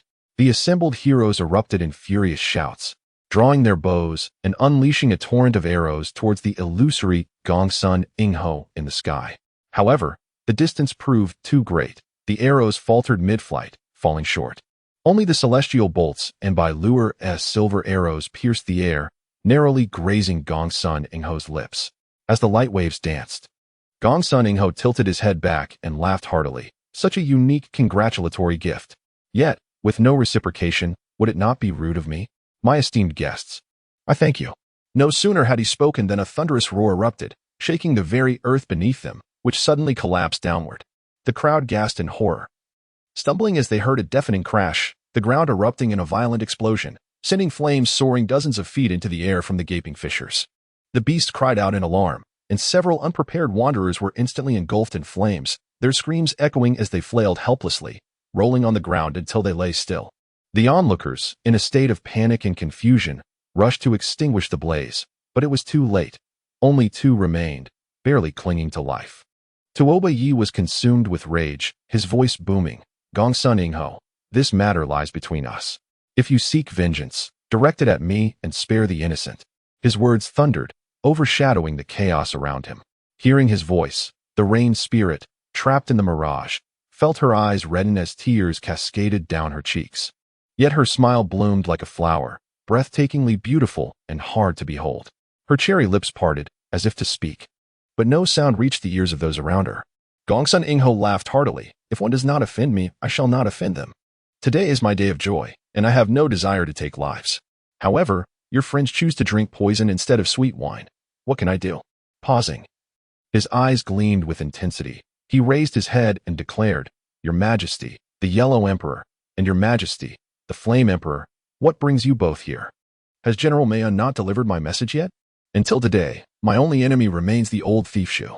If you wish to spare your kin from the torment of fire and the scourge of plague, you might as well sit quietly and enjoy a cup of celebratory wine. Filled with fury, Lai Yan retorted, How can you, a divine being of the great wilderness, act in such a base manner? Do you not fear bringing shame upon your people? After being gently tugged by Ji Yuanxian, he restrained his anger, snorted, and proclaimed, The people of the Flame Tribe are noble and fearless, ready to face death. If you seek conflict, then come forth. The warriors of the Flame Tribe erupted in a furious roar, drawing their blades in response. Gongsun Ingho laughed heartily. Indeed, the men of the Lai family possess true courage. As the words fell, a tremendous quake reverberated through the surroundings, and flames gushed forth from the earth, as if the entire land were ablaze. Nearby, the half-collapsed Junling Mountain trembled violently, its cliffs exploding suddenly, and countless massive boulders cascaded down, hurtling towards the crowd. Cease at once, roared Tuoba Yi. Soaring into the sky atop his steed, the Sun Crow. Gongsun Ingho, if you possess any semblance of manhood, release the Rain Master Longfei at once, and come forth to confront me in a fair duel to the death. The earth's fire diminished, and the tremors subsided. Gongsun Ingho laughed heartily, Tuoba. That night atop the Fusang tree, it was you who chose the goddess of Gaia. The Rain Master, heartbroken, saw through your facade and willingly became my wife. Who else can you blame? With that, he deliberately extended his hand, lifting the delicate chin of the Rain Master consort and leaning down to kiss her. She appeared as if her meridians had been sealed, feeble and helpless, struggling in vain against his grasp. As he kissed her near the ear, her face flushed with a mix of anger and embarrassment, tears streaming down her cheeks. The crowd erupted in furious curses. Tuoba Yi was consumed with rage, nearly bursting. A fierce wind swept through, shimmering lights swayed, and the mirage gradually blurred, obscuring the figures of the two. Only Gongsun Ingho's mocking laughter echoed. Tuoba, you cannot even protect your own woman, yet you aspire to be a dragon god, to bring peace to the realm? If you have the courage, come into this ravine and reclaim your bride, otherwise you might as well retreat back to the East Sea and hide like a coward. Each word pierced his heart like a sharp needle, leaving him breathless. At that moment, the laughter reverberated, the shimmering clouds suddenly surged and contracted, plunging into the ravine, exploding into a kaleidoscope of colors. The blue sky stretched endlessly, white clouds soared, as if nothing had transpired. Tuoba Yi, resolute in his intent, addressed the gathered heroes with a deep bow, proclaiming, Dear friends, I appreciate your concern. But this matter is merely a personal grievance and does not warrant the involvement of all clans. Rest assured, before dawn tomorrow, I shall return safely with Longfei. When we hold the wedding feast again, let us all indulge in merriment together. Without waiting for a response, he mounted his bird and soared away. The Sand Fairy and Chunyu called in unison, Tuoba, wait for us. Together they flew after him. The crowd erupted in uproar, their emotions ignited, debating fervently. All eager to follow Tuoba Yi into the depths of the Pimu Earth Mound, ready to create chaos. Ji Yuanxian spoke loudly, Friends, remain calm. Once the clamor subsided, he continued in a solemn tone, Although Gongsun Ingho is of noble lineage among our Earth tribe and has aided our forces in vanquishing tens of thousands of water demons, his treacherous ambitions are despicable. He has committed numerous heinous acts since emerging from the depths. How can I, Ji Yuanxian, Forsake the public for personal vendetta and conspire with a tiger? If we do not eliminate this scourge today, how can we justify ourselves to the countless innocent people who have perished in the plague? The crowd erupted in applause, and several impetuous adventurers exclaimed, "If that is the case, what are we waiting for? Let us follow Prince Tuoba into battle and vanquish him." The agreement rang out like thunder. Ji Yuanxian shook his head. The Pimu Earth Mound is akin to a fiery hell, teeming with venomous beasts and countless dangers. Gongsun Ingho has recently amassed a legion of undead soldiers. To charge recklessly into such peril is no different from moths drawn to a flame. Chufu furrowed her brows, feeling a surge of annoyance, and softly remarked, "Since His Majesty the Emperor is aware of the perils, how can he stand idly by and neglect Prince Tuoba?" Ji Yuanxian smiled faintly and replied, "Rest assured, the ruler of Chu. Not to mention that Prince Tuoba is already impervious to all poisons. The two celestial beings accompanying him are the ancestors of the venomous creatures. Together, they are a formidable trio. Within a day and a half, Gongsun Ingho shall find himself utterly powerless against them." Pausing for a moment, he produced a pearl the size of a longan from his sleeve, shimmering with a brilliant light. He surveyed the assembly and said, "This pearl is known as the Ghost Shadow Pearl, born from the liver of the ghost shadow fish found in the Western Sea, existing in pairs. Each of the two holders can perceive the other's image, no matter the distance, with perfect clarity. I am aware of Prince Tuoba's disposition. He would certainly not wish to implicate others. Thus, last night, while he was unguarded, I discreetly concealed one within his belongings." Before he could finish, the ghost shadow pearl erupted with radiant colors, abruptly transforming into a vivid image in the sky. There appeared 3 figures riding ethereal birds, plunging toward the Pimu Dial, with the foremost figure being none other than the strikingly handsome Tuoba Yi. The crowd erupted in excitement, captivated by the spectacle. Ji Yuanchuan's eyes sparkled with delight as he smiled and stated, "As long as the pearl on Prince Tuoba does not fall, we shall have a clear view of all that transpires in the Pimu Dial, allowing us to know both ourselves and our adversaries, patiently awaiting the opportune moment. Moreover, I have summoned all the aerial beasts to converge here. Should Prince Tuoba encounter any danger, we shall swiftly mobilize and catch Gongsun Ingho off guard." As Tuoba Yi and his companions spiraled gracefully, gazing down at the magnificent and bizarre landscape, a chill ran through their hearts. The canyon stretched vast and undulating, extending over 20 miles from east to west, seemingly endless, while its width reached over 1,000 zhang, with steep cliffs on either side, unfathomable in depth, resembling a colossal, ominous maw poised to devour. Below, cold and hot air surged in a tumultuous dance, the clouds swirling in vibrant hues, transforming into myriad shapes. Within the depths of the gorge stood an imposing peak, elusive and grand, as the fierce winds scattered the clouds, revealing strange cliffs and stones that seemed to conceal countless celestial beings and mythical creatures amidst the mist. Suddenly, a piercing cry echoed, and a flock of brilliantly colored giant birds surged from the clouds below, soaring towards Tuoba Yi and his companions. At a distance of several dozen zhang, the sounds of the sand-flowing fairy-s horn and the fire vengeance fairy-s flute startled them into retreat, circling away in alarm. The sand-flowing fairy, gazing down, allowed a wry smile to grace her lips as she murmured, "Who would have thought that after 18 years, we have returned to this very place?" In an instant, she blew a melodious note on the jade horn, and a colossal creature took to the skies, emitting a cacophonous sound. The creature, emerald and sleek, bore 3 sharp horns atop its head, resembling a gigantic insect. Its 6 legs flailed in midair, and its eyes, as large as wheels, fixed unblinkingly upon Tuoba Yi. As if deep in contemplation, it was none other than the long-lost 7 beast. Upon seeing it, Tuoba Yi felt a wave of familiarity wash over him. He reached out to pat its head and chuckled, "Ah, Brother Chi, you seem to be doing well. I thought your master had found a new mount and left you behind." The sand-flowing fairy scoffed, "Do you think everyone in the world is as fickle as you? The Seven's ancestral home is right here in Pimu Dial. Having it as our guide is far superior to your prideful, impudent bird." As the sunbird witnessed the close camaraderie between the two and the grotesque creature, it could not discern whether to feel envious or disdainful. It let out a loud cry, its enormous wings sweeping through the air in an attempt to drive the creature away. However, the beast remained unfazed, its massive body undisturbed by the bird's efforts. Lazily, it flapped its wings, its large eyes fixated on Tuoba Yi without a hint of anger. Tuoba Yi affectionately patted the sunbird's head, chuckling, "My dear bird, I apologize for putting you in this predicament."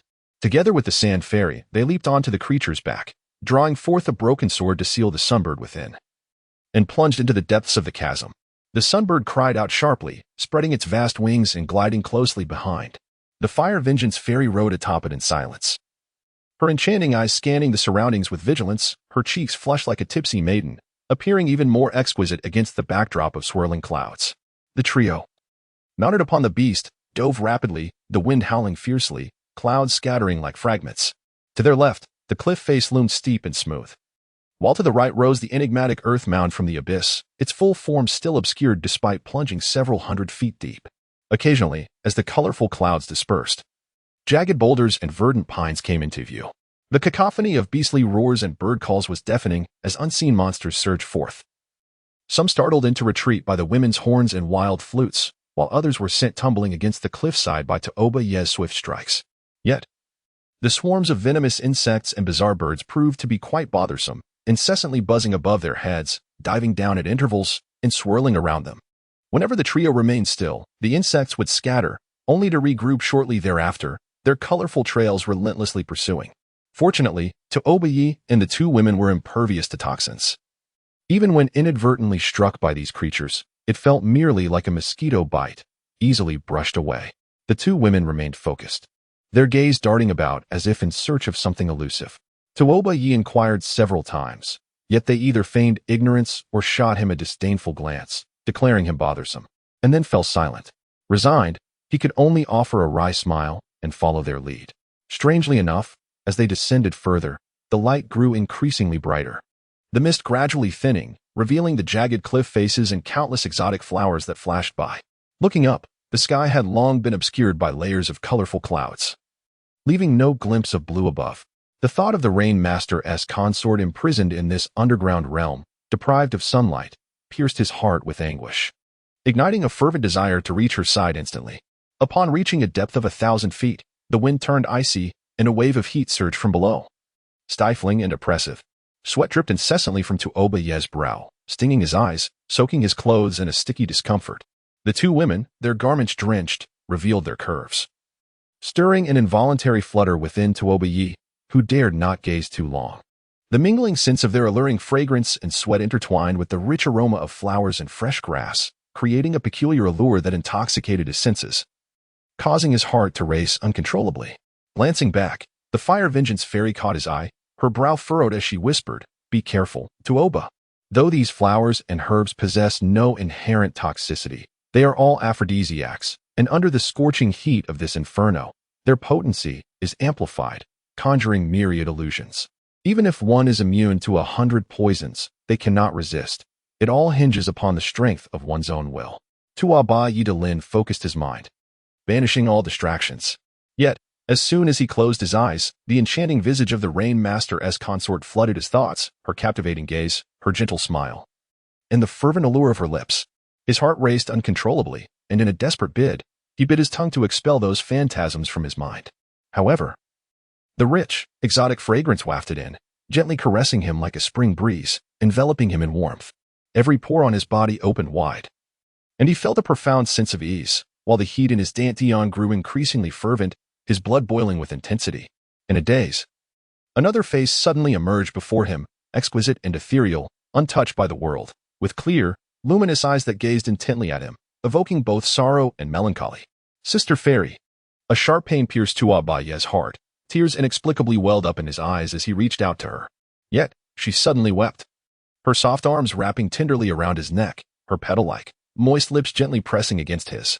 His mind buzzed as if struck by lightning, and in an instant, memories flooded back: moonlit nights atop Jade Screen Mountain, the passionate embrace in the icy caverns of Secret Mountain, the dreamlike honeyed kiss at Zhangyi Tian Lake, and the sorrowful eyes atop the Fusang tree. All these memories surged like a torrential flood, overwhelming the dam he had painstakingly built. His heart ached as if being twisted, the buried embers of passion erupting forth, threatening to consume him. He yearned to reach out and kiss her fervently, but then, another shock jolted him as the tearful, smiling face of the Rain Master's consort flashed before him. With a startled cry, he abruptly opened his eyes. The Sand Fairy and Chun Yu both turned to glance at him, their cheeks flushed, their enchanting eyes brimming with allure.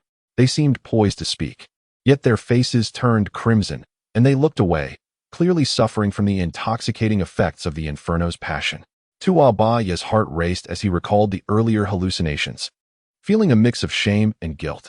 Just then, a thunderous roar shattered the air, and with a resounding crash, the clouds erupted, flames dancing wildly, as a colossal black beast charged towards them like a tempest. Chapter 13. The fiery beast. The gale of flames danced wildly, and Tuoba found himself momentarily breathless, his thoughts dissipating.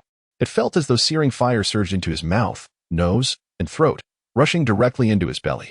A chill ran through him, and instinctively, he activated the fire-clearing pearl within, resulting in a resounding boom as violet light radiated, enveloping his body in a refreshing coolness. Simultaneously, the true energy in his dantian surged violently, swirling around his arms like a blade of emerald light slicing through the wind. Fire Vengeance Fairy cried out, "Wait!" Before her words could settle, a tremendous orange-yellow wave of energy erupted forth with a thunderous roar. Tuoba felt a jolt in his palm, as if a colossal force had propelled him, sending him tumbling off the back of the creature, crashing heavily against the cliff wall. His bones felt as if they might shatter, and his insides churned. He was struck with terror at the thought of what manner of beast could possess such might. Focusing his gaze, he beheld a tapestry of clouds and radiant hues, with a colossal black hound crouching ominously in the air, poised to pounce, baring its fangs and growling lowly. Its crimson eyes blazed like fiery orbs, fixed upon him with an intense glare. A tuft of pale golden fur beneath its jaw swayed gently, drool dripping ominously, presenting an image of sheer ferocity. The three-winged bird flapped its wings in frantic agitation, emitting sharp cries. Fire Vengeance Fairy's crescent-shaped, enchanting eyes brimmed with tears, an amalgamation of astonishment, ecstasy, sorrow, and fury, dancing like stars. Her cherry lips quivered as she finally whispered, "Rui, Rui." Perhaps due to the lingering effects of spring poison, her voice emerged softer and more melodious than ever before. The monstrous hound's ears perked up, its fierce gaze snapping towards her, its fiery tail splitting like an explosion, growling continuously. Tuoba was taken aback, wondering if this beast might indeed be her pet. A realization struck him. This creature must be the disaster-fighting divine beast of the fire-repelling kingdom. The disaster-fighting creature was originally one of the 10 most ferocious beasts of the great wilderness, a being of both genders, wild and untamable. It had been subdued and tamed by the Red Emperor, bestowed upon the ruler of the fire-repelling kingdom, and had since become its national guardian beast. Decades prior, the mighty Lian Bai Guangshan had vanquished the 4 disaster-fighting beasts of the fire-repelling kingdom during his southern campaigns, leaving only one to protect Chunyaru, which had retreated into the deep mountains, its whereabouts unknown. Little did he expect it to be concealed within this earth mound. Having been tamed for over 9 centuries, the creature's ferocity had greatly diminished compared to its ancestors. Yet, judging by its recent strike, its power, while not matching that of the crimson flame golden lion or the coral unicorn, was still formidable. It was likely that in this enigmatic earth mound, it had consumed the fiery poisonous beast for 18 years, augmenting its ferocity. As Fire Vengeance Fairy continued to call out gently, the beast's ferocious flames waned slightly. Tilting its head, it fixated its gaze upon her, growling thunderously, its fiery tail curling and then abruptly exploding outward, as if caught in a state of confusion. Unable to advance or retreat, caught off guard by this sudden attack, the trio snapped back to awareness from the intoxicating fragrance that had surrounded them. The blush on the apple-faced fairy's cheeks began to fade as she chuckled. "Oh, ancient witch, spare us. You've grown old and ugly. It no longer recognizes you." Before her words could fully escape, the disaster-fighting beast suddenly turned its head, roaring with ferocity, launching itself towards her with a rush. The blue flames erupting with a ferocity more than thrice that of the earlier flames. The beast descended swiftly, its colossal wings thrashing violently. Flames soaring skyward in a tumultuous wave, accompanied by a piercing shriek as it recklessly charged towards the gaping maw of the foe. With a resounding crash, its triangular head forcefully embedded into the creature's upper jaw, securing its position. "Cease at once," Chunyu exclaimed, a mixture of shock and fury flooding his heart. "Little sprite, should you dare to harm it, I shall ensure you find no resting place in death." Grasping the bamboo flute, he began to play a haunting melody. In agony, the beast roared, thrashing wildly. Upon hearing the flute's notes, azure flames erupted from its throat, engulfing the creature's massive head in a searing blaze that turned it a deep crimson. The fiery tail swept angrily, striking fiercely against the beast's abdomen, causing it to flip and tumble, green viscera scattering in its wake. The Sandflow Fairy, seething with rage, narrowed her eyes and taunted, old witch. Witness whether your little hound is superior or if my beast prevails." As Yusi played a mournful tune, the beast's emerald eyes blazed with intensity. And it took to the skies, suddenly unleashing a 4-foot-long venomous spike that gleamed ominously. Tobayu leaped into the air, positioning himself between the two women, declaring, "Ladies, cease this conflict.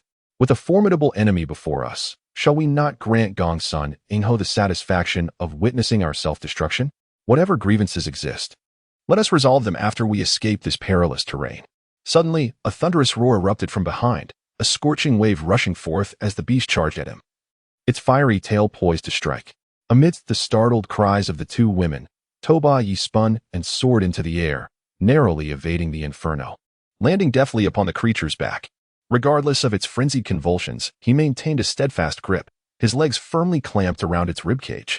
With no recourse, the beast abruptly twisted its neck and roared defiantly. Flames danced wildly around it, transforming it into a colossal azure-purple fireball, tongues of fire shooting forth dozens of feet, incinerating the vegetation on the cliff and ground into ash. The two women, struggling to breathe, hastily retreated to avoid the inferno. Yet Tobayu, shielded by the fire-repelling pearl, remained undaunted, silently invoking a profound connection with the beast's spirit. From a distance, he could sense the violet light spiraling within his dantian, rippling like waves, enveloping him in a cocoon akin to a silkworm's cocoon, while the chaotic flames danced around him, unable to breach his defenses. The fire-repelling pearl. The fire-hating fairy's expression shifted, her heart tightening suddenly, caught in a whirlwind of jealousy and sorrow. The fire-repelling pearl was a rare relic, a remnant of the divine beast transformation. With only 6 remaining after 9 centuries of conflict, one of the 3 treasures of the fire-hating nation. After years of warfare, only 2 remained. Who could have imagined one would end up within this young man's grasp? At that moment, the air grew increasingly tumultuous, a blend of cold and heat swirling, with white mist and clouds surging upwards in a magnificent spectacle, accompanied by deep rumblings. The cliffs and hills were soon cloaked in a dense fog. The 3 figures swirling in the air, their forms becoming indistinct, quickly obscured from sight. The Sandflow Fairy's serpentine ears suddenly recoiled, hissing as they sensed danger below. Startled, she called out, "Toba, the earth's fire is about to erupt. Quickly, find a cave to hide in."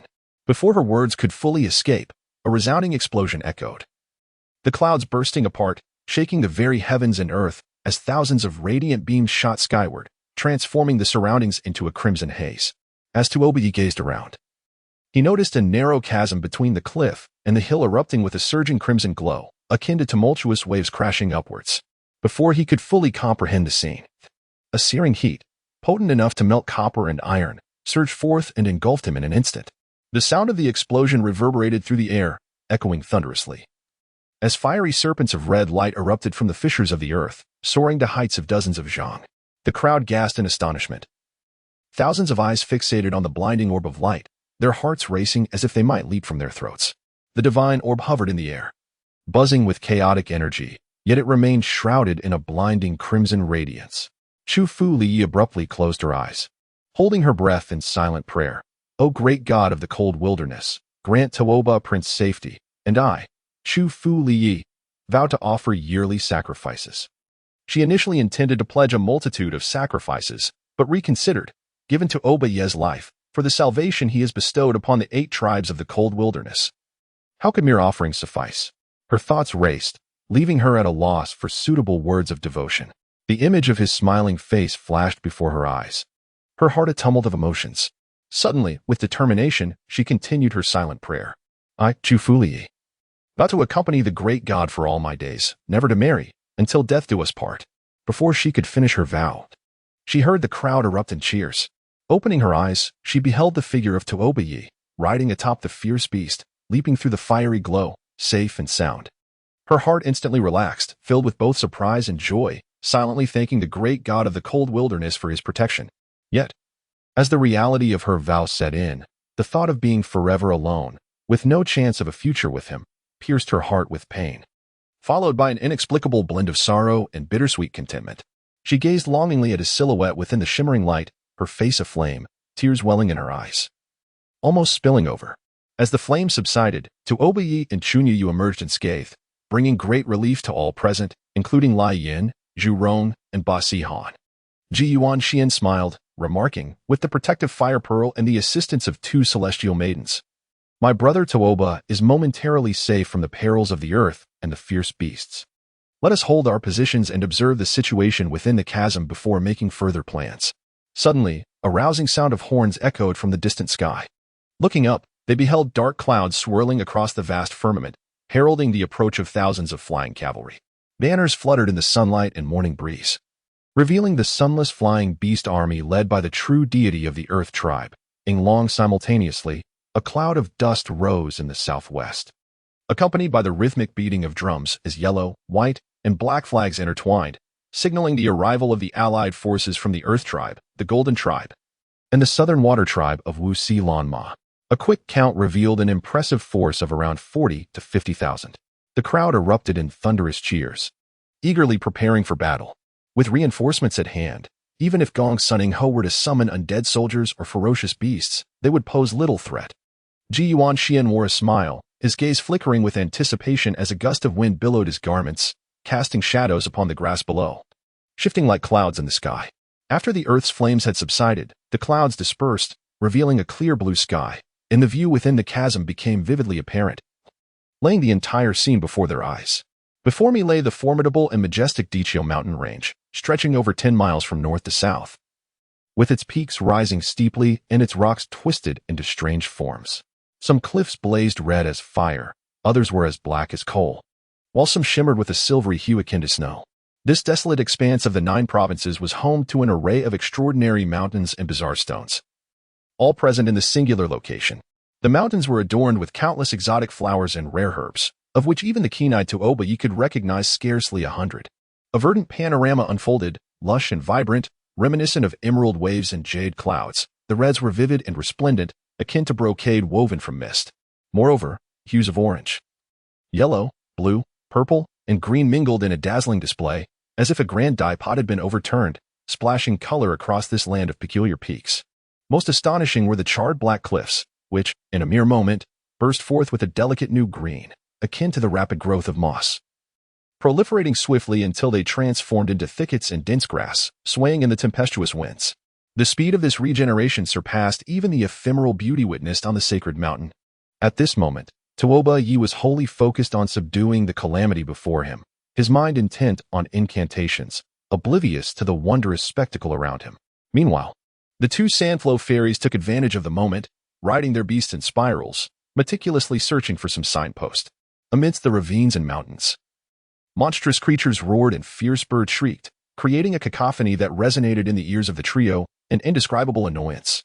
At the nearest perilous peak, dozens of enormous birds, with human heads and tiger tails, hung upside down from the cliffs, and upon hearing Chunyu use enchanting flute, they began to flap their wings and screech. Their green eyes glinting with ferocity, tongues flickering like serpents, their appearances grotesquely menacing. The Sandflow fairy clapped her hands and laughed, exclaiming, "Heaven's mischief can be forgiven. Self-inflicted misery cannot be borne. Oh, old witch, your flute is indeed melodious. It seems these tiger-tailed humans have not forgotten it for 18 long years." Fire Vengeance Fairy raised an eyebrow, sneering coldly, and continued to play her flute, the notes shifting to a rapid and fierce tempo. Undaunted, the monstrous birds emitted a chilling roar, spreading their wings wide, their tails raised high, and charged towards her with a thunderous rush, spewing streams of venomous fire. As they approached within 10 zhang, a shimmering wave of light erupted, and the leading 2 beasts suddenly exploded, as if struck by an invisible fireball, engulfed in fierce flames. One after another, the remaining monsters followed suit, bursting into flames, shrieking in agony, flapping wildly, colliding against the cliffs and tumbling downwards. Suddenly, the laughter of Gong Sun Ho echoed through the ravine. What a splendid display of formless Samadhi fire. 18 years apart from Princess Chunyu, and her passion still burns as bright as ever. How fortunate. After a moment, he added, with esteemed guests arriving. How could the host refrain from playing a welcoming tune to elevate the spirits? No sooner had he finished speaking than a melodious flute sound, serene and graceful, resonated through the air, akin to the gentle breeze through pine forests or the clear waters of mountain springs. Amidst the peaks of Dichio, thousands of fierce birds surged forth, swirling rhythmically with the flute's melody, their shrill cries echoing in response, transforming the sky into a tempest of dark clouds rushing towards the trio. A chill gripped Taoba Ye's heart, He was an adept in the art of music and had mastered the ways of beast taming. Just by the essence of this flute's sound, he discerned that this individual was indeed unparalleled among the likes of Zhu Rong and the various figures of the hundredly spring and autumn. In the midst of the shifting sands, the enchanting fairy, with a glint of malice in her eyes, jested with a mocking smile, knowing that esteemed guests have arrived. Why do you not come forth to greet us? What sort of host hides away, with the formidable adversary looming? The mirthful banter with Chunyu was cast aside as she raised her head and blew the jade horn. The fiery-faced fairy, her cheeks flushed, remained silent. A cold smile playing on her lips as the frantic melody of the bawa flute grew more urgent, intertwining with the sound of the jade horn, creating a chilling and eerie harmony. The descending fierce birds either met with an invisible flame, engulfed in fire and shrieking as they were cast aside, or were driven mad by the cacophony of the bawu and horns, colliding chaotically with the avian horde rushing from behind. Yet the sound of the bone flute maintained a steady, melodious flow amidst the clamor of the bawu and jade horn, exuding a rhythm and charm that was ineffable. Even to Obayi, upon hearing it, felt his heart race uncontrollably, his thoughts becoming disarrayed.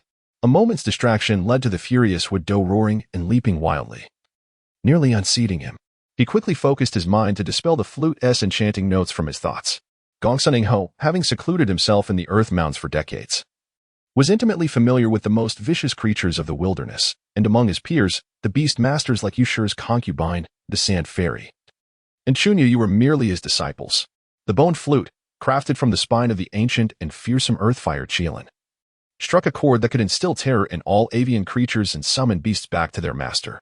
Countless predatory birds shrieked and surged forward, creating a deafening cacophony, obscuring all sight in a cloud of darkness. The sounds of the bawu and jade horn gradually diminished under the overwhelming melody of the flute, causing the faces of the Sand Fairy and the fiery-faced fairy to pale, their brows glistening with sweat, their hands trembling as they clutched their instruments, their hearts filled with anger and trepidation. Over the years, the two had diligently honed their skills in beast control and poison, preparing for this very moment. They had anticipated that in a one-on-one confrontation, they would surely be outmatched, hence their willingness to set aside past grievances and unite in battle. However, Gongsun Ho's sudden surge in power far exceeded their expectations, and within moments, the outcome was clear. Around them, wings flapped chaotically, and the stench of blood filled the air as the corpses of birds and splattered gore rained down, colliding with the protective barriers of the three, producing a cacophony of sounds. The walls and cliffs were splattered with ghastly marks, a sight that was both shocking and gruesome. The two women strained to hold their ground as the sounds of the bawu and jade horn dwindled, their rhythm faltering, dangerously close to being overwhelmed by the bone flute's control. A moment's carelessness could lead to total collapse, a fate from which there would be no return. To Obayi, feeling a surge of urgency, initially intended to subdue Huado before launching a counterattack with the coral flute. Yet faced with the dire situation, he had no choice but to multitask, taking risks to overcome the challenge. Drawing forth the coral flute, he concentrated and played, only to hear the bawa suddenly change its tune, causing the fiery-faced fairy to spout blood, her delicate form swaying dangerously, nearly tumbling from her mount. Tuobai hastily gathered his energy to play the flute, producing a clear and vibrant sound that once again subdued the bone flute's melody. The Sand Fairy breathed a sigh of relief, a faint blush returning to her cheeks, and without time for further contemplation, she focused on blowing the horn. Suddenly, the sound of the bone flute turned sharp and ominous, as the surrounding fierce birds screeched and dove towards the fiery-faced fairy with a thunderous rush. The mighty divine bird screeched as it flapped its wings, unleashing torrents of fierce flames that reduced the approaching tiger-tailed figures to charred remains. Yet, it was overwhelmed by a relentless tide of avian foes, and in an instant, it was torn apart into countless fragments of feathers and flesh. Meanwhile, Chunyu was tossed into the air like a severed kite, drifting backward. In that moment of despair, Tuoba Yi felt a sinking sensation in his heart, ready to extend his aid when suddenly, the monstrous beast beneath him let out a thunderous roar, recklessly charging forth, flames dancing and tail sweeping, sending the birds scattering in a shower of blood and gore. At this critical juncture, it recognized its former master, breaking free from the control of the bone flute. Tuoba Yi, astonished yet elated, exclaimed, "Good creature, your loyalty is not in vain." With his left hand wielding an energy blade, he scattered the flock, seizing the fire-vengeful fairy and pulling her into his embrace. Chunyu, her meridians damaged and complexion pale, found herself momentarily immobilized. Yet her lips curled into a gentle smile as she caressed the dark fur on the beast's neck, softly calling out, "Rui, Rui." Overwhelmed by a mix of sorrow and joy, tears escaped her eyes. The beast turned its head to emit a mournful cry. Its crimson eyes clouded with moisture as its long tongue playfully licked her fingers, its fiery tail swaying with affection. At that moment, freed from the enchantment, the bond between human and beast strengthened, amplifying their power. The divine beast, ablaze with fire, roared like thunder, charging forth under Tooba Ye's command, unstoppable as it plunged into the flock like a wolf among sheep. Even the fiercest of birds that dared approach were engulfed in searing flames, falling in despair. Protected by the fire-repelling pearl, Tooba Ye held Chunyu close amidst the flames, and scathed, his figure illuminated like a celestial being. The piercing sound of the flute, harmonizing with the resonant notes of the jade horn, echoed through the air, creating a tempestuous melody that entwined with the notes of the bone flute, neither yielding to the other.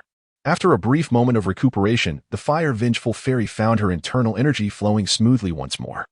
As she listened to the stirring ensemble of flute and horn, her spirit surged, and she focused her energy to once again play the bawa flute.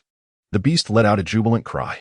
Tooba Ye, undistracted, poured his heart into the powerful melody of the golden stone cracking waves, the sound reaching a crescendo, suddenly erupting like crashing waves against a shore, culminating in a thunderous roar as the coral unicorn soared skyward. The fierce bird shrieked and fled in terror. In an instant, the divine beast, the coral unicorn, and the three formidable creatures displayed their might, sending a flurry of feathers and blood into the air. Although Gong Sun Ingo held a position among the 10 divine beings of the great wilderness, his overwhelming power was no match for these 3 legendary beast masters. With a hearty laugh, he declared, "The music and rites are complete. Esteemed guests are now seated. Should you fail to find your entrance, you shall miss out on the joyous feast with me and the Rainmaster." The flute fell silent, and the myriad birds took to the sky in panic. Since their encounter with this adversary, Tooba Ye finally tasted victory, his heart swelling with a mix of elation and rage as he sealed the divine beast and let out a triumphant roar. Faintly, cheers erupted from the various clans outside the Earth Mother's domain, echoing across the land. The Sandflow Fairy and Chunyu exchanged radiant smiles. Their mutual animosity significantly diminished after this battle. As I gazed into the distance, I noticed that within the mountain ravines, clouds and mist began to rise, swirling and dancing. A chill ran through my heart, and I urged, "Young Tooba, we must hurry." In this ravine, there was only half an hour each day when the visibility was clear. If we did not seize the moment, we would surely lose our way to the entrance of the Sun Palace. Without further hesitation, the 3 of us continued our descent on our beasts. The fierce wind struck our faces, and colorful mist enveloped us, while ferocious beasts and mythical birds scattered in alarm. To our left, the cliff face stretched endlessly, while to our right, the rugged hills formed a narrow and winding gorge. Faint glimmers of water danced, barely perceptible, as if leading directly to the depths of hell, unfathomably deep. The further we descended, the more intense the cold became, intertwined with waves of scorching heat, each competing with the other, as if we had just soared over a volcano and found ourselves above snow-capped peaks, now sweltering, now freezing. A common person would have succumbed long ago. Even Tooba Ye, with his remarkable cultivation, felt as though he had contracted malaria, suffering immensely. The 2 women's faces were touched by a delicate frost, their skin shimmering with dewdrops that evaporated and dispersed in the hot wind, creating a scene of exquisite beauty. Yet, they seemed remarkably attuned to the climate of the ravine, remaining silent and focused as they searched for the entrance to the Sun Palace. After a frantic flight downward, a sudden thunderous roar erupted. Turning my gaze, I saw flocks of birds take flight in panic as a nearby peak belched forth plumes of black smoke. Soon after, crimson flames danced wildly, and boulders exploded, sending forth a towering inferno that reached heights of 100 feet, causing nearly half of the perilous peak to collapse in an instant.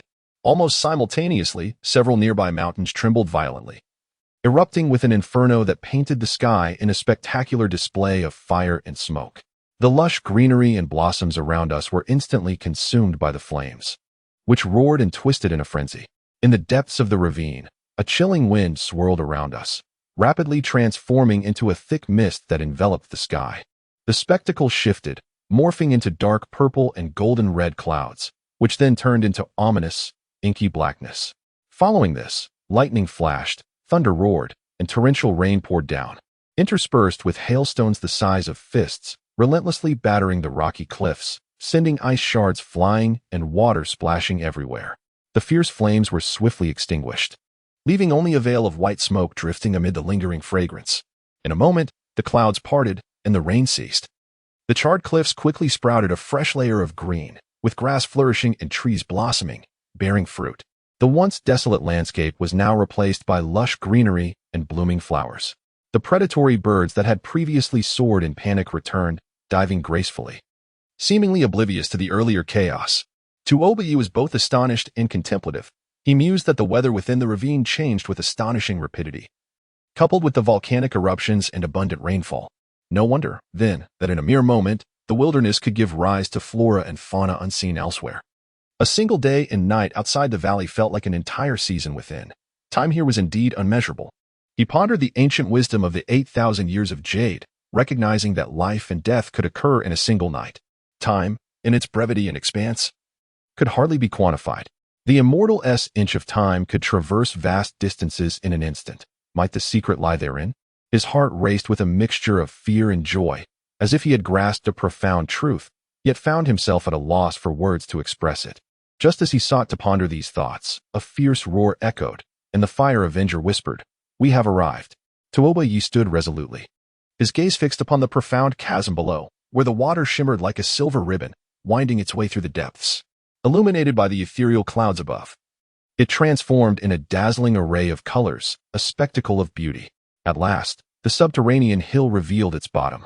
As he plunged downward, the oppressive heat began to dissipate, giving way to an increasingly frigid atmosphere, where the biting wind felt like icy blades against the skin, accompanied by swirling snowflakes. The cliffs on either side had succumbed to a blanket of pure white snow, draping the peaks in silvery attire. Even the creatures soaring in the air had transformed into snow eagles and ice-winged dragons, ferocious beings of the desolate cold. When they approached the river, a mere 100 paces away, the surroundings were enveloped in an icy expanse, the chill penetrating to the bone. Despite the trio's robust vitality, their teeth chattered uncontrollably, and frost clung to their bodies, shedding crystalline fragments with the slightest movement. Strangely, however, the river remained unfrozen. Spanning over 300 paces, its azure waves rippled gently, emitting wisps of white mist that wafted a terrifying chill. Within the depths, pale corpses floated, some face up, others face down, grotesquely swollen like water spirits. An unending multitude of at least tens of thousands. The realization struck Tuobayu with dread. The undead. The cold-loving corpses were likely the product of Gong Sunningho's dark machinations, using this icy river as a breeding ground for his ghostly soldiers. During the fierce conflict between the water and earth tribes in the land of Jinling, Yinchanga's northern skin 8 divisions had been suddenly engulfed by the ruptured chasm and had inadvertently fallen into this very river, becoming part of the Legion of the Undead. The Sand Fairy, with a flick of her delicate finger, pierced one of the floating corpses with a silver needle, releasing a yellow-green fluid that soon birthed dozens of vibrant little insects, writhing together in a frenzy. With a smirk, she remarked, "I was curious about Gong Sunningho's capabilities, but it seems he merely breeds the 9-colored corpse worms and the 9 nether corpse goo to produce new goo. Fear not, these undead will awaken only after sunset. We still have a full 4 hours." Before her words could fully settle, a fierce roar erupted from Huichio, propelling the trio toward the northern snow peak. Fire Vengeful Fairy, both startled and elated, exclaimed, "Indeed, here it is. Who would have thought that in 18 years?" The tremors of the subterranean hill have shifted the southern mountain to become northern mountain.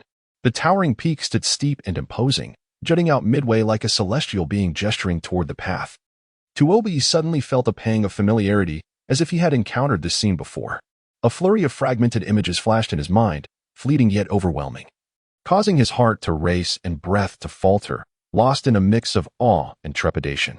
Observing his ashen countenance, the Sand Fairy assumed he was merely overwhelmed with excitement at nearing the Yangji Palace. With a dismissive scoff, she teased, "Oh, you pitiful boy. Why are you dawdling? Come and help your sister seize the moment." The beast accompanying them flapped its wings in agreement. As snow fell thickly, the trio rode their beast through the air, swiftly reaching the summit of the southern mountain. The cliffs stood sheer and daunting, with only a massive boulder protruding midway, extending for dozens of paces. They circled their beast and landed atop the horizontal peak, where the snow lay thick, and 9 sturdy pines stood sentinel, the only adornments in the desolate landscape. Tuoba Yi surveyed the area and inquired, "Where is the entrance to the Yangji Palace?" The sand fairy struck with a palm, sending forth a swirling wave of snow that revealed a snow pit about 2 zhang deep against the cliff face. Within it stood a stone tomb nearly 2 zhang in height, constructed of dark stones with tightly fitted seams, resembling a colossal black tortoise. Before the tomb stood a black stone monument, upon which 8 grand characters were inscribed, tomb of the late husband Gongsun Chatai. Gongsun Chatai? Tuoba Yi felt a chill run down his spine. Could it be that this fellow had constructed the palace of Yangji atop his father's grave? The sand fairy seemed to perceive his thoughts and remarked, "You are correct. The palace of Yangji was originally built by Lady Bo for her late husband as a mausoleum. It connects to the flames above and the dark waters below, backed by solid stone and fronted by verdant trees, with a mound of yellow earth at its center. All 5 elements are present, making it a veritable treasure of geomancy in this ravine." The fiery fury roared wildly, flames erupting and crashing against the dark stone tomb, sending plumes of mist into the air and melting the residual snow, yet the tomb remained steadfast. Tuoba Yi stepped closer, tapping lightly with his fingers, producing a crisp sound. The dark stone was even harder than the toughest ice iron. He focused intently but discerned no hidden mechanisms, leaving him perplexed. The fiery fury spoke dismissively, "Tuoba, there is no need to examine further. Even your celestial reversal blade would take 3 days and nights to split this stone tomb. If you wish to enter the palace of Yangji immediately, simply kneel before the tomb and bow your head 9 times. Wait, the sand fairy interjected, stepping in front of her with a cold smirk. Last night, you personally promised to kneel and bow for those 9 times. I reluctantly brought you here on that condition. Are you now considering to renege? The fiery fury raised an eyebrow, languidly replying, I only stated that the matter of opening the tomb door would be my responsibility. But I never agreed to bow myself. If this young man is unwilling to bow, I can simply find a stone to tap away at. After 10 or 8 years, I could likely get in. But by then, who knows if the bride will still be alive. What a brazen, cunning old hack. The sand fairy felt a mix of anger and amusement, laughing heartily. Very well. In a moment, Gongsun Ingho will be taking the dragon maiden as his wife. So make sure you don't break the vinegar jar and swallow it all. Tuoba Yi listened to the 2 women spar with words, his heart in turmoil. Gazing intently, he indeed noticed several faint depressions on the stone ground before the tomb, likely the result of years of kneeling and worship. He thought, as long as I can rescue Sister Yu, what harm is there in bowing to the world? Blood surged in his veins, and he strode forward, kneeling down and delivering 9 resounding bows. Both women were momentarily taken aback, not expecting him to bow to the father of his enemy without a second thought. The sand fairy felt an inexplicable pang in her heart, soon followed by a wave of tender compassion. After Tuoba Yi completed his 9th bow, there was a thunderous sound. The earth trembled, and snow flew into the air as the stone tomb suddenly cracked open, a brilliant red light bursting forth, igniting a towering flame that soared hundreds of feet high. The 3 of them gasped, their garments fluttering wildly, nearly swept off their feet by the force of the blast.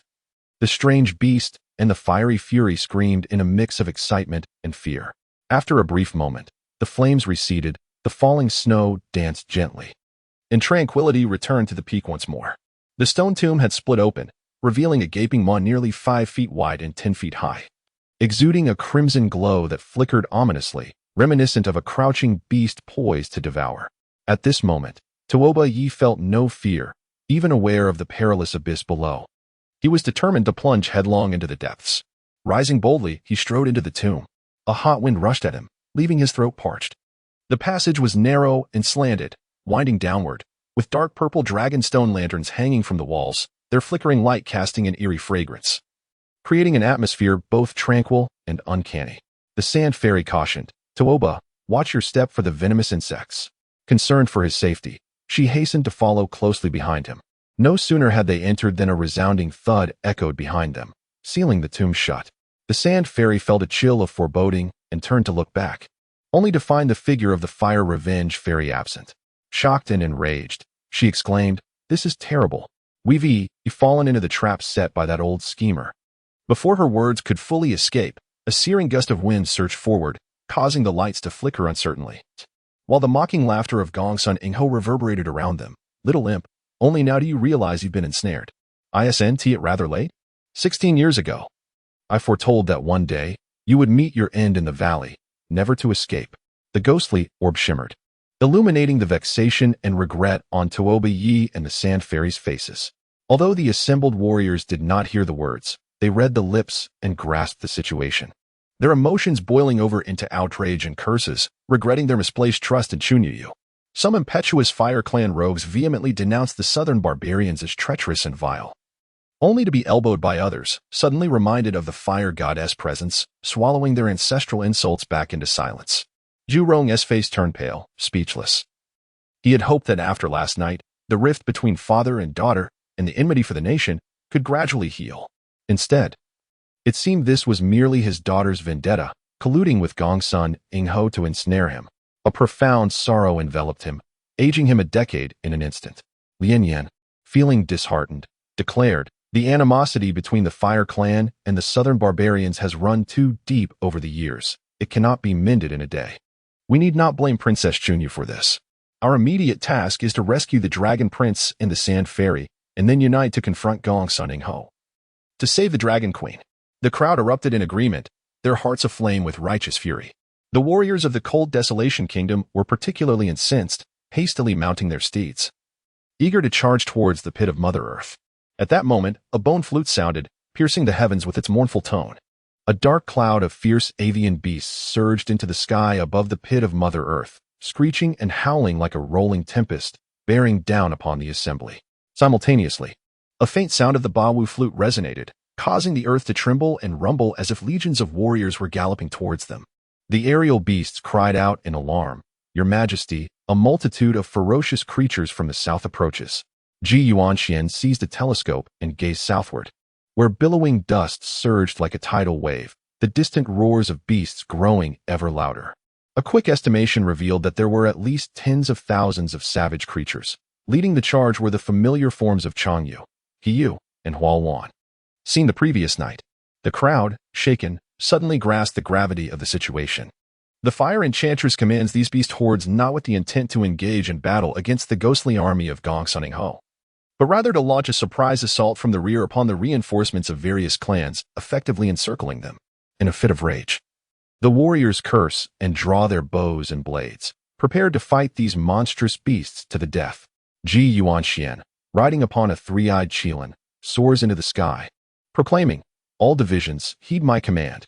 The aerial beast army shall ascend northward, targeting all demonic birds flying from the Pimu Dial. The beast cavalry will form a triangular formation, ensuring the protection of our rangers. No unauthorized actions are allowed." The army of the Earth Clan responds with a deafening roar, their voices echoing like thunder. In an instant, 8,000 flying beasts surge into the air, arranged in 3 layers, forming a trapezoidal battle array. 30,000 Earth Clan cavalry, their banners fluttering, swiftly and orderly align into a massive triangular formation, arrows drawn, spears outward, immovable, exuding an imposing aura. The morale of the heroes is greatly uplifted, and under the command of their respective leaders, they orderly arrange themselves to face the enemy. The shouts swell like a tide, drums and horns resound, and the great battle is on the verge of erupting. The fierce winds howl as Zhu Rong, mounted on twin dragons, stands suspended in the air, listening to the melodious sound of the Bawu, his heart torn with pain and sorrow, as if it were being sliced by a knife. He never anticipated that over 30 years of prayers and regrets could not avert the fateful clash between father and daughter on the battlefield. Yet, in this moment, despite his multitude of thoughts, he finds himself with no choice. He slowly retrieves the crimson dragon bone flute from his bosom, tilting it to his lips, waiting for the beast horde to close in by another mile before he would play to counter them.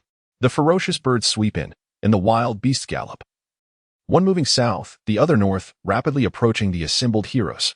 Upon reaching a distance of 4 miles from the battle array, the sudden sound of the bone flute resonates. The Bawu echoes softly, and the beast horde halts in a cacophony of roars. The sky filled with demonic birds screeches in response, swirling yet refusing to advance. Gongsun Ingho's voice booms with laughter. "Today marks a joyous occasion for Gongsun. Why must you all repeatedly compel me to unleash a massacre? Grievances have their roots and debts their owners. My personal vendetta with Tuoba is none of your concern. Stay quietly on the sidelines to enjoy the spectacle, and I shall ensure your longevity. Should you overstep your bounds and seek your demise, then so be it." Boom, boom. The northern plains blaze with fire, leaping several dozen feet high, resembling a red dragon winding from east to west, spanning between the assembled heroes and Pima Hill. almost simultaneously. A brilliant radiance erupts once more from within Primordial, swaying in the air, forming a colossal mirage. There, a man and a woman stand side by side in a narrow passageway, vigorously striking against a pitch-black tombstone. It is none other than Yi and the Sandflow Enchantress. The crowd gasps, instinctively holding their breath, their gazes fixated, silently praying for their swift emergence from the barrier. Chapter 14. Eternal vows amidst mountains and seas. Silver light danced furiously, and waves of energy erupted. Yi executed dozens of splitting the heavens techniques in quick succession, leaving his arms numb and struggling to maintain his grip on the Tianyuan reversed blade. Yet the dark tombstone merely bore a few additional white marks, remaining immovable. Filled with both anger and astonishment, he pondered the nature of this ancient artifact, which even the mightiest of divine weapons could not penetrate. The Primordial Beast let out piercing cries, flapping its wings and lowering its head, fiercely colliding with the left side of the corridor. Dust rose dramatically, and with a resounding crash, a large piece of stone fell, revealing a glimmering green stone wall. The Sand Fairy's heart sank. Her delicate face turned pale as she gritted her teeth and exclaimed, "Stop striking. This is the Yin-Yang Netherfire Pot. Even if you wield the Pangu axe, you may not be able to breach it." The mention of the Yin-Yang Netherfire Pot sent a shiver down Yi's spine, reminding him of tales he had heard from the Jin clan's exiled prisoners during his time in Tang Valley. Legend spoke of ancient cataclysms when demons rampaged, and Yuhua, using the 5-colored divine stones of the Jin clan to mend the heavens, could not fill the fissures of the earth. Thus, she amalgamated the remaining stones with 36 unique metals to forge the Yin-Yang Netherfire Pot, containing all the malevolent beasts and sealing them at the bottom of the earth's crevice. As time passed, that crevice transformed into the renowned Primordial, the first extraordinary mountain of the great wilderness, while the pot metamorphosed into one of its peaks. Unbeknownst to them, they had inadvertently been lured into this ancient divine vessel by the fire enmity fairy. Recalling the intense sense of familiarity he felt upon seeing the peak that had once formed from the Yin-Yang Netherfire Pot, Yi's heart surged with realization. Could it be that Gu Yuanqin had visited this place long ago?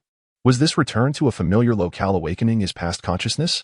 The Sand Fairy, fuming, remarked, "This villain has schemed to transform this pot mountain into a likeness of the southern mountain." Even crafting the spout peak with exquisite detail, her expression suddenly shifted, and she stamped her foot, exclaiming, "Of course.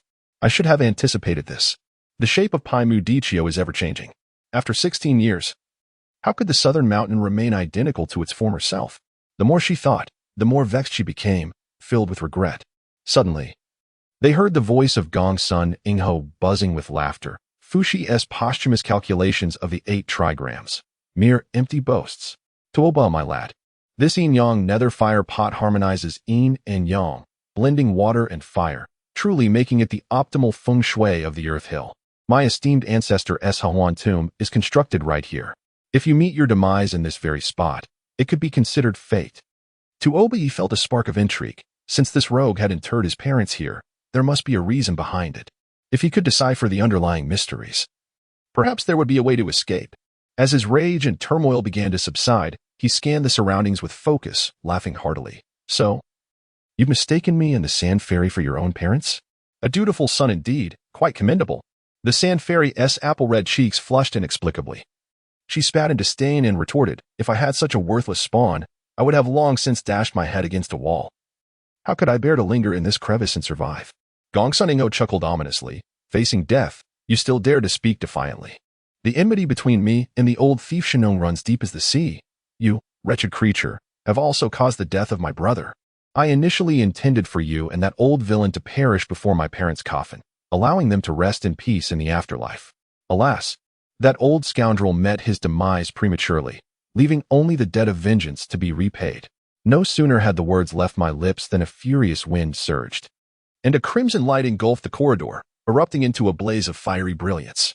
Tuoba hastily summoned the fire pearl, striking forth with a palm, unleashing a shockwave that shattered the air, causing the flames to flicker and the earth and stone of the corridor's walls to crack and crumble, revealing the smooth, iron-blue interior of the pot, adorned with numerous intricate engravings, interwoven and densely packed. Gongsun Ingho laughed heartily, saying, "Young one, do not blame me for failing to warn you. Within that pot, time flows in half-hour cycles, alternating between scorching heat and frigid cold. In mere moments, the earth's fire will seep through the pot's bottom, manifesting as Jingming purple fire, Let us see how long your fire pearl can withstand it.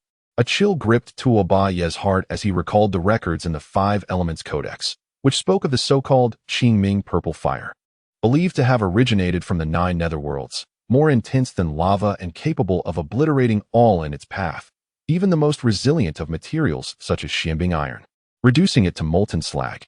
He had always thought it to be found in the southern wilderness, never imagining it lay hidden within this pit mother hill. The Sand Maiden scoffed softly and conveyed, "The treacherous voice emanates from within the pot's opening, and with the flames able to penetrate the pot's base. There must be hidden vents connecting it to the outside."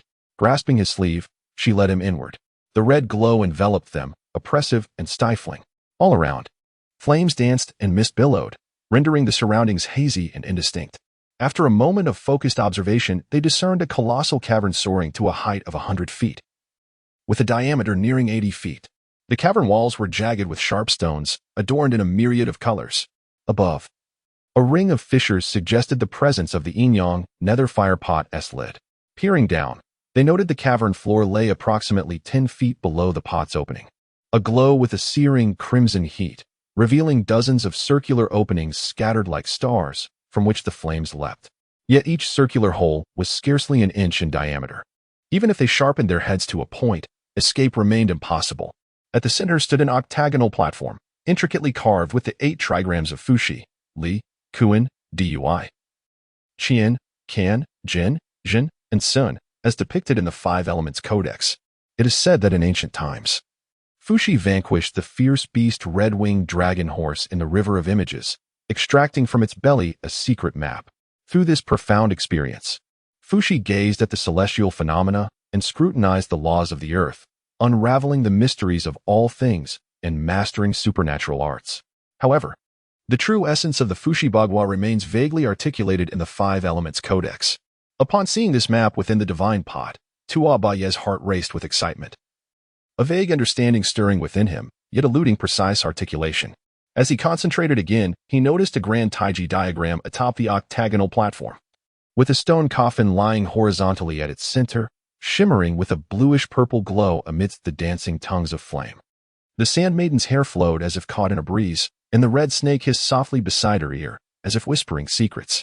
Her face flushed like the dawn, and with a charming smile, she said, "My dear, since this is the joint tomb of his parents, how could we not pay our respects?" With that, she took his hand and mounted the mythical beast, soaring towards the Bagua platform. Flame surged forth as 2 figures rode down upon a beast.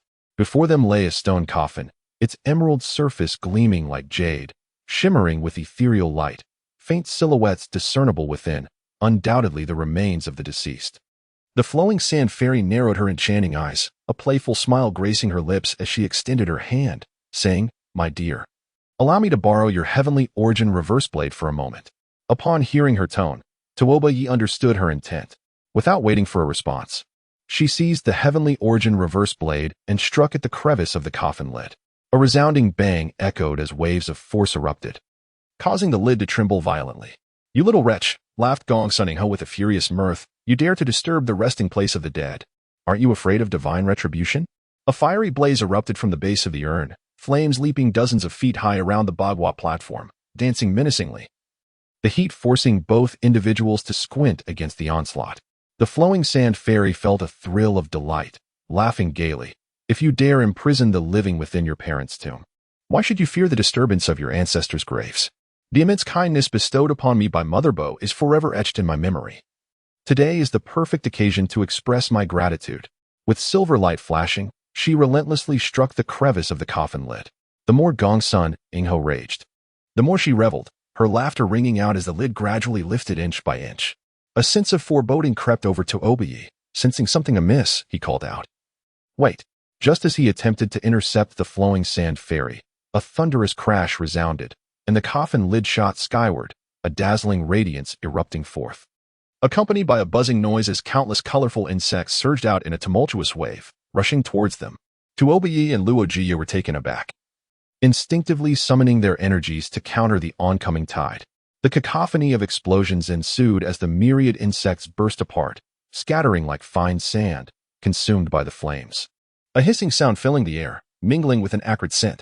Realizing the peril, the two held their breath and retreated, only to hear Gong Sunning-ho's boisterous laughter. "You little wretch, this is the coffin I prepared for you, and the old rogue should know. You have dug your own grave. Who can you blame?" The laughter echoed thunderously, and the flowing sand fairy gasped, her fair face flushed as though intoxicated, suddenly losing all strength and plummeting from midair. Tuoba swiftly dove to catch her, his hands meeting her warm, supple form as she languidly draped her arms around his neck, her eyes shimmering like spring water, her face blossoming like a peach flower. Leaning in to kiss him, Tuoba, taken aback, yearned to push her away, but a sudden roar echoed in his mind. A surge of heat erupted within him, engulfing his senses in flames, rendering everything unclear. In his dazed state, her sultry, melodic sigh brushed against his ears like a gentle spring breeze, caressing his cheeks and penetrating his lips, igniting a fire deep within his heart. His body instinctively arched, the world spinning around him as a burning sensation gripped his insides. He felt the urge to gasp for air, yet her soft, damp lips sealed his mouth. Delicate petals grazed his palate, entwining with his tongue, so tender, so greedy, yet ferocious. Each kiss sent tremors of exquisite ecstasy coursing through him. The gathered multitude of heroes gasped in astonishment, their eyes wide as they beheld the two locked in an ardent embrace. At a loss for words in the face of such an unexpected spectacle, Chufuli felt a searing pain in her ears and turned her face away, only to hear Gong Sunning-ho's boisterous laughter resonate. "It is said that Prince Tuoba is deeply affectionate, willing to forsake the golden-clad prince for my beloved rain goddess, even going so far as to defy the world. Yet today, he appears to be nothing more than a lecherous and hypocritical scoundrel. Does he presume that in this tomb, with just a man and a woman hidden from sight, he can brazenly engage in such sordid acts? You all have traveled thousands of miles and risked your lives to come here, only to assist such a slippery rogue?" Luwu spoke up loudly. "Do not be swayed by his deceitful words. Prince Tuoba is noble and valiant, his affections as deep as the sea. He would never stoop to such behavior. If it is not some trickery or foul magic employed by this villain, then perhaps he has fallen prey to a spring charm, momentarily losing his true nature." At his exclamation, the crowd gradually awoke from their stupor, and soon they were in an uproar, vociferously denouncing Gong Sun. Yet, as they beheld the spectral images cast by the ghost shadow pearl in Ji Yuanchuan's hand, which aligned perfectly with the mirage, doubt began to creep into their hearts.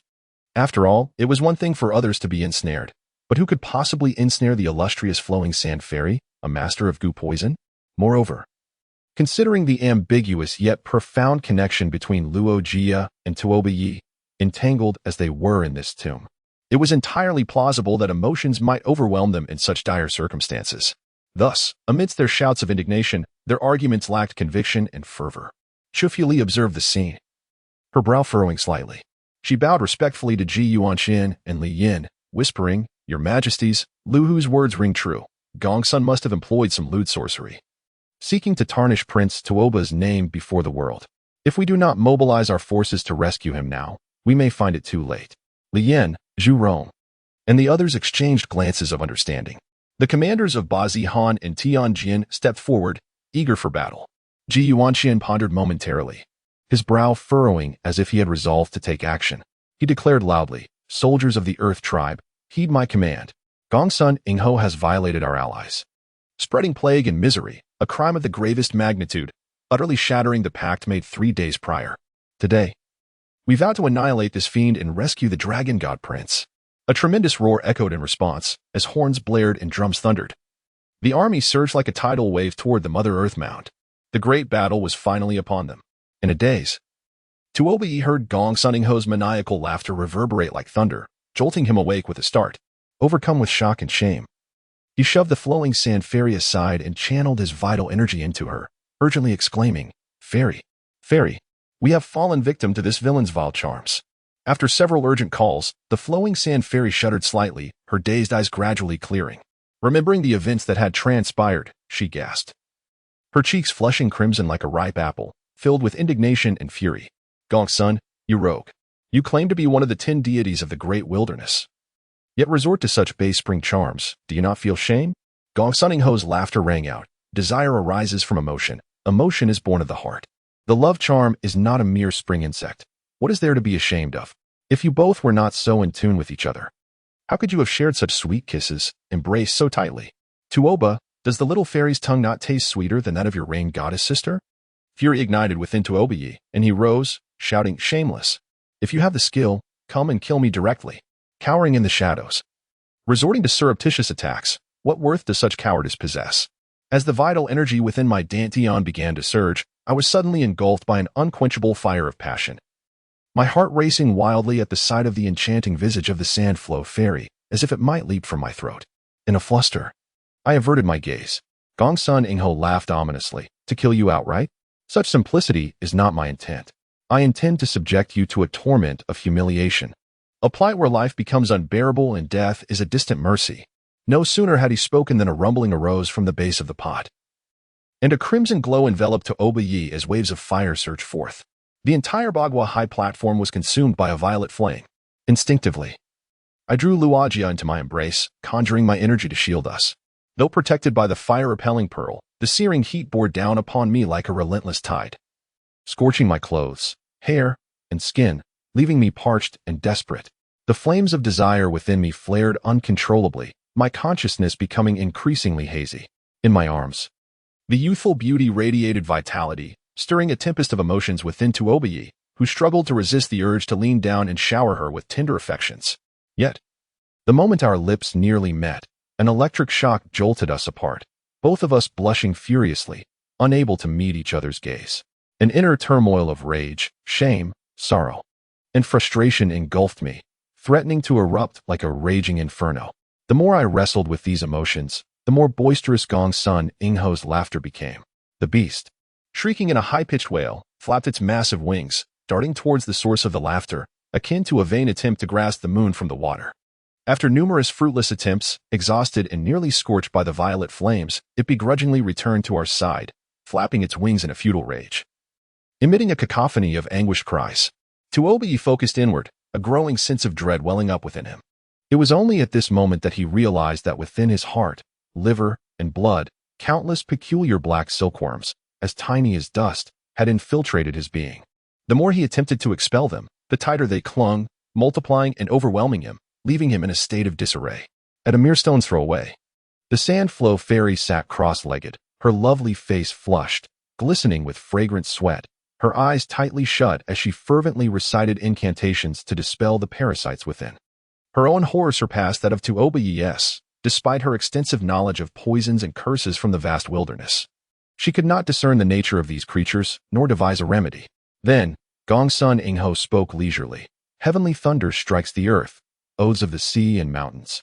The balance of yin and yang, the cosmos entwined in creation. Little wretch, after trailing the old scoundrel Shenong for so long, you fail to recognize the divine insects of mountains and seas? Life is fleeting. Rather than struggle in despair, why not indulge in pleasure?"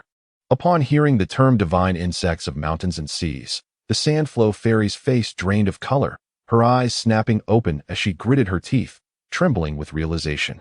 "So that's it. No wonder you lured us into this cauldron of yin and yang fire. You vile scoundrel." Her cherry lips quivered, unable to articulate further. Casting a glance at Tuoba Yi, her cheeks flushed as if intoxicated, her eyes glistening like spring waters, she shut her eyes, tears streaming down her cheeks. Tuoba Yi's thoughts raced, a sudden heaviness settling in his heart as he recalled the records in Shenong's great wilderness classic. In the western sea dwells a type of sea silkworm, thriving in the frigid depths, whose threads can ensnare even the mightiest of whales.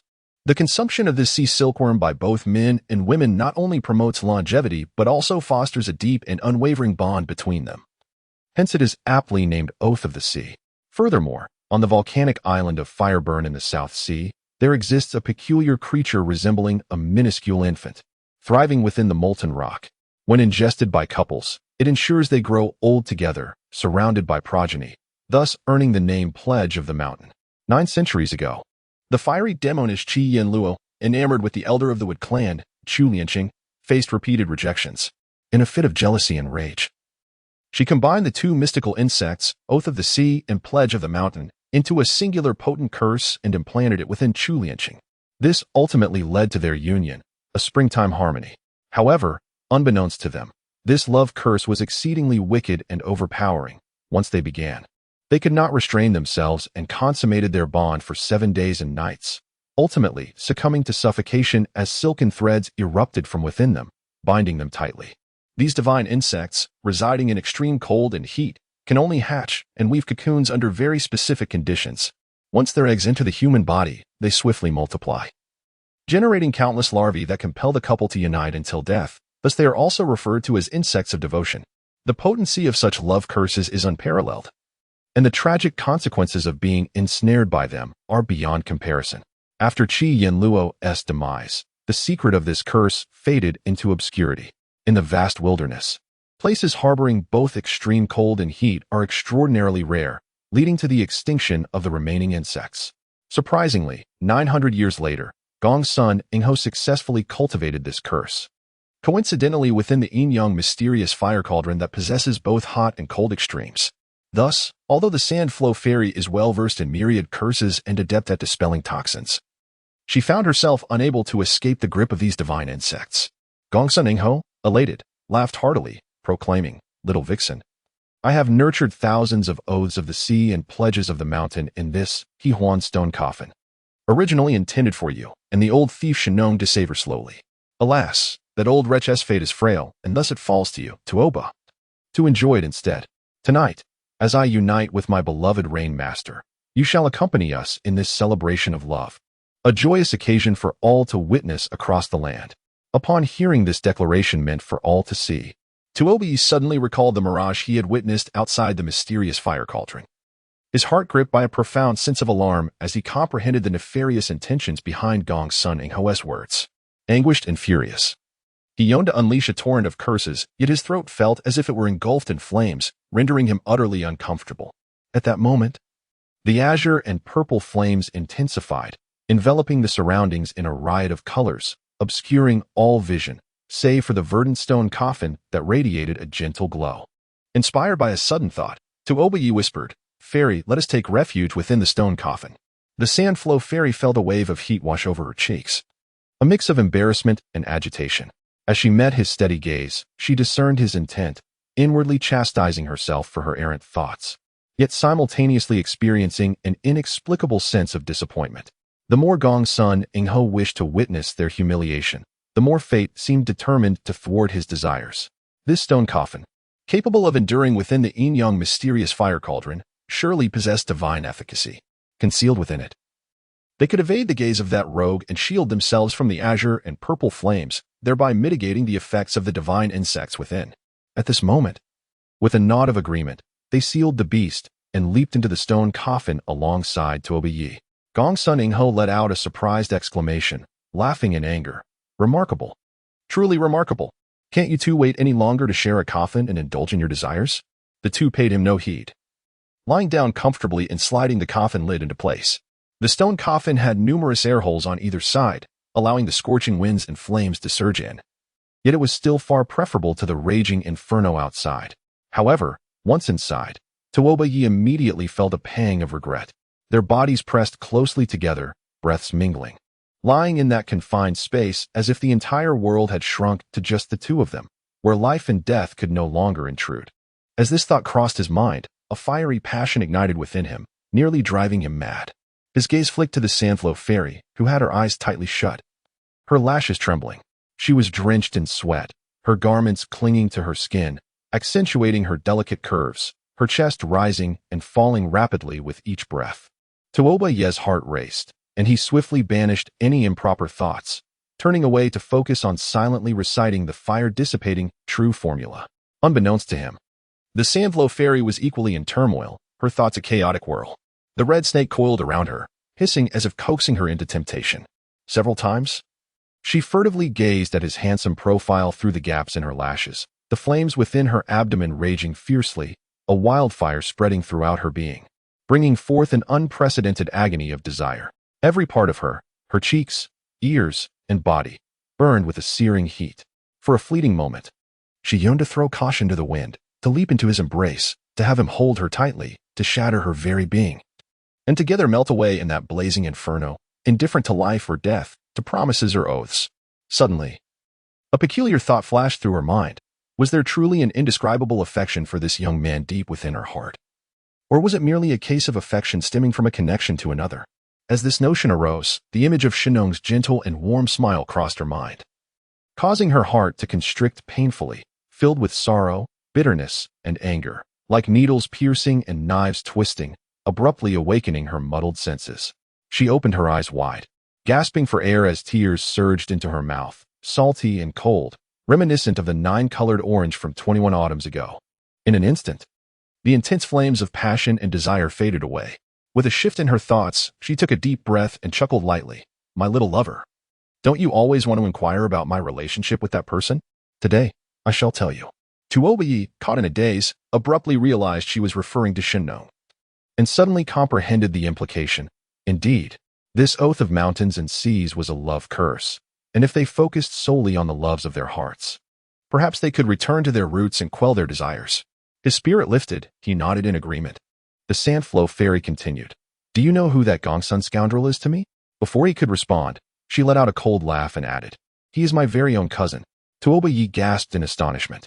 The Gongsun family of the two ethnic group is extraordinarily illustrious, having produced 3 Huang emperors over the course of a millennium. Among the most powerful members of the current Elder Council, 3 hail from this esteemed lineage, alongside 6 generals and 10 city lords, all of whom are Gongsun descendants. It is unexpected that the second most notorious demoness of the Great Wilderness, feared by all clans, is also a scion of the Gongsun. The Sand Fairy, with a quivering voice and tear-filled eyes, clenched her teeth and remarked, in truth, my background bears many resemblances to that scoundrel's.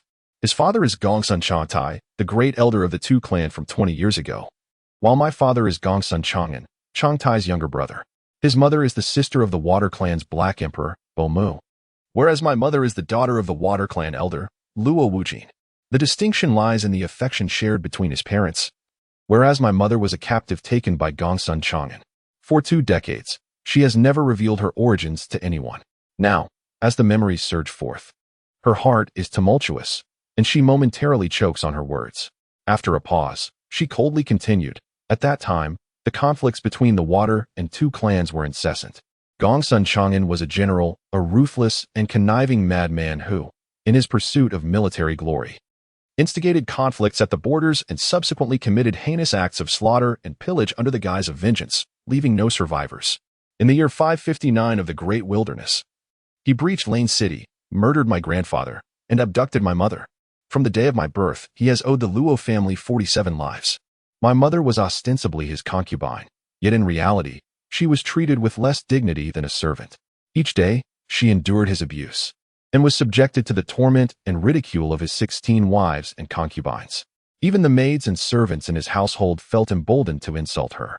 On one occasion, a servant named Wei took advantage of his absence to violate my mother. In her anguish, she confided in Gongsun Chang'an, only to be met with scorn rather than sympathy. He berated her as a debased Water Clan harlot, striking and whipping her to the brink of death. As she recounted her harrowing tale, her voice dripped with bitterness. Her teeth clenched in a grimace of sorrow and rage. Tuobai, taken aback and pained, could scarcely fathom the depths of her suffering. He instinctively reached for her hand, offering a gesture of solace. The Sand Fairy trembled slightly, her cheeks flushed with a mix of embarrassment and emotion. She wished to withdraw, yet found herself unable to escape his grasp. With tears glistening in her eyes, she declared through gritted teeth, my mother, filled with shame and despair, contemplated ending her life several times, but seeing my frail and innocent form, she could not bring herself to abandon me. Thus, she bore the indignities and continued to endure. By day, she was subjected to the whims of those lowly women, and by night, she suffered the vile abuses of the old scoundrel. Within the Gongsun estate, everyone looked down upon us mother and daughter. Even the stable hands dared to insult my mother, calling me the offspring of a Water Clan wretch, destined to be unworthy of even dogs and pigs. Though I was merely 6 years old, I had already discerned the treachery of human hearts and the harshness of the world. Each night, as my mother held me and wept silently, I vowed that one day, I would ensure that all those who caused her tears would pay with their blood and sorrow. Tuobai shuddered.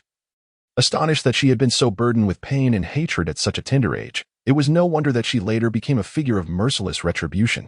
Listening to her recount the past, a surge of emotion stirred within me, and the passionate desires that once consumed me began to wane significantly. The Sand Fairy continued. Among all of Gongsuan's concubines, the Fire Clan's Lialanhua is the most malevolent and ruthless. Relying on her father's status as an elder of the Fire Clan and her close ties with the Earth Clan, she wreaked havoc within the Gongsun household, Consumed by jealousy of my mother's beauty and enraged by Gongsuan's frequent affection towards her, she sought every possible means to torment my mother, subjecting her to daily beatings, insults, and punishments. It was through the covert assistance of this vile woman that a servant named Wei dared to disgrace my mother. My hatred for that wretched creature is profound. Every time I witnessed her mistreating my mother, I wished nothing more than to devour her flesh and skin. After 2 years, an opportunity finally presented itself. One day, I stealthily procured heartbreak grass from the household shaman, ground it into powder, and secretly added it to the tea that the wretched woman drank. Tuoba gasped in astonishment. However, recalling the rumors of the wasteland, that this sorceress had poisoned her entire family at the tender age of 10, it did not seem so surprising. The sand fairy's face flushed with a hint of excitement as she raised her brow and coldly laughed. Once she ingested it, she was immediately seized by excruciating pain. Gongsun, in a fit of rage and fear, urgently summoned the most renowned shaman from the Earth clan, and miraculously, they managed to save her life. Her father, upon hearing the news, was infuriated and hastened to the Earth clan, demanding that the old scoundrel find the culprit within 3 days. After thorough investigation, the old scoundrel eventually discovered that I had taken the heartbreak grass. In a fury, he resolved to kill me himself. My mother pleaded desperately, but it could not sway Gongsuan's heart. In his eyes, I was not his daughter, but merely a loathed bastard. In a moment of sheer terror and despair, my mother confessed that it was she who had compelled me to steal the heartbreak grass and who had ground it into powder for revenge against the vile woman. The old scoundrel believed her and subjected her to 3 days and nights of brutal beatings, leaving her battered and on the brink of death, before binding her and sending her to the Fire Clan to face judgment from Elder Lai. When my mother was taken away, I chased after the prisoner cart for 10 miles, my feet bloodied and torn, ultimately being yanked back by Gongsun by the collar. My mother looked at me from the cart, tears in her eyes, yet she wore a gentle smile. Watching her recede into the distance until she vanished beyond the mountains, I wept bitterly on Gongsuan's shoulder, pleading for him to save my mother.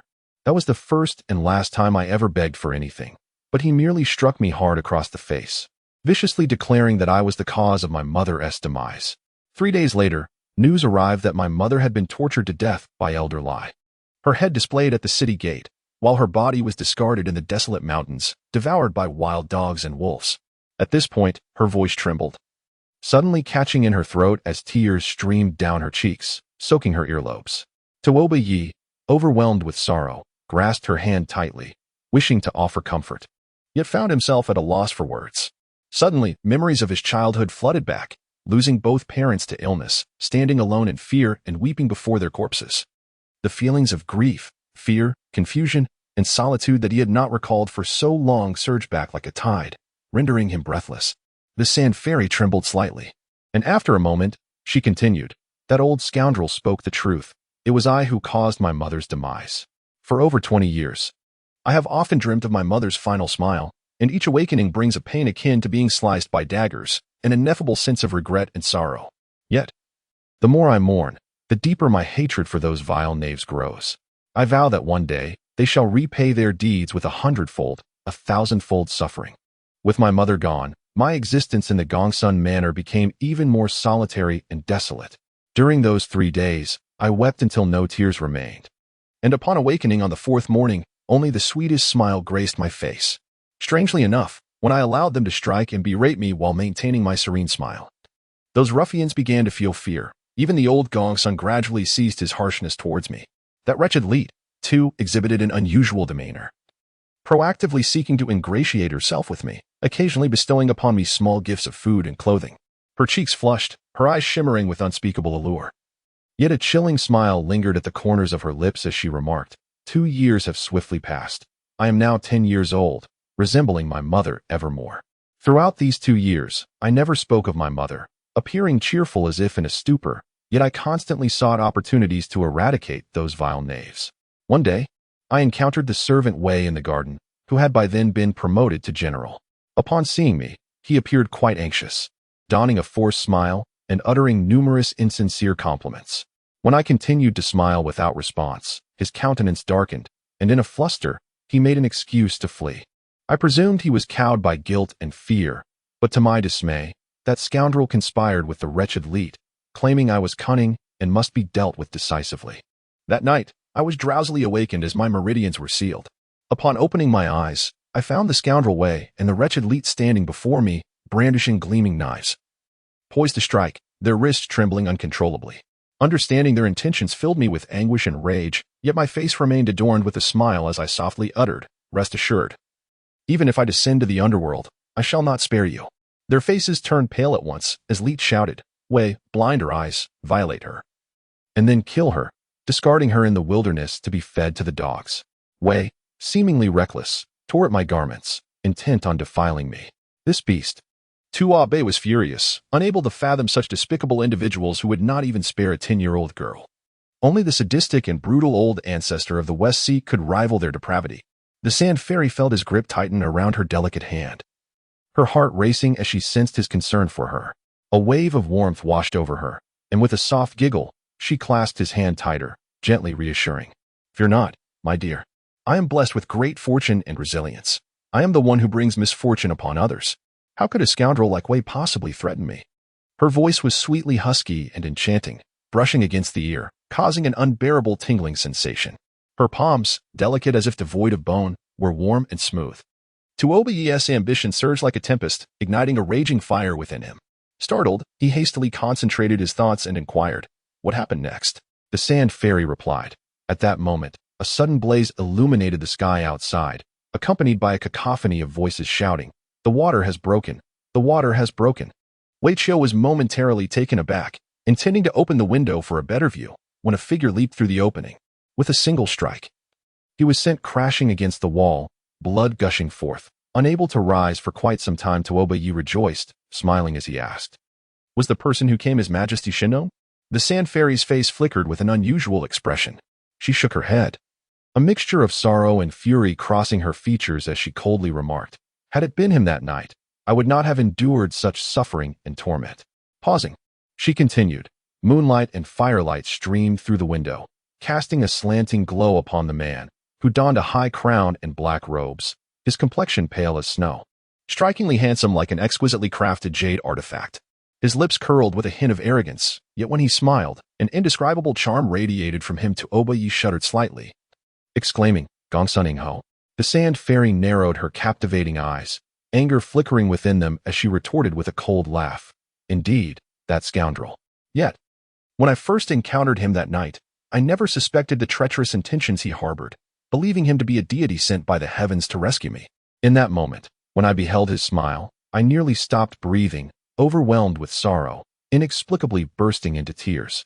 As if a decade's worth of grievances and torment had erupted at once, her face flushed, seemingly both embarrassed and indignant. She glanced at Tuo Bei with a half-smile and said, "My little romantic, do not mock me." This rogue, in his youthful arrogance, captivated countless women of the great wilderness, including your sister, the Rain Master, the martial fairy of the Earth Tribe, and even the cunning and untrustworthy Chunyu. None were spared. He was no less dazzling than your magnetic allure. At that time, I was merely a sheltered 10-year-old girl. How could I discern his true nature? Tuo Bei smiled faintly. Yet an indescribable melancholy and bitterness swelled within him. The thought of the Rain Master's concubines still entrapped by him, their fates uncertain, caused a sharp pain akin to a tightening grip, making it difficult to breathe. Chapter 15. Deeply engraved in memory within the palace of the Yang, crimson drapes hung low, and the candlelight illuminated the room as if it were day, creating a scene of jubilant festivity. At the center, a jade table bore a three-sided bronze prism, its emerald light shimmering and casting moving images upon the three walls of the chamber, vivid and lifelike. The first mirror revealed a tumultuous spectacle of myriad beasts charging and flocks of birds soaring, engaged in fierce combat with valiant warriors from various clans. The earth shattered, and flames erupted violently, consuming ferocious beasts and warriors alike, depicting a scene of utter carnage. In the second mirror, flames leapt high, swirling around a verdant sarcophagus, within which two silhouettes could be faintly discerned, lying together. The third mirror reflected the enchanting visage of the Rain Master's consort. Dressed in a majestic phoenix crown and flowing veil, she languidly reclined on a jade table beside a couch, her meridians sealed, utterly immobilized. With a slight lift of her delicate head, traces of tears lingered, her gaze unwaveringly fixed upon the second mirror, her lips curved in a smile. Yet her heart was a tempest of dread, sorrow, fury, and anxiety, swirling within her like 1,000 swords entwined, ablaze with fury. Gong Suning. hands clasped behind his back, stood nearby, his pale, handsome face glowing with an eerie crimson under the candlelight. His eyes sparkled with a blend of ecstatic delight and wicked pleasure as he laughed heartily, on this night of flowers and candles in the bridal chamber. As we share the same tomb, I am eager to see how long your beloved can endure. Leaning down, he gently lifted her chin, speaking softly, "Dear sister, tonight marks our momentous occasion. If you serve me well, and from now on solely cherish my memory, I may show mercy and spare that little scoundrel, Tuoba." The Rainmaster's consort understood his malicious nature. His words were but a cruel taunt designed to humiliate her, coaxing her to abandon her dignity and plead for mercy, only to subsequently unleash even greater torment upon Tuoba Yi for his own amusement. The more sorrowful and fearful she appeared, the more he reveled in his own triumph and mirth. Thus, no matter how he tempted her, she maintained her composure, smiling serenely, her lips sealed in silence. Her mind raced, desperately seeking a way to extricate herself and rescue Tuoba. Suddenly, a creaking sound announced the entrance of a vibrant, colorful-clad woman. Upon seeing the Rainmaster's consort, jealousy and disdain flashed in her crescent-shaped eyes as she coldly remarked, "The bait is already taken. Why keep the lure? Do you truly wish to share a bed with her?" It was none other than the long-lost fire-vengeful fairy. Gong's son Ing laughed heartily, pulling her into his embrace, and jested, "With such a flower-like beauty as you by my side, why would I need this ugly servant? Keeping her around is merely for the amusement of tormenting that little thief. Once the thief and the enchanting sprite meet their demise, I shall cast her in alongside them for the afterlife." Hearing his cruel calculations expressed so lightly, the Rainmaster's consort felt a surge of anger and sorrow. She laughed derisively, "Sister Chunyu, you have known him for nearly 2 decades. Do you not understand his nature? If there is one who is heartless, cold-blooded, and fickle, it is he. Today's beloved may very well be tomorrow's corpse." The fire-vengeful fairy's charming face darkened, and she retorted fiercely, "Silence. Look at Gong's son Ing and coldly declare, do you remember the oath you swore when I painstakingly freed you from the Inyang Inferno flask?" Gong's son Ing chuckled. "Of course I remember. I solemnly swear that in this lifetime, my heart shall forever belong solely to you. I will heed your every word and shall never inflict upon you even the slightest pain. Should I transgress this vow, may heaven and earth conspire against me, and may I never find solace in eternity." Upon hearing these words, the Rain Mistress was greatly alarmed. Possessing an icy intellect, she had just glimpsed through the trifold copper mirror the fire-vengeful fairy luring both Tuoba Yi and the others into the divine Cauldron Mountain. She had already surmised that this southern demoness must have a hidden connection with Gong Sun Ingho's reemergence in the desolate wilderness, and now her suspicions were confirmed. In all the world, the only one capable of sealing Gong Sun Ingho within the Inyang Inferno Cauldron was perhaps Emperor Shennong. No wonder he went to such lengths to ensnare Tuoba Yi in this cauldron to exact his vengeance. Yet, how could the true energy and magical prowess of the fire-vengeful fairy unravel the seals set by Shennong? There was an unsettling sense that deeper mysteries lay beneath the surface. The fire-vengeful fairy coldly fixed her gaze upon Gong Sun Ingho, as if seeking to penetrate the depths of his soul. Her eyes suddenly reddened, and she extended her hand, speaking each word with deliberate weight. "On the day you swore your oath, you pledged that if you could escape the cauldron, you would entrust the chaotic ring to me for safekeeping. As a testament of your sincerity, vowing never to betray me. Where is the chaotic ring?" Gong Sun Ingho's countenance shifted slightly. He laughed heartily and replied, "Have I ever recanted my words? In the beginning of heaven and earth, all things were in chaos. Between you and me, we are as inseparable as chaos itself." He produced an orange-yellow jade ring from his bosom and slipped it onto Chunyu's delicate wrist, its brilliance radiating magnificently. The Rain Mistress gasped in shock, a mixture of anger and fear cascading through her. The chaotic divine beast was the most formidable creature of the ancient Earth tribe, renowned alongside the aquatic Kuan and the fiery golden Pong as one of the 3 great fiends. Thousands of years prior, these beasts wreaked havoc across the 9 provinces, causing the heavens to shatter and the earth to quake, unleashing relentless floods. The goddess Niwa gathered stones to mend the heavens, crafting divine weapons from the remaining 5 colored stones, and battled with these 3 beasts for 7 days and nights, ultimately sealing them away. The chaotic ring was the very artifact that contained the chaotic divine beast. Who would have thought that with the passage of time, this ancient relic had fallen into the hands of Gong Sun Ingho? Should he succeed in unsealing the chaotic beast, the already tumultuous desolation would surely face unimaginable calamities. The fire-vengeful fairy caressed the jade ring, casting a defiant glance at the Rain Mistress, and with a radiant smile, she gently nestled into his embrace, whispering, "Brother Gong Sun, As long as you always remember this vow, I shall endure whatever hardships and toil for you without fear." Gong Sunning-ho's eyes sparkled as he gazed at the scene reflected in the copper mirror, a sinister smile curling his lips as he declared, "Rest assured, in this world, who but I shall prevail. Those who align with me shall prosper, while those who oppose me shall perish. Regardless of whether it be Lai Bai, Guangxing, or Zhu Rong, I shall demand that the entirety of the fire tribe kneel before us in submission." Within the Yin-Yang Inferno cauldron, fierce flames raged as Tu Obiyi and the others lay together in their coffin, focused on their dantian, remaining utterly still. The sands of time fairy continued.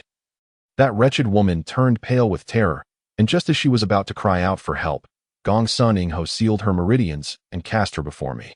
Observing her and Wei Qiu huddled on the ground, trembling like mangy dogs, I found myself laughing uncontrollably through my tears.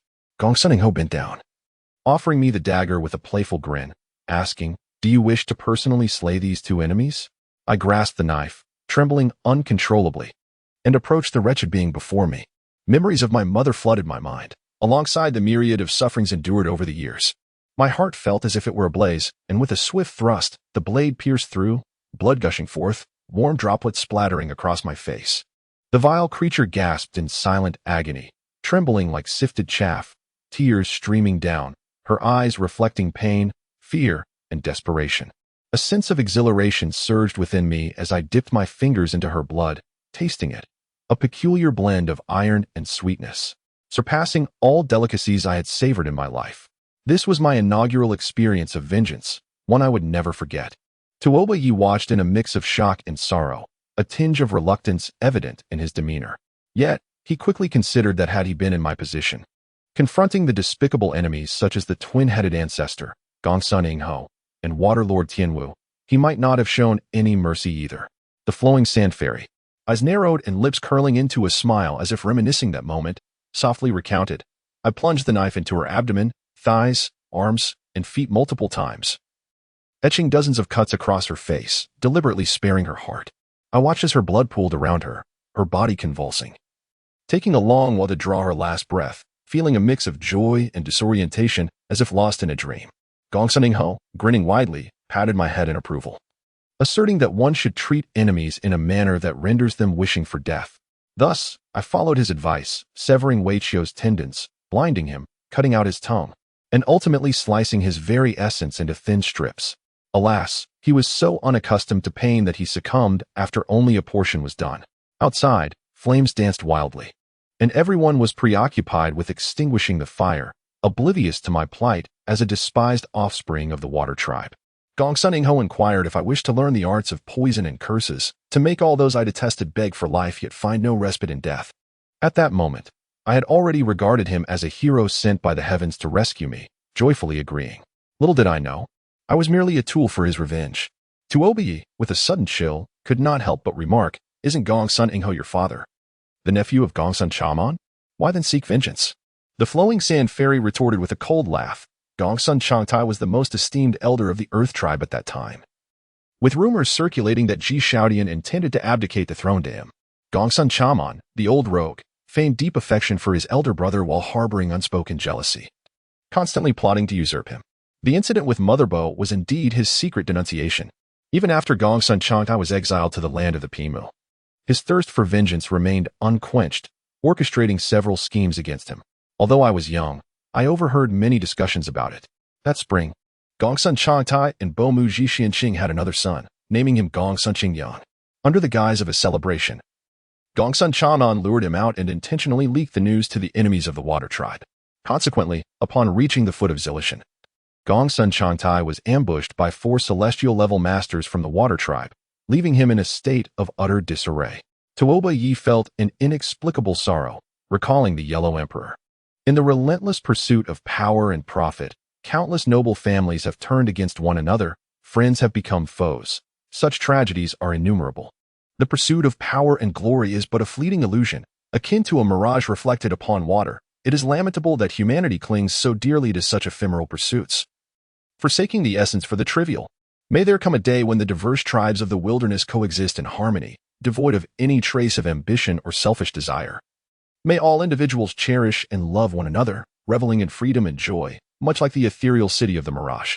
On that day, I shall find myself unburdened, hand in hand with the Rain Master-esque consort, wandering the vast expanse of the world. When thoughts of the Dragon Maiden cross my mind, I am seized by a breathless sensation, my body aflame with fervor.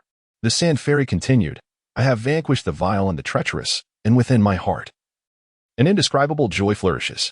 With unwavering determination, I followed Gongsun Ingho to master the art of poison, returning with him to the Mother Earth Mound. Upon arrival, the miasma was thick, and fearsome beasts and venomous insects lurked everywhere. Even an inadvertent step upon the flora could lead to a deadly poisoning. I soon fell gravely ill, teetering on the brink of death. The ancient sorceress Ji Ning feigned concern as she tended to me, daily brewing concoctions for my consumption. I found her demeanor dignified and her kindness comforting, so much so that I naively regarded her as a close kin. On one occasion, I could not restrain myself and embraced her neck, calling her mother through tears.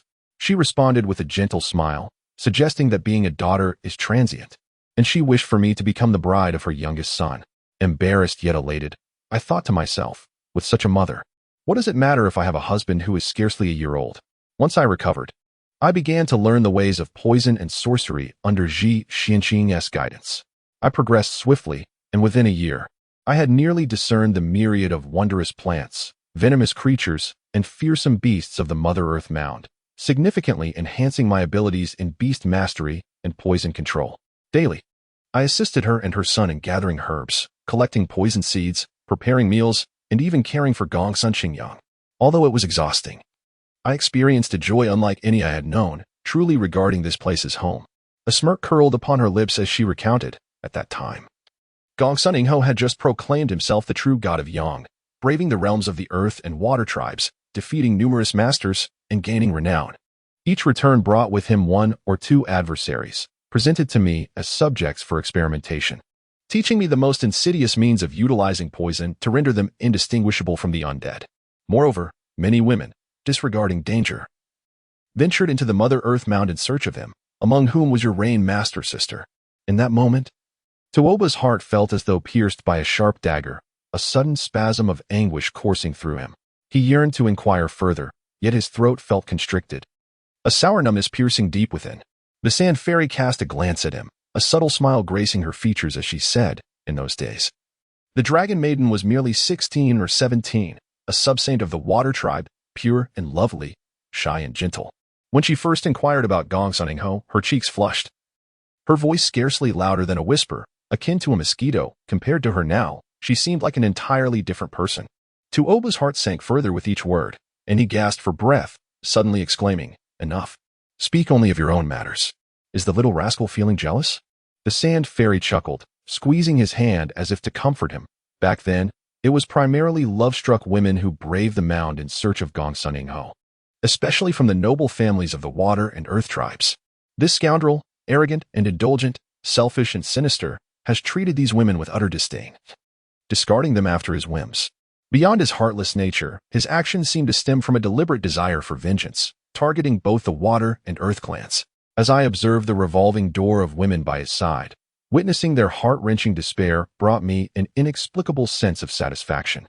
One morning, I set out early to the falling sunset peak, gathering the autumn dew from the 9-colored tangerine flower to concoct the divine detox water.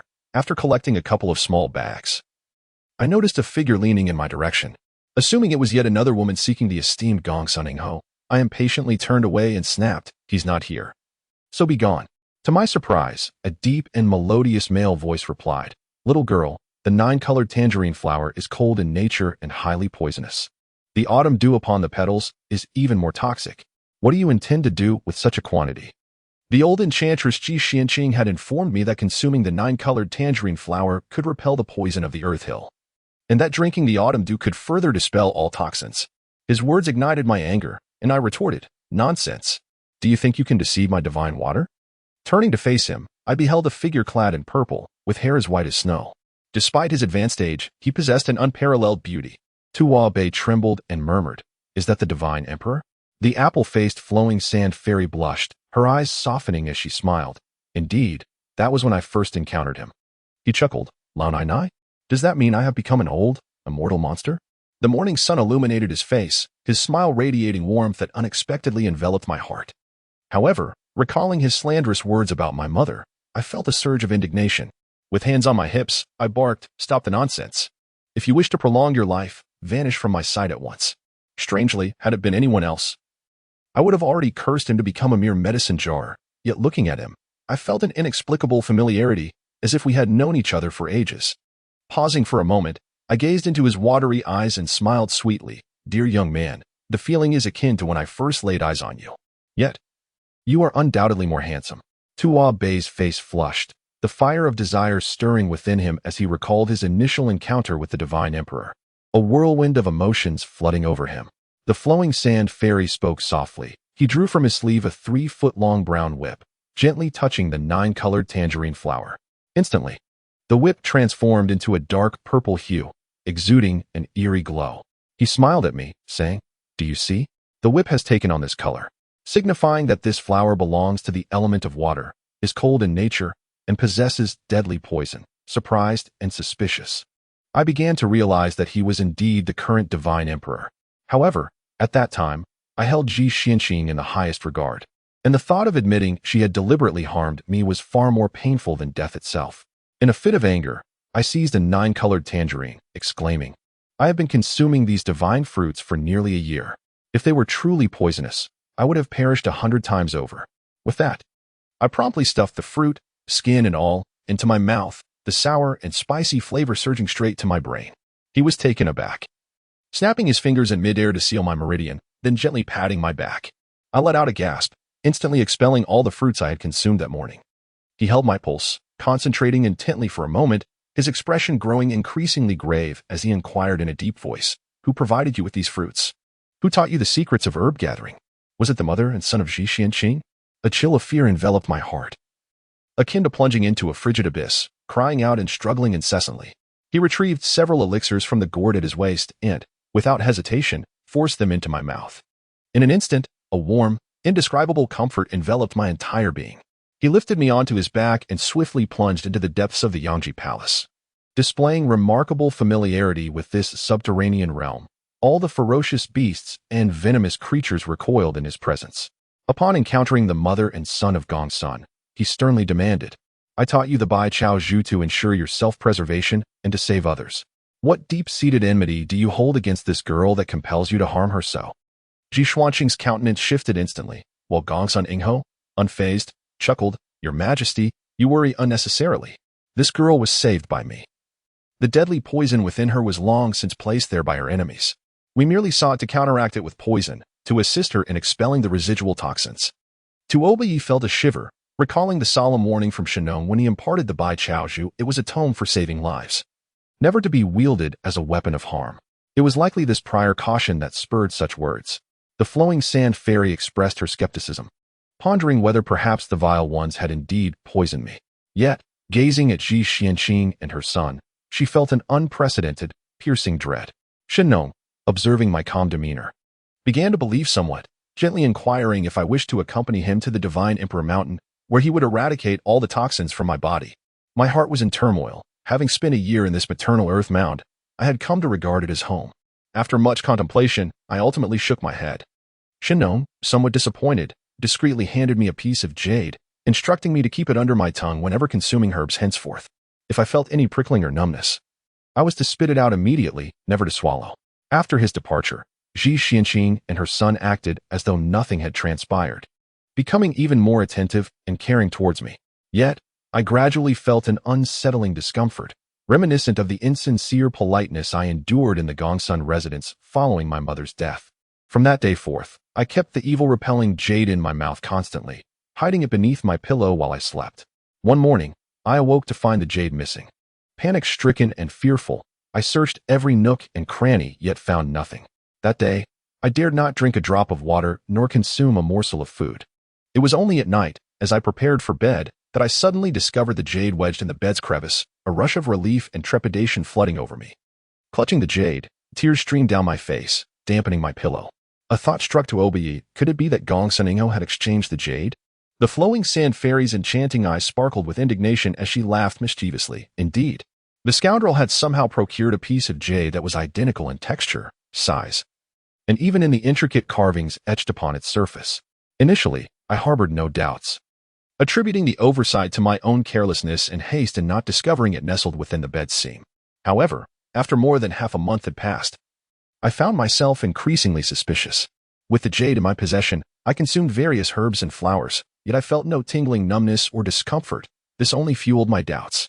Surely, there exists no botanical essence devoid of any toxicity whatsoever? Thus, under the cover of their negligence, I discreetly chewed a few strands of the deadly herb known as Duan Chong Chow. The only flavors I discerned were sour and bitter, devoid of any peculiar taste. My heart sank, ensnared in a nightmare from which I could not awaken. At that moment, the azure and violet flames had gradually shifted to a verdant hue, roaring fiercely around the stone coffin, crackling ominously, while the temperature within the coffin soared to an unbearable heat, akin to a steamer. Both of us were drenched in sweat, our garments clinging to our skin like a second layer, almost translucent. Tuoba Yi dared not cast a sidelong glance. Yet the enchanting fragrance emanating from her form sent his heart racing, igniting a fervent longing within him. The sand fairy, parched and struggling to swallow, coughed a few times and continued. By then, Ji Xianqing had long ceased to allow me to attend to Gong Sunqingyang. And even the herbs and insects I gathered were first required to be verified by her in the Earth-Fire Palace before being admitted to the apothecary. I sensed their growing wariness towards me. Every attempt to escape from the pit of the Mother Earth was thwarted by Ji Xianqing. We were both acutely aware of each other's suspicions, yet we maintained a facade of intimacy as if nothing were amiss. However, each time I reflected upon how I regarded them as kin, only to be met with their treachery and poisoning attempts against me. An overwhelming wave of sorrow and rage surged within me, rendering my body quaking. Raising an eyebrow, I scoffed. It is said that the most venomous flora and fauna reside within the pit of the Mother Earth. Yet, even if all the poisonous plants of that pit were gathered, could they rival the malice of human hearts? From that moment forth, I dared not trust anyone, not even myself. Hearing her laughter tinged with fury and sorrow, Tuoba Yi felt a mix of compassion and sadness, sighing. The world is filled with countless plants and fruits. While some are bitter and toxic, others are sweet and beneficial. Why must the fairy dismiss them all with a single stroke? The sand fairy laughed heartily, saying, though plants may harbor poison, there exists the crimson whip to test them. But when it comes to the treachery of the human heart, what instrument can discern its true nature? It would be far simpler to eliminate them entirely. For a semblance of peace. Pausing, she added. After more than half a month, Gong Sun Ingho suddenly smiled at me and said, congratulations. Today you may take your revenge. Upon seeing my astonished and bewildered expression, Ji Xianqing remarked, today is your father's birthday, and the Gongsun residence will be hosting a grand feast. You shall finally have the opportunity to demonstrate what you have learned over the past year. My heart raced with a tumult of emotions, fear and elation intertwined at the prospect of revenge. But even more so as I recognized this as my golden chance to escape the pit of the Mother Earth. I hastily packed thousands of poisons into a fragrant pouch and donned the jade horn before departing the pit alongside Gongsun Ingho, riding the winds with urgency. As dusk fell, we arrived at the Gongsun residence, a place I loathed above all else. The evening glow at the horizon blazes like a fierce fire. As the setting sun casts a golden light upon the glazed tiles, dazzling and brilliant, I think of my mother and the myriad hardships endured over the years in this place. A tremor courses through me as I take slow, deliberate steps towards the grand entrance. Outside, Gongsun Ingho leans against the ancient tree, grinning as he observes me. The guards at the entrance recognize me, their expressions shifting instantly. One approaches with a forced smile, while the other rushes inside in a panic to deliver the news. Yet, after just a few hurried steps, they are overwhelmed by the scent of my honey butterfly fragrance, collapsing in a fit, blood streaming from their orifices, their bodies convulsing. I pass through the grand doors and enter the hall, making my way through the garden towards the inner chambers. As I walk, those servants and lowly maids who once mocked and insulted me lie sprawled on the ground like mud, hands gripping their throats, eyes wide, gasping for air. Their bodies gradually turning a shade of blue. Even the thrush hanging from the eaves, the kitten perched on the windowsill, and the birds flying through the garden are not spared. Under the cold gaze of Tuoba Yi, the sandflow fairy blushes, squinting her eyes with a chilling smile, softly remarking, as I enter the grand hall, the atmosphere is vibrant with song and dance, cups clinking in a lively celebration. Everyone is preoccupied with toasting Gong Sun Chang'an, oblivious to my presence beneath the plum tree. This very plum tree was planted by my mother during the winter of my birth. Now ablaze with blossoms, its vibrant crimson petals flourishing in the dusk. The faint scent of the plum blossoms reminds me of the fragrance of her garments. In that moment, tears streamed down my cheeks, hot as the flames of the earth's core. I trembled all over, yet remained silent, retrieving my jade horn and softly playing a mournful tune. In my heart, I think, Mother, this is the last piece I shall play for you. Upon hearing the horn, silence envelopes the hall, all eyes turning towards me in shock and disbelief. Gongsun Chang'an, that old scoundrel, turns crimson with rage, shattering his cup with a loud crack and accusingly pointing at me. You wretched girl, having killed Sanyang, dare you return to cause chaos? At that moment, fear dissipates entirely. Instead, a fierce anger ignites within me. Years of resentment flooding my heart.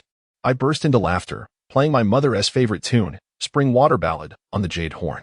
Hundreds of venomous insects scatter with the wind, drifting like pollen onto those gathered, entering their bodies with the sound of the horn. Seeing them scream in agony, bloodied and stumbling to the ground, I experience an exhilaration like never before. Those scoundrels, bowing and begging for mercy, have forgotten how they treated my mother and me all those years ago. To end their lives with a single stroke would be too merciful. Only by allowing them to be devoured by countless insects, suffering a fate worse than death, can I relieve the hatred in my heart. As she speaks softly, her left hand unconsciously tightens its grip, nails digging deep into Tuoba Ye's palm, blood seeping and piercing her heart. Tuoba Ye, captivated by her words, is overwhelmed by a mix of emotions, momentarily forgetting the pain. Even the fervor of his desires seems to fade.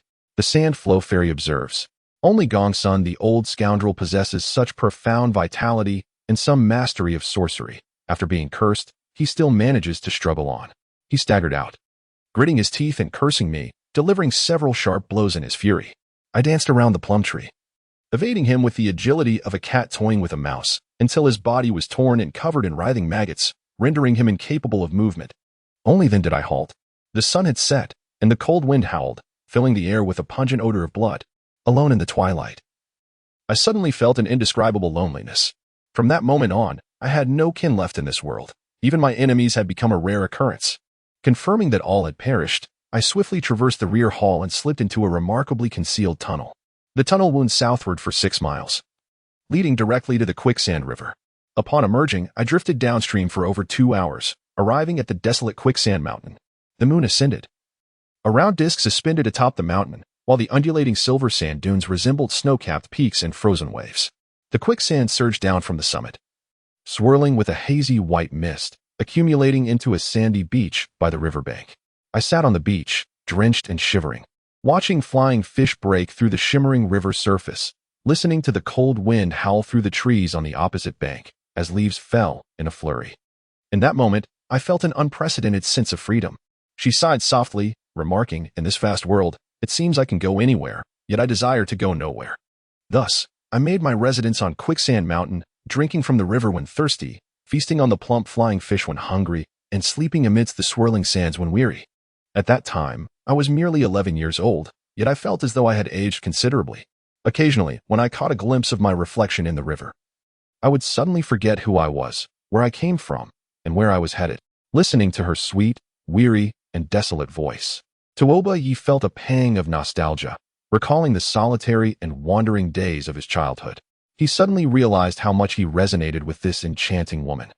In a surge of impulsive fervor, he turned his head and gently kissed her warm earlobe, unaware if it was the torment of the maggots or an uncontrollable passion that compelled him. The quicksand fairy shuddered slightly, as if frozen in place, her breath stilled. The moment Tuoba Ye's lips met her heated earlobe, he was jolted back to reality, his heart racing wildly, too ashamed to meet her gaze, berating himself for such reckless folly.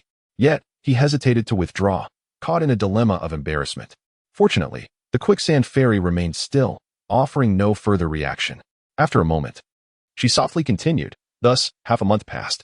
One night, I was suddenly gripped by excruciating abdominal pain, accompanied by the emergence of numerous red spots on my body, alternating between chills and fever, shivering uncontrollably and sweating profusely, wishing only to leap into the quicksand river to drown.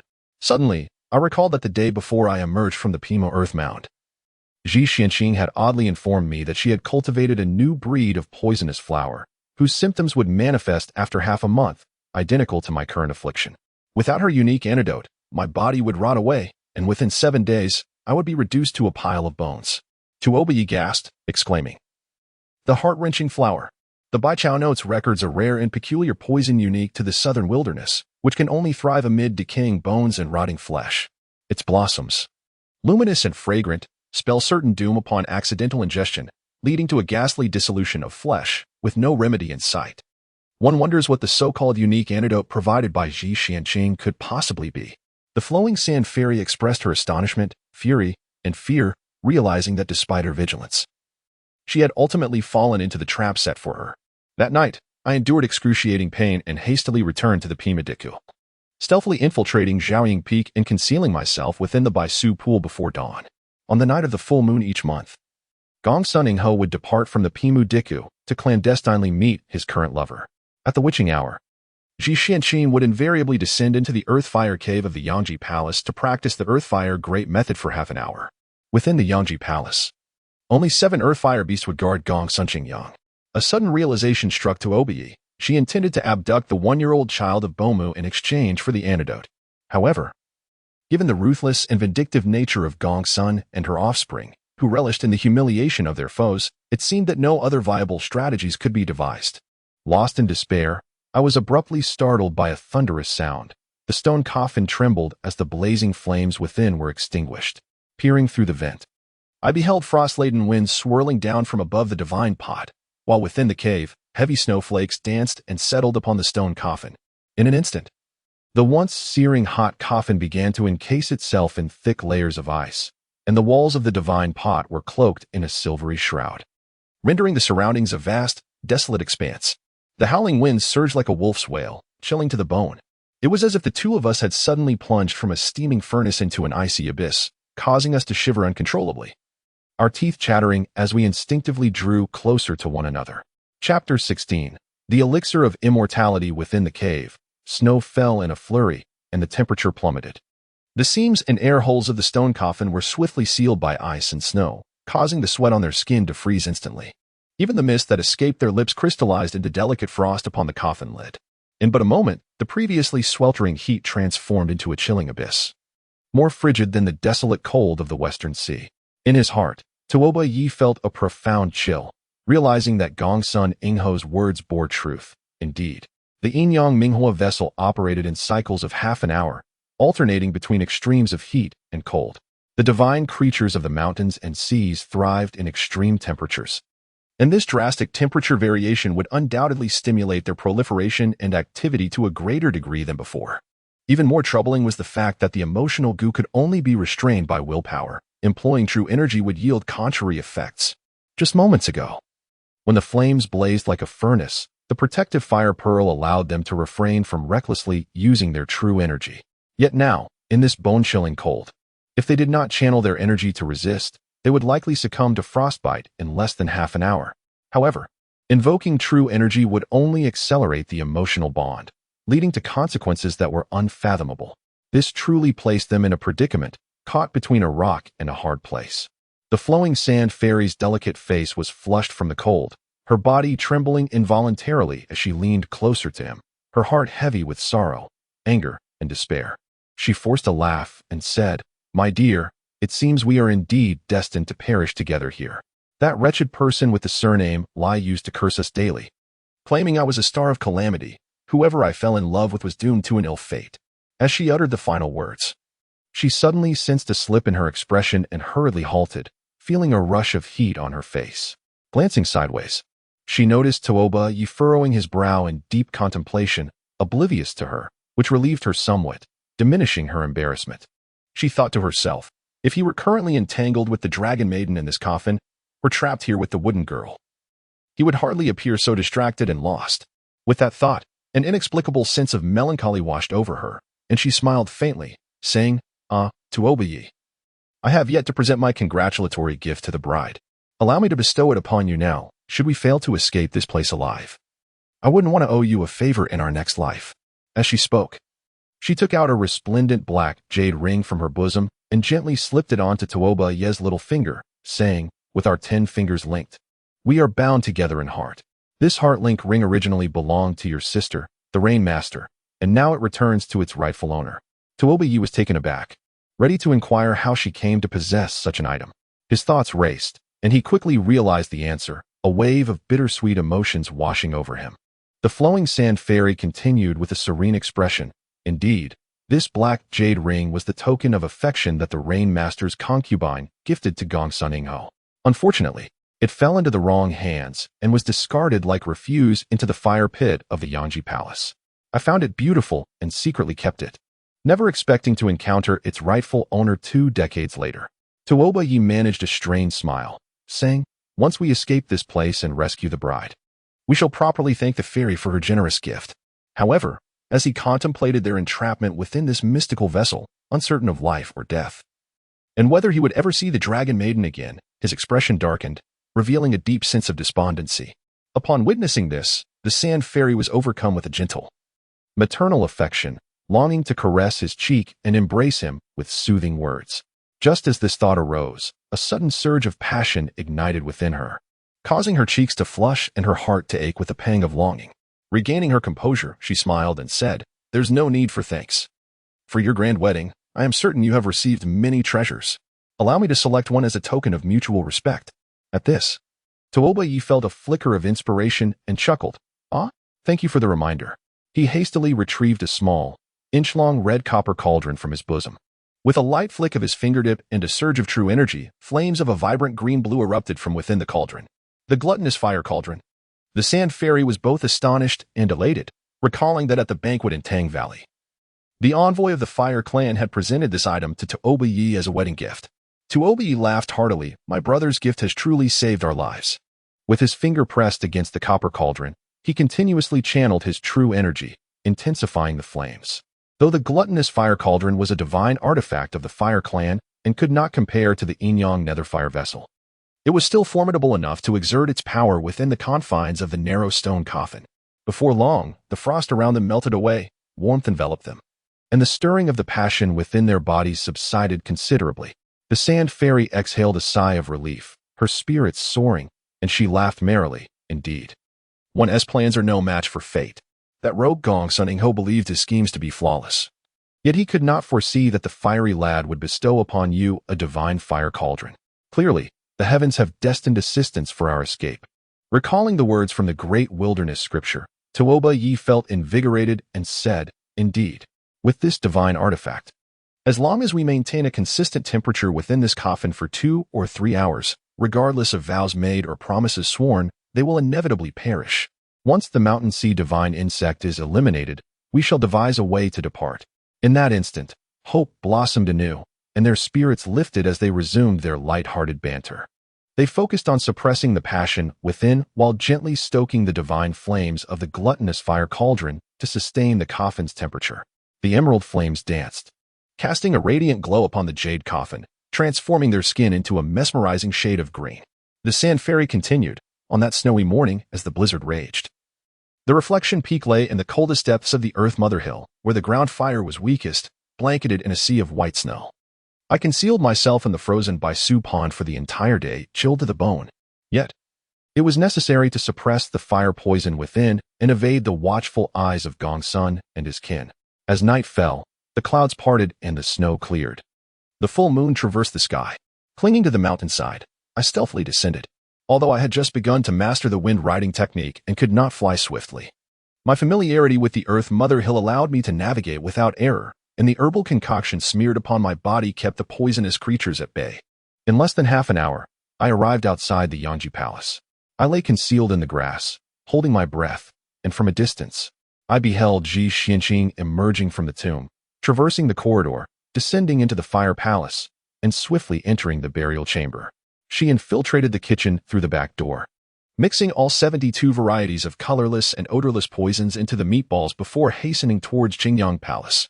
During my year in the maternal land of Diqiu, I frequently attended to Gongsun Qingyang's daily needs, carrying him about in playful frolic, thus becoming intimately familiar with the surroundings.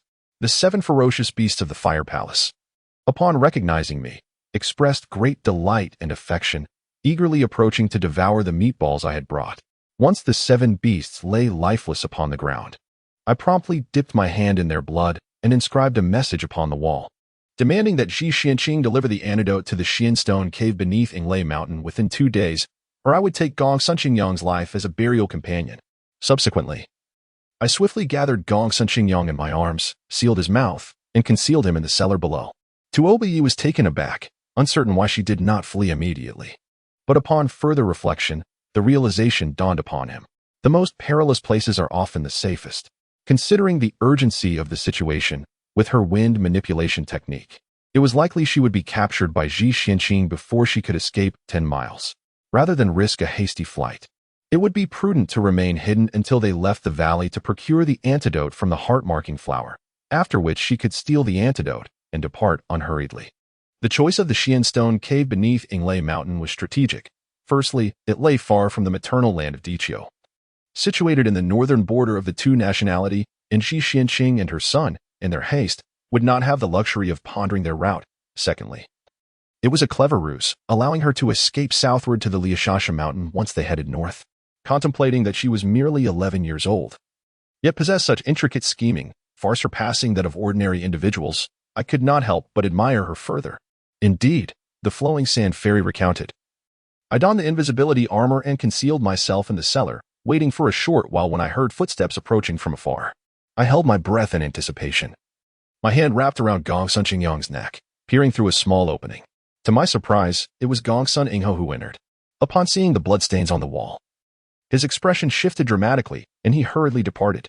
Moments later, he returned, leading Ji Ning back with him.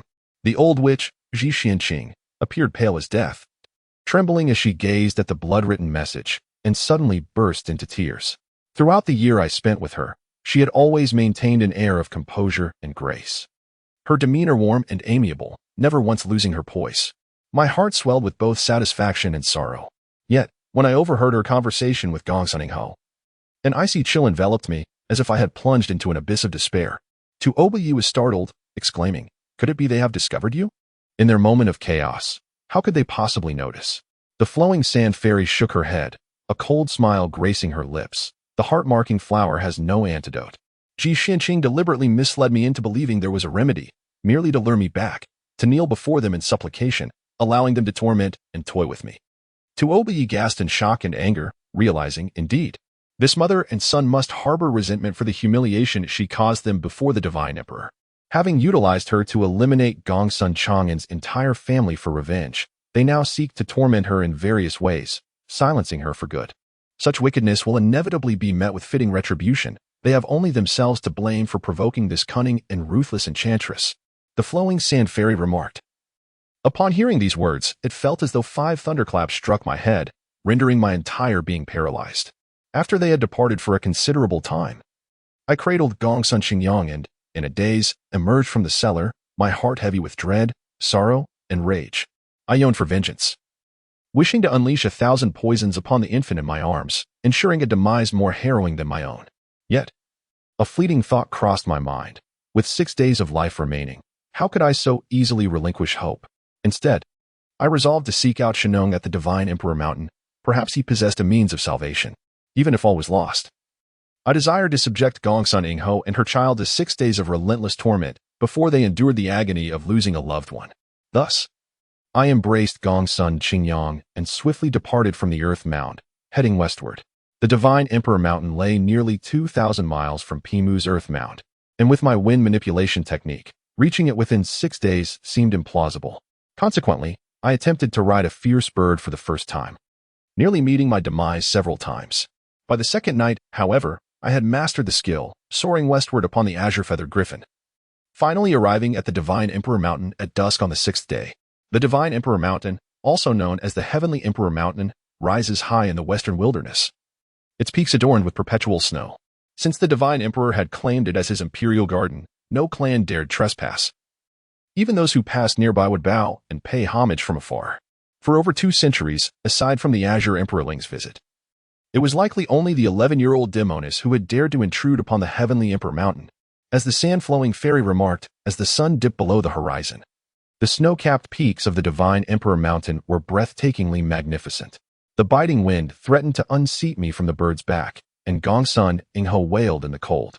I landed atop the Heavenly Emperor Peak, finding no signs of life. Upon entering the Divine Emperor Palace, I discovered it desolate and cobweb-laden, as though it had not been inhabited for 4 centuries. Though Tuobiyi could sense the divine presence, he could not help but feel anxious. thinking, for over 200 years, the Divine Emperor has roamed the world, gathering herbs and aiding the suffering populace. Your uninvited arrival may well prevent you from encountering him. The sand-flowing fairy replied, I have searched every corner of the Divine Emperor Palace, yet his presence eludes me. As the sun nears its descent, today marks the final day. My heart is overwhelmed with anxiety and fear. I cried out into the valley until my voice grew hoarse. But all that returned was an echo and the startled cries of birds. At that moment, my body was covered in crimson spots, itching unbearably. A mere scratch would tear flesh and blood, inflicting excruciating pain. Having endured hardship since childhood, I found some solace in my suffering. The griffin, drawn by the scent of blood, circled ominously above.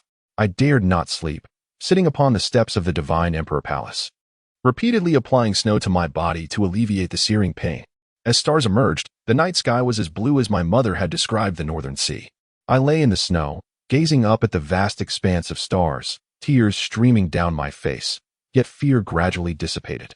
I mused that since all humans must eventually die, and this world is exceedingly dull, perhaps in the celestial realm, I might reunite with my mother. With this thought, I felt an unexpected anticipation toward death.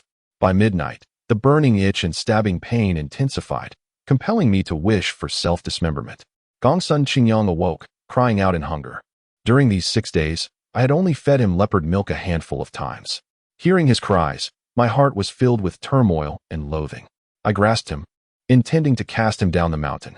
Suddenly, he ceased his sobbing, his large, glistening eyes glaring at me with indignation, and then he burst into a fit of giggles, his chubby arms and legs flailing in the air as if he wished to leap into my embrace. Throughout the year, I had often held him like this, lulling him to sleep, and in my heart, I had already regarded him as my own brother, gazing at his rosy, cherubic face and his innocent, unblemished eyes. My heart softened immediately, and I deeply regretted bringing him here, holding him tightly as tears streamed down my cheeks. Yet, the moment I recalled all that Ji Ning and her son had done to me, I was once again engulfed by a tempest of hatred and fury. Wishing I could strangle him to death, I oscillated between anger, sorrow, and pity, wrestling with myself, contemplating several times whether to cast him off the cliff. Yet I could never bring myself to do so. He remained oblivious, simply clutching my neck, his pudgy fingers curiously tracing the red blemishes on my face, babbling away as though engaging in conversation with me. As the morning star began to fade, signaling the end of the night, an indescribable anguish and turmoil filled my heart. The thought of never having the chance to exact revenge on Ji Ning and her son ignited a fierce flame of hatred within me. Resolutely, I said to him, "Do not blame me. If blame is to be placed, let it be on your mother and brother." Closing my eyes, I summoned all my strength and hurled him away. With a cry of disbelief, Taoist's face was one of shock, unable to fathom that I had truly done such a thing. The flowing sand fairy's face flushed, her autumn-like eyes shimmering with tears, as she sorrowfully remarked, "Indeed, I have ultimately cast him away." The moment he was thrown, it felt as though a knife had pierced my heart. Regret and sorrow surged within me, but it was too late. Upon opening my eyes, I saw him soaring over the precipice, and before he could descend, a few vultures swooped down to seize him, carrying him toward the icy valley. I wept, calling out his name, pouring every ounce of strength into a frantic chase, yet I could only watch helplessly as those vultures joyously soared past the snow-capped peaks, delving deep into the icy gorge. Just as he was about to vanish from sight atop the mountain, 2 snow eagles suddenly surged forth, clashing violently, causing the child to tumble from their grasp, plummeting into the vast glacier canyon. The flowing sand fairy murmured, "In these years, I have taken countless lives without a flicker of remorse, but only the death of this child fills me with profound regret and sorrow. Had he survived, he would now be 3 or 4 years older, blossoming into a handsome and robust young man." As she uttered the last sentence, her voice trembled, and tears could no longer be contained. Tuobiyi, feeling a pang of sorrow, grasped her hand and reassured her, "None are infallible. Who among us is without fault? You need not bear such heavy self-reproach. Perhaps that child was destined for greatness and may have evaded calamity." The flowing sand fairy offered a faint smile, shaking her head. "No one dares to tread upon the God Emperor Mountain. Who could save him? Even if he survived the fall from such a height, within half a day, he would either be devoured by the eagles and wolves or buried alive beneath the collapsing glacier." After a brief pause, she continued, "Watching him plunge into the vast glacier canyon, I felt as if all my strength had drained away, and I collapsed limply to the ground. The affliction upon my body began to manifest, with dark purple pus and blood oozing continuously, dripping onto the snow-covered ground, releasing wisps of steam. The vultures descended in relentless waves, pecking at my flesh with a ferocity akin to torrential rain, inflicting unbearable pain that rendered me unconscious. In a hazy state, I lost track of time, until I suddenly perceived a faint melody resembling the gentle flow of a river in the Milky Way, ineffably ethereal and enchanting. I mused that I must have entered the realm of immortals, yearning to open my eyes and behold the truth. Yet my eyelids felt as heavy as if burdened by 1,000 weights, and my body was enveloped in a chilling sensation, an indescribable comfort that lulled me back into oblivion. I drifted in and out of consciousness several times, teetering on the brink of sleep once more. At last, I heard the caress of the wind stirring the treetops and the gentle murmur of water nearby. Upon opening my eyes, I was greeted by resplendent sunlight, dancing through the fluttering leaves, casting a kaleidoscope of colors. Butterflies floated gracefully above me, and the fragrance of blossoms and fresh grass enveloped me like soft, billowy clouds, cradling my spirit in the air. In that fleeting moment, I forgot who I was, where I came from, and where I was headed. I gazed vacantly at the azure sky, where wisps of white clouds drifted, and was suddenly overcome by an inexplicable, intoxicating happiness. Suddenly, a low, melodious voice broke the silence, playfully announcing, "You have finally awakened." I was startled, sitting upright to discover I was bare, resting upon a brown, beastly hide, half submerged in the stream. My porcelain, smooth body was immersed in the crystal-clear mountain water, glistening under the sun's brilliant rays. I caught a glimpse of my reflection, long, dark hair cascading down, damp against my rosy cheeks, and in that instant, I recalled who I was. Turning my head, I saw the figure standing in the stream, clad in flowing purple garments, white hair billowing, smiling down at me, radiating sunlight as though we were meeting anew in the realm of the divine. The god emperor. Tuobai could not suppress a laugh, although he had long anticipated her salvation by the hands of Shinong. Hearing it confirmed brought him a sigh of relief, filling his heart with warmth and joy. The sand fairy's eyes sparkled with delight, her lips curled into a gentle smile. "I see him," she exclaimed, a mix of surprise and joy washing over her. Yet, suddenly realizing her state of undress, she blushed deeply and cried out, hastily retreating into the water. He paused momentarily, unable to contain his amusement, bursting into laughter. "Oh, does the little yellow-haired girl feel shy? For the past half-year, I have been assisting you with your cleansing, and all that is to be seen has already been seen." Tuobai was taken aback, exclaiming, "Half a year? Have you truly been unconscious for that long?" The sand fairy replied with a sweet smile, "Indeed. That night, when I fell into a stupor atop the heavenly emperor peak, he fortuitously returned from his wanderings, dispelling the vultures and saving me. However, the toxins within me ran too deep. Over the course of a year, I had been afflicted by over 3,000 varieties of poison from the Ji Ning, compounded with the carved in heart and bone flower. A multitude of poisons concurrently afflicted me, and though he is well-versed in herbs and possesses unparalleled medical skills, he could not remedy them all at once. Thus, he sealed my meridians and administered antidotes one by one. During my 6 months of unconsciousness, he traversed mountains and rivers, gathering herbs to counteract the poison. Only the heart-engraving flower bore an excessively fierce toxicity, although it could be temporarily subdued by rare herbs such as dream-sinking grass. Any lapse in caution would trigger an immediate resurgence. Thus, he diligently ground dream-sinking grass, verdant night flower, jade skin fruit, and other miraculous herbs into a paste each day, meticulously cleansing my entire body before applying it with care. For over 180 days, this routine never wavered. Tuobai was engulfed by a myriad of emotions. Reflecting, a drop of water given in kindness should be repaid with a fountain of gratitude. It was no wonder that, for 4 long years, the divine emperor had been so devoted to her. She had vigilantly guarded his stone statue day and night, seeking any means to restore him to life.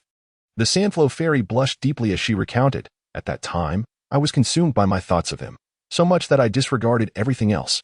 He would help me wash my body each day, and I felt both embarrassed and furious, often throwing tantrums. When I cried and fussed, he merely observed with amusement, chuckling and asserting that he was akin to my great-great-great-grandfather.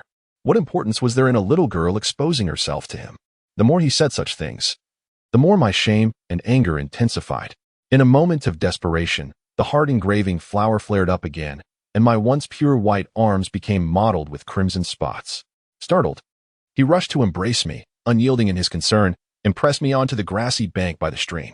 He retrieved the herbal paste from his gourd and meticulously applied it to my skin. As she spoke, her face flushed deeper. After a pause, she continued softly. I struggled fiercely, but soon I lacked the strength to resist, lying limply in the stream, gasping for breath, allowing his fingers to caress my body.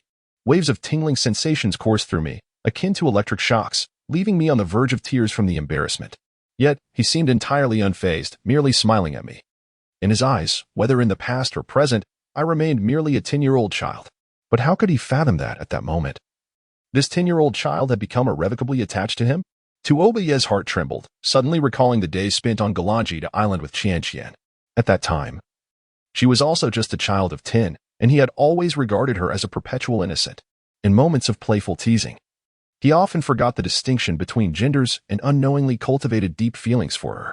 Now, reflecting on those inexplicable youthful sentiments and her charmingly delicate pouts and smiles, he felt a pang of sorrow as he remembered their now estranged sibling bond, akin to that of strangers. The Sandflow fairy, lost in her reverie, softly murmured. After struggling for a while, I finally succumbed to fatigue, lying weakly in the stream, gasping heavily while his fingers glided over my body, sending waves of shivering sensations through me.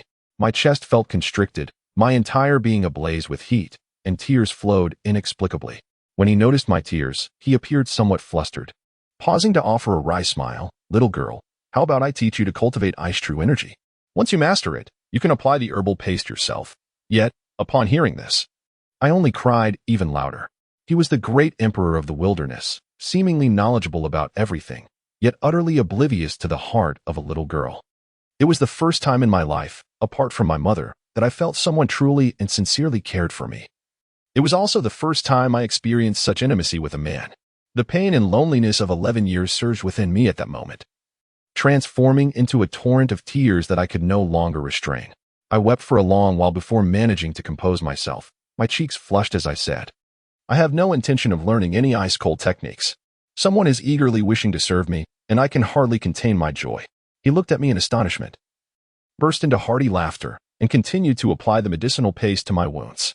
As I gazed upon his downcast face, deep lines etched like scars on his bronzed forehead framed his snowy white hair, his well-defined nose, and clear, sparkling eyes, my heart raced incessantly, realizing that although he was aged, he possessed a striking handsomeness. The cool ointment applied to my skin felt like a flame igniting within me. Once he had finished applying the medicine, he wrapped me in a piece of brownish-yellow beast hide, cool and soft, an indescribable comfort. I inquired about the origin of the hide, and he replied that it was from a nameless demon dog found on Heavenly Emperor Mountain, capable of warding off poison and malice. I suggested that since it resembled the beast I had seen by the stream, we could name it Streamside. From that moment on, whenever we encountered a rare flower or animal, I was to name it, even that she was named by me. She recounted softly, a smile gracing her lips, her gaze distant, as if she had forgotten that Tuobaye was beside her and had returned to that late spring afternoon many years ago. That night, the dense foliage of the southern wilderness concealed every star, the world enveloped in silence, as if in slumber. I lay upon a thick bed of fallen leaves, listening to his long, steady breaths, stealing glances at his profile, overwhelmed with an unprecedented sense of happiness, joy, and tranquility. As dawn approached, birds began to sing in the treetops, ants scuttled over the leaves, and a gentle breeze caressed my hair, finally lulling me into sleep. Never before had I slept so soundly, free from nightmares and fears. When I awoke, the sunlight was blinding, the wind howled, and I found myself sprawled across his back, beneath towering snow-capped mountains and a roaring river. I was oblivious to my surroundings, unaware of my destination, yet my heart felt no concern. From that moment on, his broad back became my entire world. From that day forth, he took me to numerous places, collecting countless herbs. Each day, I would pinch my nose and drink the concoction of myriad flavors, begging him to share tales of the vast wilderness, listening eagerly as he played his flute. Enthralled by his explanations of the miraculous properties of exotic flowers and plants, I even learned a great deal about the mystical skills and spells of various ethnic groups from him. Yet, what I anticipated most was his tender application of the medicinal paste each evening. Though I had yet to experience the intimate affairs between men and women, I had seen and heard too much in my life. His fingers gliding over my skin felt electrifying, sending waves of sensation coursing through me, leaving me breathless. In those moments, it felt as if a fire ignited in my belly, searing my throat, and spreading warmth to every inch of my skin he touched. Growing more intense with each passing day, Tuoba's face flushed, a hint of embarrassment flickering across it. The sand fairy, utterly unfazed, gazed with sparkling eyes and softly remarked, "Yet he still perceives me merely as a child." When he applied the ointment to my wounds, I deliberately struck some alluring poses. But he could only chuckle, laughing heartily. Frustration welled within me, and out of spite, I chose to ignore him, vowing that one day I would blossom into a woman of exquisite beauty, rendering him utterly enchanted and unable to restrain himself. However, 2 years passed, and I remained trapped in the form of a child, having not grown even a single inch. Observing the statuesque figures of other women, I felt both jealousy and anxiety. I longed to emerge from my cocoon and transform into a beautiful butterfly. One day, atop the Longqiu peak of the Nanji Mountains, I heard him playing the flute, endlessly repeating the same melody, a fleeting moment of beauty. Unable to contain my curiosity, I inquired about it, but he merely stared blankly, his expression forlorn, as if burdened by unspoken thoughts. An inexplicable fear gripped me, prompting me to feign anger and create a commotion as I stormed back to the Divine Emperor Mountain. His face grew increasingly grim, and suddenly he shouted, leaving me momentarily stunned. For over 2 years, regardless of my antics, he had never scolded me, let alone raised his voice. A blend of fear and indignation surged within me, and I could not help but weep. Upon witnessing my sorrow, his demeanor softened, filled with remorse as he comforted me. Eventually, he revealed that on this very day, over 2 centuries ago, he had watched the love of his life be ferried away to the Tang Valley, his heart torn asunder with helplessness. At that moment, I felt as though struck by lightning. A thunderous cacophony erupted in my mind, and my heart felt as though it were being tightly constricted, nearly halting my breath. Time lost meaning as waves of sorrow, jealousy, and anger surged within me, and the name of the long-unseen saneness of the Wood clan swiftly eclipsed that of Ji Ning and Gong Sunning Ho, becoming the object of my deepest hatred. That night, as he fell into slumber, I gazed dreamily at his face illuminated by moonlight, suddenly loathing the very wrinkles I once cherished. If only he had been born 2 centuries later. If only I could have met him in his youth. If only I could grow up more swiftly. My mind spiraled through countless ifs. Yet, as he had said, my heart was wrenched, and I remained powerless. The more I pondered, the greater my pain. I suddenly realized he would never love me as my mother did, devoting his affection solely to me. For in the depths of his heart, another woman had long since claimed his love, 200 years prior. This thought threatened to tear me apart, and tears streamed forth uncontrollably as I clung to him, sobbing loudly. Startled awake, he intended to inquire about my distress, but as I wept and held him tightly, I recklessly kissed his lips. Reminiscent of the way I had seen other women seduce Gong Sunning Ho, disregarding everything else. Tears mingled between our lips, a bittersweet blend reminiscent of the bittersweet flower. A fiery turmoil erupted within me, convulsing painfully as though my very insides were being twisted together. He remained dazed for a moment before regaining his composure, abruptly pushing me away, gazing at me in astonishment, as though I were a stranger. After a prolonged silence, he dryly stated that he had only ever seen me as a child, believing me to be nothing more than that. Overwhelmed by shame, anger, sorrow, and despair, I sat on the ground, trembling as I wept, intermittently questioning him why, if he regarded me as an inconsequential child, he had saved me that day. Why had he not allowed me to perish alone on the snowy mountain, thus ending my suffering? Why had he treated me with such kindness? Was he merely toying with me, akin to a cruel puppet master? Listening to the soft, mournful echoes of my inquiries, Tuoba's cheeks burned as he was transported back to the eve of the sacred maideness ascendance, envisioning her grasping the snow crane hairpin. Her eyes filled with profound sorrow, piercing his heart with a sharp ache. The flowing sand fairy remarked that Shenong, upon hearing my cries, appeared as if turned to stone, slowly revealing that the venomous arts of Ji Ning, mother and son, had been imparted by him. He expressed his deep remorse for failing to save me in the pit of the maternal earth, which compelled him to exhaust every effort to restore me to health. He also noted the nearly 3-century gap between us, one akin to the dawn, the other to the dusk, a union fated to be impossible. My heart ached further at his words, rendering me breathless with tears as I cried, "It is too late. I have already come to cherish you. I care not for your age. All beings grow and age. When I too grow old, cannot we then be together?"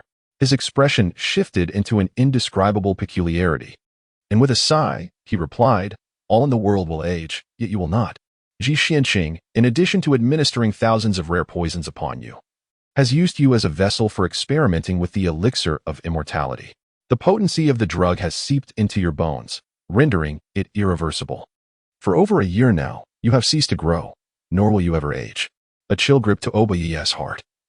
The elixir of immortality was said to have been created by Nuwa and had been lost to time for millennia. The Witch Gu and Witch Shen of the 10 Witches of Lingshan had sought the formula tirelessly, yet their efforts had always proven futile. It was unfathomable that Ji Ning could refine such a potion, her mastery over poison immeasurable. With a raised brow, the flowing sand fairy laughed lightly. Were this said to any other woman, she would surely be elated. Yet to my ears, it sounded like thunderclaps, leaving me dazed, unable to even weep. Contemplating a lifetime without the prospect of aging and the utter impossibility of any connection with him, I felt an overwhelming desire to rend Ji Ning, that ancient hag, into pieces. Tuobaye's heart sank in melancholy. The elixir of eternal youth, a treasure long coveted by the women of the great wasteland, had ironically been bestowed upon the flowing sand fairy, who longed more than anyone to experience the passage of time. Such is the absurdity of fate and the caprices of destiny. With gritted teeth, the flowing sand fairy declared, the next day.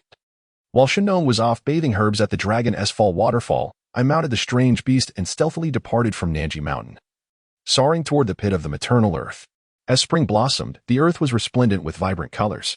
Ji Ning, that ancient witch, was gathering nectar on the reflection peak when she spotted me.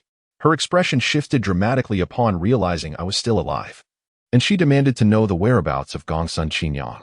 Fueled by rage and sorrow, I feigned a smile and replied, I boiled your son's flesh and bones until they were tender, consuming every last morsel. The poison of the heart-engraving flower has thus been neutralized. Believing my words, she charged at me in a frenzy. If I were to truly engage him in combat, even 10 of me would pale in comparison to a mere finger of hers. Yet, I had already resigned myself to a fate of mutual destruction, unafraid of death. What then was there to fear from her? I was struck repeatedly by her earth fire blade, my body feeling as though it might explode. However, she too fell victim to my mother-son needles and a multitude of venomous poisons, her body bruised and battered, and we both collapsed by the mirror lake. Gongsun Ho, upon hearing the commotion, rushed over, a mix of shock and fury on his face. He struck down with a palm, and though I wished to retaliate, it was already too late. In that fleeting moment, my meridians shattered, and the heart-wrenching pain, which I had struggled to suppress, surged forth uncontrollably, engulfing me in a fiery torment akin to descending into hell, plunging into a sea of flames and mountains of blades. When I regained consciousness, I heard a cacophony of chattering and found myself surrounded by 10 peculiar little beings, each only a few inches tall. To Obayechi exclaimed, the 10 witches of Ling Mountain? Could it be that the divine emperor rescued you and brought you here for healing? The Sandflow fairy smiled softly and replied, indeed. Just as Gongsun Ho sought to end my life, Shenong arrived. In his fury, Gongsun tore away all pretense, revealing the countless lives he had extinguished with his poisons over the years.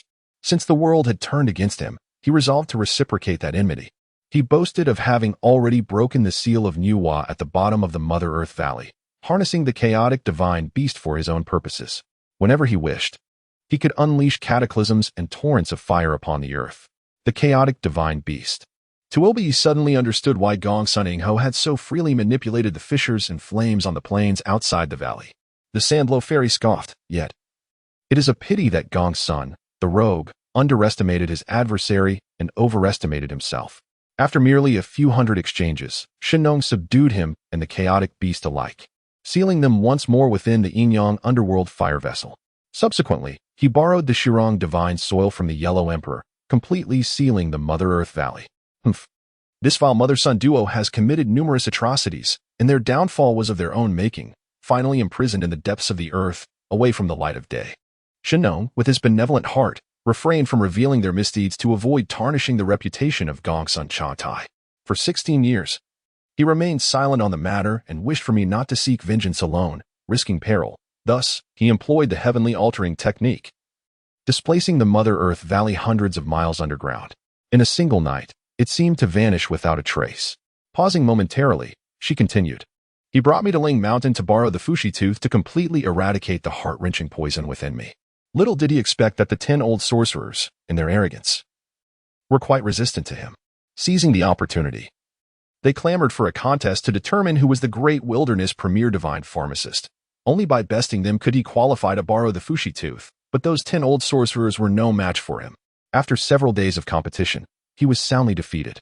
The old sorcerers, infuriated, cried out that he had merely relied on the ochre whip to achieve victory, claiming his triumph was unjust. Thus, he cast aside the whip and competed again, only to achieve overwhelming success once more. The 10 old sorcerers, enraged and flustered, huffed and puffed, stating, "If Ji Ning is indeed the foremost divine pharmacist, why then does he still seek to borrow the Fushi tooth to save someone?" They brazenly refused to lend it. In a moment of resignation, he took the initiative to propose a final formal duel. This time, he deliberately acquiesced to the whims of the 10 witches, conceding the title of god of medicine and even intentionally losing the Jiabian. This maneuver delighted the 10 ancient fiends, who willingly agreed to lend him the Fushi Fang. Upon hearing this, Tuoba Yi began to grasp the intricacies of this bygone saga of the great wilderness and understood her relentless desire to extinguish the 10 witches' fervor, reclaiming the Jiabian. Although he only heard a few scattered words from her, he couldn't help but reminisce about the divine emperor's bygone days, effortlessly subduing demons and spirits, his grace unparalleled. Treating the so-called divine artifacts as mere trifles, offering them up with ease, leaving him awestruck and reverent. The Sand Fairy's expression was one of profound sorrow as she murmured, "The Fushi Fang has subdued all the poison within me, yet it has severed all ties between him and me." Since descending from Ling Mountain, dusk had fallen. The evening glow painted the sky, and bats flitted about. He smiled and remarked, "No matter how beautiful the sunset, it is but a fleeting moment. One day, you will come to understand." I wished to speak, but words eluded me. Watching his silhouette blur into the distance, reminiscent of my mother, he eventually vanished into the twilight. Tears streamed forth, transforming me back into that once-lost girl, utterly devoid of support. Since that day, with the vastness of heaven and earth in the sea of humanity, the prospect of seeing him again seemed as formidable as scaling the heavens. At this juncture, her throat felt constricted, and she managed a strained smile. Before she could utter another word, a thunderous explosion erupted outside the coffin, flames dancing wildly, melting away the ice and snow. Another week passed. As the azure and violet flames surged once more, Tuoba Yi hurriedly extinguished the Taoist Huading, concealing it within his sleeve. A chill ran through his fingers as they brushed against something cold and smooth.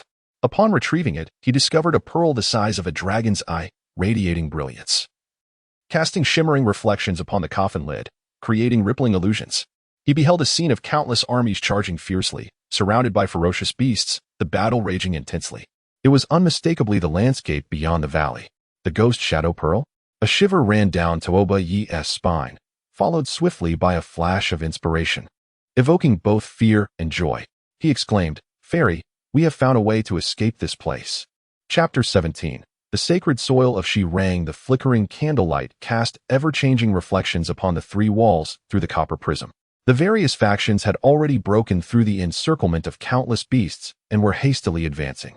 The divine beings such as Ji Yuanxian, Lai Yin, Ing Long, and Zhu Rong had mounted their beasts and soared above the hills of Paimu, circling as if preparing to charge. Within the divine vessel, purple flames danced wildly. And Tuoba Yi and his companion had risen from the stone coffin, drenched in sweat, their faces adorned with expressions of astonished delight. The Rainmaster's consort felt her heart pounding violently, her tension palpable, yet a gentle smile graced her lips as she remarked, "In half an hour, the elite warriors of the earth, fire, and water clans will arrive outside the divine vessel mountain. I shall see how much longer you can contain him." Gong Suning Ho and Chen Yu exchanged glances, erupting into hearty laughter, seemingly unfazed by the impending threat. "Rainmaster, do you believe that after years of planning, we lack even a modicum of strategy?" The fire revenge fairy turned, her crescent moon-shaped eyes shimmering with light, and softly inquired, "Can you guess whether the combined might of these individuals even amounts to 1% of the power of the great goddess Niwa? They could hardly subdue the ferocious beasts that even Niwa struggled to control. How could they possibly succeed?" As she spoke, her slender fingers, resembling jade onions, gently caressed the chaotic ring on her left wrist, as golden light flashed, subtly revealing an ancient script. Suddenly, the entire underground palace quaked violently, tables rocked, and a tempest seemed to sweep in from nowhere, stirring dust into a frenzy, causing the candle flames to flicker erratically, while a low, thunderous roar resonated from beneath the earth. The expression on the Rainmaster's consort shifted in alarm. Could it be that these two truly intended to release the chaotic beast? Both surprised and furious, she laughed derisively. "Once the chaotic beast is unleashed, even if they cannot contain it, can you?" She added, "Sister Chun Yu is at least a descendant of the Fire Clan. Does she not understand the peril of playing with fire? Gong's son Ing Ho's pale, handsome face flickered between shadows and light. As he embraced Chun Yu's slender waist and chuckled, in the beginning, the world was but a chaos. Today merely follows the heavenly path, returning to chaos. I am intrinsically one with this chaos. Why must I subdue it? His words implied he had already grasped the secret to merging with the chaotic beast. A chill ran through the Rain Master's consort. This man had ranked among the 10 gods of the great wilderness 16 years ago. And if he were to merge with this ancient ferocious beast today, his ferocity would only intensify. It was likely that even the candle dragon would not stand a chance against him. The fire revenge fairy, radiant with joy and pride, altered her gestures. Caressing the chaotic ring, her cherry lips moving as she chanted incantations. The tremors in the Yangji palace grew increasingly violent, as several massive pillars threatened to topple. And cracks appeared in the walls and stone floor, sending dust and smoke swirling around. In an instant, this seemingly impregnable underground palace appeared on the verge of collapse. The fire revenge fairy, her face aglow, filled with both joy and triumph, chuckled, "Let us depart. This bridal chamber shall remain for the dragon maiden to enjoy with Prince Tuoba in the underworld." With a graceful stride, she began to walk out. Gong's son Ing Ho pinched the cheek of the Rain Master's consort, a smirk playing on his lips as he sighed, such a beautiful visage, yet alas, destined to become a skeleton beneath the earth. With a flick of his fingers, a sharp sound echoed, and she was immediately ensnared by the fiery silks of the earth. Engulfed in flames, struggling to breathe, at this critical juncture of life and death, the Rain Master's consort found her initial feelings of dread and fury dissipating as she gazed into the copper prism. Her heart filled with a bittersweet resolve upon seeing Tuoba Yi. She thought to herself, once they depart, she would employ the ice blood great art to escape this place. Even if it meant her soul would be torn asunder, she was determined to rescue Xiao Yu from the divine pot mountain. The ice blood great art. A perilous 2-injury spell from the Northern Sea's cold ice palace was not to be trifled with. Once unleashed, the blood within one's body would solidify like ice, and one's vital energy would surge exponentially. Once the ice blood melted, the meridians would be severed, rendering even the divine incapable of salvation. It was a technique that none would dare use lightly unless absolutely necessary. Yet, in this moment, she cast aside such concerns. With her plans firmly established, her heart became tranquil and clear, and a faint smile graced her lips.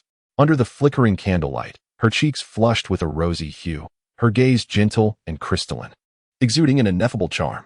Gong's son Ing Ho turned to leave, but a surge of emotion compelled him to lean closer and whisper in her ear, "Dear sister, I have never forgotten the promise I made you.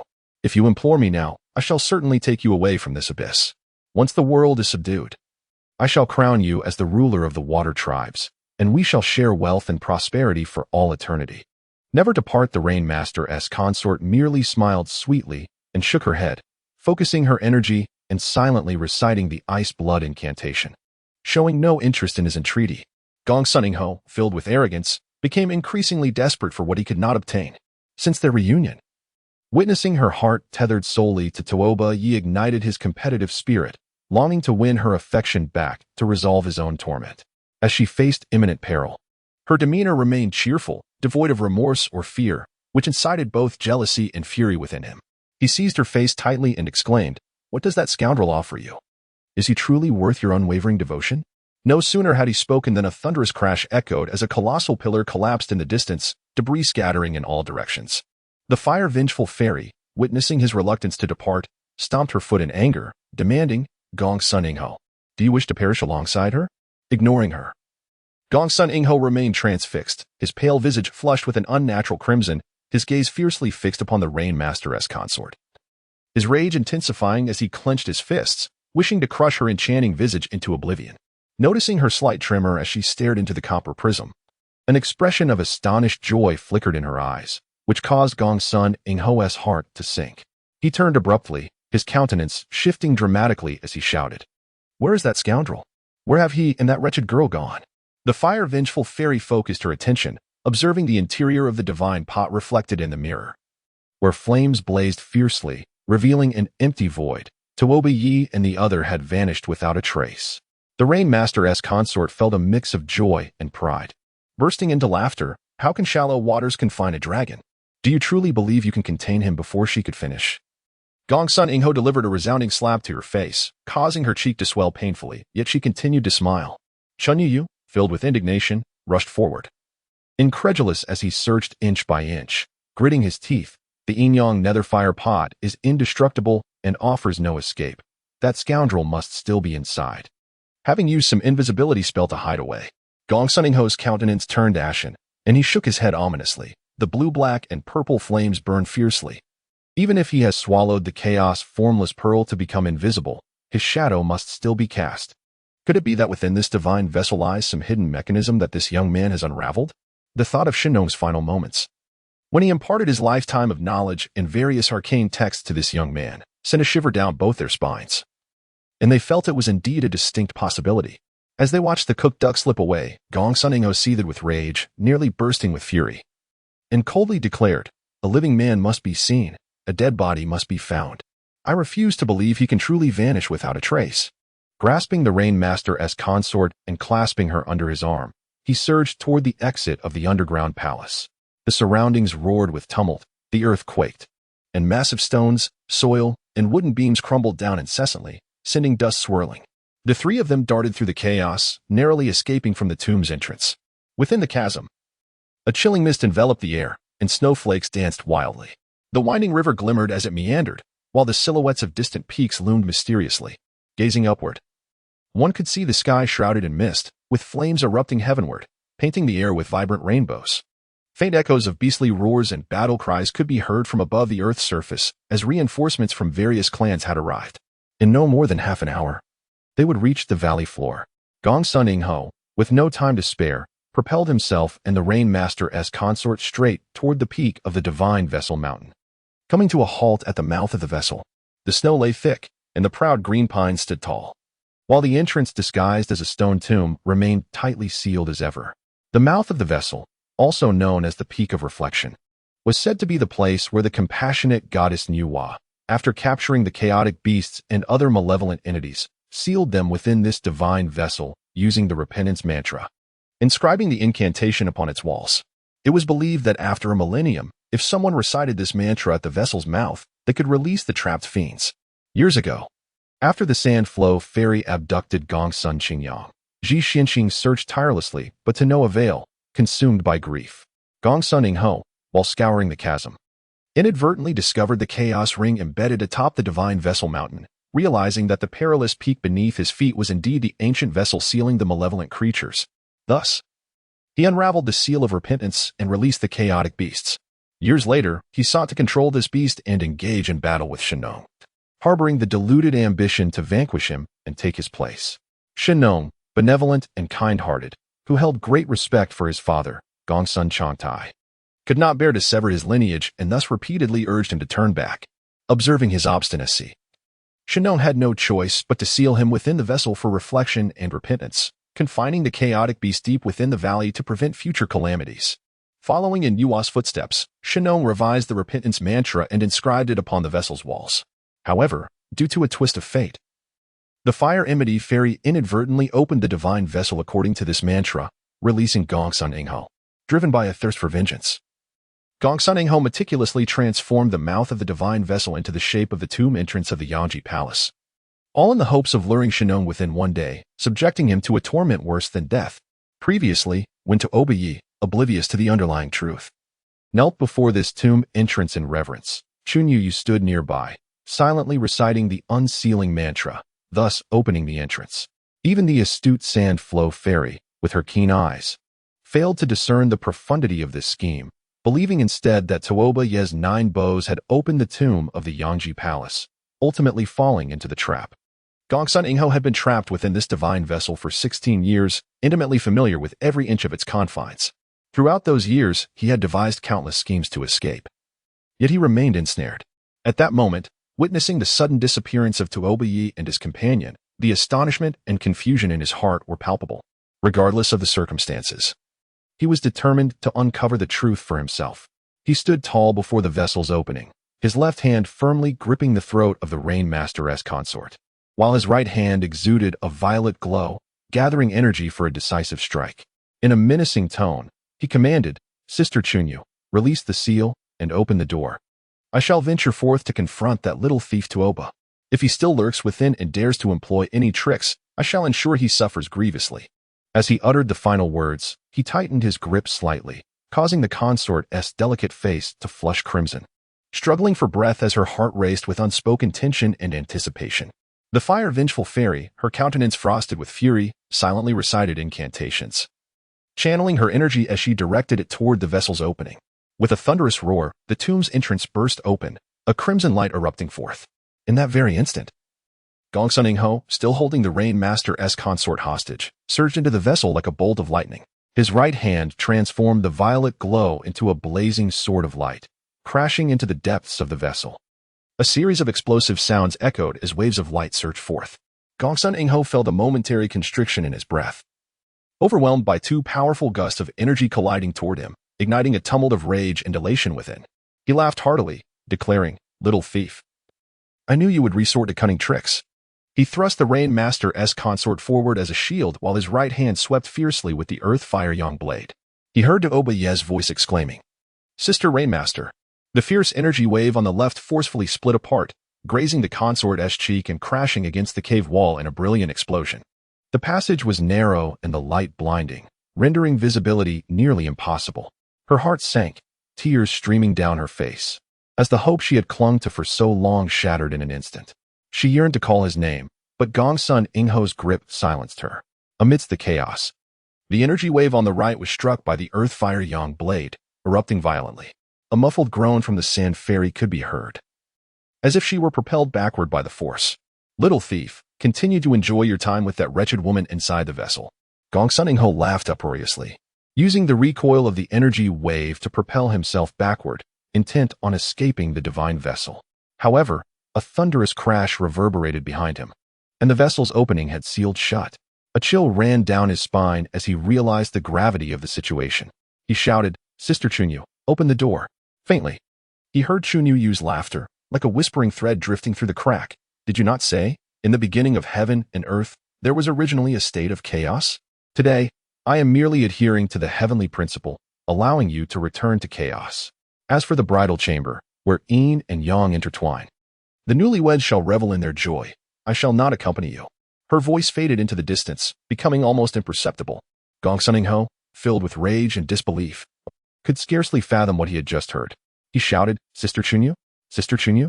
But all that met his ears was the resounding echo of silence. In the darkness, only the sweet, crisp laughter of the Sand Fairy could be heard, delighting in the irony. "Marvelous, simply marvelous. Gongsun the Rogue. Who would have thought you would meet such a fate today? After having toyed with so many women, you have finally been outwitted by one." This was indeed a moment of divine retribution, as the heavens bore witness to his comeuppance. Gongsun Ingho felt as though he had suddenly plunged into an abyss, his body drenched in cold sweat and an icy chill permeating his bones. He muttered, "It cannot be. It cannot be. She would never harm me like this. If she intended to imprison me within this yin-yang netherfire cauldron, why would she have released me in the first place?" A shiver ran through him as he exclaimed, "Of course, the Chaos Ring. That is what she desires." In an instant, clarity dawned upon him, his teeth clenched in fury as he realized, "This vile woman has gone to great lengths merely to deceive me and seize the Chaos Ring." He was consumed by a mix of anger and regret, remembering the immense effort he had invested in subduing the Chaos Divine Beast, now poised to fall into the hands of this southern barbarian enchantress, which nearly made his heart explode in rage. He let out a furious roar, his Earth Fire Yang blade striking down upon the mouth of the cauldron with a thunderous crash. As the chasm split open, the clouds glowed like a sea of colors, towering peaks stood like sentinels, and the cacophony of shrieks and roars reverberated like thunder. As countless ferocious birds and beasts surged forth from the depths, swirling above and surrounding the assembled heroes in a brutal melee. "Where is Prince Tuoba?" Amidst the tumultuous shouts, a voice suddenly cried out in alarm. The crowd looked up to see a dazzling display of radiant light piercing the sky, illuminating the blue expanse and creating a scene within the divine cauldron. Flames blazed fiercely, yet it was eerily empty. Both Tuoba and the Sand Fairy had vanished without a trace. Ji Yuanxian felt a jolt, retrieving the ghost shadow pearl to discover that the scene matched perfectly with the illusion above. The blazing flames paused briefly, filled with unexpected joy as he laughed. "My younger brother is truly remarkable. I never expected him to escape even from this divine cauldron. Zhu Rong, Ying Long, and the others exchanged glances, equally astonished. The Yin-Yang Netherfire Cauldron was an artifact used by Nuwa to seal ancient demons, and for Tuoba Yi to have slipped away unnoticed was utterly unfathomable. The crowd was filled with a mix of shock and elation. Despite their confusion, they could not help but join in jubilant cheers. Only Ji Yuanxian felt a subtle sense of unease, pondering, strange, even if there is another outlet within the divine cauldron. How could the 8 trigrams platform and the stone coffin at the bottom vanish into thin air? Could it be? A thought flickered in his mind, and he grasped the reasoning, a faint, elusive smile curling at the corners of his lips. He then tucked the ghost shadow pearl into his robe and declared loudly, "Friends, while Prince Tuoba has escaped, the Dragon Empress remains in peril. Let us gather our strength and descend into the valley to eradicate Gongsun Ingho, avenging the countless innocent lives lost in recent days." The crowd erupted in cheers, their spirits soaring as they mounted fierce avian beasts, ready to plunge downward. Suddenly, a thunderous roar erupted from beneath the skin of the earth, as if a storm had been unleashed. The clouds dispersed, the peaks swayed, and countless ferocious birds and beasts screeched and soared skyward, swirling around the gathered heroes in a tumultuous frenzy, casting a shadow like a black cloud over the azure sky. The radiant light in the air dimmed, and the illusions vanished entirely. The heroes looked down to see the valley filled with rolling clouds and flames surging upward like tumultuous waves, countless beams of colorful light bursting forth like swords, dazzling their eyes. Ying Long's expression hardened as he intently warned, "Your Majesty, we must flee. The earth fire is about to erupt again." No sooner had the words left his lips than the vibrant cloud sea below surged upward with a tremendous roar, bursting into a riot of colors. As thousands of fiery serpents shot upward in a furious dance, the searing wind sweeping towards the crowd, sending them into a panic as they scattered in alarm. The earth split open, and flames surged skyward as countless walls of fire, towering 100 feet high, erupted across the vast plains, intertwining in chaotic splendor. People rode their beasts, darting to evade the inferno, soaring into the heavens. Yet, a moment's carelessness could lead to being engulfed by the fiery tongues, resulting in agonized screams as they fell, ablaze, into the abyss below. As far as the eye could see, the realm of the true tomb had transformed into an endless sea of flame. The southern wilderness was thrown into disarray. Beasts fled in terror, some consumed by the raging flames, others swallowed by the ever-widening fissures in the ground, their mournful cries echoing incessantly. Amidst the cacophony, the towering peaks of the Pima Earth Hill, Zhaoying Peak, Xuanwu Peak, and 5 other steep summits collapsed in succession, sending plumes of dust spiraling into the air. The ground trembled violently. Cracks widened dramatically, followed by a thunderous roar as the earth within several miles of the hills suddenly caved in, forming a colossal basin. The valiant riders ascended nearly 200 feet, still feeling the searing heat, circling above in a state of shock. The soldiers of the Tuzu Flying Beast Army were left astounded, gripped by a bewildering fear. The ferocity of this eruption surpassed all previous occurrences, even eclipsing the earth fire that had consumed the 8 tribes of Baisyan 3 days prior. Should they delay their escape any longer, the multitude of heroes from various clans would likely join the water demons and the spectral beings in the depths below. Lu Wu furrowed his brow, perplexed. Isn't the earth fire within Pima Earth Hill supposed to erupt every hour? How could it surge again in such a short span? A strange expression flickered across Ying Long's gaunt visage, a mixture of fear and exhilaration, as his dark eyes fixed coldly upon the surging flames of the chasm. If this were mere earth fire, how could it possess such tremendous power? The goddess Nuwa, in a moment of compassion, has inadvertently unleashed a cataclysm of unimaginable proportions. Before he could finish, a resounding roar erupted from the chasm, accompanied by a brilliant flash of crimson light, causing a buzzing in the minds of the onlookers, their blood surging chaotically. Dozens of riders lost their balance, darkness engulfing their vision as they plummeted. Boom! The ground on the southern side of Pimu Earth Hill shattered violently, stones flying, flames erupting, as a colossal crimson tentacle shot skyward, arcing gracefully before crashing down onto the earth, shattering a nearby mountain into fragments. Bang! Bang! Bang! Purple light exploded in rapid succession, waves of energy surging forth as Gongsun Ingho roared in a frenzy, wielding the earth fire's yang extreme blade in a chaotic flurry, desperate to carve a path to freedom. Yet the stone door remained immovable. Sealed within the vessel for 16 long years, he endured the torment of freezing cold and searing heat, teetering on the brink of madness. Finally liberated, he envisioned vengeance and dominion, only to find himself ensnared once more by the very woman he had trusted most. Even with a heart of iron, he felt the brink of collapse. Flames danced wildly, illuminating the corridor as the sand fairy stood several feet away, leaning against the stone wall, her laughter echoing with scorn. Her cheeks flushed with mirth, oblivious to her own entrapment within the vessel. Only Duobi seemed oblivious to the chaos around him. Fixated on the tear-streaked smile of the rain mistress, his throat constricted, emotions swirling within him, an amalgamation of joy and sorrow, dissolving his previous anxiety and fear, leaving only boundless tenderness, tranquility, and delight. As long as she is by his side, the location or the possibility of separation becomes utterly inconsequential. Suddenly, Gong Suningho whirled around, his eyes ablaze with fury, glaring at Tuobi Yi and his companion, gritting his teeth and declaring, "You two little thieves, unless I tear you to shreds today, my heart's resentment shall never be quelled." With a swift motion, he tightened his grip around the throat of Yu Shixia, his voice rising to a menacing pitch. "Before that, I want you to witness her demise with your own eyes." Tuobi Yi, filled with both shock and rage, shouted, "Release her." He crouched low and lunged towards him like lightning, his Tianyuan reversed blade glinting with silver light as it slashed towards Gong Suningho's right flank. Almost simultaneously, the sound of whistling pierced the air as the 36 mother and child needles of the Sandflow Fairy surged forth, targeting Gong Suningho's vital points with ferocity. Gong Suningho let out a chilling laugh, showing no intent to evade. Instead, he seized Yu Shixia as a human shield, using her to block the oncoming Tianyuan reversed blade and the silver needles. Tuobi roared, "Shameless." In an instant, he retracted his blade and, with a reverse palm strike, unleashed a burst of azure light, spiraling forth to ensnare Yu Shixia tightly. Just as he intended to break free, a crimson flash crossed his vision, and the earth fire yang blade struck fiercely at his chest. A tremor of alarm coursed through Tuobi Yi, compelling him to withdraw his hand, redirecting the Tianyuan reversed blade to clash against the searing energy of the earth fire blade. The impact resonated with a thunderous boom. His skin felt scorched, and his entire arm went numb, forcing him to stagger backward uncontrollably. Amidst the delicate reprimand of the Sandflow Fairy, the silver needles danced and swirled, deftly arching over his head before continuing their relentless assault towards Gong Suningho.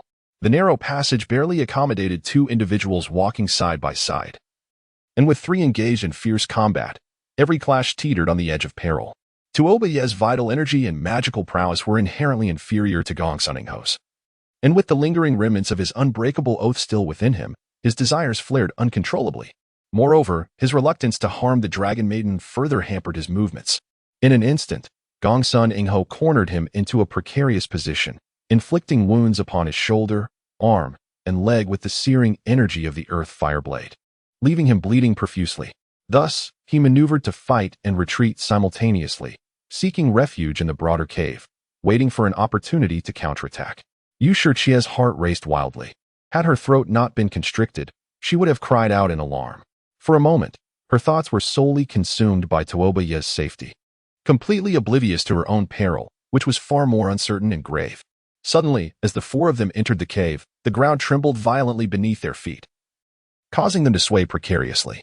Another fierce quake followed, accompanied by a resounding rumble, as if the vast divine jar mountain were about to collapse. All four were alarmed, hastily withdrawing their hands and focusing intently to listen. Tuobi Yi's right hand reached out into the void, and with a sharp sound, the Tao Tai Li Huarding soared upward from the flames at the bottom of the jar, landing squarely in his grasp. Radiance burst forth as a pearl, the size of a dragon's eye, slowly ascended from within the cauldron, scattering myriad illusions that illuminated the breathtaking scenery beyond the earth mound. A realization struck Yu Shixia. She suddenly understood why Tuobi Yi and the Sandflow Fairy had vanished without a trace earlier. Her cheeks flushed with warmth, a smile gracing her lips as she gazed gently at Tuobi Yi, filled with both admiration and pride.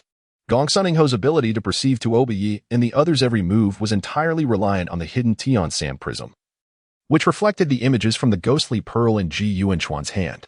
As the saying goes, shadows take shape in mutual reflection. Various factions initially intended to utilize this divine pearl to forge a close connection with Tuobi Yi, gaining insight into the terrain within the earth mounds. However, they inadvertently benefited Gong Suningho, becoming his eyes and ears. Tuobi Yi must have realized this, which is why he deliberately placed the ghostly shadow pearl inside the Tao Tai Li Hua cauldron, concealing it beneath the bottom of the divine vessel, enveloped by the Taoist cauldron. The image reflected by the ghostly shadow pearl naturally depicted the scene within the cauldron. Coincidentally, the shape of the Lihua cauldron bears some resemblance to the Yin Yang Minghu, and it was filled with azure and purple flames. To an outsider, how could they fathom the intricacies concealed within? They would merely assume it was an empty vessel, with the ghostly shadow pearl left behind. In a state of shock and disbelief, Gongsun Ingho had no time to discern the truth and must have rushed over in a fit of urgency. Tuoba Yi and his companion only needed to hide at the vessel's spout, taking advantage of his unpreparedness to break free.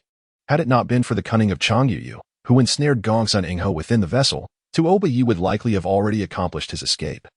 Witnessing Tuoba Yi retrieve the divine pearl from the Taoist cauldron, Gongsun Ingho's complexion shifted dramatically. He grasped the situation, feeling both astonished and regretful, wishing he could consume Tuoba Yi alive to quell his burning rage. Amidst the startled cries of the gathered heroes, a colossal crimson tentacle undulated and suddenly retracted. Following this, a tremor shook the earth as the previously collapsed ground surged upward, fissures splitting open and flames erupting. The ground bulged like a mountain, paused for a moment, and then collapsed in a cacophony of tumbling stones. Almost simultaneously, dozens of enormous tentacles burst forth from the earth, accompanied by a thunderous roar. Sweeping through the chaos and ensnaring the panicked beasts and birds, dragging them into the depths of the earth mound. Onlookers stood dumbfounded, gripped by terror. They had never witnessed such enormous tentacles. Compared to them, the sky-swallowing jellyfish of the West Sea appeared as insignificant as ants. Lu Wu seized a white bronze hexagonal mirror from his sleeve, angling it toward the sky, unleashing a brilliant golden light that shot straight into the earth mound, instantly creating a vast halo that shimmered like rippling water. What manner of creature is that? The crowd gasped in horror. From the light waves reflected by the Jiuyuan cave mirror, a massive sphere was seen rapidly expanding from the depths of the chasm, causing the peaks of the earth mound to tremble and collapse. The spherical entity was covered in enormous dragon scales, resembling countless blinking eyes, flashing between dazzling yellow and fiery red, with a gaping maw from which numerous crimson tentacles emerged, writhing wildly. The Chaos Beast. Ji Yuanchuan's expression shifted drastically as he spoke gravely. Gongsun Ingho is about to unleash the Chaos Beast. The crowd erupted in uproar. The Chaos Divine Beast is one of the most ferocious monsters throughout history. Having been sealed for thousands of years, its wrath unparalleled. Fushi transformed into feathers. Niwa ascended to immortality, and even the divine farmer emperor has become a stone figure. In the current world, it seems no one can subdue its ferocity. If Gongsun Ingho is not swiftly stopped, this catastrophe will inevitably bring even greater devastation to the already tumultuous wilderness. At that moment, a melodious voice echoed from afar. The decree of the Yellow Emperor, the Crown Prince Huangdi, hastened to receive the edict.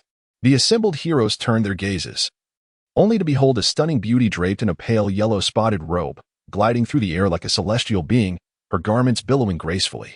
Following her were two charming young maidens, each wielding a long sword, keeping pace with the wind. It was none other than the holy maiden of the Earth tribe, the Wu Luo fairy. The crowd gasped, entranced by her beauty, even finding it difficult to breathe. Thinking to themselves, it is said that the Wu Luo fairy and the Gu Sha fairy are the two most renowned fairies of the great wilderness, and indeed, it is so. Some with narrow minds speculated. 16 years ago, she was infatuated with the noble Gongsun Ingho, nearly forsaking her position as a holy maiden, even engaging in a fierce contest with the Dragon Maiden. Could it be that she has come today, unable to sever old ties, to plead for Gongsun Ingho? In the midst of these thoughts, the warriors of the Earth tribe bowed in reverence. Ji Yuanxian leapt down from the Qilan beast and prostrated in midair, declaring aloud, I, Ji Yuanxian, receive the edict. Ji Shaodian had passed away more than half a year prior, and Ji Yuanxian had yet to complete his 3-year mourning period. Unwilling to officially ascend the throne, the Elder Council, beset by internal and external troubles, urgently needed a monarch to stabilize the hearts of the people and unify them against the enemy. After much persuasion, he reluctantly accepted the title of Crown Prince Huangdi. However, within the Earth Tribe's temple, the tablet of the current Yellow Emperor still bore Ji Shaodian's name. Thus, at this moment, the Earth Tribe effectively had 2 Yellow Emperors. The Wu Luo fairy steadied herself in the air, retrieving a yellow scroll from her sleeve, slowly unfurling it, her voice gentle as she read, Heaven above, earth below. The decree of the Earth Tribe's Yellow Emperor states, The traitor Gongsun Ingho, dwelling in the Earth Mound, has unleashed malice, harming the innocent, his crimes immeasurable, inciting the wrath of gods and men alike. Furthermore, he has audaciously unraveled the seal of Nuwa, intending to plunge the great wilderness into chaos. Fortunately, the Divine Emperor has sealed this menace with the Yin-Yang Netherfire Cauldron, subduing the chaotic beasts and using the divine earth of Shirong to mend the Earth Mound, thus averting this catastrophe, a true blessing for all living beings. The Divine Emperor has transformed, and the 9 provinces are left without a ruler, with demons emerging everywhere. Should I, in 100 years, see the Earth Mound rise again in the great wilderness, the succeeding Yellow Emperor must exert all efforts to mend the fissures, quell the demons, and ensure that the creatures of Zhengzhou do not suffer further calamity. Since ancient times, righteousness and evil cannot coexist, and the law does not allow for leniency. Should there be those who ally with demons and assist in their tyranny, they shall face heavenly retribution and earthly annihilation. With no mercy shown, her voice resonated like the clash of jade, crisp and enchanting. The reading of this decree by her was particularly melodious and captivating. Upon hearing it, the assembly was moved profoundly, finally understanding the secret behind Gongsun Ingho's and the Earth Mound's sudden disappearance years ago. Ji Shaodian must have foreseen today's circumstances, thus establishing this decree in advance to quell public opinion. It was unexpected that the Wu Luo fairy, who had once held deep feelings for Gongsun Ingho, would be the one to recite this edict 16 years later. Truly, the affairs of the world are ever-changing, and the will of heaven is inscrutable. After finishing the reading of the decree, the Wu Luo fairy rolled up the scroll and handed it to Ji Yuanxian. She then produced a brass box from her sleeve, her expression calm as autumn waters, devoid of any ripples, softly stating, "Wu Luo, on behalf of the Elder Council, presents the Shirong Divine Earth to your Majesty, to seal and mend the rift, to subdue the demons." The crowd erupted in excitement. The Shirong Divine Earth, also known as the chaotic celestial soil, possessed greater divine power than the 7-colored earth. It is said to be the sacred mud that remained from Pangu's creation of heaven and earth, expanding boundlessly when exposed to the wind. Once solidified, it becomes harder than dark iron, impervious to any divine weapon. During Nuwa's repair of the heavens, she had also utilized the Shirong Divine Earth. Later, realizing the overwhelming power of this soil and the potential for untold calamities with a mere misstep, they decided to retain only a square of 3 feet, securing it within 9 brass containers hidden among the 9 sacred mountains of the Earth Tribe. For millennia, the Earth Tribe has faithfully adhered to the edicts of Enwa, and even when besieged by the deluge of the Water Tribe, they dared not recklessly employ this soil.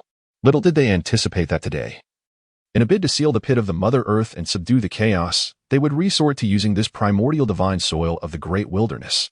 Shufili's delicate visage turned pale as she exclaimed, "Your Majesty, the Yellow Emperor, Prince Tuoba remains trapped within the pit of the Mother Earth, his fate uncertain. The Dragon Queen is still in the clutches of Lord Gongsun Ing, her life hanging by a thread. If we were to seal the chasm with the divine soil, would we not bury them beneath the earth as well?" The various clans responded in a cacophony of voices, debating fervently. Some argued that although the Chaos Beast was ferocious, uniting their strength might allow them to subdue it. Rather than recklessly using the divine soil, it would be wiser to work together to capture the menacing creature. Others contended that since Tuoba was no longer within the divine vessel and the Dragon Maiden had vanished, they likely had already escaped. The pressing matter was to seal the Chaos Beast at the minimal cost to avert further catastrophe in the great wilderness.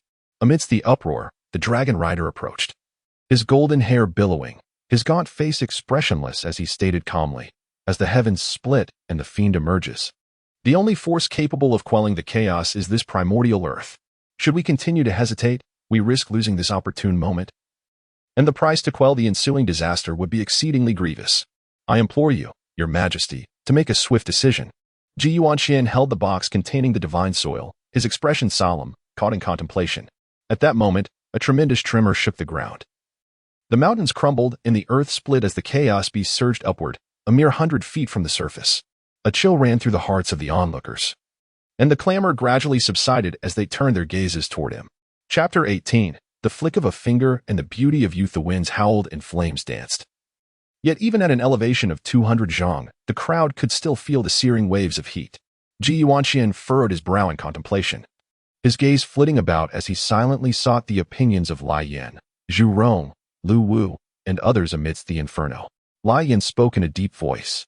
"Elder brother, perhaps it would be prudent for me and Divine Zhu to take the lead and investigate below. If third brother remains trapped in the chasm, We shall exert every effort to rescue him. Should we fail to locate any trace of him, we may then seal the chasm with Ji Ning. Boom. Before his words could fully dissipate, a deafening roar erupted. The 6 colossal tentacles of the chaotic beast surged forth from the earth, piercing the azure sky, accompanied by a fierce gale that swept dangerously close to the assembled heroes below. The force of the gust was overwhelming, causing the gathered champions to feel their vitality surge, nearly unseating them as the flying beast roared and cries of alarm echoed, prompting them to spiral upward. Your Majesty, time is of the essence. The celestial maiden, Wu Luo, gracefully came to a stop, her enchanting eyes fixed intently. To hesitate is to invite chaos. Those who govern the world cannot sacrifice the greater good for the sake of minor losses, nor allow personal matters to overshadow public duty. If Prince Taoba were aware of the current circumstances, he would undoubtedly beseech your Majesty to make this decision. Lu Wu, Zhu Rong, and the others hesitated briefly, then concurred. The maiden speaks wisely. We have no alternative at this juncture. Gong's son Ingho's machinations were driven by a desire to unleash chaos before the heroes of various clans, showcasing his might. If we do not seize this moment to contain it, the repercussions would be dire. As the chaos threatened to erupt, the leaders of various clans voiced no dissent, and the murmurs among the gathered heroes gradually ceased. Qi and his companions exchanged glances, feeling a mix of reluctance and helplessness. Only Chu Fuli stepped forth with a graceful bow, stating, once the divine soil of Ji Ning is invoked, there will be no turning back. This matter pertains to the lives of Prince Taoba and the Dragon Queen. I implore your Majesty to deliberate carefully. Ji Yuanxian shook his head and sighed. Lady of Chu, every individual here shares your concern for the safety of Prince Taoba and the Dragon Queen. Were there any alternative? I would not be hesitant. My third brother has always been favored by fate, managing to avert calamity time and again. I can only hope he escapes this peril as well. Chu Fuli's cheeks flushed crimson, ready to speak once more.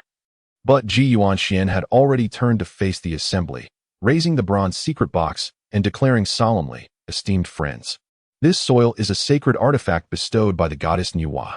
Today, I, Ji Yuanxian, am commanded to subdue demons. As the divine soil emerges, heaven and earth align. May it be that from this day forth, the great wasteland knows no division, and the 9 provinces harbor no treachery in the hearts of their people. The divine soil emerges, heaven and earth align. The great wasteland is one, the 9 provinces united. The warriors of the earth tribe responded with fervor, and the heroes, their blood surging, could not help but join in the rallying cry. Chu Fuli's brow furrowed, her flushed visage turning pale as she closed her eyes, silently praying for the Lord of the cold wasteland to manifest once more, safeguarding Taoba from danger. Basi Han Tianjian and other valiant heroes of the cold wasteland also focused their thoughts in prayer.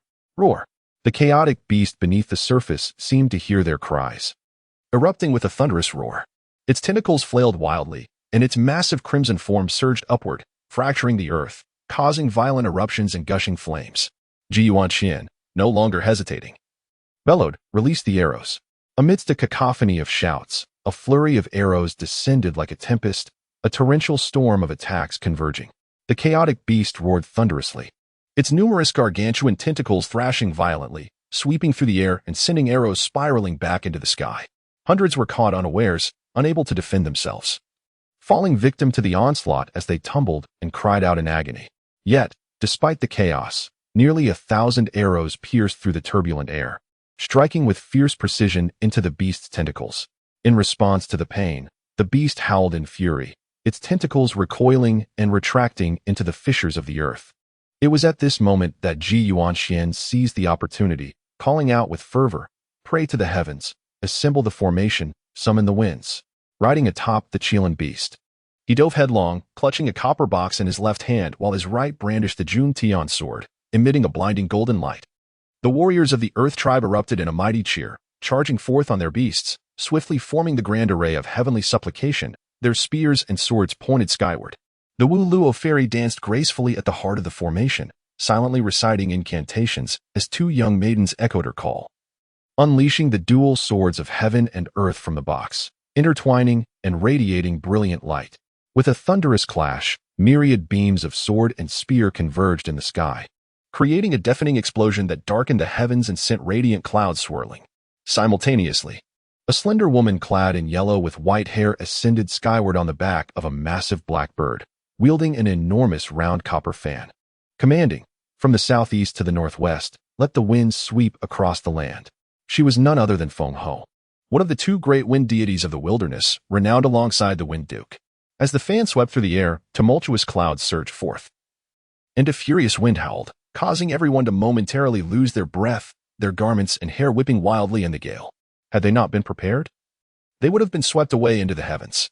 The grasslands rolled like waves, sand and stones danced in the storm, and the blazing inferno was engulfed by the wind, rushing violently toward the chasm in the earth, casting a magnificent display of crimson light across the terrain. Ji Ning surged with energy, suddenly hurling the brass box into the air towards the Mother Earth Hill, shouting, "Great Goddess Nuwa, grant your spirit from the heavens, assist me in mending the earth's rift. Subdue the vile demon." His right hand swept the Jun Tian's sword with a resounding force, the blade's radiance exploding forth as it cleaved the copper box in two. With a resounding crash, a dark torrent of soil erupted, racing into the fissure, rapidly expanding under the influence of the wind, swelling exponentially until it filled the vast chasm to the brim. Feng Ho wielded her fan with fervor, creating a resounding commotion as the earth rose high, forming a colossal black hill, before collapsing rapidly, spreading into the surrounding crevices. From above, it resembled a dark octopus unfurling its tentacles, extending in all directions like lightning. The vessel trembled violently, flames danced wildly, and stones from its walls crumbled like rain, crashing heavily around the four figures, engulfed by the azure and purple flames that hissed and billowed. Suddenly, the ghostly orb was struck by a massive stone, shattering with a resonant crack, and the illusions rippled away like water, obscuring Ji Ning and his companions from view. Takuba Yi and the others were filled with dread as the earth sealed the fissure. The Mother Earth Hill would vanish, and they were destined to be entombed deep beneath the ground, not to mention the indomitable Yin-Yang ghost fire vessel. Even if they managed to escape, breaching the surrounding solidified earth, harder than Xianbing steel, would be an insurmountable challenge. Gong Sun-Ho was engulfed in a tempest of rage and despair, laughing maniacally. "Tuoba, your sworn brothers and esteemed friends from various clans truly hold you in high regard. They journey thousands of miles under the pretense of rescuing you and your bride, only to orchestrate your funeral. What splendid irony." Witnessing the collapse of Chunyu Yu's scheme and the chaos beast subdued beneath them, Tuoba Yi felt a wave of relief wash over his once anxious heart. Fearing that Gong Sun-Ho's wrath might harm the Dragon Maiden, he called out with urgency, "Gong Sun-Ho, we are all in this together. If you wish to survive and seek revenge on that southern demoness, release Sister Yu and set aside our grievances for now. Let us unite and escape this place." The Sandflow fairy chuckled softly. "Tuoba, do not hold out hope. This scoundrel seeks only his own supremacy. He harbors a vendetta so deep that he would sooner gouge out his own eyes than share the slightest cooperation with you." Gong Sun-Ho's gaze flickered, a sinister smile curling at the corners of his mouth. Suddenly, he relinquished his grip, thrusting Sister Yu towards Tuoba, exclaiming, "Very well, take her. This wilted flower is of no value to anyone but you. We shall settle our accounts later, outside." Tuoba Yu was momentarily taken aback by his unexpected acquiescence. Without further contemplation, he wrapped his arms around Sister Yu's slender waist, channeling his vital energy into her, instantly unbinding her meridians. With a swift motion, he drew the Tian Yuan reversed blade, deftly severing the fiery silks that bound her. Sister Yu let out a soft gasp, and before she could catch her breath, he held her tightly in his embrace, the pressure rendering her breathless. Their eyes met, their skin brushed together, and as she inhaled his familiar and intoxicating scent, it felt as if she had slipped into a dream. An array of emotions surged within her, yet words eluded her. Tuoba Yi, overwhelmed with emotion, murmured, "My dear sister, I have wronged you. I vowed never to part from you again, yet here we are, and still, you have suffered."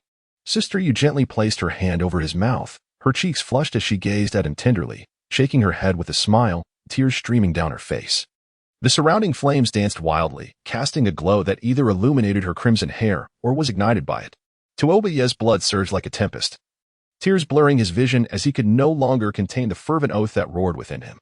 Suddenly, he lowered his head, sealing her trembling lips with his own. Sister Yu shivered, her body melting like cotton as she surrendered to his passionate kiss, his fervent and gentle caresses igniting a sweet, yet painful sensation that coursed down her throat, igniting a fire deep within her, sending tremors through her very being. How she longed to be absorbed into him completely, to become one and never part again. In that moment, amidst the scorching inferno of their purgatory, they forgot life and death, the adversary at their side, and everything else, save for the searing and undeniable reality of one another. The Sandflow fairy stood nearby, a smile gracing her lips, though a shadow of melancholy crossed her eyes as she recalled a distant twilight when he had uttered a certain phrase. The chasm between life and death lies in the distance between you and her. It is only today that she comprehends the profound desolation and the lingering pain of being estranged from the world. The one she cherished has departed. And in this vast universe, nothing remains worthy of attachment. In this mortal realm, she is merely a superfluous shadow, a few paces away. The pallid visage of Gong Sun Ingho darkened like a specter, his gaze burning fiercely, lips moving with a sinister smile, as if lost in contemplation. Suddenly, his eyes gleamed with intensity, and he bellowed, "Kill him." Yushur Chia's mind buzzed, and in a flash, she drew a jade hairpin of a deep azure hue, aiming it at Tuobaye's back. The flowing sand fairy cried out, "Be careful."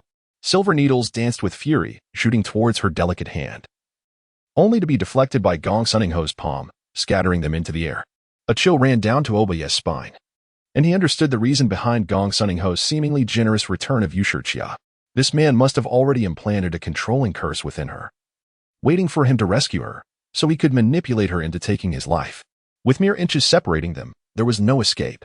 Had it been another, he would have already activated the sea-calming pearl to rebound the true energy, sending her flying in an instant. Yet, in this dire situation, any attempt at self-preservation would inevitably shatter her heart's pulse.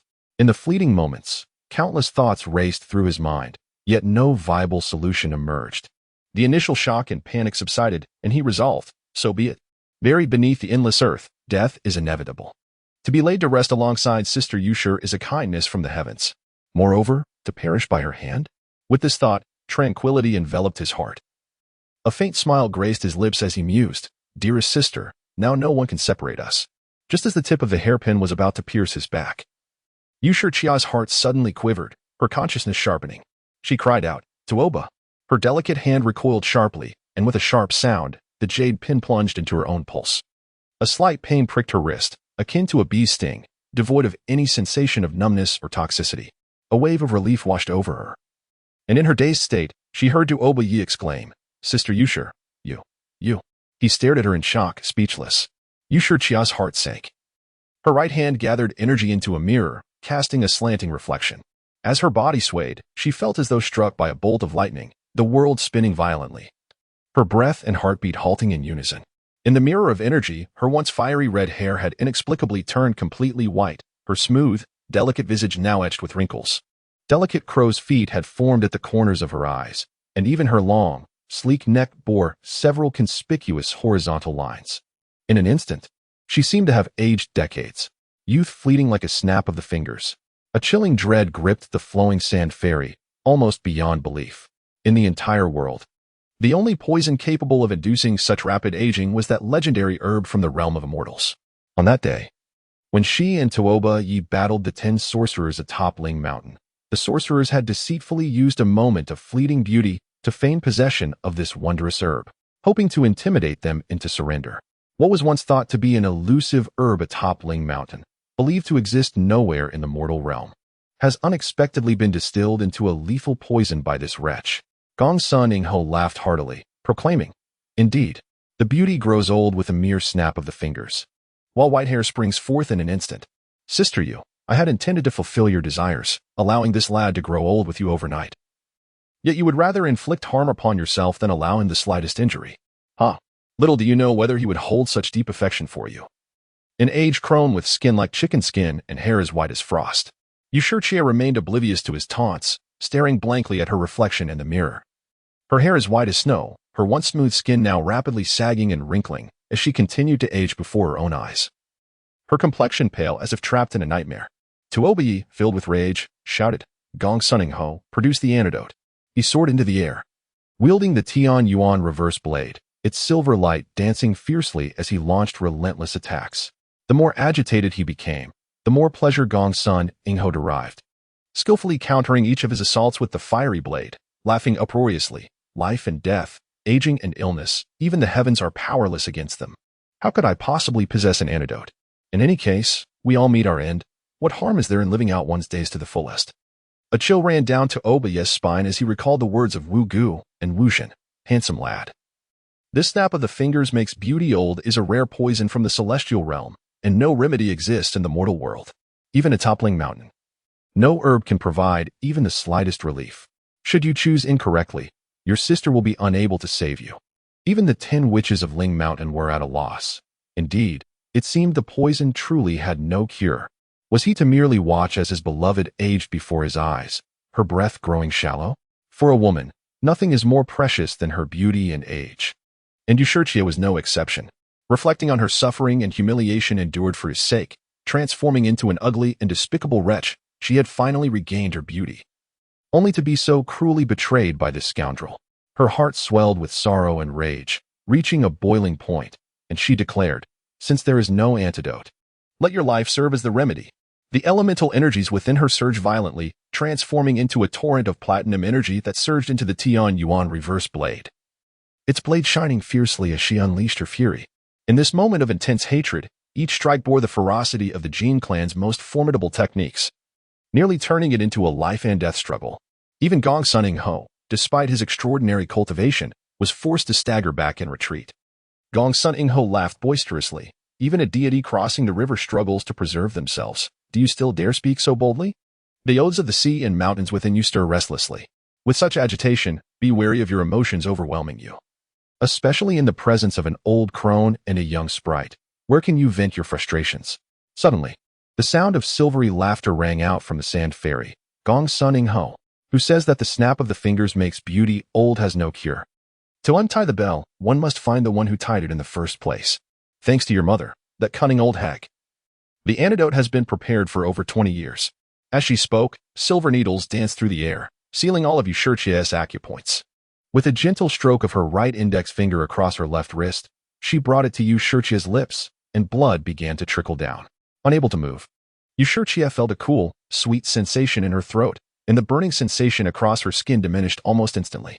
Moments later, the brown spots on the back of his hand gradually faded, and the once relaxed skin became smooth and taut once more.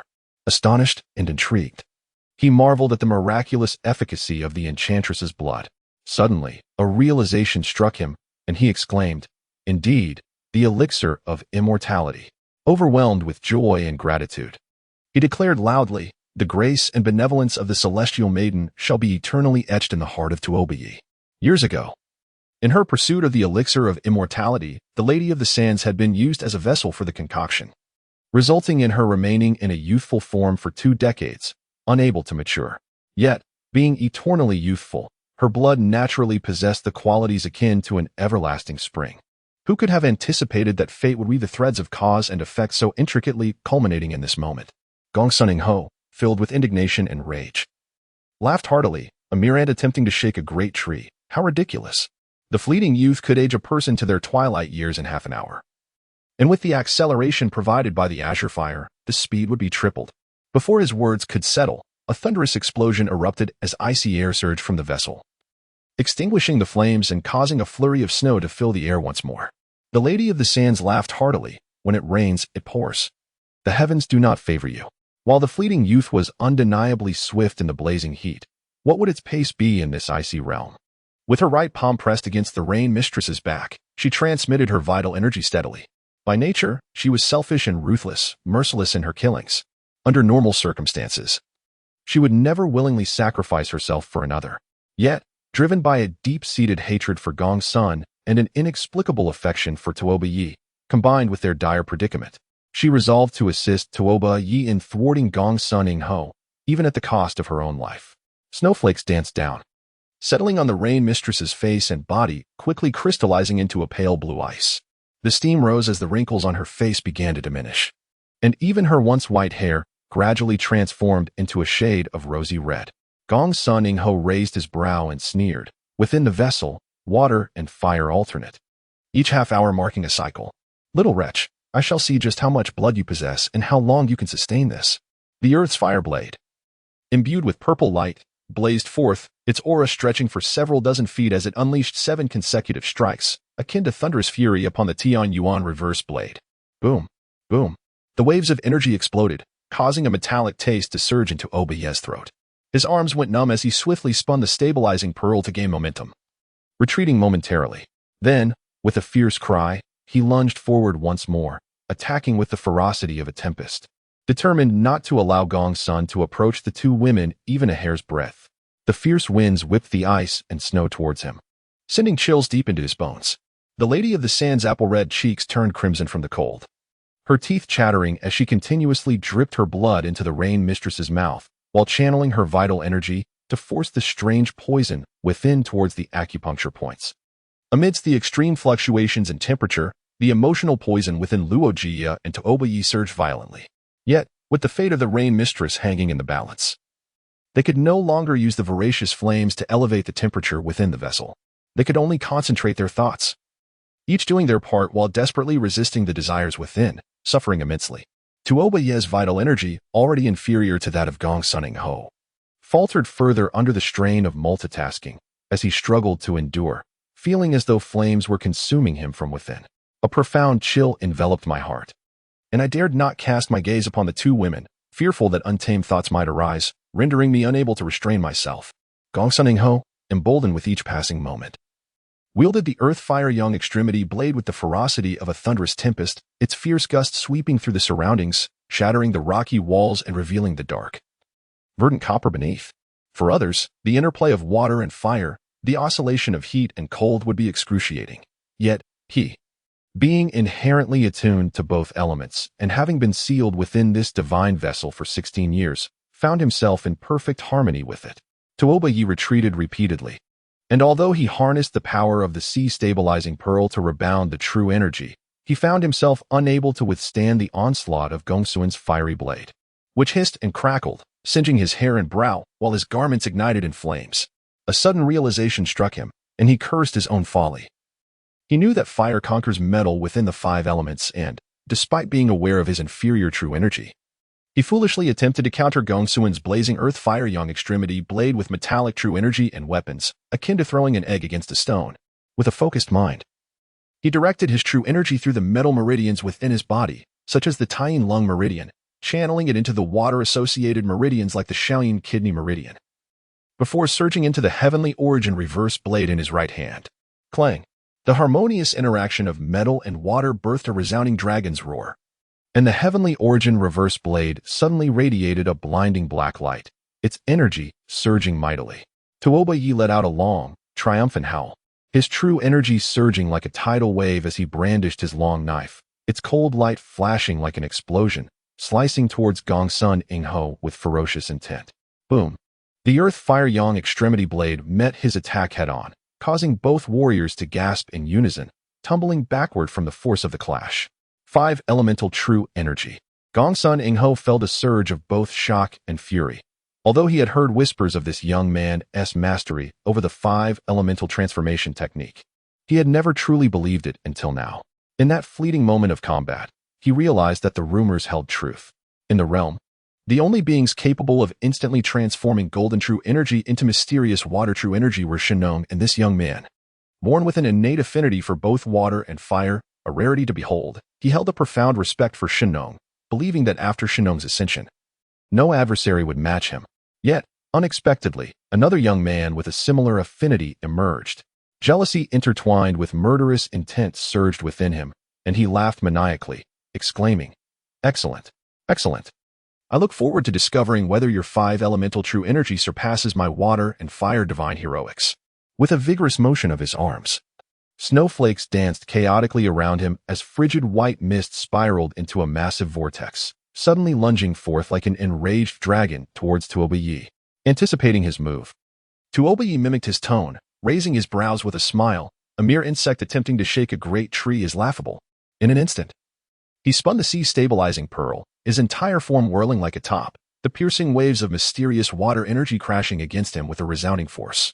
Tuoba Yi gasped, the chill seeping into his bones, yet he bore the excruciating pain and, seizing the moment, spiraled toward Gong Sun, channeling the frigid, unparalleled energy into the Shaoyin kidney meridian, which surged forth, twisting into the Shaoyang gallbladder meridian. Water and wood nourished one another, and a brilliant azure light enveloped him, flooding into the pulse gate of his left arm. With a mighty roar, he drew forth an unsharpened sword, its emerald light erupting explosively, and thrust it fiercely towards Gong Sunning Ho's chest. Boom! The wind howled ferociously, and the surrounding snowflakes and white mist seemed to be drawn into a vortex. A surge of energy erupted, causing Gongsun Ingho to stagger and tumble over 10 feet, his vitality churning and a mix of fear and fury surging within him. The Sand Fairy and the Rain Mistress, witnessing this spectacle, could not contain their delight and cheered in unison. For the first time in their duel, Tuobayi had gained the upper hand. In a fit of rage, Gongsun Ingho laughed maniacally, exclaiming, "What a clever use of momentum, the interplay of water and wood. Tuoba, it appears I have underestimated you." A surge of purple light invigorated his dantian, and suddenly, flames erupted around him as he crouched low, launching a ferocious sweep with the Earth Fire Yang blade. Tuobayi, invigorated, had discerned the path to victory and retorted with a smile, "Is that so? It seems I have overestimated you. With such limited abilities, how dare you claim the title of 10 deities of the Great Wasteland? Are you not afraid of provoking the laughter of heroes across the realm?" He swiftly activated the calming sea pearl, spiraling upward once more while taunting his opponent. Concentrating his energy according to the elemental sequence, wood generates fire, fire creates earth, earth begets metal, and metal produces water. The true energy of the 5 elements coursed through his meridians, flowing into his right hand's heavenly origin reversal blade, ready to strike fiercely. Gongsun Ingho's true energy was formidable, surpassing even that of the twin-headed ancestor and others, rivaling the divine purple fire of Zhurong. With the attributes of both water and fire, his combat style was diverse and unpredictable. Among the 5 clans of the realm, few could contend with him. If they were to engage in a direct clash of true energy, Tuobayi would undoubtedly be no match for Gongsun Ingho. However, having studied the 5 Elements manual for over 4 years, he had mastered the intricacies of elemental interactions. Through life and death battles with the twin ancestors, the 5-element Ghost King, and other supreme masters of the Great Wasteland, he had seamlessly integrated the teachings of the 5 elements into his combat style. In this moment, aided by his 5 virtues, the calming sea pearl, the broken sword, and the heavenly origin reversal blade, Tuobayi adeptly harnessed momentum and guided his energy, sometimes generating a fierce water-based energy to counter Gongsun's earth fire, and at other times employing fire and earth to restrain his opponent's water-based true energy. With the assistance of various unique techniques from the 5 clans, he found himself locked in a fierce and intricate duel with Gongsun Ingho. In contrast, Gongsun Ingho, unable to secure a decisive victory, felt a tinge of anxiety and irritation. Observing Tuobayi's fluid and innovative maneuvers, he found himself caught off guard. As the former's initial arrogance gradually transformed into a mixture of astonishment, anger, and envy, the overconfidence that once clouded his mind began to dissipate, and he resolved to bide his time, allowing Tuobayi to exhaust his strange techniques before striking back. Meanwhile, the Rain Mistress, her internal energies temporarily subdued by the Sand Fairy's blood, regained her smooth and taut skin, her hair shifting to a vibrant red hue. Yet, the fine lines at the corners of her eyes remained, giving her a rather haggard appearance, as though she had just recovered from a severe illness. Gazing at her reflection in the icy stone coffin, a tumult of emotions, gratitude, joy, suffering, and desolation, swirled within her. She smiled faintly and whispered, "Thank you, Fairy Luo." The Sand Fairy had lost a great deal of blood, her complexion as pale as snow. Upon hearing her expression of gratitude, her cheeks flushed slightly as she chuckled. "There is no need to thank me. If anyone deserves your gratitude, it is that scoundrel Gongsun. Were it not for his relentless desire to see you dead, I would hardly have bothered to save you." After a brief pause, she continued, "Moreover, the poison of red beauty ages in a snap is exceedingly potent. How long my blood can suppress it remains uncertain. Perhaps when you awaken tomorrow, you may find your reflection transformed into that of a decrepit old woman. And at that point, do not blame me for my lack of medical skill."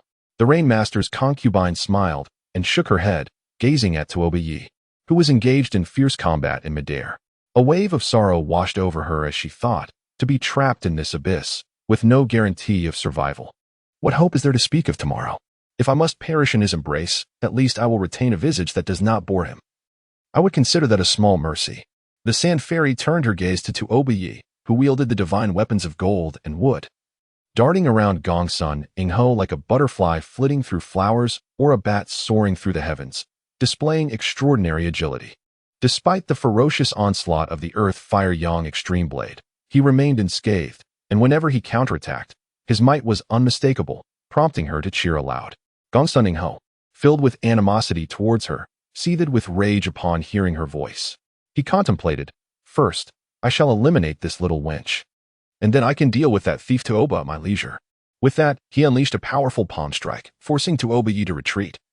And then he lunged toward the sand fairy, shouting, "Wretched sprite, return my brother's life." The earth fire young extreme blade roared with fervor, its fiery gusts erupting. Just as the sand fairy had expended her vital energy to suppress the peculiar poison within the Rain Master's concubine, she found herself breathless as the flames surged toward her. Stumbling, she collapsed, lacking even the strength to roll away. Taoba Yi, sensing the peril, did not hesitate. He spun around, charging forth with the heavenly origin reversed blade, its silver light swirling with fury as it collided fiercely with the fiery blade. A thunderous tremor reverberated through the air as the two figures swayed. The earth fire young extreme blade tilting to one side, racing past the sand fairy with a violent rush, crashing heavily against the wall of the pot, causing stones to splinter and dance. Taoba Yi pressed down with fervor, the residual force of the heavenly origin reversed blade unabated. The silver light like a flash as it struck the hexagram pattern carved into the octagonal altar. With a resounding thud, the massive stone inscribed with the hexagram suddenly sank, unleashing a blinding white light. The white light surged forth, accompanied by a furious wind, dazzling the onlookers, who instinctively turned to gaze. They beheld the white light casting shadows upon the northern wall of the pot, where the dark green copper surface revealed hundreds of distorted, peculiar ancient script characters faintly protruding. All four were taken aback, and Gongsun Ingho was particularly astounded. Having been trapped within the pot for 16 years, he had devised countless plans to escape and meticulously scrutinized every inch of the wall, yet only today did he uncover such a profound secret within the divine pot. They exchanged glances, a singular thought racing through their minds. Since this divine vessel conceals mechanisms, perhaps it harbors an exit to freedom. Their hearts raced with excitement, astonishment, anxiety, and a flicker of hope, compelling them to cease their struggle and gaze upward with rapt attention. Though Taoba Yi had pored over texts such as the Great Wilderness Sutra and Five Elements Treatise, he had never encountered such serpentine ancient script. Even the writings on the heavenly origin reversed blade and the 12-time plate were utterly dissimilar. No matter how he examined it, he remained baffled. The other three individuals were utterly perplexed, as if deciphering an ancient script. The Rain Master's concubine blushed, furrowing her brow as she remarked, "These characters must surely be inscribed in the Serpent Clan's script by the divine goddess Anwa herself." However, the Serpent Clan was extinguished by the Earth and Fire Clans 3 millennia ago. Even if we could retrieve the divine vessel now, where could we possibly find someone knowledgeable in their script? The Sand Fairy, filled with profound disappointment, scoffed coldly, "If we could retrieve the divine vessel, would we still need to seek anyone? Anwa's only misled us, leaving us to rejoice in vain." Gongsun Ingho gazed upward in a daze, his complexion ashen, contemplating the shattering of the slender hope that had risen within him, destined to be eternally ensnared in this shadowy abyss. His heart grew increasingly melancholic and agitated, until a surge of fury erupted within him, culminating in a thunderous roar. The Earthfire young blade danced wildly, slashing at the northern copper wall with frenzied abandon, sending sparks flying.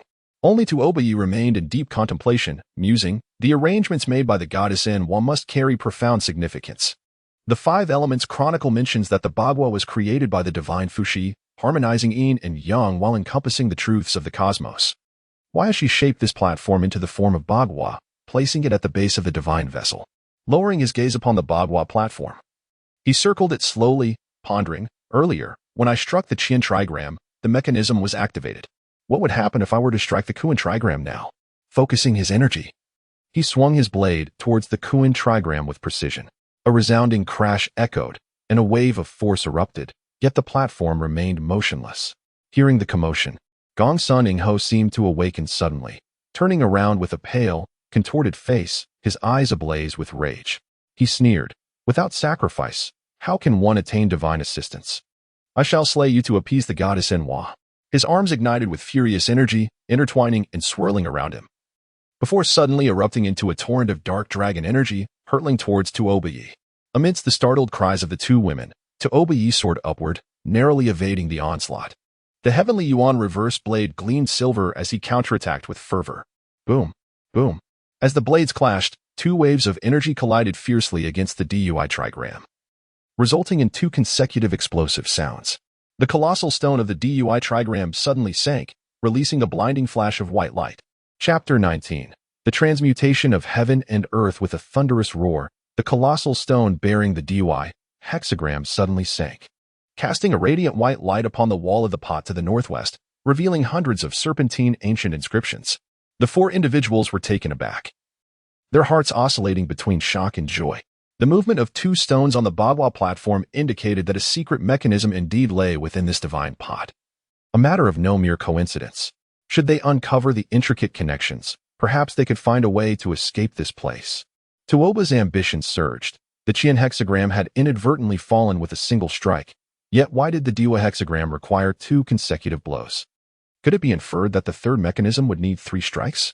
Regardless, with only 6 stones remaining untested on the Bagua platform, it was time to take a chance. Focusing his energy, he unleashed a furious arc of light against the stone bearing the Sun hexagram, striking it thrice in rapid succession. The air rippled and snowflakes scattered.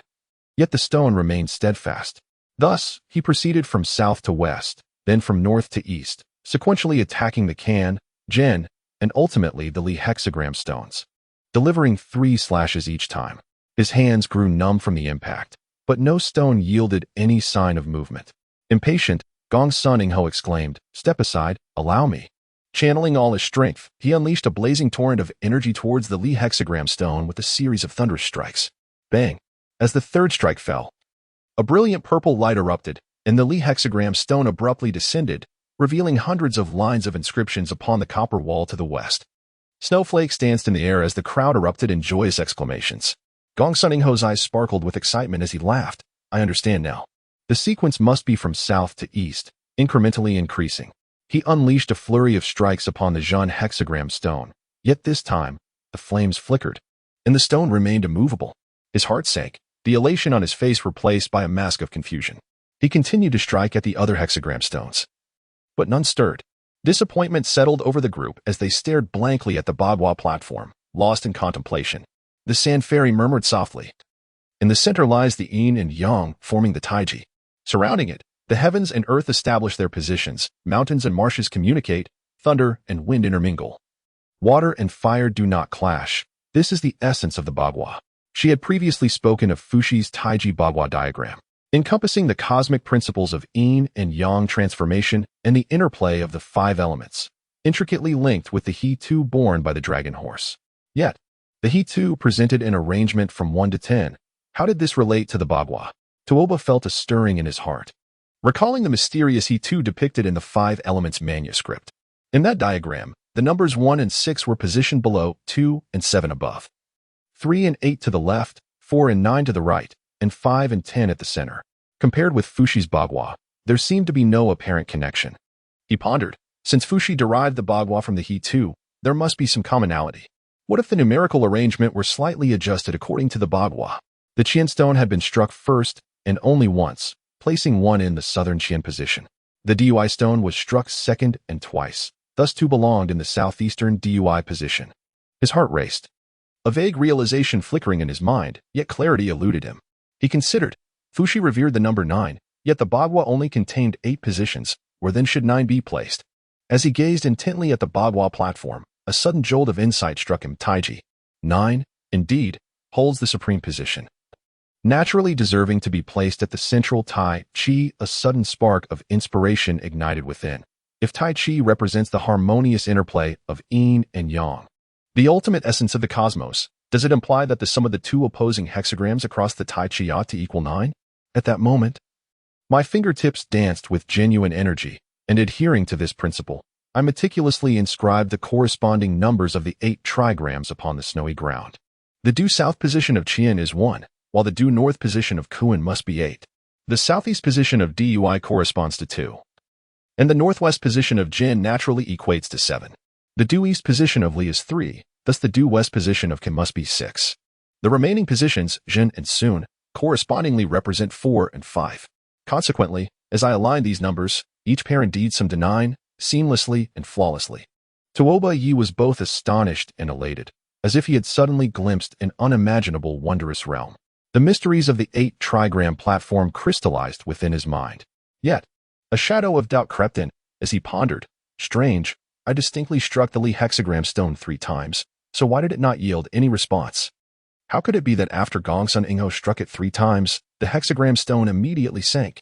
If it were merely a matter of differing energies, then during my earlier reckless slashes, I had surely struck the Qian and Dui stones as well. Why did the Shono change? Could it be? Could it be that our energies possess differing attributes? Upon this realization, it was as though a profound enlightenment had washed over him. With an exclamation of joy and excitement, he embraced the Rain Master's consort, laughing heartily. Good sister, we can finally depart. The setting sun bled crimson, painting the sky with vibrant hues. The once magnificent expanse of Jinling had transformed into a desolate wasteland, strewn with shattered stones and lifeless bodies, a scene of utter devastation. A fierce wind howled, flames flickering and dancing, filling the air with a faint, acrid scent of charred remains. Vultures circled overhead, swooping down to feast upon the corpses of both man and beast, their cries echoing in a cacophony of chaos. At this moment, the various factions had gradually retreated, hoofbeats fading and banners disappearing into the distance. Only the 800 beast riders of the cold wilderness remained, standing in silent formation by the river, as if frozen in time. Chu Fuli gazed intently at the slightly raised, dark mound ahead, her flowing hair and dress dancing in the breeze, her azure eyes shimmering with an otherworldly light. Her expression won a profound stillness. The atmosphere was heavy with sorrow. Words failed to encapsulate the grief shared among them. Tuoba Yi had not only rescued nearly 1,000 young girls from the cold wilderness, but had also assisted the 8 clans in quelling the rebellion, averting the horrors of war. He had become a cherished friend and benefactor in their hearts.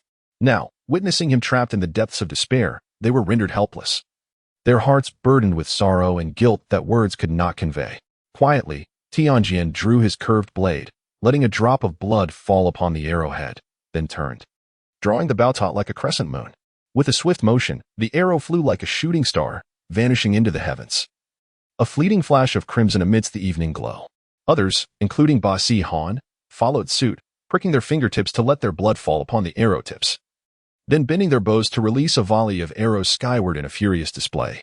The sound of the wind breaking echoed as flocks of birds took flight. Countless arrows tracing arcs across the sky, their sharp cries resounding as they pierced the earth below, resembling a field of reeds. Tianjin removed the amber bison horn from his waist and raised it to his lips, producing a haunting sound that echoed through the air, resonating with a sense of desolation and grandeur. This was the traditional arrow burial of the 8 clans of the cold wilderness, performed for warriors whose bodies could not be found. Chu Fuli's eyelashes trembled slightly as tears cascaded down her cheeks. Struggling to suppress her sobs, her shoulders trembled violently instead. She tilted her head back, the evening light blinding and radiant, reminiscent of his smile. In that instant, her throat felt constricted, and a piercing pain in her heart made it difficult to breathe. Let us depart. She turned and mounted the cold tiger beast, unable to look back, though tears continued to flow. With a flick of her long whip, the tiger beast let out a mournful cry and galloped towards the setting sun. One by one, others mounted their beasts, urging them forward, following closely behind. In the distance, Ba Si Han turned back to see the last rays of sunset illuminating the undulating black hills, casting a gentle golden glow, reminiscent of a slumbering azure dragon. His eyes grew warm with emotion as he turned away, continuing to spur his beast onward, silently wishing, "Brother Tuoba, may the heavens favor you, and may we meet again in the future. Take care." Unbeknownst to him, at that very moment, bubbles erupted from the Jinling River on the southern slope of the Black Hills, and a damp head emerged from the water. The woman, with her long black hair intricately braided into numerous slender strands, had droplets of water cascading down her ivory face. Her arched brows and crescent-shaped eyes sparkled as she gazed at the departing group, casting a glance at the warm orange jade ring on her left wrist. A smile of joy and satisfaction graced her full lips as she leisurely submerged back into the river. Boom! Without a moment's hesitation, Tuoba Yi brandished his broken sword, its azure light dancing as he struck the Zhenghua stone 4 times. The massive stone suddenly sank, a brilliant azure light shooting into the sky, casting reflections on the southwestern copper wall, revealing hundreds of ancient snake-like inscriptions. The Rain Master's concubine, the Sandflow Fairy, gasped in surprise and delight, exclaiming, "The true energy of the 5 elements." Suddenly, they understood the intricate mechanisms of the 8 trigrams platform. Indeed, Tuoba Yi was in high spirits, his countenance radiant as he remarked, "Each of the 8 trigrams corresponds to a specific elemental property. These 8 stones must be activated with the corresponding true energy of the 5 elements in a specific sequence to unlock them one by one. The Sandflow Fairy clapped her hands in laughter, saying exactly. Qian and Dui belong to metal and are arranged first and second, thus being unlocked by your Tianshu Reverse Blade and Platinum True Energy. Li belongs to fire and is third, which is why your Tianshu Reverse Blade could not shake it. And it was struck 3 times by Gongsuan's Earth Fire Blade before sinking. Jun belongs to wood and is fourth. Only a divine weapon of wood and the true energy of the Wood clan can unlock it. Gongsun Ingho suddenly realized that the first mechanism of the Divine Pot's 8 trigrams platform could only be activated with metallic true energy, and to unlock all 8 layers, a succession of the 5 elemental true energies was required.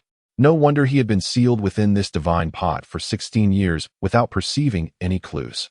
However, not only he, but looking across the world, besides the late Shenong and this young man before him, who else possessed the 5 virtues and an understanding of the intricacies of the 5 elements? If he had not been trapped here alongside him today, he might have spent his entire life without ever uncovering the truth.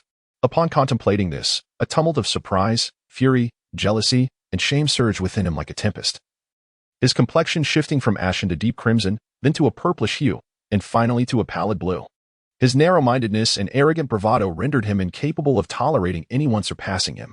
It was precisely due to his envy of Shenong that he had recklessly unleashed the chaotic divine beast, inciting the wrath of the divine emperor.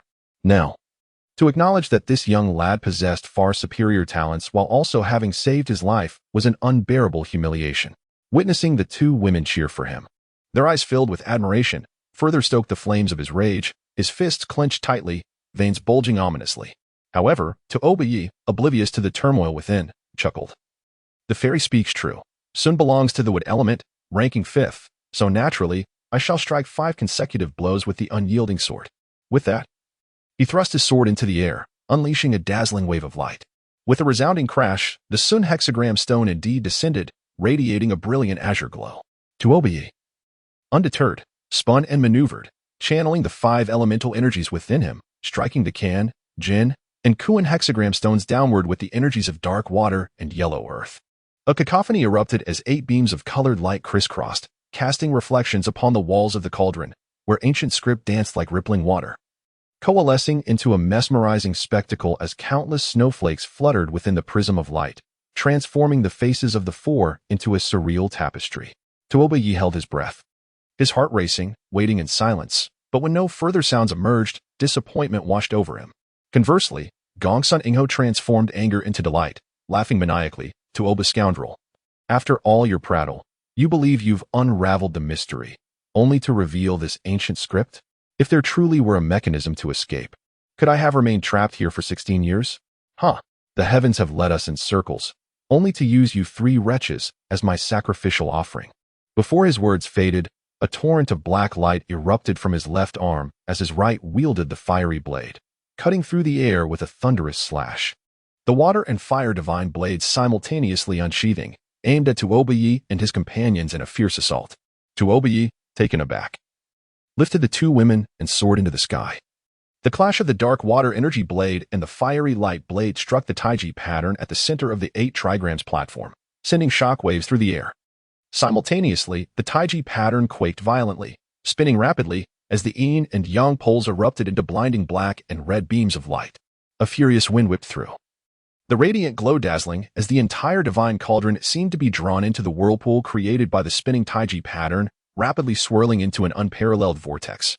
Everyone gasped, involuntarily drawn into its embrace, swirling in a chaotic dance. Under the pressure of the cyclone, their hair flew wildly, garments billowed, and even their skin rippled like waves, as if their very lungs were being constricted, on the verge of bursting. Tuoba-Yi, gripped with urgency, held tightly to the hands of the 2 women, desperately channeling the calming pearl of the sea within him, but the dormant passion within him stirred fiercely, like a raging inferno. The delicate hand of the sand fairy he grasped was equally hot as fire, trembling in evident struggle against the vows they had made.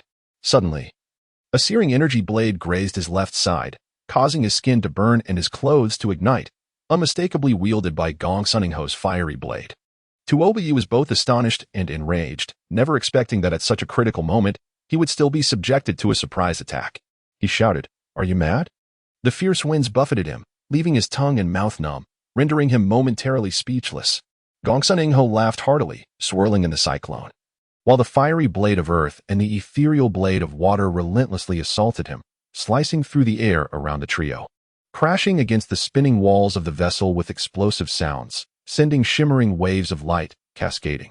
Tuoba Yi grasped the two women tightly, unable to resist the counterattack. He could only rely on the divine pearl of stabilizing the sea, concentrating to calculate the various air currents surrounding him, deftly dodging with breathtaking agility. Suddenly, he heard the Rainmaster's consort let out a heart-wrenching groan, and his heart sank as he scanned the area. Within the radiant glow, her crimson hair gradually turned silver-white, and the fine lines at the corners of her eyes and mouth became increasingly pronounced. It was evident that the ferocious cyclone had accelerated the aging process of her beauty. In the midst of his shock, worry, and anger, a deafening roar erupted as the Taiji pattern at the bottom of the vessel suddenly spun upward, piercing through the top like a dragon column, shattering the stone coffin to pieces. The light danced chaotically, the whirlpool spun wildly, and everyone felt nauseous, gasping for breath as if they could be ground into powder at any moment. Fear, confusion, astonishment, and sorrow surged within them. Amidst the chaos, Gongsun Ingho's laughter echoed. And from Tuoba Ye's left side, a swirling dark blade of air thundered past, crashing into the stone of the hexagram below. The resulting explosion was deafening, and the air pressure surged, causing everyone to feel as though they were being sucked into an abyss of despair. Tuoba Ye's heart raced, instinctively tightening his grip on the wrist of the Rainmaster's consort, while his left hand loosened slightly, causing the sand fairy to slip away. Before he could reach out again, a sound like a golden bell rang in his ears, darkness engulfed him, and a tumult of blood surged within him, rendering him unable to see or hear anything. Time lost all meaning as he drifted in a haze, only to be abruptly struck by a piercing chill. In his daze, he felt what seemed like a cool, slippery finger gently brush against his cheek. Tuoba shivered, a surge of alertness coursing through him, and he called out, "Sister Rainmaster." Suddenly, he opened his eyes and sat up. A sweet, melodious voice chimed with laughter. "Good. Where did this clever little brother come from? To guess that I am the Rainmaster?" Turning to look, he beheld the Rainmaster's consort, radiant as spring flowers, her fiery red hair and youthful beauty restored. Her eyes sparkling with a playful charm, as though she had rejuvenated several years. Tuoba Yi was taken aback with joy, embracing her tightly and exclaiming, "Oh dear sister, your face. It has become so beautiful again." The Rainmaster's consort gasped in surprise, her cheeks flushed with embarrassment. Suddenly, she broke free, exclaiming, "You're insufferable. I thought you were merely sweet-talking, but it turns out you are a smooth-talking rogue. Had I known, I would have let you remain unconscious." Yet, a smile betrayed her feigned annoyance. Tuoba Yi paused, sensing an underlying concern, but in his overwhelming joy, he dismissed it. Looking around, he found himself surrounded by icy pillars and snow walls, encased within a house sculpted from ice and snow. Beneath lies an exquisite ice bed, generously draped with thick fur pelts. In the corner stand two pale blue ice stoves, from which tendrils of fragrant azure smoke waft gently into the air. Even the candlesticks and lampshades are crafted from solid ice, delicately translucent. Gazing through the narrow window, one can behold a sky washed in azure, the sunlight radiant and bright, while cracked ice floes drift upon the vast, boundless ocean. Occasionally, a snow-white Arctic gull glides across the horizon, its crisp call echoing in the air. The scenery is picturesque, remarkably beautiful and pure. Tuoba Yi, astonished, inquired, "Where is this place? The Northern Sea? How did we arrive here?" The Rainmaster's consort chuckled. "You were quite amusing. I was just about to ask you the same question. As for me, I have resided here for a decade. If you wish to know why I came here, you must ask my master." Tuoba Yi's heart sank, sensing from her tone that she seemed not to recognize him at all. Could it be that she truly was not the Rainmaster's consort? His heart raced with confusion and trepidation, his throat constricted as he softly queried, "May I ask who you are, and who is your master?" Noticing the sudden change in his expression and the seriousness of his tone, the Rainmaster's consort widened her eyes in surprise, then burst into a fit of delicate laughter, her cheeks flushed. She gently replied, "Dear brother, did you not call me Rainmaster sister? Why pretend to be unaware?" Upon closer inspection, he found her features unchanged, save for a touch of purplish red at her brow. Her demeanor imbued with a playful spirit, while her allure had diminished, rendering her more youthful and innocent. Tuoba Yi felt a slight easing in his heart, pondering whether it was the divine power of the Qianquan infernal fire vessel and the ageless blood of the sand fairy that had transformed her so, even erasing her memories. Further scrutiny revealed that she appeared slightly shorter and more slender than before, lacking the voluptuousness and captivating charm she once possessed. Resembling instead the Chiyu fairy he had encountered beneath the immortal tree in Kunlun's southern abyss. A jolt of realization surged through him, igniting an astonishing thought. Could it be that the Qiankuan infernal fire vessel possessed a power akin to that of the immortal tree, creating a resonance with the 12-time discs he carried, resulting in a temporal inversion that brought him back to a different year and month, allowing him to meet another incarnation of the Rainmaster's consort? At this thought, cold sweat broke out onto Obayi, his body chilled to the bone. He touched the Qiankuan bag in his arms, relieved to find that the Tianyuan reverse blade and other treasures remained intact. Just as he was about to speak, the Rainmaster's consort softly inquired, "Are you hungry? I will be right back." Draped in her black robe, she gracefully moved toward the door, her enchanting figure partially obscured in the sunlight's embrace. Upon reaching the threshold, she turned back with a soft whisper, "Be good and wait here. Do not let anyone see you." With a charming smile, she slipped out of the door. Tuobayi remained in a state of uncertainty. If she truly was not the Rainmaster's consort, then where could she be at this moment? Was she perhaps in another realm, anxiously searching for him? Contemplating these thoughts, his heart ached as if sliced by a knife, yearning to return to that hellish divine vessel, wishing to endure suffering alongside her, even to perish there, rather than to exist alone in this desolate state. In a state of inner turmoil, completely at a loss, he was suddenly alerted by the faint sound of footsteps outside the door. Takbayi, feeling a shiver down his spine, swiftly approached the entrance, holding his breath and focusing intently. The door creaked open, revealing an enchanting fragrance that contrasted sharply with the sweet aroma of the rain priestess from earlier. Without a moment's hesitation, he deftly pointed with his right hand, channeling his vital energy to seal the meridians of the approaching figure, yanking her into the room. The girl, with wide, expressive eyes, fixed a cold gaze upon him. Her delicate, oval face bore an expression of playful indignation, revealing a strikingly beautiful young woman. Clad in a black silk robe, her long neck adorned with a petite black jade gourd, her skin glowed with an ethereal luminescence, surpassing the purity of snow. Takbayi felt a sudden sense of relief, only to realize that his hand was inadvertently resting against her side, causing a flush to rise on his face. He quickly withdrew his hand, apologizing, "I beg your pardon." He gently helped her sit upright on a frosty bed, unbinding her silent meridians, and with a faint smile, he murmured, "I mean no offense, dear lady. I merely seek clarity regarding my confusion. Once I comprehend the situation, I shall leave this place without causing you any harm." The black-clad girl continued to stare at him coldly, offering no response, her demeanor more frigid than the icy surroundings. Despite Takbaye's warm, sincere smile, imbued with an innate charm that inspired trust, this young woman seemed utterly impervious, her frosty demeanor unyielding. Feeling slightly awkward, he cleared his throat and inquired, "Might I ask, dear lady, where exactly is this place in the North Sea?" After a lengthy silence, witnessing her silence, he attempted a wry smile. "Then do you know why I find myself here?" The girl remained mute, her icy gaze fixed upon him. Suddenly, a peculiar blush crept onto her alabaster cheeks. After a moment, she turned her head and spoke softly, "You may release my meridians, close your eyes, and I shall tell you." Her voice, as frigid and crystalline as her visage, resonated like a pleasing chime of ice. Takbi hesitated briefly before complying, releasing her meridians and closing his eyes, smiling as he asked, "Is this sufficient?"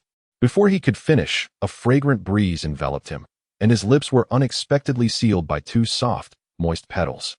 Caught off guard, he instinctively reached out to push her away, only to encounter her soft, ample curves, prompting him to withdraw his hand again. He heard her rapid, breathy sighs, and before he realized it, her smooth, delicate arms ensnared him like an octopus, enveloping him in warmth and fragrance, transforming the icy chamber into a scene of unexpected springtime allure. Takbi was taken aback and flustered, utterly unprepared for this sudden display of fervor from the girl who had seemed as cold as ice. Resolutely, he mustered his protective energy, causing her to sway slightly. Seizing the opportunity to slip away a few steps, his voice steady as he declared, "Dear lady, I mean no offense. I apologize for any transgression." The black-clad girl, cheeks flushed, breathed heavily, her chest rising and falling dramatically, the black jade gourd swaying invitingly within her delicate neckline, enhancing her allure. Her eyes sparkled with emotion, reflecting a stream of spring water, a blend of sorrow, joy, shyness, and anger. Staring blankly for a moment, lost in thought, her eyes suddenly glistened with unshed tears, spilling forth in shimmering streams. Tuoba could hardly bear to see a woman in tears. His heart softened as he forced a bitter smile. "My lady, if you are unwilling to clarify my confusion, simply say so. There is no need for such theatrics." This was the Arctic Tianxia mountain. Before he could finish, she abruptly interrupted, wiping away her tears, and resumed her previous icy, haughty demeanor, gazing coldly at him as she spoke. 7 days ago, we discovered you in the Haoyuan cave of Tianxia Mountain and brought you here. The mention of Arctic Tianxia Mountain sent a chill down Tuoba's spine. This mountain, located at the northernmost point of the Northern Sea, was one of the 3 sacred mountains of the Water Clan. The sacred palace atop the mountain served as a place of meditation and ascetic practice for the clan's holy maidens throughout the ages. Towering thousands of meters high, it spanned dozens of miles, perpetually clad in ice and snow, surrounded by the boundless expanse of the northern ice ocean. Beneath the southern foot of the mountain lay an unfathomable dark abyss, a swirling whirlpool that legend claimed drew seawater deep underground, a place known as the Haoyuan Cave. He could hardly believe that he had traversed from the depths of the southeast wilderness to this frigid realm. What had transpired during these 7 days? Why had he found himself in that Haoyuan cave? Was the Rain Master's consort he had encountered truly her? If not, then where was she now? Was she alongside the Sand Fairy and Gong Saningho in this Tianxia mountain? As doubt swirled in his mind, he was about to inquire further when the icy door creaked open. The Rain Master's consort entered, carrying a platter of fruits and meats, exclaiming with a laugh, "Sister Lin, you're here too. I was just about to tell you that he has awakened." The girl clad in black flushed slightly, huffed, and turned to leave. The Rain Master's consort called after her, "Oh, I just saw our master in the Qitian Hall. She was discussing the sacrificial rites for tomorrow with Elder Qiangliang and mentioned wanting to have a serious talk with you." The black-clad girl trembled, halting in her tracks, her face suddenly turning as pale as snow. "Elder Qiangliang?" Tuoba's heart sank as he asked, "Is your master the 9 Phoenix Fairy?" The Rain Master's consort laughed gaily. "Oh, my clever little brother." She placed the platter of fruits before him, smiling. "You've been asleep for 7 days. Are you hungry? Sister has brought you something delicious." Without further ado, she popped a plump, sweet-sour purple jade ice grape into his mouth. Tuoba's heart was a tumult of emotions, and for a moment, he could not even discern the flavor in his mouth. Qiangliang and 9 Phoenix were revered as the dual sovereigns of the Arctic, 2 unparalleled masters of the Water Clan, who spent their years in cultivation at the North Pole. The 9 Phoenix had been entrusted with the duty of guarding Tianxia Mountain and assisting the Holy Maidens in training the 36 reserve Holy Maidens of the Extreme Sacred Palace. Since the Kunlun Peach Banquet, when Wuzalama led 21 cities in rebellion against the Candle Dragon, she had been stripped of her title as Holy Maiden, which was temporarily assumed by the 9 Phoenix Fairy, who would later choose a successor from the 36 female disciples. This girl, being a disciple of the 9 Phoenix Fairy, could not possibly be the Rain Master's consort. Thus, it seemed he had not traversed time and space, but remained